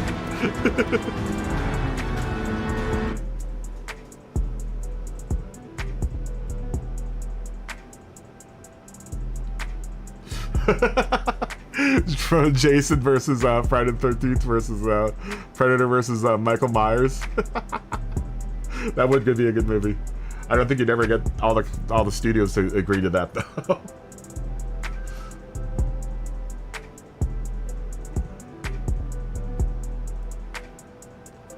You worked in the nuclear power plant outside of Phoenix and you split the power. Hey man, some of those cush jobs are out there. That would be a good movie. Jason versus Predator. You'd have to work the alien in there somewhere, Charles. If you have the Predator, you need to have the alien too. That's one series I wish they would do better, is the Predator versus Alien series. I think you could probably get some cool stories out of that. I mean, some of the Predator versus Alien movies have got the right premise, they just don't execute it very well. That whole franchise is kind of, I don't know. I wasn't a big fan of Prometheus. Brometheus. I liked the last one though. The one after Brometheus. They really kind of cheated though and didn't tell you anything about them leaving that planet. Oh, I probably shouldn't. If anyone hasn't seen Prometheus. I like the ship in Prometheus a lot. The spaceship is really cool. I can't say I like the movie though. There was not one redeemable character in that movie. Even Naomi Rapace, I wanted that character to die. I wanted her to die. I wanted everyone in that movie to die, except for Charlize Theron. I liked Charlize Theron's character a lot, and she died, unfortunately. It is hard to watch, isn't it? Prometheus. I had so much hope for that too. It was gonna be a Ridley Scott alien movie, and that hasn't happened in a long time. Super depressed how that came out. James Cameron would be a nice... It'd be nice to see James Cameron at the helm of an alien movie again. Just one last time. It'd be nice to see the Space Marines again. You know? 1, 2, 3, 4. 1, 2, 3, 4. Oh, a bunch of badasses. Stay frosty, man. Dude, there's so many good one-liners from that movie. That's a great movie. Aliens. Oh, if you hadn't seen Aliens, man. We're on the one-way express elevator to hell. Going down. Bill Paxton. Game over, man. Game over. Aliens is probably still my favorite one out of that whole bunch. There was that funky one, Alien, the one after the David Fincher one. Believe it or not, that's where David Fincher got his start. The guy who did Seven and Fight Club and all those other movies. One of his first movies was the Alien. The Alien 3 was like one of his first movies. Which is weird. That was also written by... There's a Quentin Tarantino movie that was written that's like, wow, he wrote that? I didn't know that. It wasn't that one. But that movie was written by someone who's made another movie that was way better than Alien 3. I can't remember who it was. It really surprised me though when I was like, really? He wrote that piece of shit?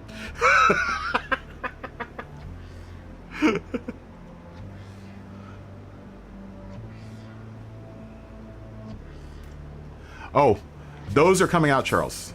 Avatar 2, 3, and 4. Dude, they've been in... I talked about this the other day. They've been in production with that. They shoot that actually... They've been shooting that down at Manhattan Beach Studios, which is probably like 5 or 10 minutes away from here. That's where Marvel Studios used to be at. I did Thor there. But they've had that studio blocked off for Avatar 2, 3, and 4. God, it must have been... It has to have been at least 15 years now. They've been shooting that forever. It's been like... I swear it's been like 15 or 10... At least 10 years. They started it out. And they're still shooting, I think, from what I understand. Because they're doing them all at one chunk. I think they're going to come out year after year after year. So, so they're shooting them all at once. I've known a bunch of people that have worked on it, but they're really tight-lipped about it. They don't talk about what goes on set. Or what any of the, you know, the story is. We all have to sign non-disclosure agreements whenever we work on a movie, so... You know, it's fine. I'm cool with it. I'd probably blab about it if I knew about something on the set anyway, and then get sued by James Cameron. They're gonna be cool though. Avatar 2, 3, 4. From what I understand, from one or two guys that I've talked to that have worked on that set, they have this crazy system that kind of James Cameron has kind of pioneered, where they're literally shooting on like a green screen stage with a bunch of cubes and stuff. We have something called Video Assist in the Video Village, where the director sits and, like, if you've ever seen a behind the scenes thing, the director's sitting back there with a pair of headphones and behind monitors. That's called Video Village, and they have this thing now where actors will be acting, you know, in a green screen stage, but James Cameron is actually seeing the rendered footage already with them inside the environment, which is crazy. Craziness, man. It's craziness. Crazy. And it's like supposed to be like crazy advanced technology working on that movie. So hopefully it'll be good, man. I mean, as long as they've been working on it, hopefully it will be a good movie. I'm hoping. Because I liked Avatar 1.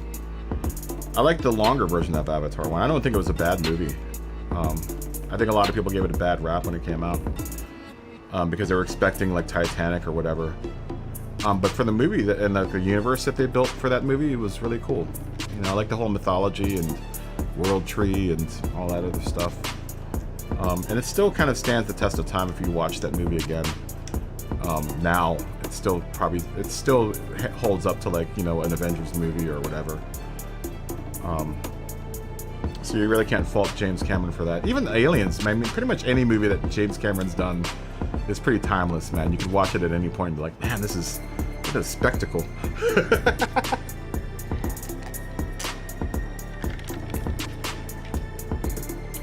Yeah, it's kind of like the way they did Lord of the Rings, but I think Lord of the Rings, they were really worried about making money back, so they really forced, they really pushed. That's why they kind of fell off, I think, toward the end. Because I think the last movie was all like 90% of it was a fight scene. But they kind of had to push that movie because they didn't know how much money they would make. They were really lucky that they made their money back on that whole series of movies. Whatever studio's putting out Avatar is really making a gamble, at least at this point, because I don't know how much money they've spent on 2, 3, and 4. But if it's less than what they paid for one movie by shooting it with 3 movies, then it might end up being cheaper. Who knows? It'll be interesting though when it comes out. It should be interesting. It should be an interesting watch. We'll probably see stuff that has never been seen on screen. But I know James Cameron, he's gonna push the limits. That's why I'm so psyched about the new Top Gun coming out, because that's gonna be another movie that comes out that's gonna be, you won't see anything like that ever again. Well, maybe not ever again, but definitely it's gonna be a long time before you see something like the spectacle that Top Gun 2 will be. Mainly because they have cameras inside of real jet fighters with actors inside of real jet fighters doing high G maneuvers. And all that. You have to see that. You're gonna have to see that movie in IMAX. You have to see that movie in IMAX. It's gonna be sick, man. It's gonna be so sick. The story is gonna suck, but the movie is gonna be all the special effects. They apparently didn't use a whole lot of special effects in those movies, which is nice. A lot of it's practical stuff that they did live on set. They tried not to do a whole lot of CG. They didn't want to do a whole lot of CG. That's when, you know, and this, I know everyone thinks the Fast and Furious movies are kind of stupid.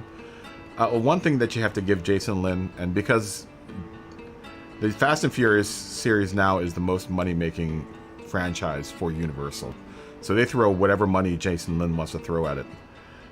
They throw at it, and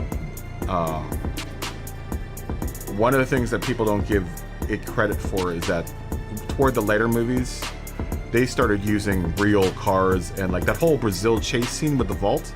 I have a bunch of friends that worked on that, and they were like, we destroyed this whole town. They like really destroyed that whole town with those cars. If you ever seen, what's it, Fast? What was that, Fast and 5, I think? 4 or 5? I can't remember which one it was. But you have to give them credit, man. That takes a lot of coordination when you have that many car stunts going on and you have that many precision drivers on set, and you refuse. Like, he was like, you know, I don't want to shoot any CG. I want to do this all with real cars. I want to crash real cars. Crazy stuff, man. You know, exactly, right? Yeah, I think it was it wasn't the Tyrese one where they introduced Tyrese. It wasn't Tokyo Drift.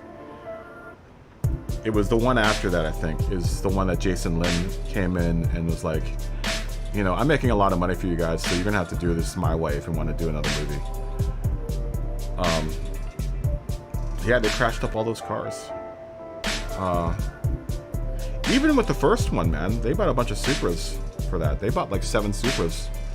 They tried to do as much as that one with real cars as possible. I don't think there's any CG in that movie, the first Fast and Furious. The Tyrese Gibbon, the second one and the third one and the fourth one, I think. The second and third one had a lot of CG. They probably couldn't afford the CG for the first one. No, there was 1 or 2 CG moments in there, now that I think about it. The whole drag race. No, Monica, that was all CG. Yeah, you have to give Jason Lin credit for that. I mean, that might be the most like content like worthy movies, but the idea that you could push a studio to pay real money, to pay for real cars and stuff, it's a big deal. Especially with how tight-pocketed studios can get nowadays. It's a very big rarity.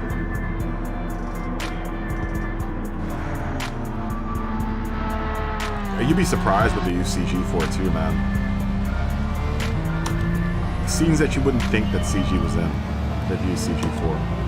Especially like stadium scenes where they need to have a lot of people. A lot of that CG. They'll CG the sky. If the sky isn't the right type of sky for that day, for that shot, we'll light for it and then they'll fix it in post.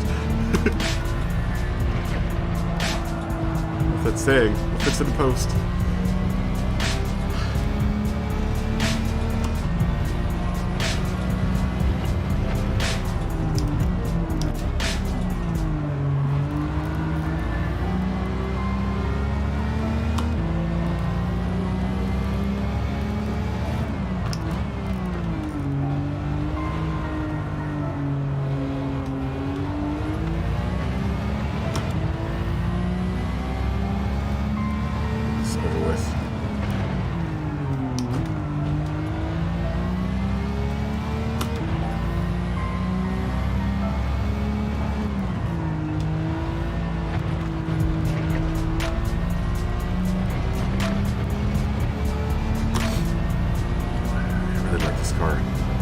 glad I had another usage for it.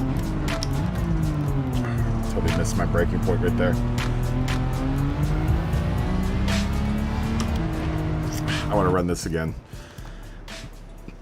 I want to run this again. Yeah, exactly, right there. You know what I love about the Fast and Furious is that they always have a party scene where all the girls are like dancing all around cars.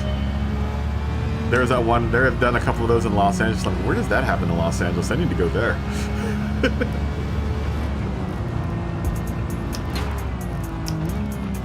Everything in Los Angeles shuts down like 1:30. So any of those party scenes, I've never seen that in Los Angeles. If it's happening in Los Angeles, I guess I'm just in the wrong spot. But I've been around a lot of Los Angeles at all times of the day and night. Oh, bastard.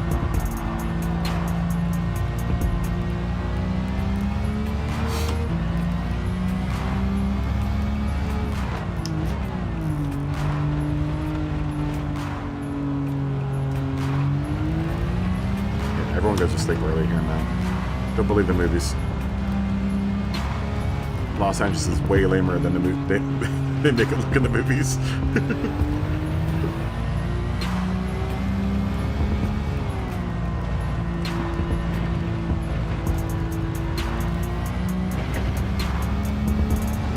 They also make Los Angeles look a lot smaller in the movies. It's really just a bunch of boring suburbia. There may be like a couple of cool parts of the city, but not as many as they show on movies or TV.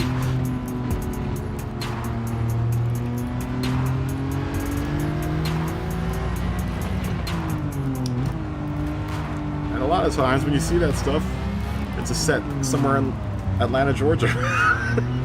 It's not even in Los Angeles, it's in Atlanta, Georgia.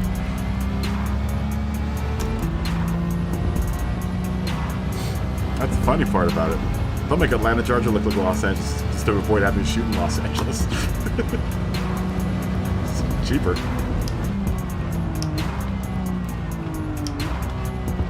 Labor's cheaper. Locations are cheaper and more friendly. That's why the sound stages are kind of in trouble right now. They need to get more business back to keep the studios open.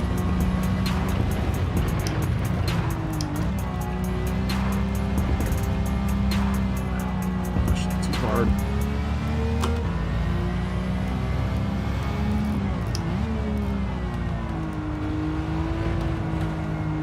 We didn't cut enough there.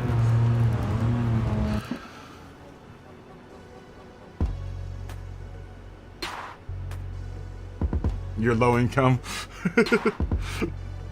It's fine, Charles. Don't worry about it. We'll do it sometime soon. We're gonna. I do practice lobbies for the manufacturers.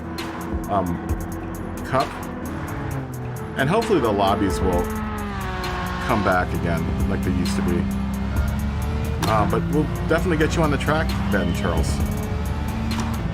I don't know if you do any of the manufacturers cup stuff, but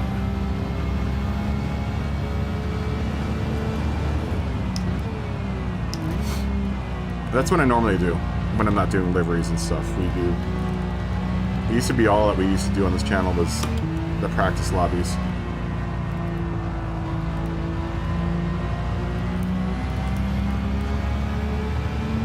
But it's fun though. It's a really fun community of people that are really, you know, serious about competing and doing well in the Manufacturers Cup series.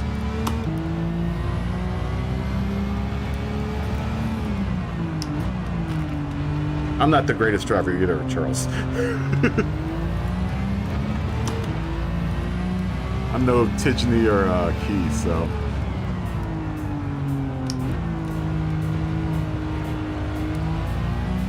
Just your average dude trying to make his way through the world of Gran Turismo.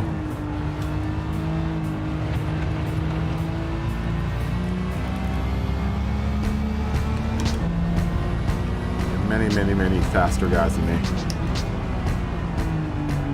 just a lowly B-level S licensed driver.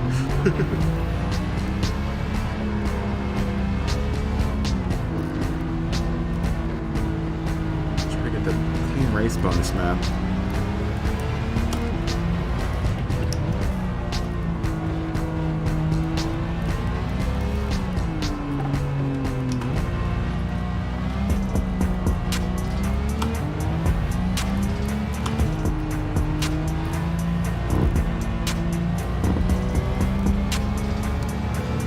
Fighting the urge to just ram that car out of the way instead of trying to get that clean race bonus. Normally I wouldn't respect the AI that this much.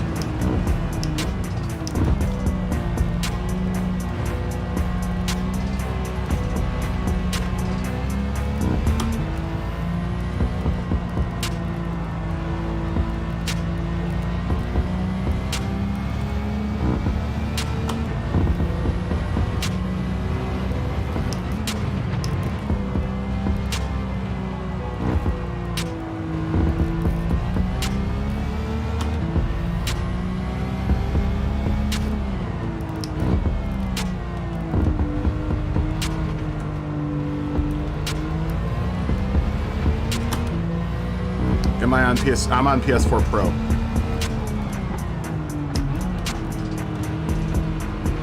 And it does a really good job, man, of playing this game.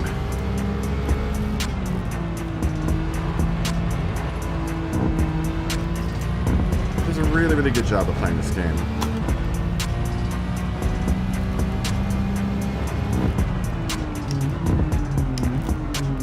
Man, we broke really late there.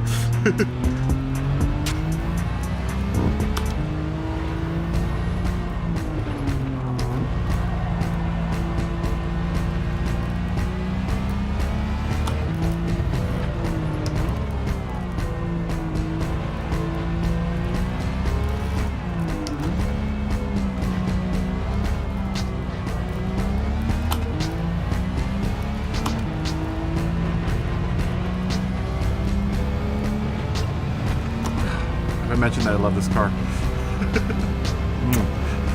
This car.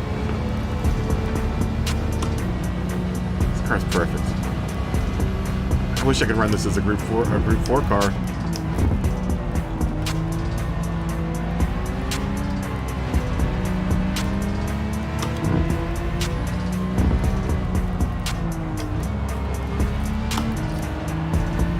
Trying to knock me off the line, BMW.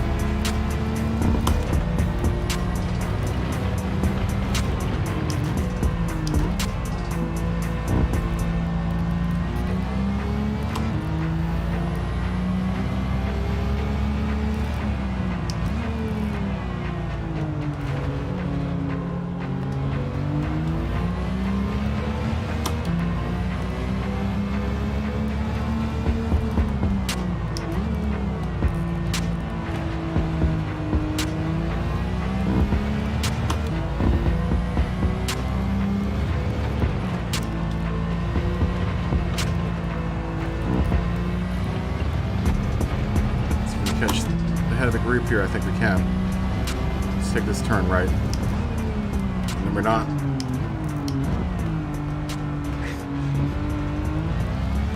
I haven't been able to do that turn right for the past couple nights, man. So we did this race late yesterday too.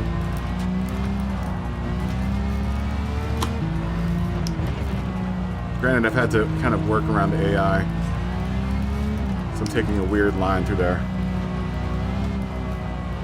The inside line is not really much one to be taken through there.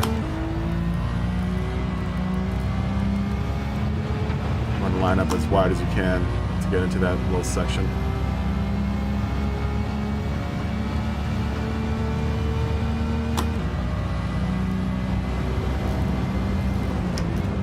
Oh!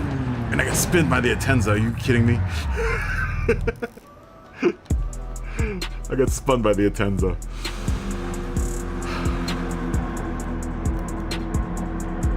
To be fair, I kind of cut him off, but that was pretty dirty.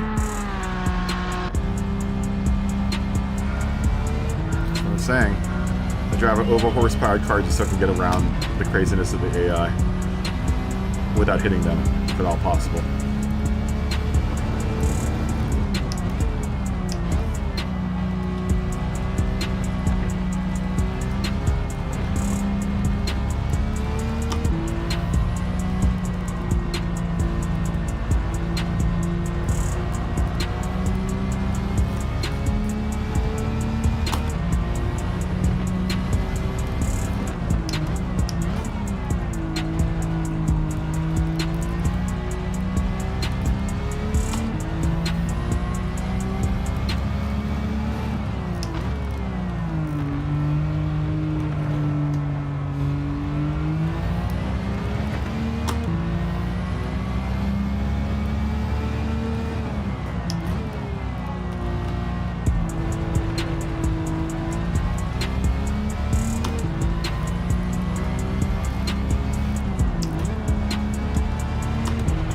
Unnecessary downshift through there.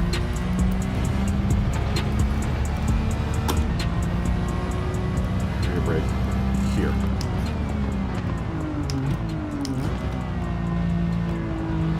Still not the line I wanted to take. It's fine. At least we did it cleaner.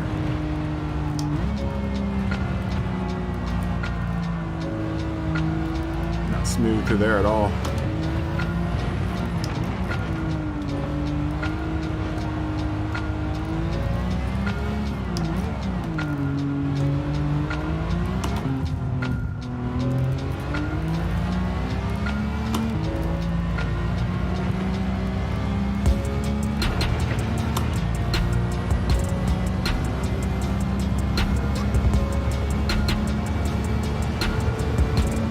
Happened 154. Wow, that's pretty quick.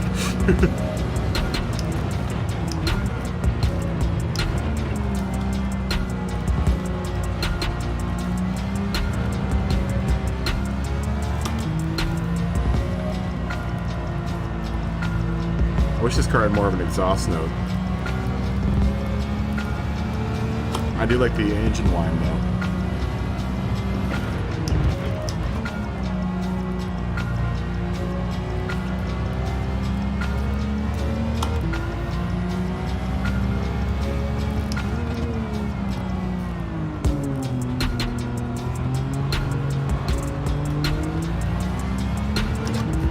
Yeah, this car's crazy fast, man.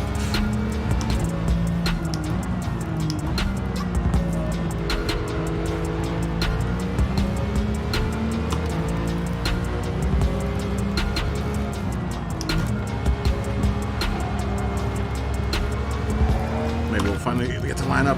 Don't hit me, deviate.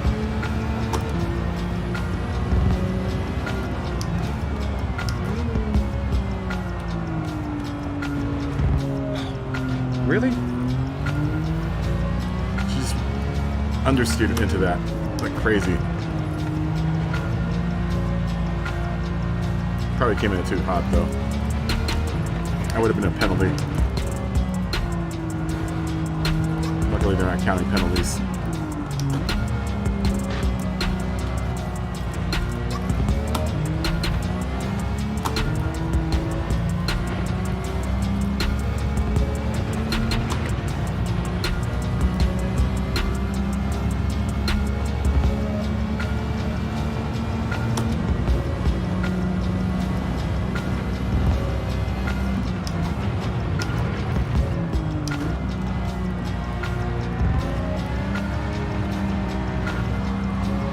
Pump that BMW.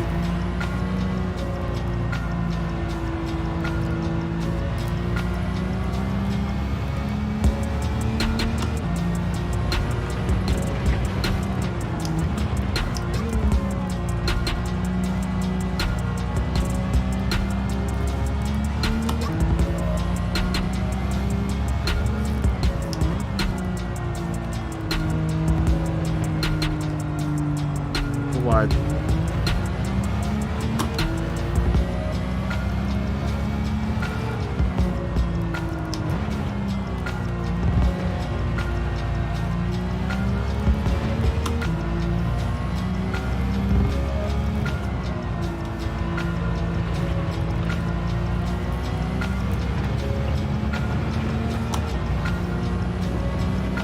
brake here.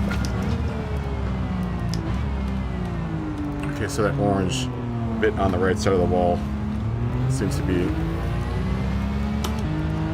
probably the best spot to start braking.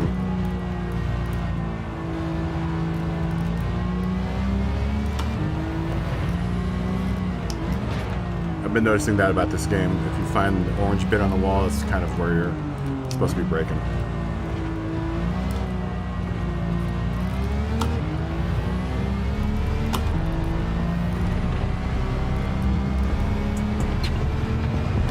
Might not have cones.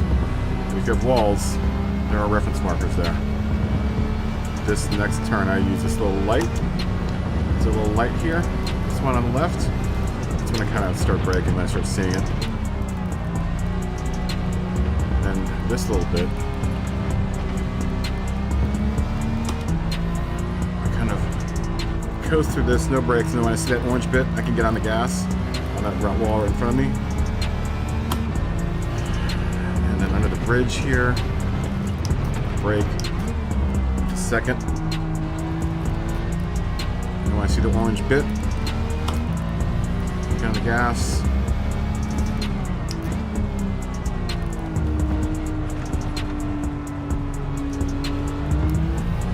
Over here.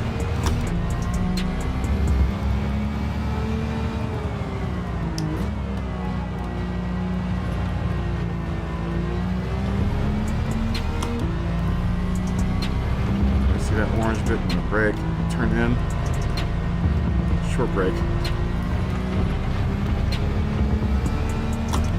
And this orange here.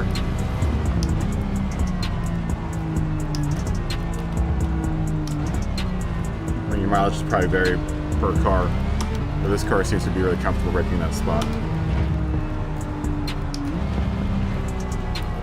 Oh, come on, get back in the groove.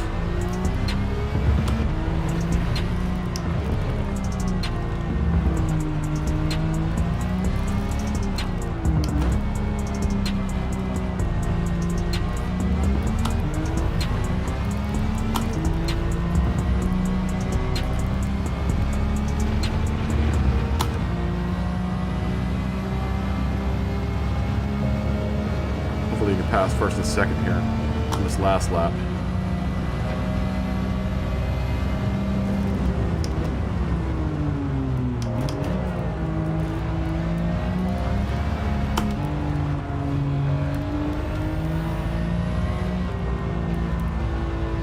Didn't mean to do that. Obviously, not the line you want to take through there.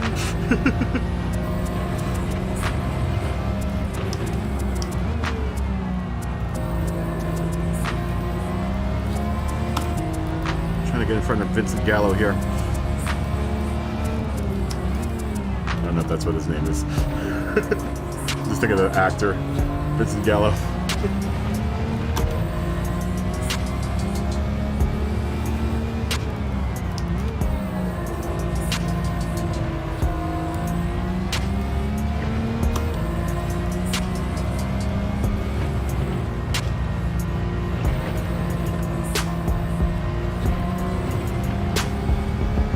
Brake right here, and we'll have this race.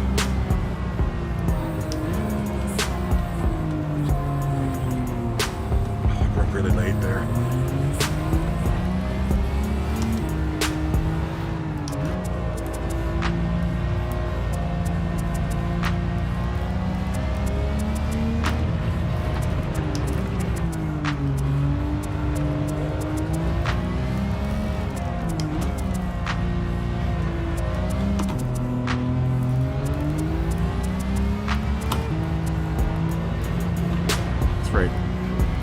Right. Eat the R32's dust. Suckers.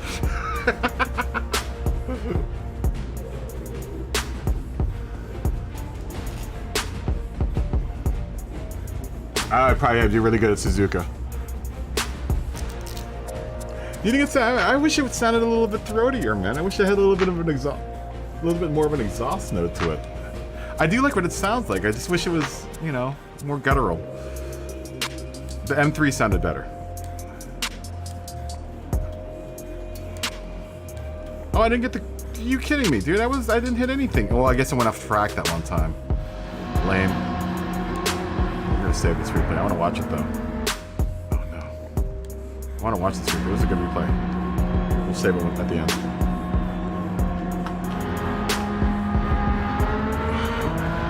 I'm really happy with how this livery turned out.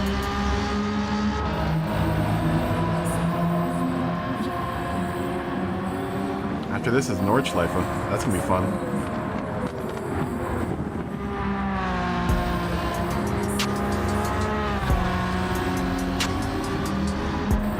That R32 it's a monster, man. It's a beast. I'm telling you, having the weight reduction, the racing tires, and stiffening the chassis may have been the most effective mods on this car.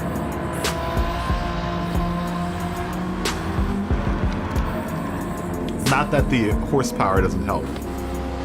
I didn't add a turbo though. This is a stock turbo.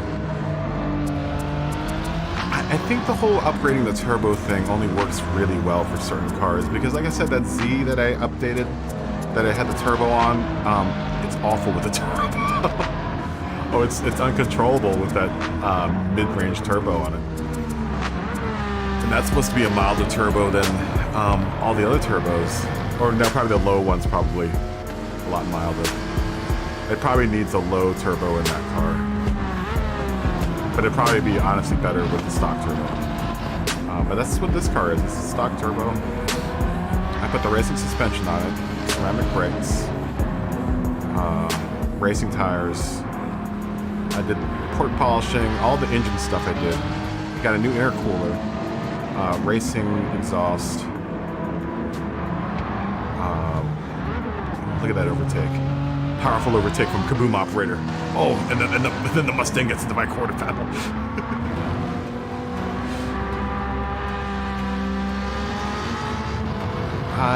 If you have this in your garage and you need to do the last couple of menu books, in my opinion, it's a great car to hook up. You can also be really flexible with the power in it if you put a power restrictor on it.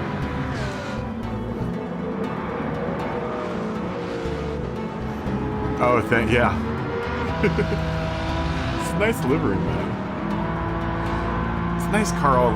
It deserves a good livery. Because it's been a really good car.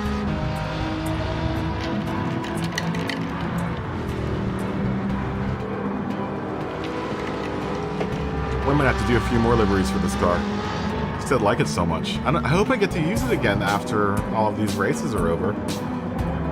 It'd be nice to be able to like daily race with this thing at some point. Maybe do like a tuning daily race would be fun with it. I mean, it's legitimately a Group 4 car right now. Especially with all the weight reduction and the chassis stuff done to it. I mean, it's pretty much a race prep car now, so. And it acts like that. It's better than the McLaren.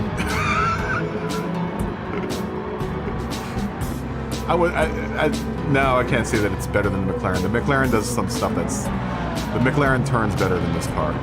There's a lot of, like you can see it right there, the understeer. Because of the all-wheel drive, probably. It has a lot to do with that.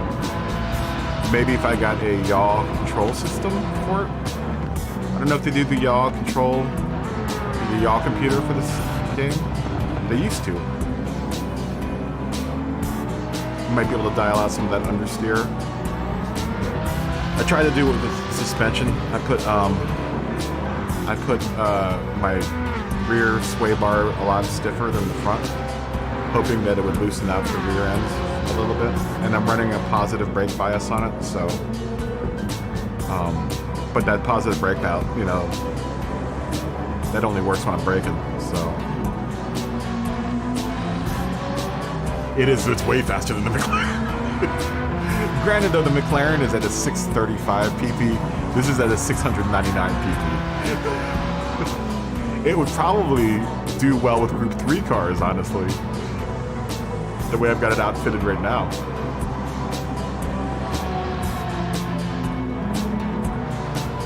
Dude, I'm telling you, I think the road cars don't do so well with some of the turbos.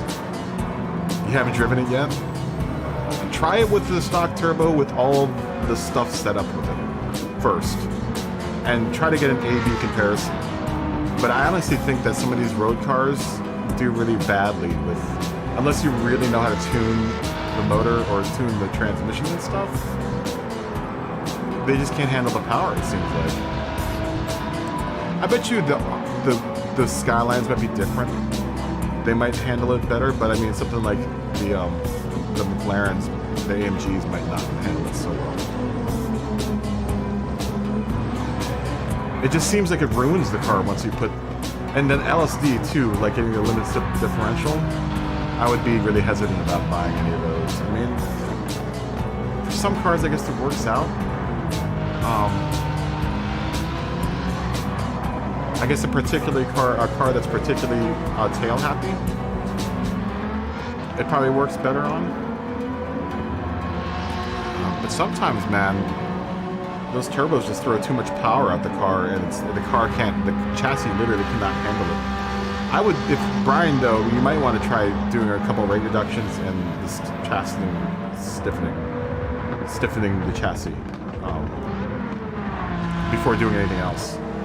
I always think that you want to focus on everything else and then you focus on the motor last. Definitely brakes are the first thing I buy. Like in real life, the first thing I would buy is good tires and brakes, and then I would check from that point on what I would want to add onto the car. That's an old autocrossing. You know, how not to fall into the money pit with autocrossing. You start with the cheapest things first that are the most accessible. Contact patch and brakes. You're only as fast as your brakes can stop you. You know, I think that's a fact of life. You're only as fast as your brakes. Lots of throttle control with that car. I would imagine so, Brian. It's a big, heavy car, man. What's that, a V10 up front with a supercharger? That's a big, heavy car, man. I hope the 190E shows up, man. Dude, I'm hoping that shows up in an update in the near future. The 190E. That's the Merc they need to have in this game.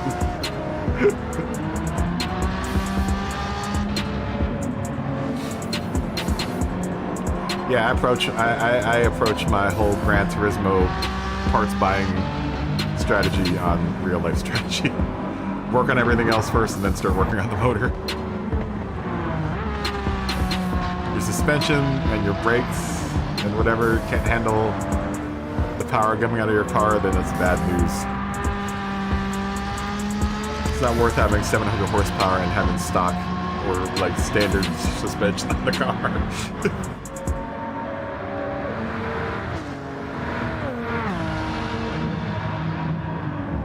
I also have this car detuned right now.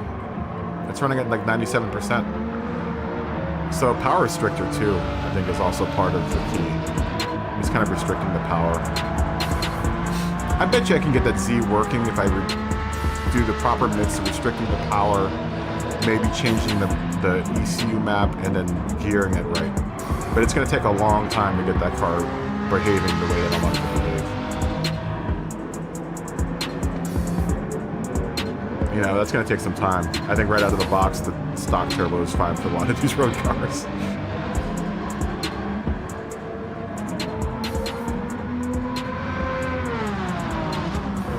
And it's fine for the GTR. That's what the GTR is running on right now.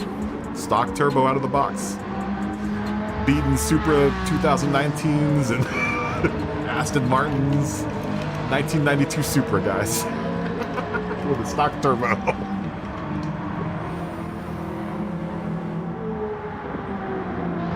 Well, at least you got the carbon fiber brakes. I'd get the brakes and at least the adjustable suspension, the racing suspension.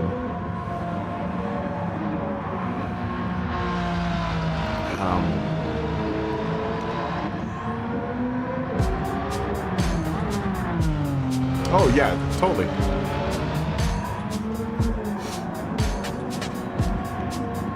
Well, they do have the sponsorship, right? The Brembo. This is actually the first car I put the Brembo brakes on. I haven't put them on any other cars. I finally decided to splurge on the brakes. The ceramic brakes. In real life, I wouldn't want ceramic brakes. I guess on a race car, it's different. Ceramic brakes take too long to come up to heat. That's why I always laugh when people buy like Civics and they're like, I'm gonna put ceramic brakes on. I'm like, why? It's your daily driver. First off, they're really loud, especially when they're cold. And then it takes forever to warm them up, man.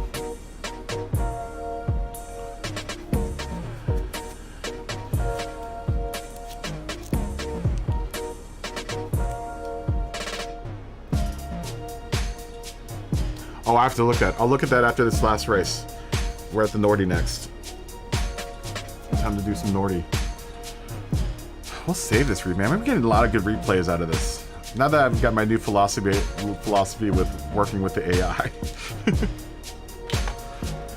Let's do some Nordy. This will probably be just one lap of Nordy. I'm not very good at the 24-hour format because I don't really know the formula track very well. I'll still probably come in first. Luckily, that's only the beginning part of this track, so I get lost in like turn 4 or 5 or something like that, and then when we get into the actual Nordschleife, it's much better, much better. So expect a little bit of a rough lap the first lap, or the first bit of this race, and then once we get into the Nordschleife, I promise I'll be much more entertaining to watch.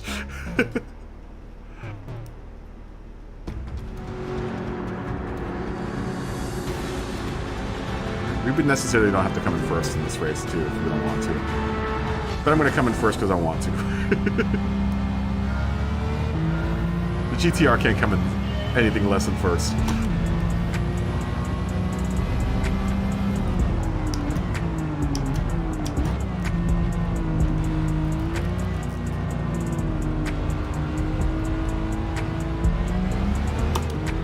Dropped me off of the road Jaguar or Aston.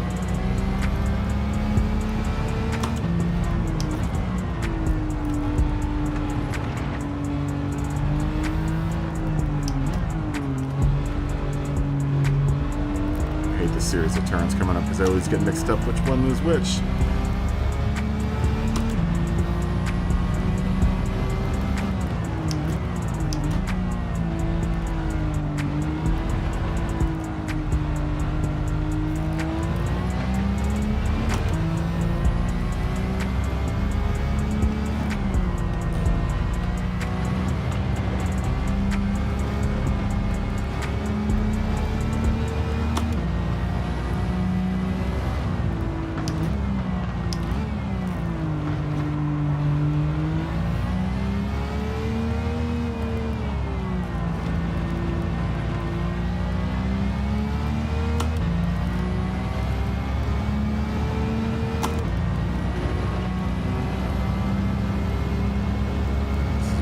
Turn here.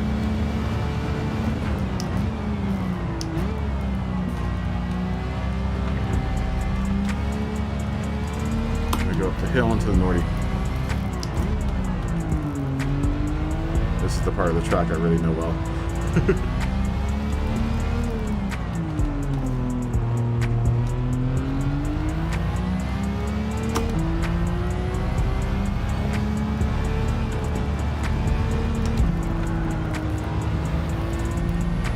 That up.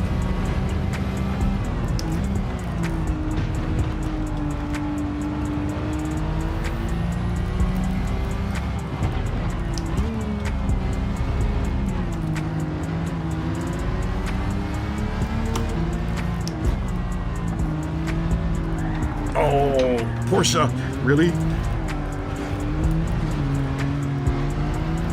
Dude, that was dirty.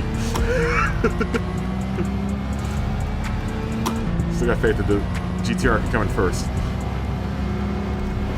Dirty bastard. No brakes.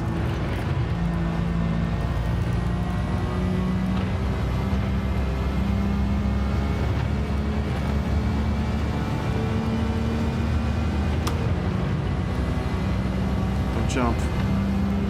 She stays on the ground. Oh, you're so good.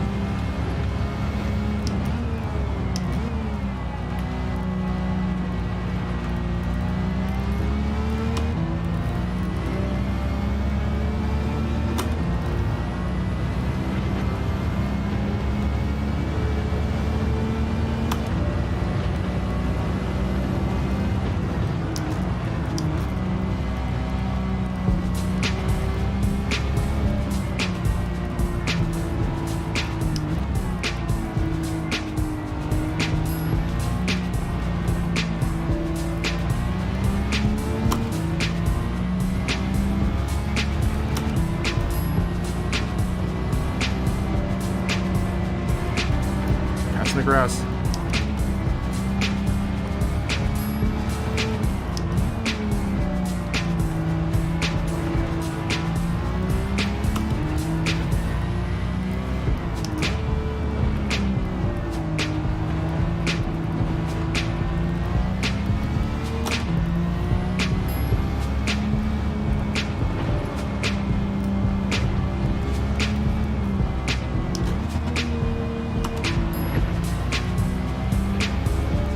Really good here.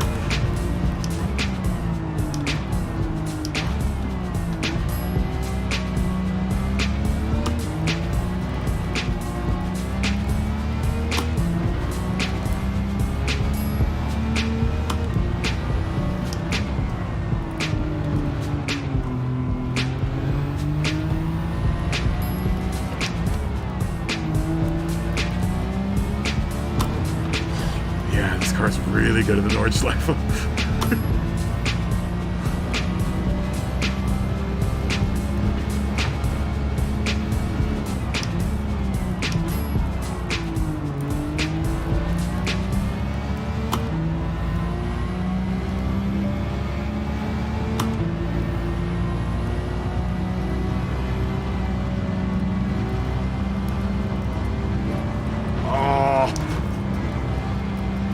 Trying to get him around him cleanly.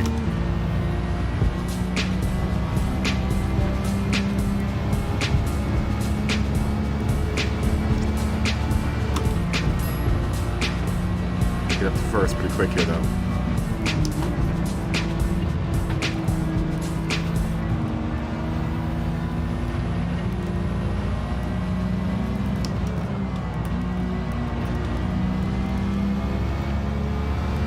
I can do through the carousel here.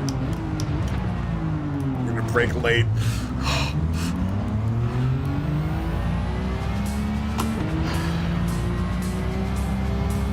Flame. I ride the high line here, which we shouldn't be doing. Because this car is in the way of the Suzuki.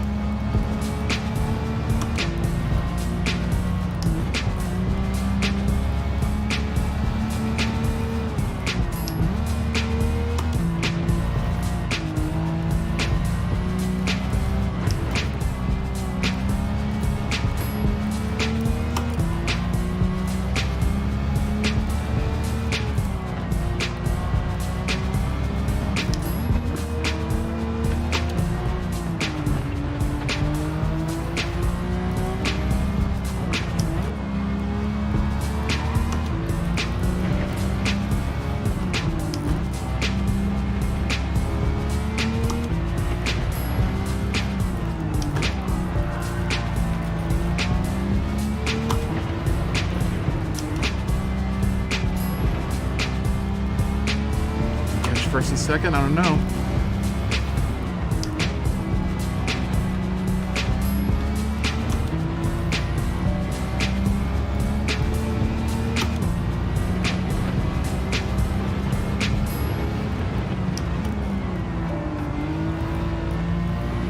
That's the second carousel here. It's not good. Looking good. I'm able to catch him on the straightaway.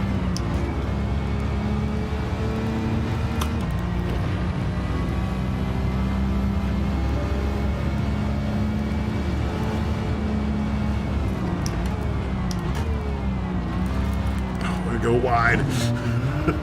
That probably kills all my chances of getting a first and second. Damn it. I think you can post it on there, Charles. What's your YouTube name? Channel name? I'll check it out. Everyone check out Charles' channel. Try to post it. I'm not sure if it'll let you post a link in the chat. But yeah, totally, man. I'd love to check out your channel, man.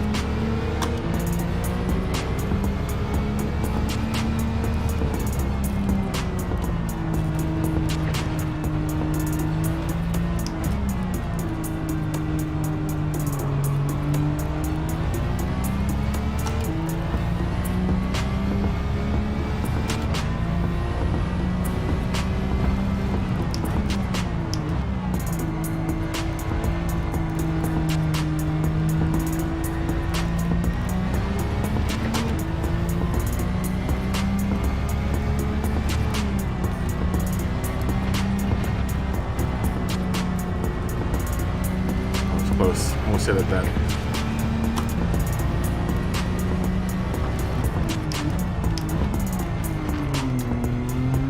Quite the approach I wanted to take for that turn. But I wanted to get around that Audi.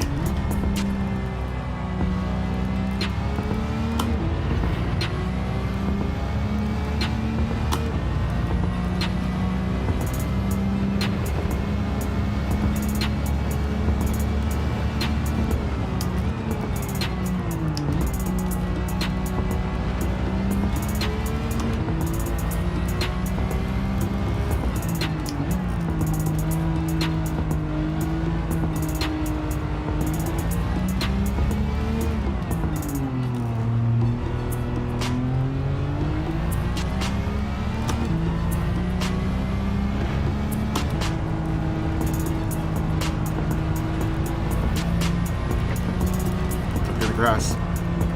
Stabilize.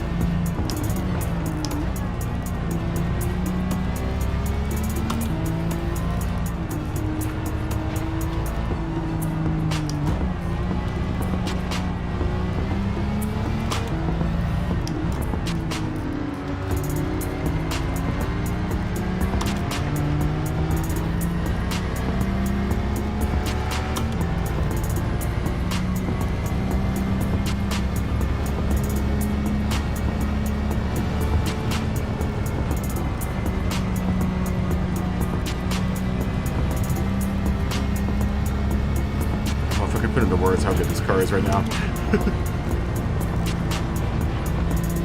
I wasn't passing the grass.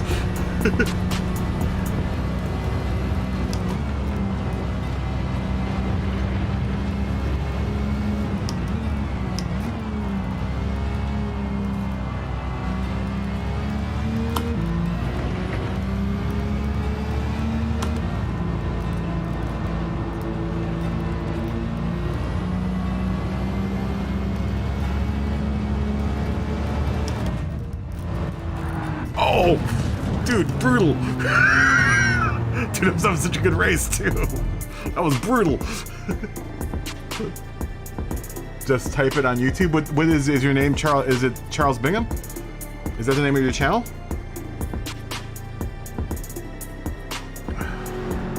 Oh my gosh. Because I'll definitely check it out, Charles. Dirty, man. That's why you try to get as fast as... Get away from the CPU as fast as you can.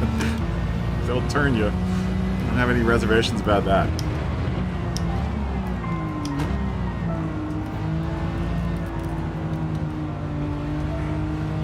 Isn't bad an eyelash about doing harm to you, the computer.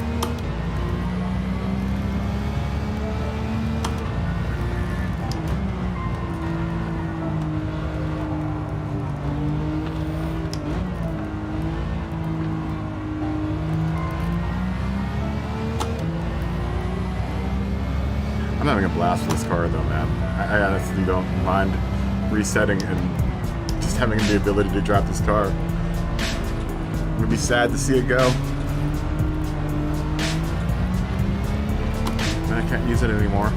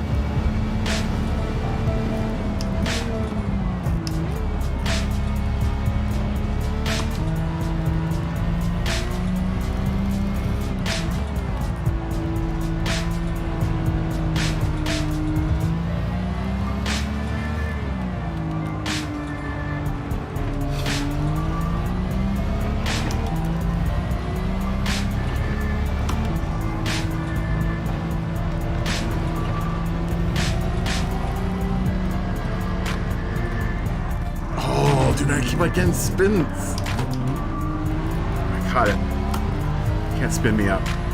Cayman.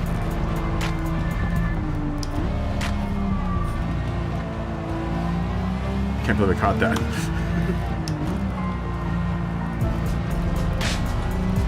God, I gotta win this race now. I want to see that replay.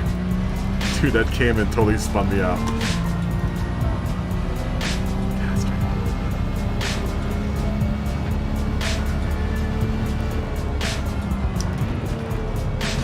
You do not have to hit your brakes there.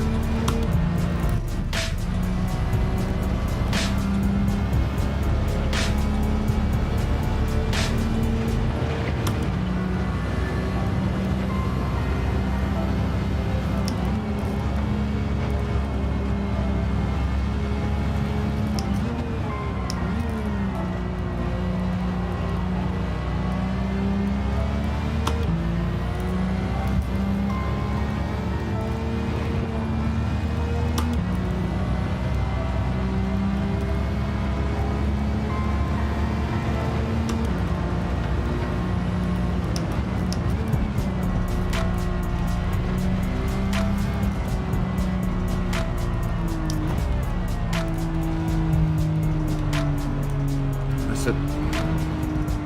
Almost missed it.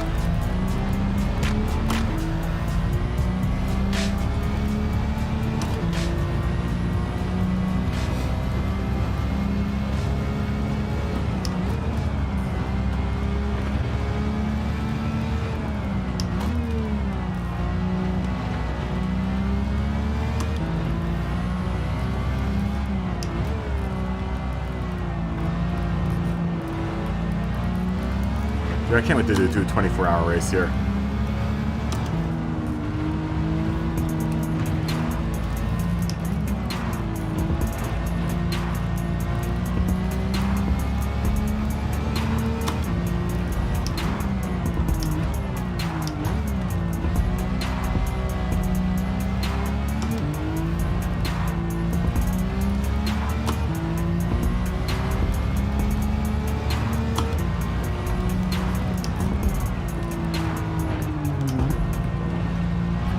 Wide.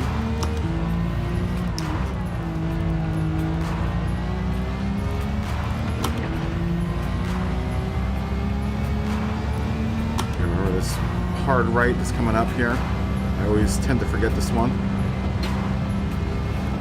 Right here.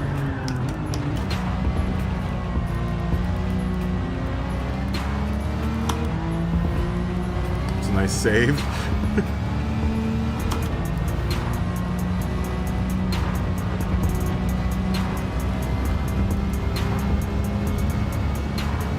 .420 dudes.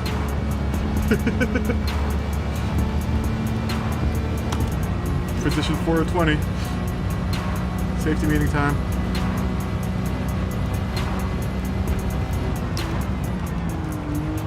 I didn't need to brake through there. This car is carrying so much speed through that turn.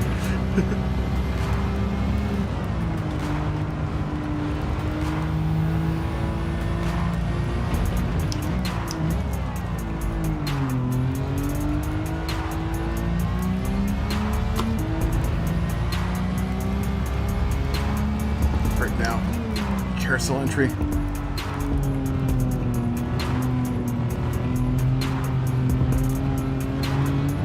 We're a little slow through there.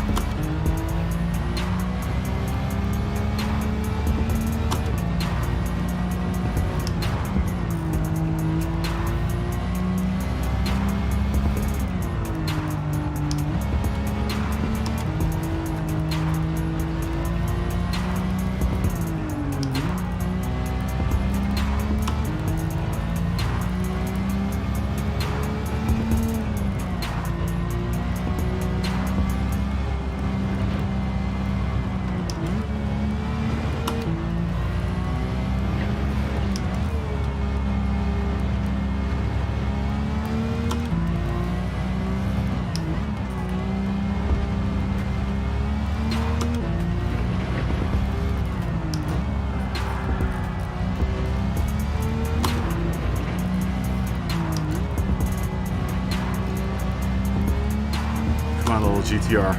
You can do it.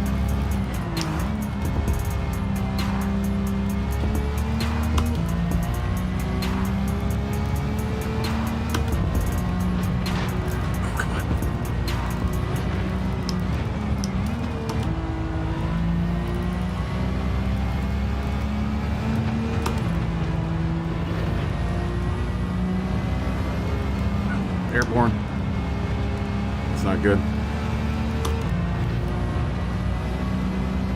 I gotta beat them.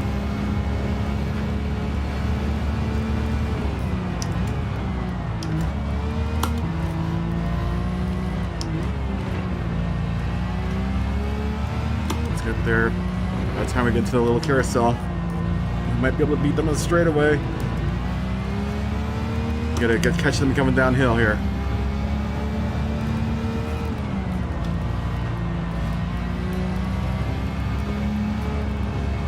Use all that speed and grip you got. R32. Let's go. Come on, baby. Go for the gold. Go, go, go, go, go, go.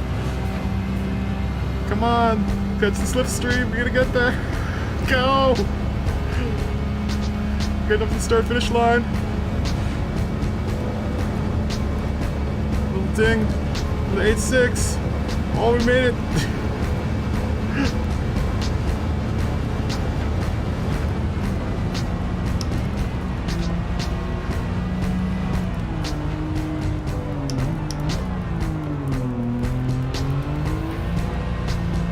Whew.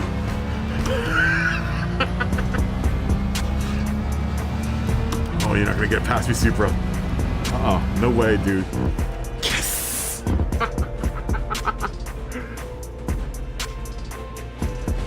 I will definitely check out your number, Charles, or your channel, sorry.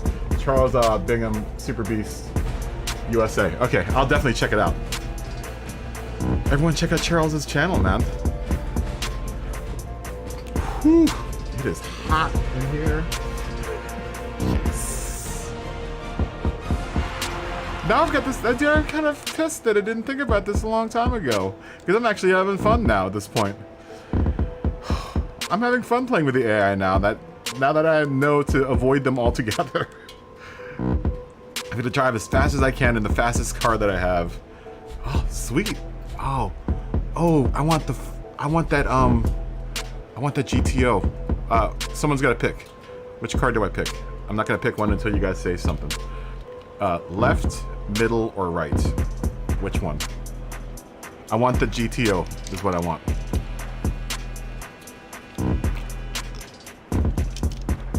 Someone's gotta be my lucky star. Who's gonna blow on the dice? Left, middle, or right? Which one do I do? First one to answer gets it. No. I'm feeling left. That's the vibe I'm getting, is left. For the car that I want. Or maybe it's right. Which one is it? I don't know. Anyone? Which one do I do? Left, middle, right? Middle? Middle? Okay. Middle it is. Everybody's saying middle too. Yes! They got the 308 GT. Yes! You guys are my lucky charms, guys. Yes! I've got Magnum PI's car, y'all. Yes! I should have bought that Daytona that was so I'd have Sonny Crockett's car.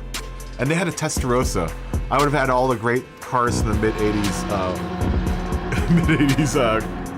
shows. Damn. I didn't know I was gonna get a 308 GTB. Not GTO, GTB. I almost bought that car too in the legendary car thing. You guys are my lucky stars, y'all. Thank you guys for clearing that up for me. I'm gonna watch. That was a close race. We're gonna give the GTR some love. We've been giving the GTR love, replay love every single time. But how could you not? It's a good car.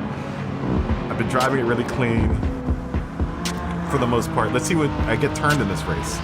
That Cayman turns me. That dirty bastard turns me. But I recovered. I don't know how I recovered, but it did. I'm really happy with how this livery turned out, too. It's one of the better looking, simple liveries.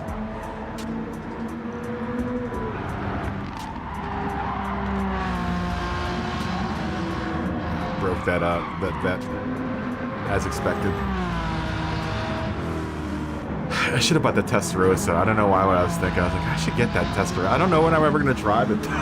That or the Daytona. When am I ever going to drive either one of those cars? Oh, you just don't worry about it, Woody. It's all good. Woody, fist bump, man. Dude, I can't wait till we race again in the lobby, Woody. You and I are very close in speed. Same as Smoggy. I think you, I, and Smoggy will have a good race because we're all very light drivers.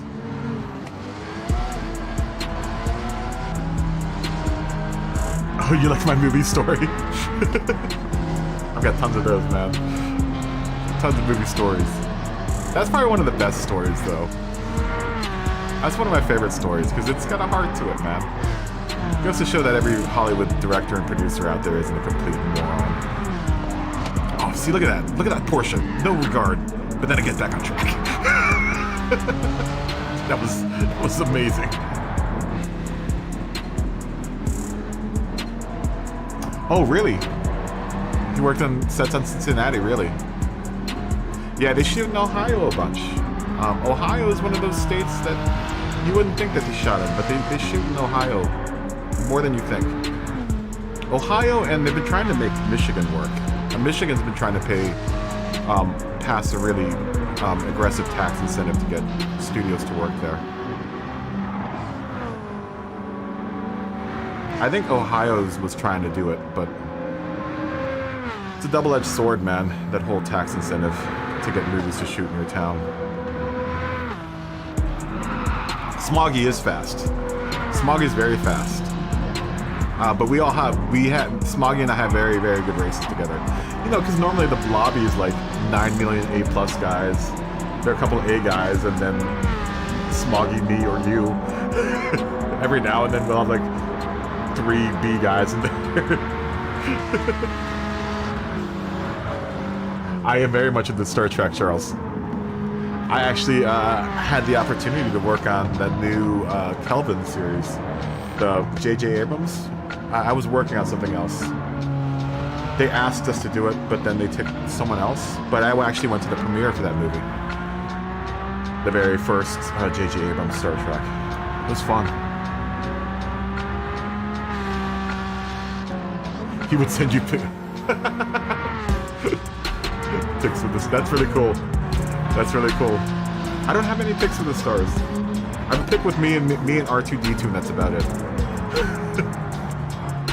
There might be a picture of me floating around of like paparazzi pics of me working with on the set, but I'm in a couple behind-the-scenes things. If you watch some of the movies that I worked on, if they have a behind-the-scenes feature up, you'll see me on my fat ass on there. What were we talking about though? Smoggy being fast. Smoggy's very fast. But it was Star Trek. Yeah, I'm way into Star Trek. Dude, I actually have... Are any of you guys toy collectors? I have the whole Enterprise line in the closet. I used to have them all on display here. I have the A, the regular 1970 or 1701, the D, and we're talking big. They're the Diamond Select series. If you ever got into toy collecting, Diamond Select made a really, really beautiful line of large Enterprises. They're probably all about this big. I have Excelsior, I've got a Bird of Prey, and I have them all locked up in the closet.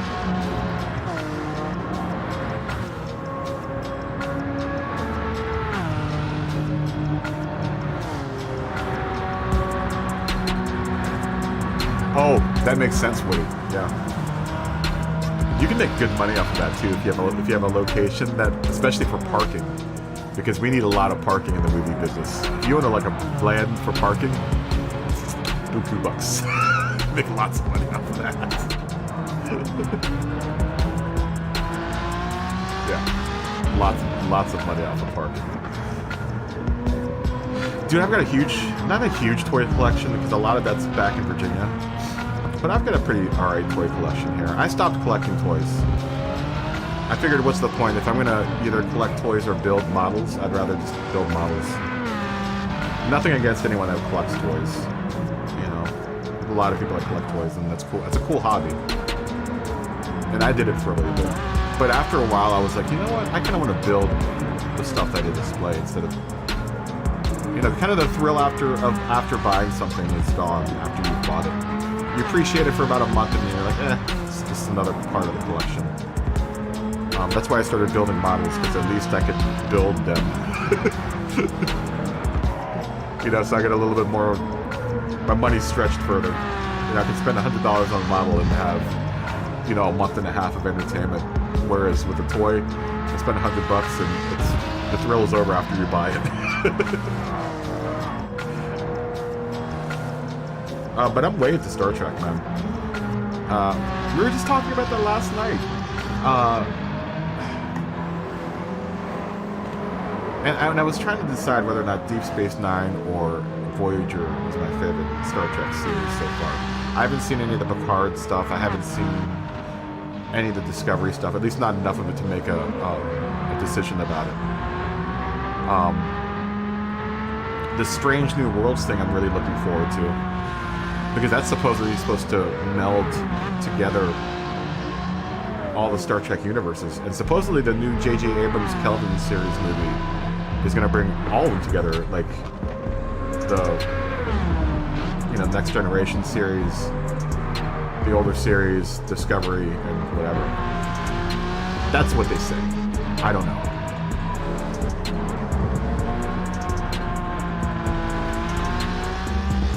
Old Man with Gun is one title. Your cousin goes by Halloween.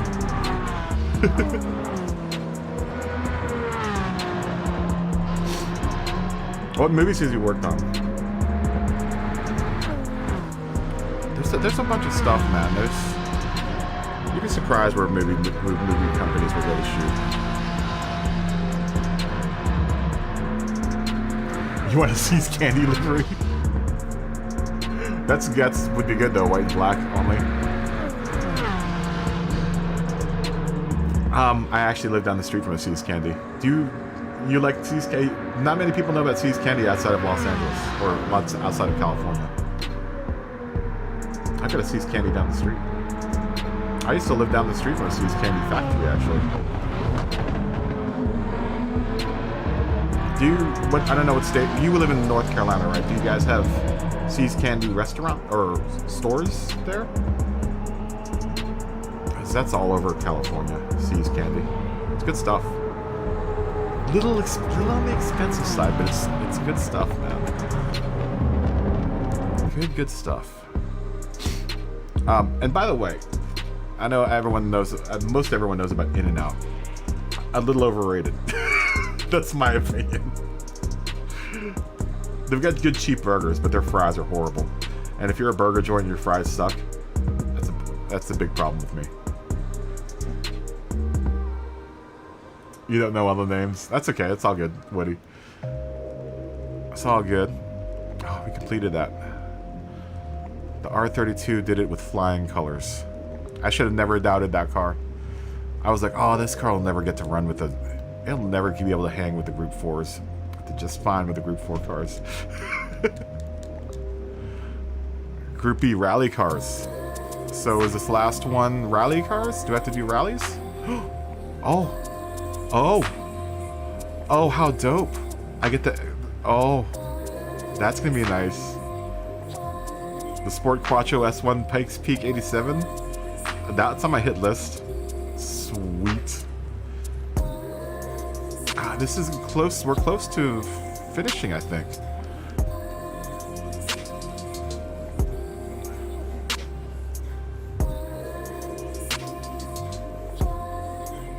Do you miss In-N-Out? Really? You like the good? Oh, dude, I hate the fries.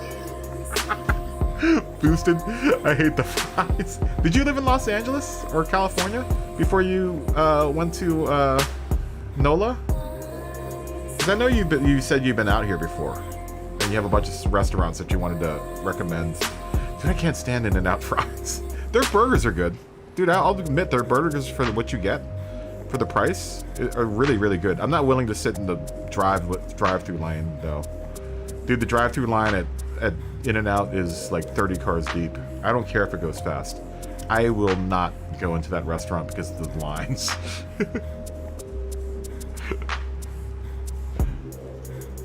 Vegas and North Cal, okay. Yeah, that's right, because they have a, I forgot they had that thing in Vegas. Are they real potatoes, though? They don't taste like real potatoes. I mean, I know I've seen them make it. I've seen them make the potatoes. They're not as good as, and this is bias, because I'm from DC and Northern Virginia. Five Guys fries, hands down, best fries out there. But Five Guys started in DC. That actually was a food truck. They were a food truck before they became a restaurant. That's why they serve everything in a paper bag. That's how they used to do it back in the day. When you could still eat on the Capitol steps and stuff. There used to be a small, tiny food truck. Oh, you have Jack in the Box and White Castle, really? We don't have White Castle here, we got Jack in the Box. Jack in the Box is good. It's terrible, but it's good. I actually live right behind the Jack in the Box. I could walk to Jack in the Box. Yeah, Five Guys fries. Come on, man. You don't like Five Guys fries? Boosted? And you like the In-N-Out fries? It's okay. We can have our differences. We can still be boys and still have our differences. Yeah, Five Guys is everywhere. They're nationwide now. How could you not like Five Guys fries? How could you not? You've been to bad Five Guys, Boosted. I don't think you've been to good Five Guys. When did you move to NOLA? Because maybe their Five Guys aren't so good down there. Dude, I can't deal with In-N-Out fries, dude. I hate them. Oh god, it's so bad. I've done this before. I've actually got the In-N-Out and then got McDonald's afterwards. Got the burger and then got McDonald's fries. I've done that before. I've actually gone to In-N-Out before, got the burger and then the shake, because they have hella good shakes at In-N-Out, and then went to Five Guys and got fries. I will not spend any money on those fries. They're terrible. Like I said, man, we all have our differences. We've already talked about the New York style pizza, though. I think everyone is in agreement with New York style is better than Chicago style pizza. Nothing against anyone in Chicago, because I know I have Chicago viewers. But that isn't real pizza, guys. That's like a pizza casserole.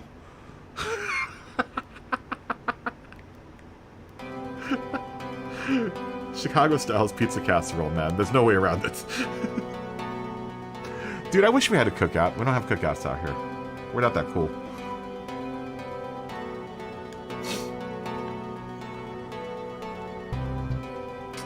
Yeah, the burgers are always sloppy, right? You know, in the pinch, I'll eat the In-N-Out fries. Detroit. In the pinch, I'll do the In-N-Out fries. I'm not a big fan of them, though. We need to change the oil in the R32. And then I think we have to shelve it, because I think we're doing rally now. I think we're rallying now, man. Oh, damn it, I keep on... I keep on doing the oil change, the car wash. The oil change should be before the car wash. Why is it all the way down here? Oil change and then car wash. That's how you always do it. I want to... Yeah, McDonald's and Wendy's fries. You know the Wendy's actually redid their fries. They're really good. You guys have Hardee's, right? That's another chain that I'm just like, if push comes to shove, I'll eat at Carl's, which is Hardee's everywhere else. But it's not the top. It's not on the top of my list. Mainly because it's super expensive. It's like 3 times more expensive than any other fast food restaurant. And I don't see where that cost comes in. They've got better burgers, I guess. Marginally better burgers than maybe like a Burger King or whatever. But, you know, I've gotten out of a Hardee's or a Carl's Jr. line, you know, takeout order, and it's been like $20. I'm like, what? For a burger and fries and a Coke? Really? You guys have Carl's, so you're... That's right, because in Denver, I remember seeing a Carl's Jr. out there. I didn't know how far the Carl's Jr., how far east the Carl's Jr. thing went. I should buy this Mr. 2 Man. Every time I come in here, I'm like, I should buy that car. I don't know what to use it for.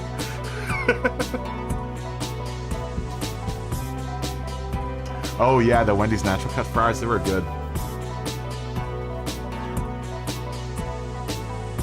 Oh, I've never tried the beer cheese loaded fries, really.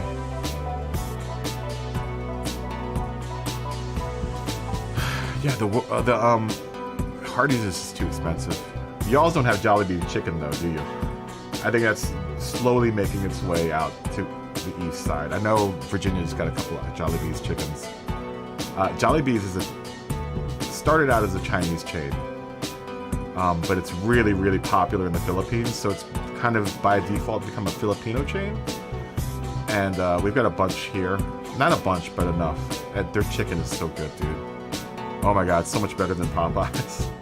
Big, like, meaty pieces. Fast, it's cheap. You never think it. You'd never think it by looking at a Jollibee that there's amazing fried chicken in there. Or there's amazing fried chicken in there. Us Filipinos know how to fry some food, man.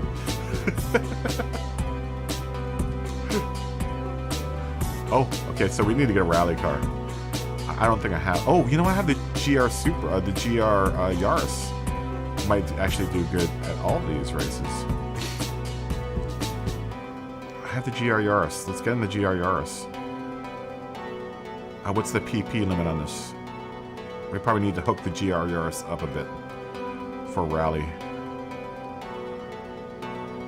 Because I think I bought it and then I didn't do anything to it. I ran it in like 1 or 2 races. It was good. It's a cool car. We need something that is 700 or less. Okay. And then after this, I think this might be... We're very close to the very end of the menu books. I think the next race is the last race. I don't know if we'll get through that today. I want to try to do this rally bit and then maybe call it a night. So we've been on, it's like 11:30 now, right? It's 23:37. We'll do it tomorrow. We're gonna be back tomorrow. Weekends. That's what we've been doing. Friday through Sunday. As soon as they figure out this whole manufacturer's mess, we'll be on probably more of like a spread out every other day schedule. But as it is now, I like to spread the time or keep the time all in one chunk on the weekends. It seems like a lot of people have more time off on the weekends.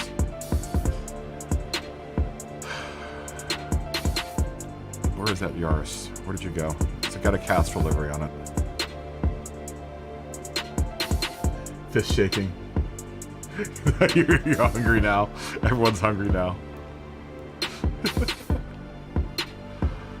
You know what I could do with is a nice prime rib steak right now. Oh, let's look at our 308 ATB real quick. Oh, look at that. Look how beautiful that car is. Oh, Magnum PI. It's probably terrible to drive.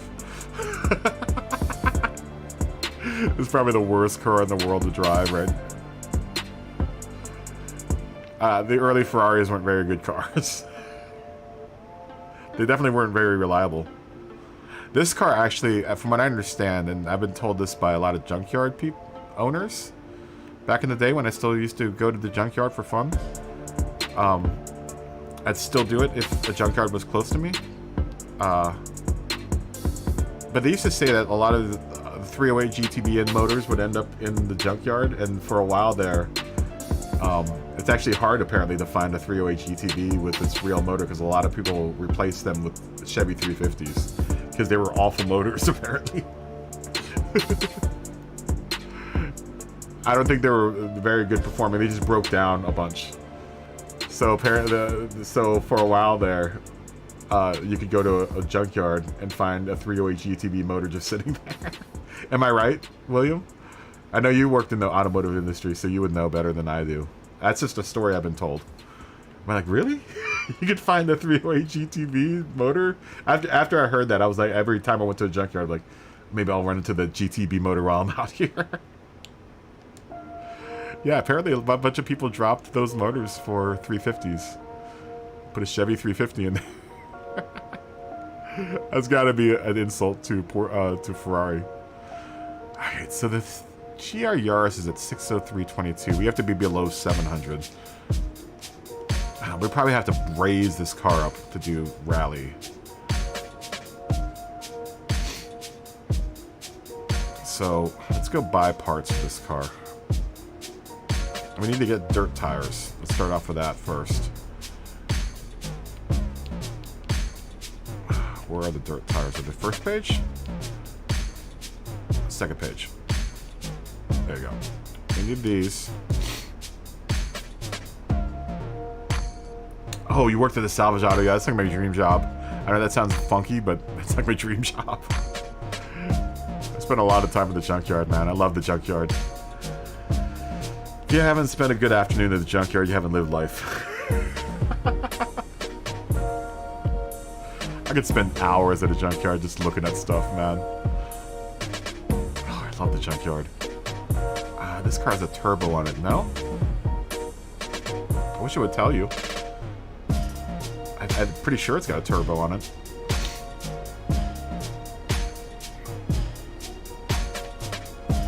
Yeah, it does. Because I put a medium. Okay, so we need the anti-lag system. Where did I put our PP? At 570.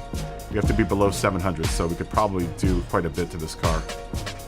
We could probably do weight reduction. We've done the exhaust already. Let's do the carbon fiber ceramic brakes, man. I like those. We'll just start buying those from now on instead of buying the slutty brakes. We need to get that. That actually brings us down in PP.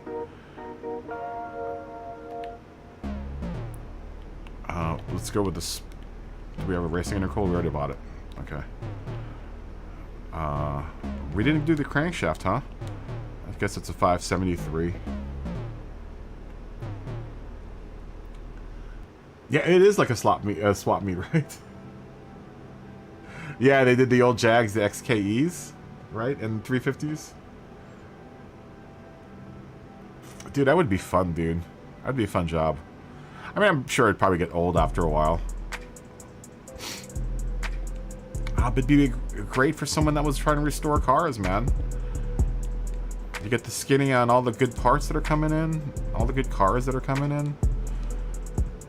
We did a lot of scrounging when I owned my Z because half of those cars rusted out before they even hit hit stateside. So taking that big ride across the ocean with no undercoating really did a number on a lot of the Zs and the old 510s, B510s that came to the US. Those early cars. Look at that. We should probably be able to make it through the weight reductions too, without maybe going over our PP. That's 591. That's 597. Oh, that kills us right there.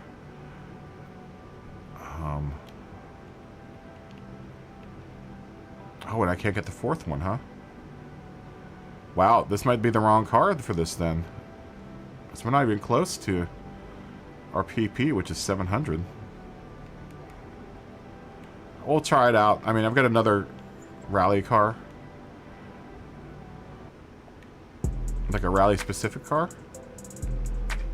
I won it at some point in time. I don't know when I won that car. I mean, I could probably go to a higher turbo, but I don't think that's going to really matter too much, is it? 602, that doesn't even add too much more horsepower to the car. Maybe this isn't the right car for this race.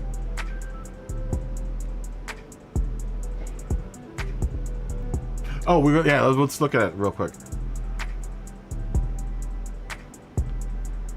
Oh, you got daily bonuses. Wow. I would imagine for, you know, sales that you do. If you do better sales, you probably get a better bonus. The AMG GTR 17. Where are your bins? I was just right on that.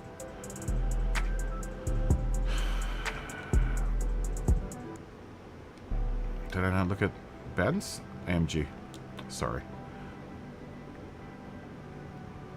They did put the E90 station wagon in here, man. The AMG GTR 17. This one. Yeah, this is the one that you do the last license test in.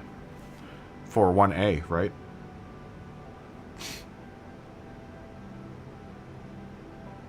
Yeah, it's a nice looking car. My dad actually had an SL AMG. That thing was fast. No convertible needs that much power. This is a V8 in this one, this car. It's a turbocharged V8 in this car.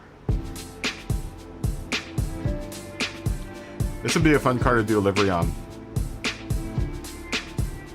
Though that back wheel arch might be a little bit of a bear to deal with.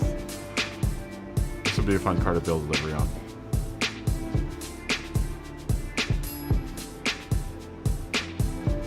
You got a lunch break just for doing a day.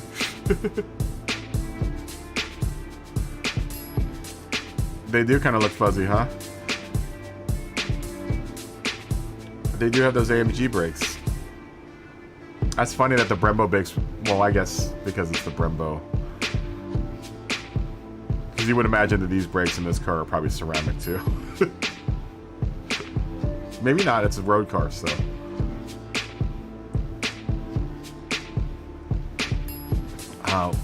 That's a cool car, man. Yeah, that's the car that you do in that that 1A race. I haven't finished that yet. The one at the Nordschleife, the 1A test for license. I haven't finished that yet. I think I got a silver on it, but I didn't get a gold on it yet. So technically, I finished it. But I'm not happy unless I get a gold. Gold or bust, man. Maybe we should get into this car. Just spent all that money on that car too. Kind of a lame. Where are you? This one. This one's closer to the PP. It's 663. And it probably already has dirt tires. Probably don't have to mess with it too much. Let's see what parts we can buy.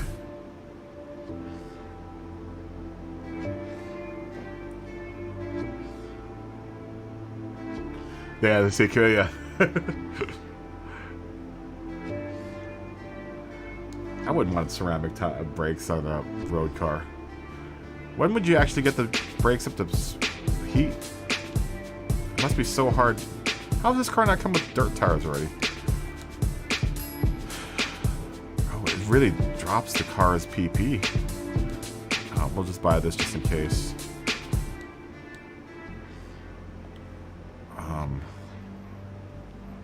I don't think there's much I can do to this car in order to make it run this race. Maybe get the fully customizable transmission, but I don't think that's going to help me any. That's really low. $597. I mean, we probably do alright with this car.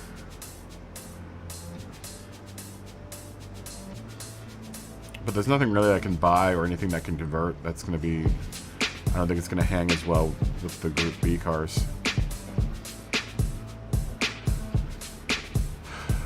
Alright, we'll give it a swap. We'll give it a try. Is there anything here that I can buy? Probably not. Yeah. Oh, I could buy the Renault. That's $1 million though. Or Peugeot, I'm sorry, not Renault. It's PP 678. Is that with or without their tires though? No, F that. No way. I'm not spending that money, man. I should be able to do it in this Group B rally car.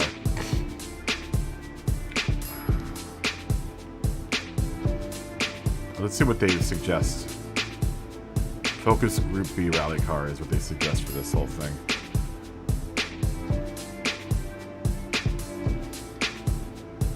I see. I see. Alright. Nah, I'm not gonna spend the money, William. I'm being stingy.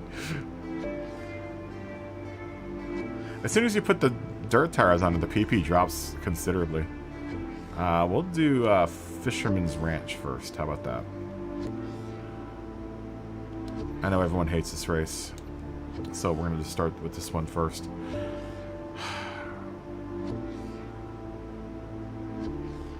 This is going to be challenging. This is going to be fun. You use the Toyota. Which one? This is the one I'm driving right now? Oh, and this is the one we'll win the Audi at. Then we'll get into the Audi. We'll win this race just so we can get into the Audi, and then we'll use the Audi for the rest. How could you not use that Quattro, man? Come on.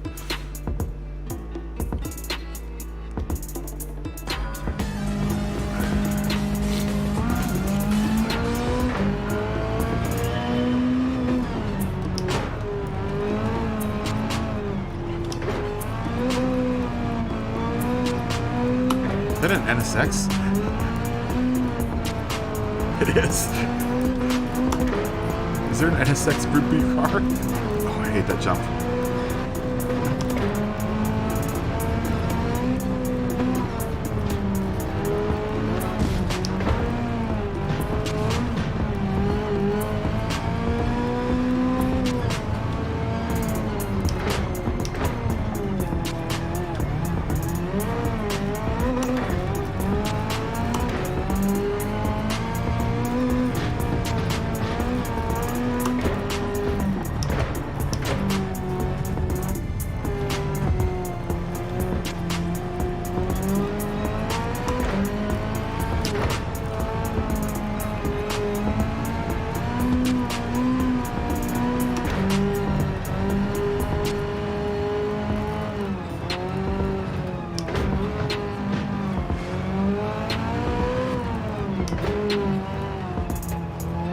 I hope the 959 makes into this game, man.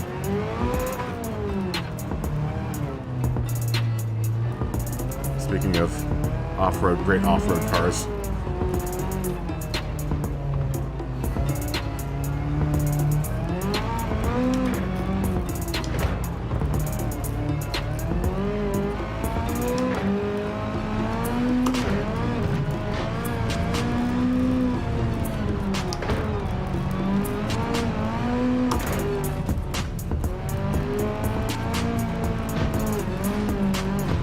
Oh, that's not how we want to do that.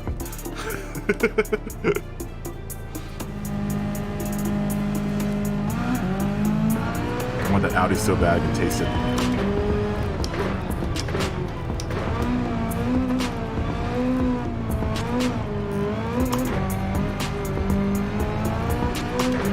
Can't believe this guy has an NSX out here.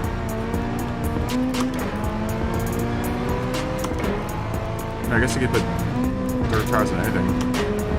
I could probably bring the R32 out here.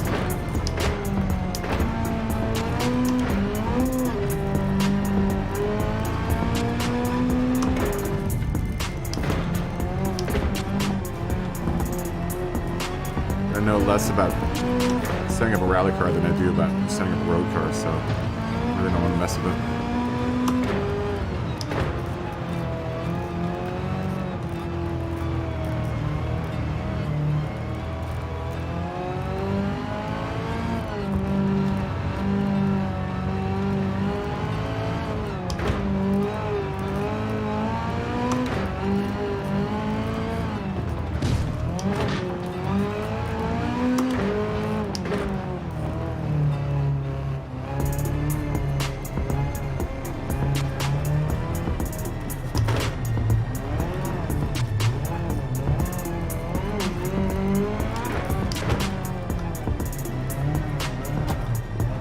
Get on.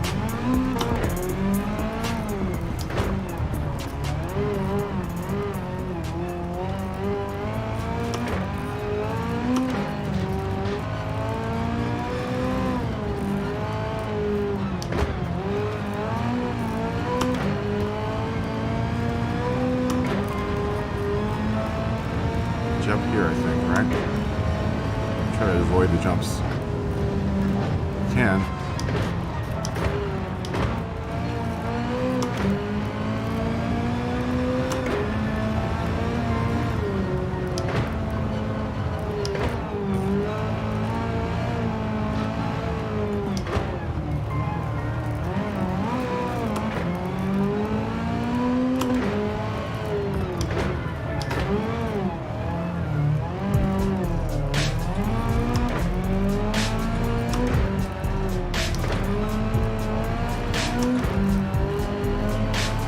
This car isn't bad.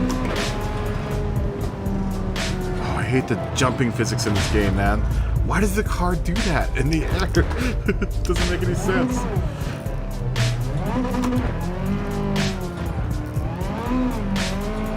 Still isn't very good, the air jumping physics.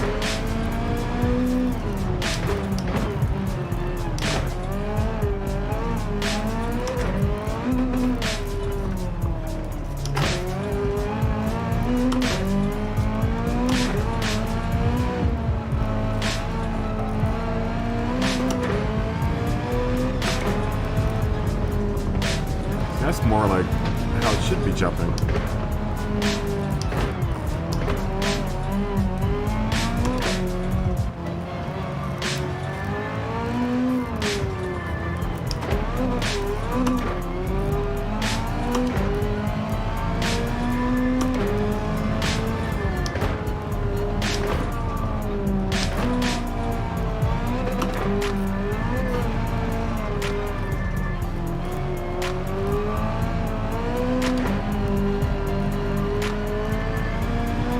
I just want to get third so I can get the alley.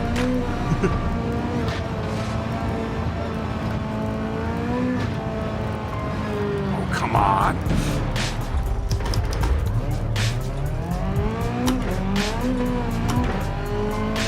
I don't even care if I come in first here.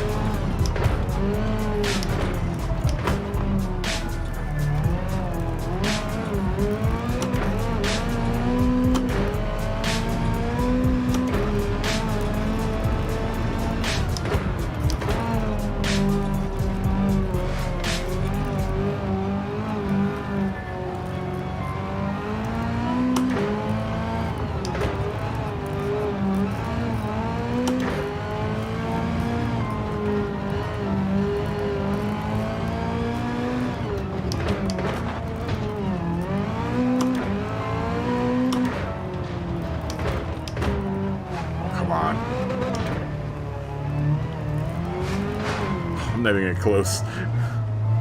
We're hitting too much stuff on the road. We'll take this last lap as a practice lap here, so we can do better when we have to restart this thing.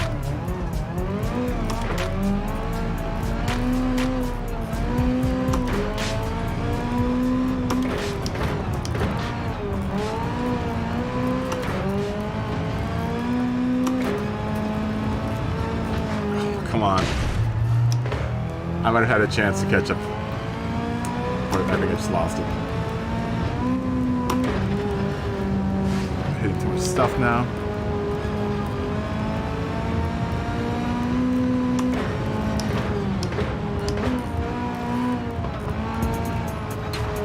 I do enjoy the rally physics in this game better than sport.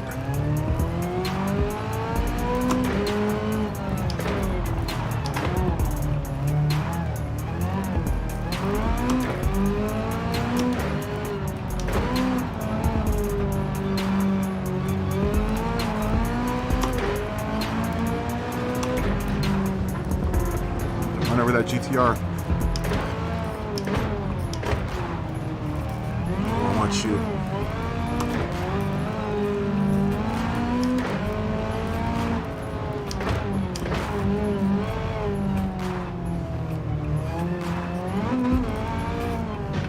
Oh, come on, get into third place.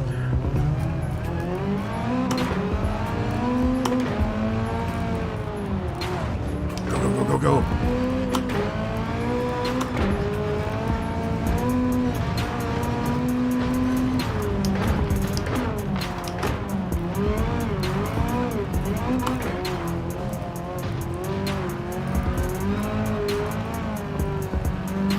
plug, get out of the way. Oh, come on, really? It was so close.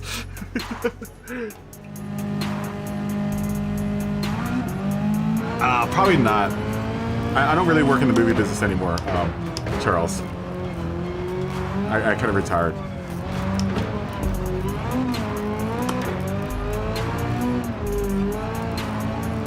Yeah, I got out of the movie business like 2 or 3 years ago. I mean, I still do shoots every now and then, but they're nothing like what I used to work on.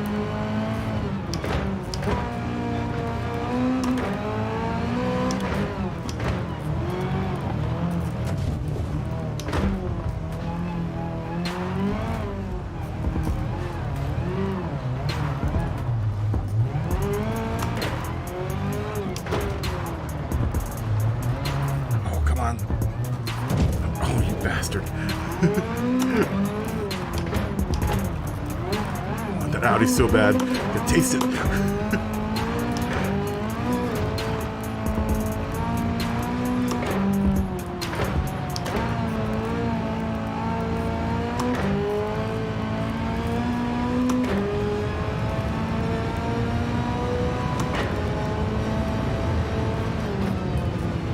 Sideways.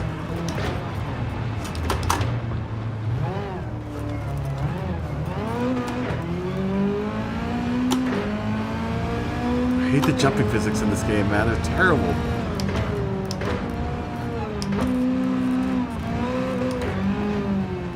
Wrong gear through there.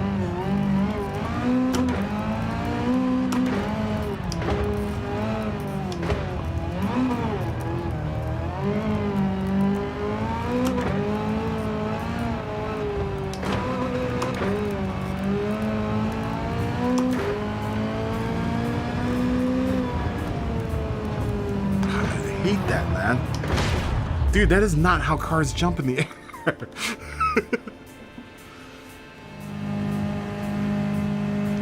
Oh, really? The Nations Cup sucked tonight? Are you doing a manu tomorrow, Woody? Yeah, I heard the carts were kind of broken.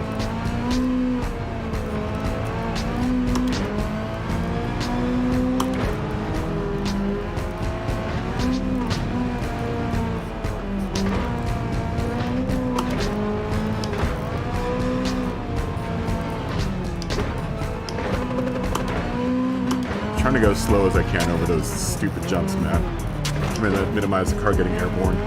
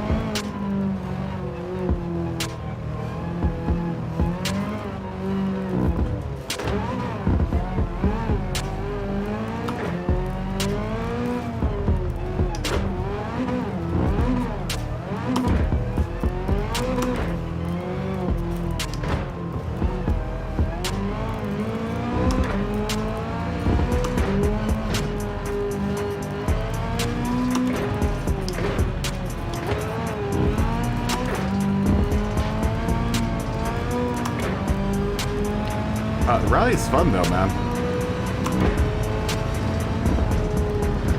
I do like a rally. come on, except for that, dude. Oh my god, I had to see that. Can I replay that? That was just stupid.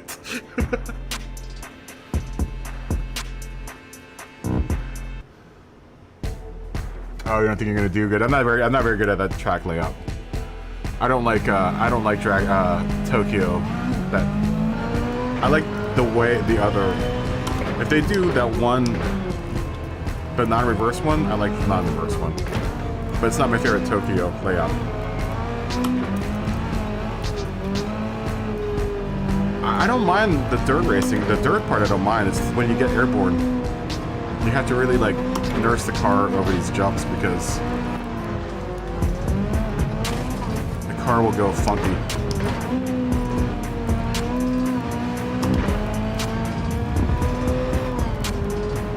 But counter steering is super fun. Getting that Scandinavian flick out.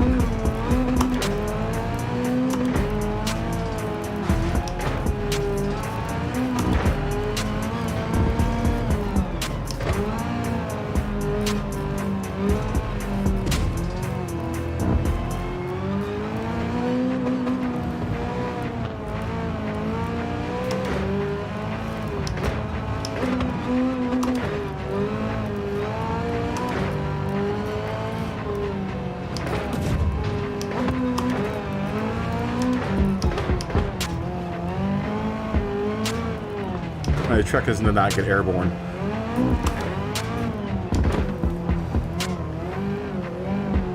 Oh, you Ford, really?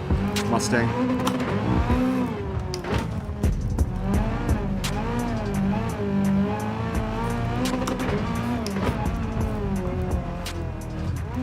Oh, man, Mustang, really? Stop hitting me.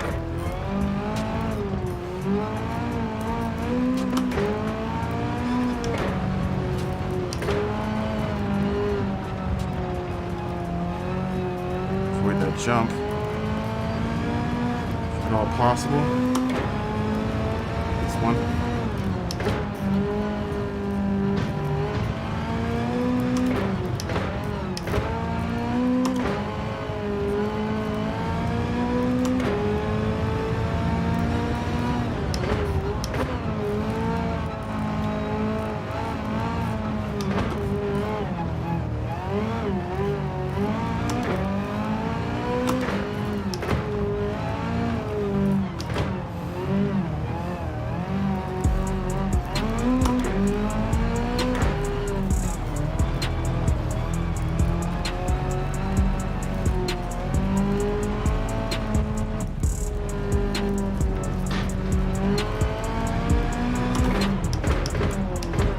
I couldn't imagine doing this without the wheel. This is one game function that I think the wheel is a necessity for. But then I was never good at the controller anyway, so.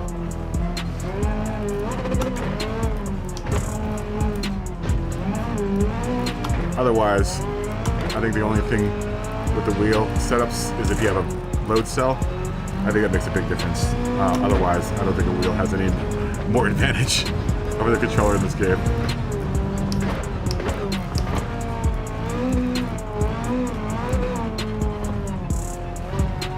I mean, it's not perfect. It's not dirt, but it is fun.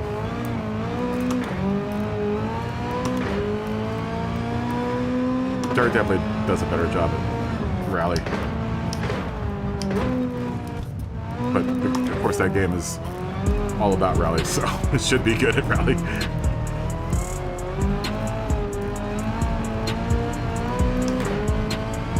Avoid the jump. Don't jump.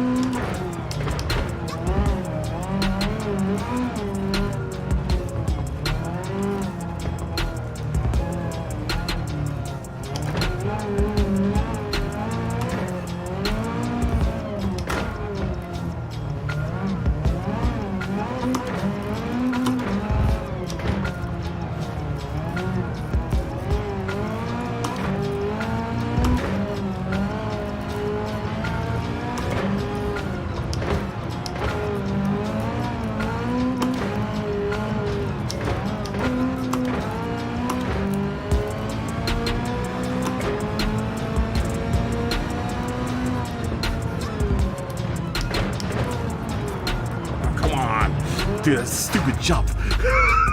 Dude, I hate the jumps in this game. Oh, is it rain tomorrow? Is it rain on the race tomorrow? Dude, I hate the jumps. They're so stupid.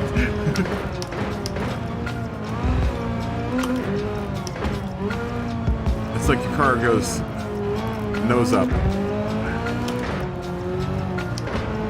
If anyone could live in digital has ever watched the rally race, they pride themselves on how they good jumps.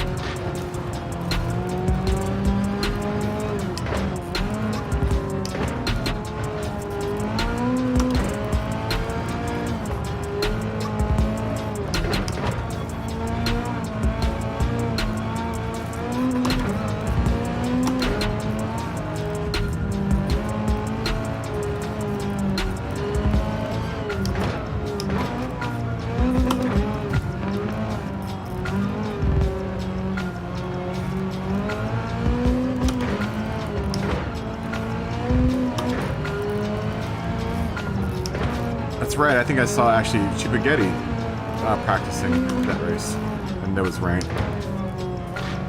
Yeah, I'm not good at the layout. Not my favorite. If it was East Inner Loop, then I might consider it.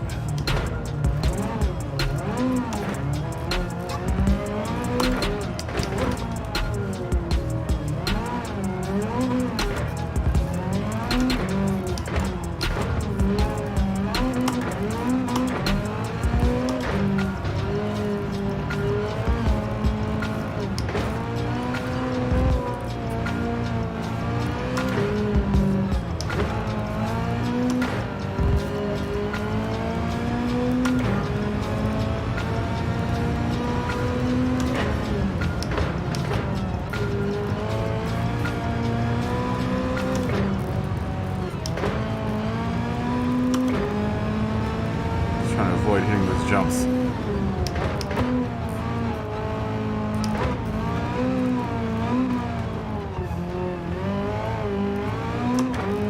kind of going slow.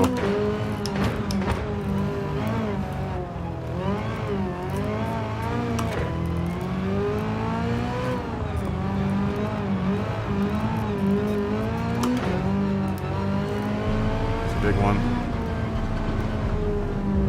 Land. Yes.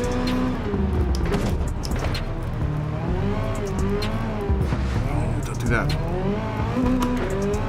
It's almost clean.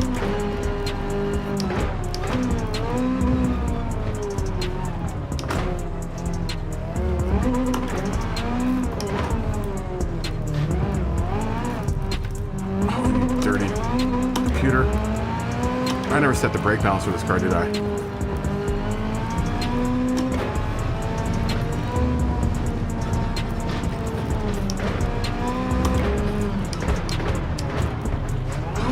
Totally messed that up.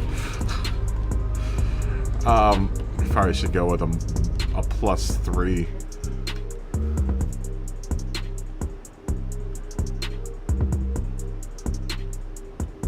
Dude, the load cell pedals are worth it. I say that out of this whole rig, the load cell pedals have made the biggest difference. Not the wheel at all. Just being able to brake consistently is key. What type of rig do you have, Woody? I have the TLCMs for Thrustmaster, and they're really good.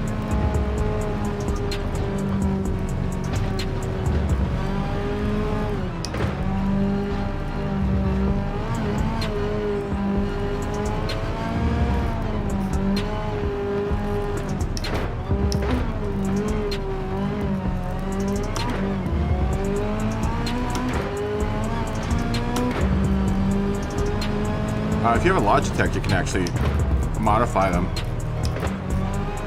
to have a load cell on it.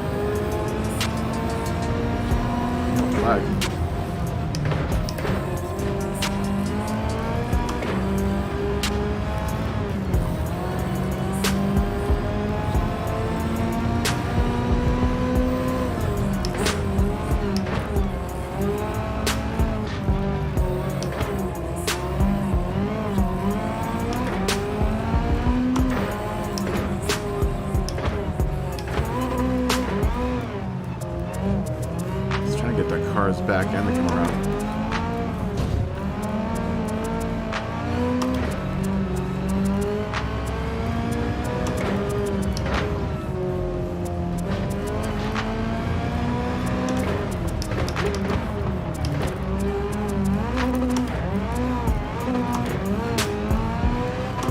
I'm really only going for third place. If I end up winning this race, it'd be cool, but I really want the Audi.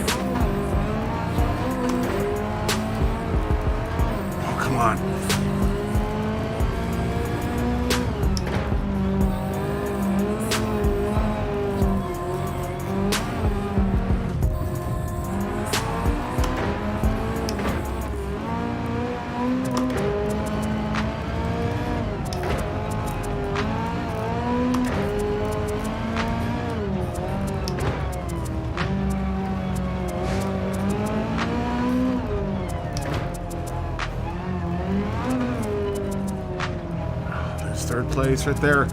All I need is that third.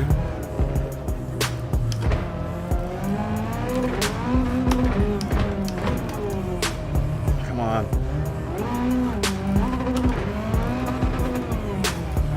8-6.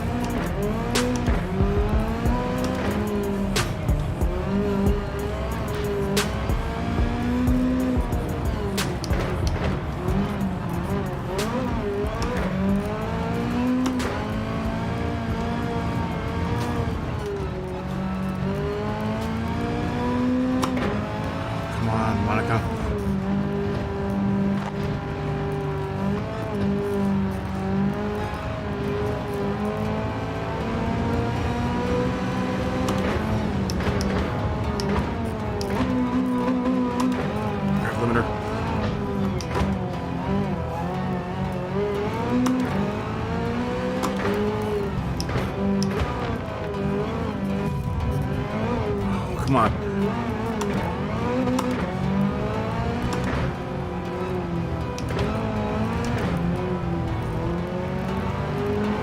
Do it.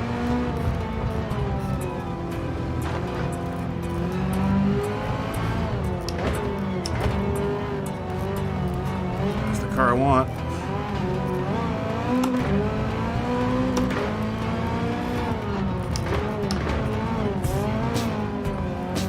Oh, he's gonna edge me out.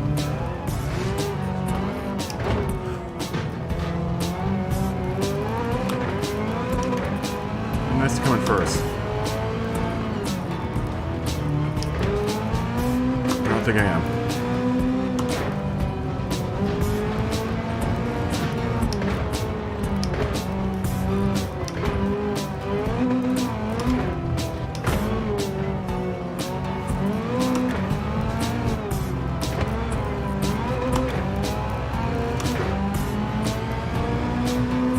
It's okay, I'll take third. As long as I get the Audi. Woo! T300 with, oh, you have the foam brake pedal. Yeah, it'd probably be better if you have a rig that you can do that with Woody to invert the pedals. Honestly, dude, if you can afford you can afford the TLCMs, I would pick it up. I would pick them up. They're worth it. I didn't win a whole bunch of money, but I got the Audi, so that's all that matters. Oh my god. Yes! Yes! Yes! Alright, time to get out of this car. And time to get into the Audi. I honestly don't know any other time that I'd probably run that car. The Audi. I mean, I could probably get first place with the Audi now. This is like one of the most iconic rally cars out there, man. Isn't it quite the car that Michelle Mouton drove?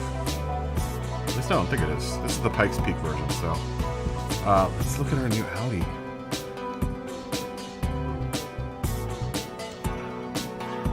Yes, they're plug and play. The TLCMs? Oh yeah. Oh yeah, they're totally plug and play. The link, the link is down below. Take a look at it. I don't know if you ever looked at them. That's what I'm playing with on my Thrustmaster, is the TLCMs. It's great. They're fantastic, man. Oh, what am I gonna get? Big gold bar. Big gold bar, please. Smallest stack of coins out there. Lame. It's 10 grand though. I'll take it. Money's money, man. Let's get into the Audi. Yeah, the link is down below in my Amazon affiliate links. Definitely, if you pick those up, try to buy it through my affiliate link. Because that'll do wonders for my affiliate link. Oh, nice. Oh, and this is 688, so this is a much higher PPs. We went for the right race first. Because honestly, I don't know how much rally racing I'm going to do in this game. This will probably be the only rally car I'll ever drive. Other than the GR, the 8.6 that I just drove. This better came with dirt tires. Why do I have to buy dirt tires for this thing, man? Really?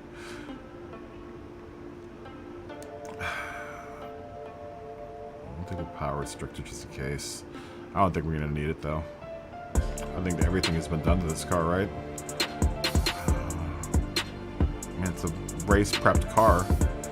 I would think that everything would have been purchased for this car, especially the dirt tires. But apparently no. No dirt tires. I'm wondering if the hydraulic handbrake would help, but I mean, I don't have one, so... I could convert my TH3A, or 8A, to a handbrake, but... the Gran Turismo doesn't recognize the signal coming from it, so... It sucks. Oh, this is gonna be a beast. Dude, yeah, definitely, if you can. If you end up buying them. They aren't that expensive. I think they're only like 300 or 400 bucks. As far as, you know, they're expensive, but in the range of like load cell pedals out there, they're probably the best value for the money. Not to mention, if you end up doing PC stuff, you can always mix and match. But with the PlayStation, you have to use the same ecosystem. That's the one big advantage of doing sim racing on the PC, is you can mix and match parts. There are dudes that run G29s and have a load cell pedal. Running Fanatec's load cell pedals. Oh, this is a road race. It looks like all the cars have, yeah. Alright, well, let's get soft tires for this thing. Honestly, the Yaris will probably be really good for this race, but I'm going to drive in the Audi. Let's get some racing tires for this thing. Hopefully that won't over PP us. Is that the only dirt race we're going to do? Alsace is a dirt race, right?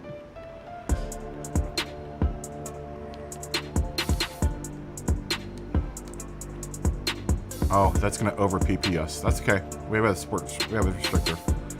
We can under PP our car. That's why I bought the sports restrictor. Or the power restrictor, not sports restrictor. Yeah, I'm a big fan of the TLCMs, man. Really good value for the money.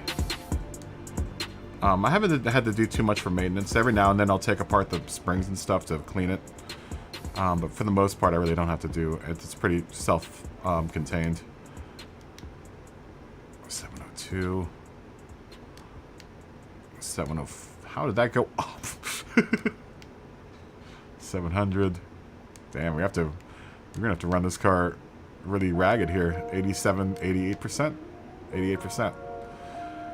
88% power at 89%. Nope, that's too much. 88%.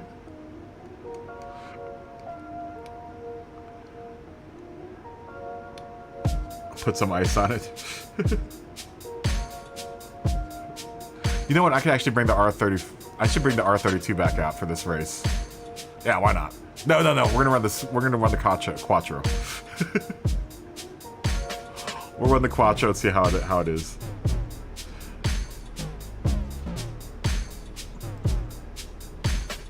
I could put some kilos into it, but I power restricted it. We'll see if power restricting or kilos, or combination of the two, so I can run higher power. But right now I'm at 698, so where were we? Sardinia Windmills, is that the race we were doing? Oh, and I get the. I'm glad I didn't buy that car. That was $1 million. I can buy that here, or get that, win this here. All right. Oh, these are dirt tires. Okay, we'll do the dirt. Okay. All right. Let's put the dirt tires on then.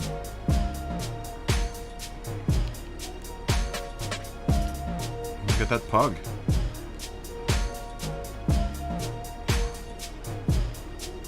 No cheating.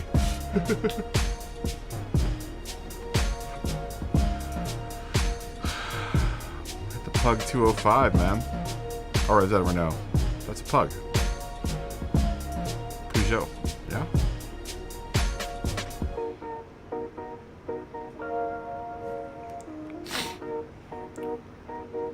Too bad Peugeot never made a comeback in the United States. The U.S. territory.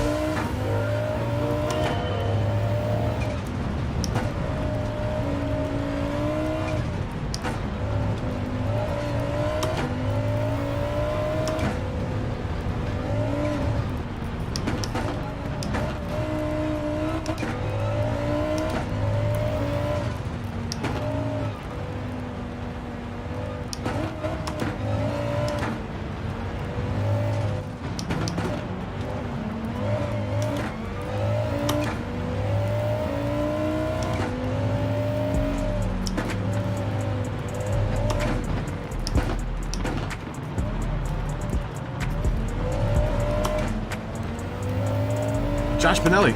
Bananas, what are you doing up still? Did you fall asleep again watching the stream?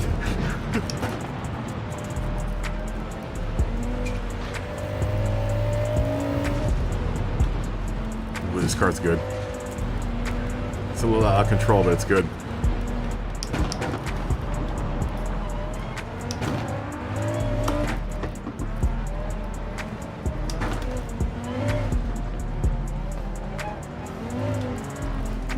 really modulate the throttle here.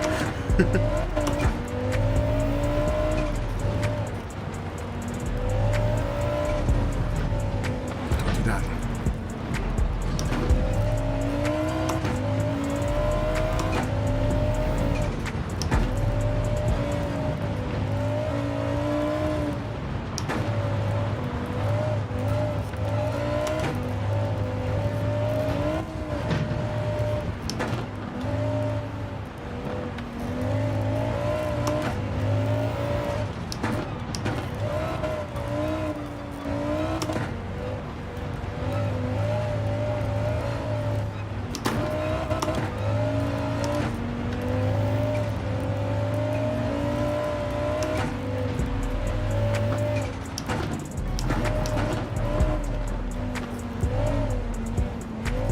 Nice save.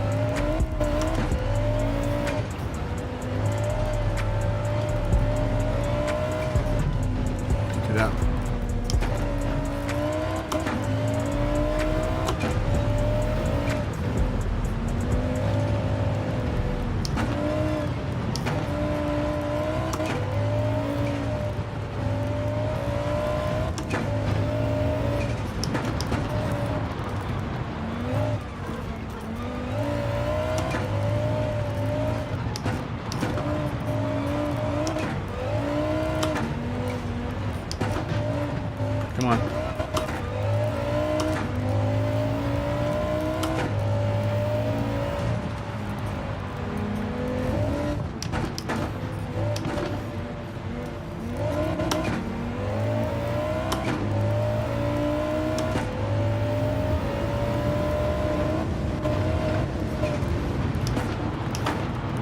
Come on. Oh, counter steer. Oh my gosh.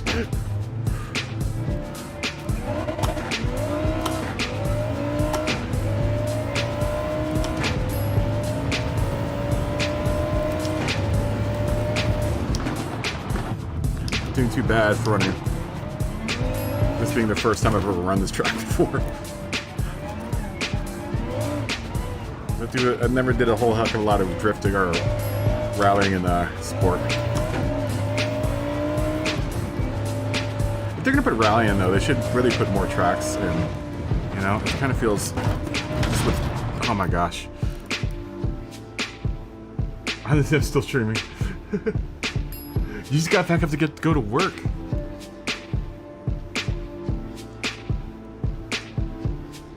I don't think there's gonna ever be a 300 part 3.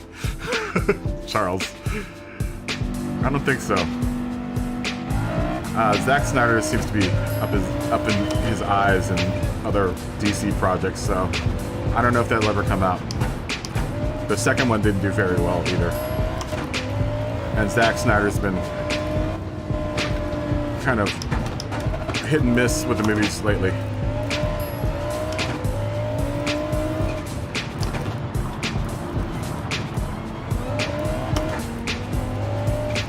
And Gerard Butler's too busy doing White House, what is it, the White House Down, or the one where he's basically diehard in the White House. And he's always protecting the president. I can't remember what that series is called. They got like another 6 of those movies slated.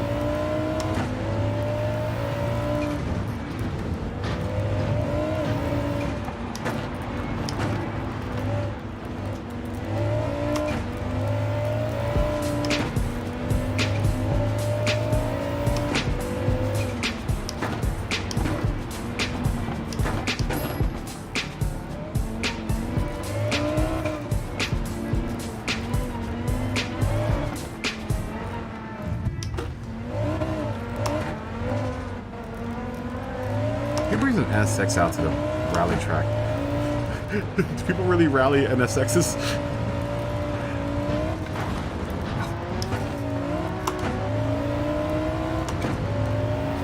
I mean, is that a thing? I wouldn't bring an NSX out to a rally track. Damn, you get really turned around really quick. Alright, take it easy. Take it easy, buddy. Have a good night, dude. I'm gonna actually probably call it quits here pretty soon. If I don't make it on this last race, I think I'm gonna call it quits, and we'll just do the rest of this tomorrow. Because I'm kind of tired. And I'm hungry. And Josh is just waking up for work. Alright. This is probably a sign, because it's like 1 o'clock, isn't it? I still want to. I'm gonna still want to stream tomorrow, so I think I'm gonna call it quits for the evening. Oh my god, and I'm sweating like a pig right now. Oh my gosh. Josh, have a good day at work. This is Sparta. It's 12:37. Yeah, we should probably call it a night. We've been on since 1:30 today, so. Oh, good lord. Dude, have some coffees, Josh. Yeah, we're gonna call it a night. I'm gonna do the rest of these tomorrow. And then we have the last menu book after this too. So we'll do this. Maybe we'll build a new livery on our new Beamer or something. We'll start the day off with a livery and then we'll do some racing into the night. Or maybe we'll start with racing and then do a livery going into the night. Because it's Sunday night and no one wants to do anything on Sunday night. They just want to chill out. And everyone's gonna be running Manu anyway tomorrow during the time that they're gonna be on. So it might be fun to do a livery while everyone's running Manu. Dude, have a good day at work, Josh. Peace. Cheers. Cheers. And everyone else that watched. Cheers. Peace. Fist bump. I'm gonna say bye to you guys. Everyone that's watching. I drink after you cheers. Guys. Yeah, I'm gonna call it a night. I'm tired. I just realized how tired I was when I was doing that last race. It's like, I'm pretty tired right now. Good night, Charles. Thanks for joining the family and anyone else that's joined. We've been getting a lot of members, a lot of new subscribers in these streams, so I really, really appreciate it. If you didn't show up in the chat, I don't know why my stream elements isn't alerting me. Whenever someone subscribes, it seems like it's really selective. I don't understand why it does that. Like yesterday, I had 6 new subscribers. I only got a notification for one of them, so I don't know what's happening with there. Anyhow, we'll be back tomorrow. Roman, good night, my friend. I didn't even know you're still there. You've been so quiet. I don't care. It's fine.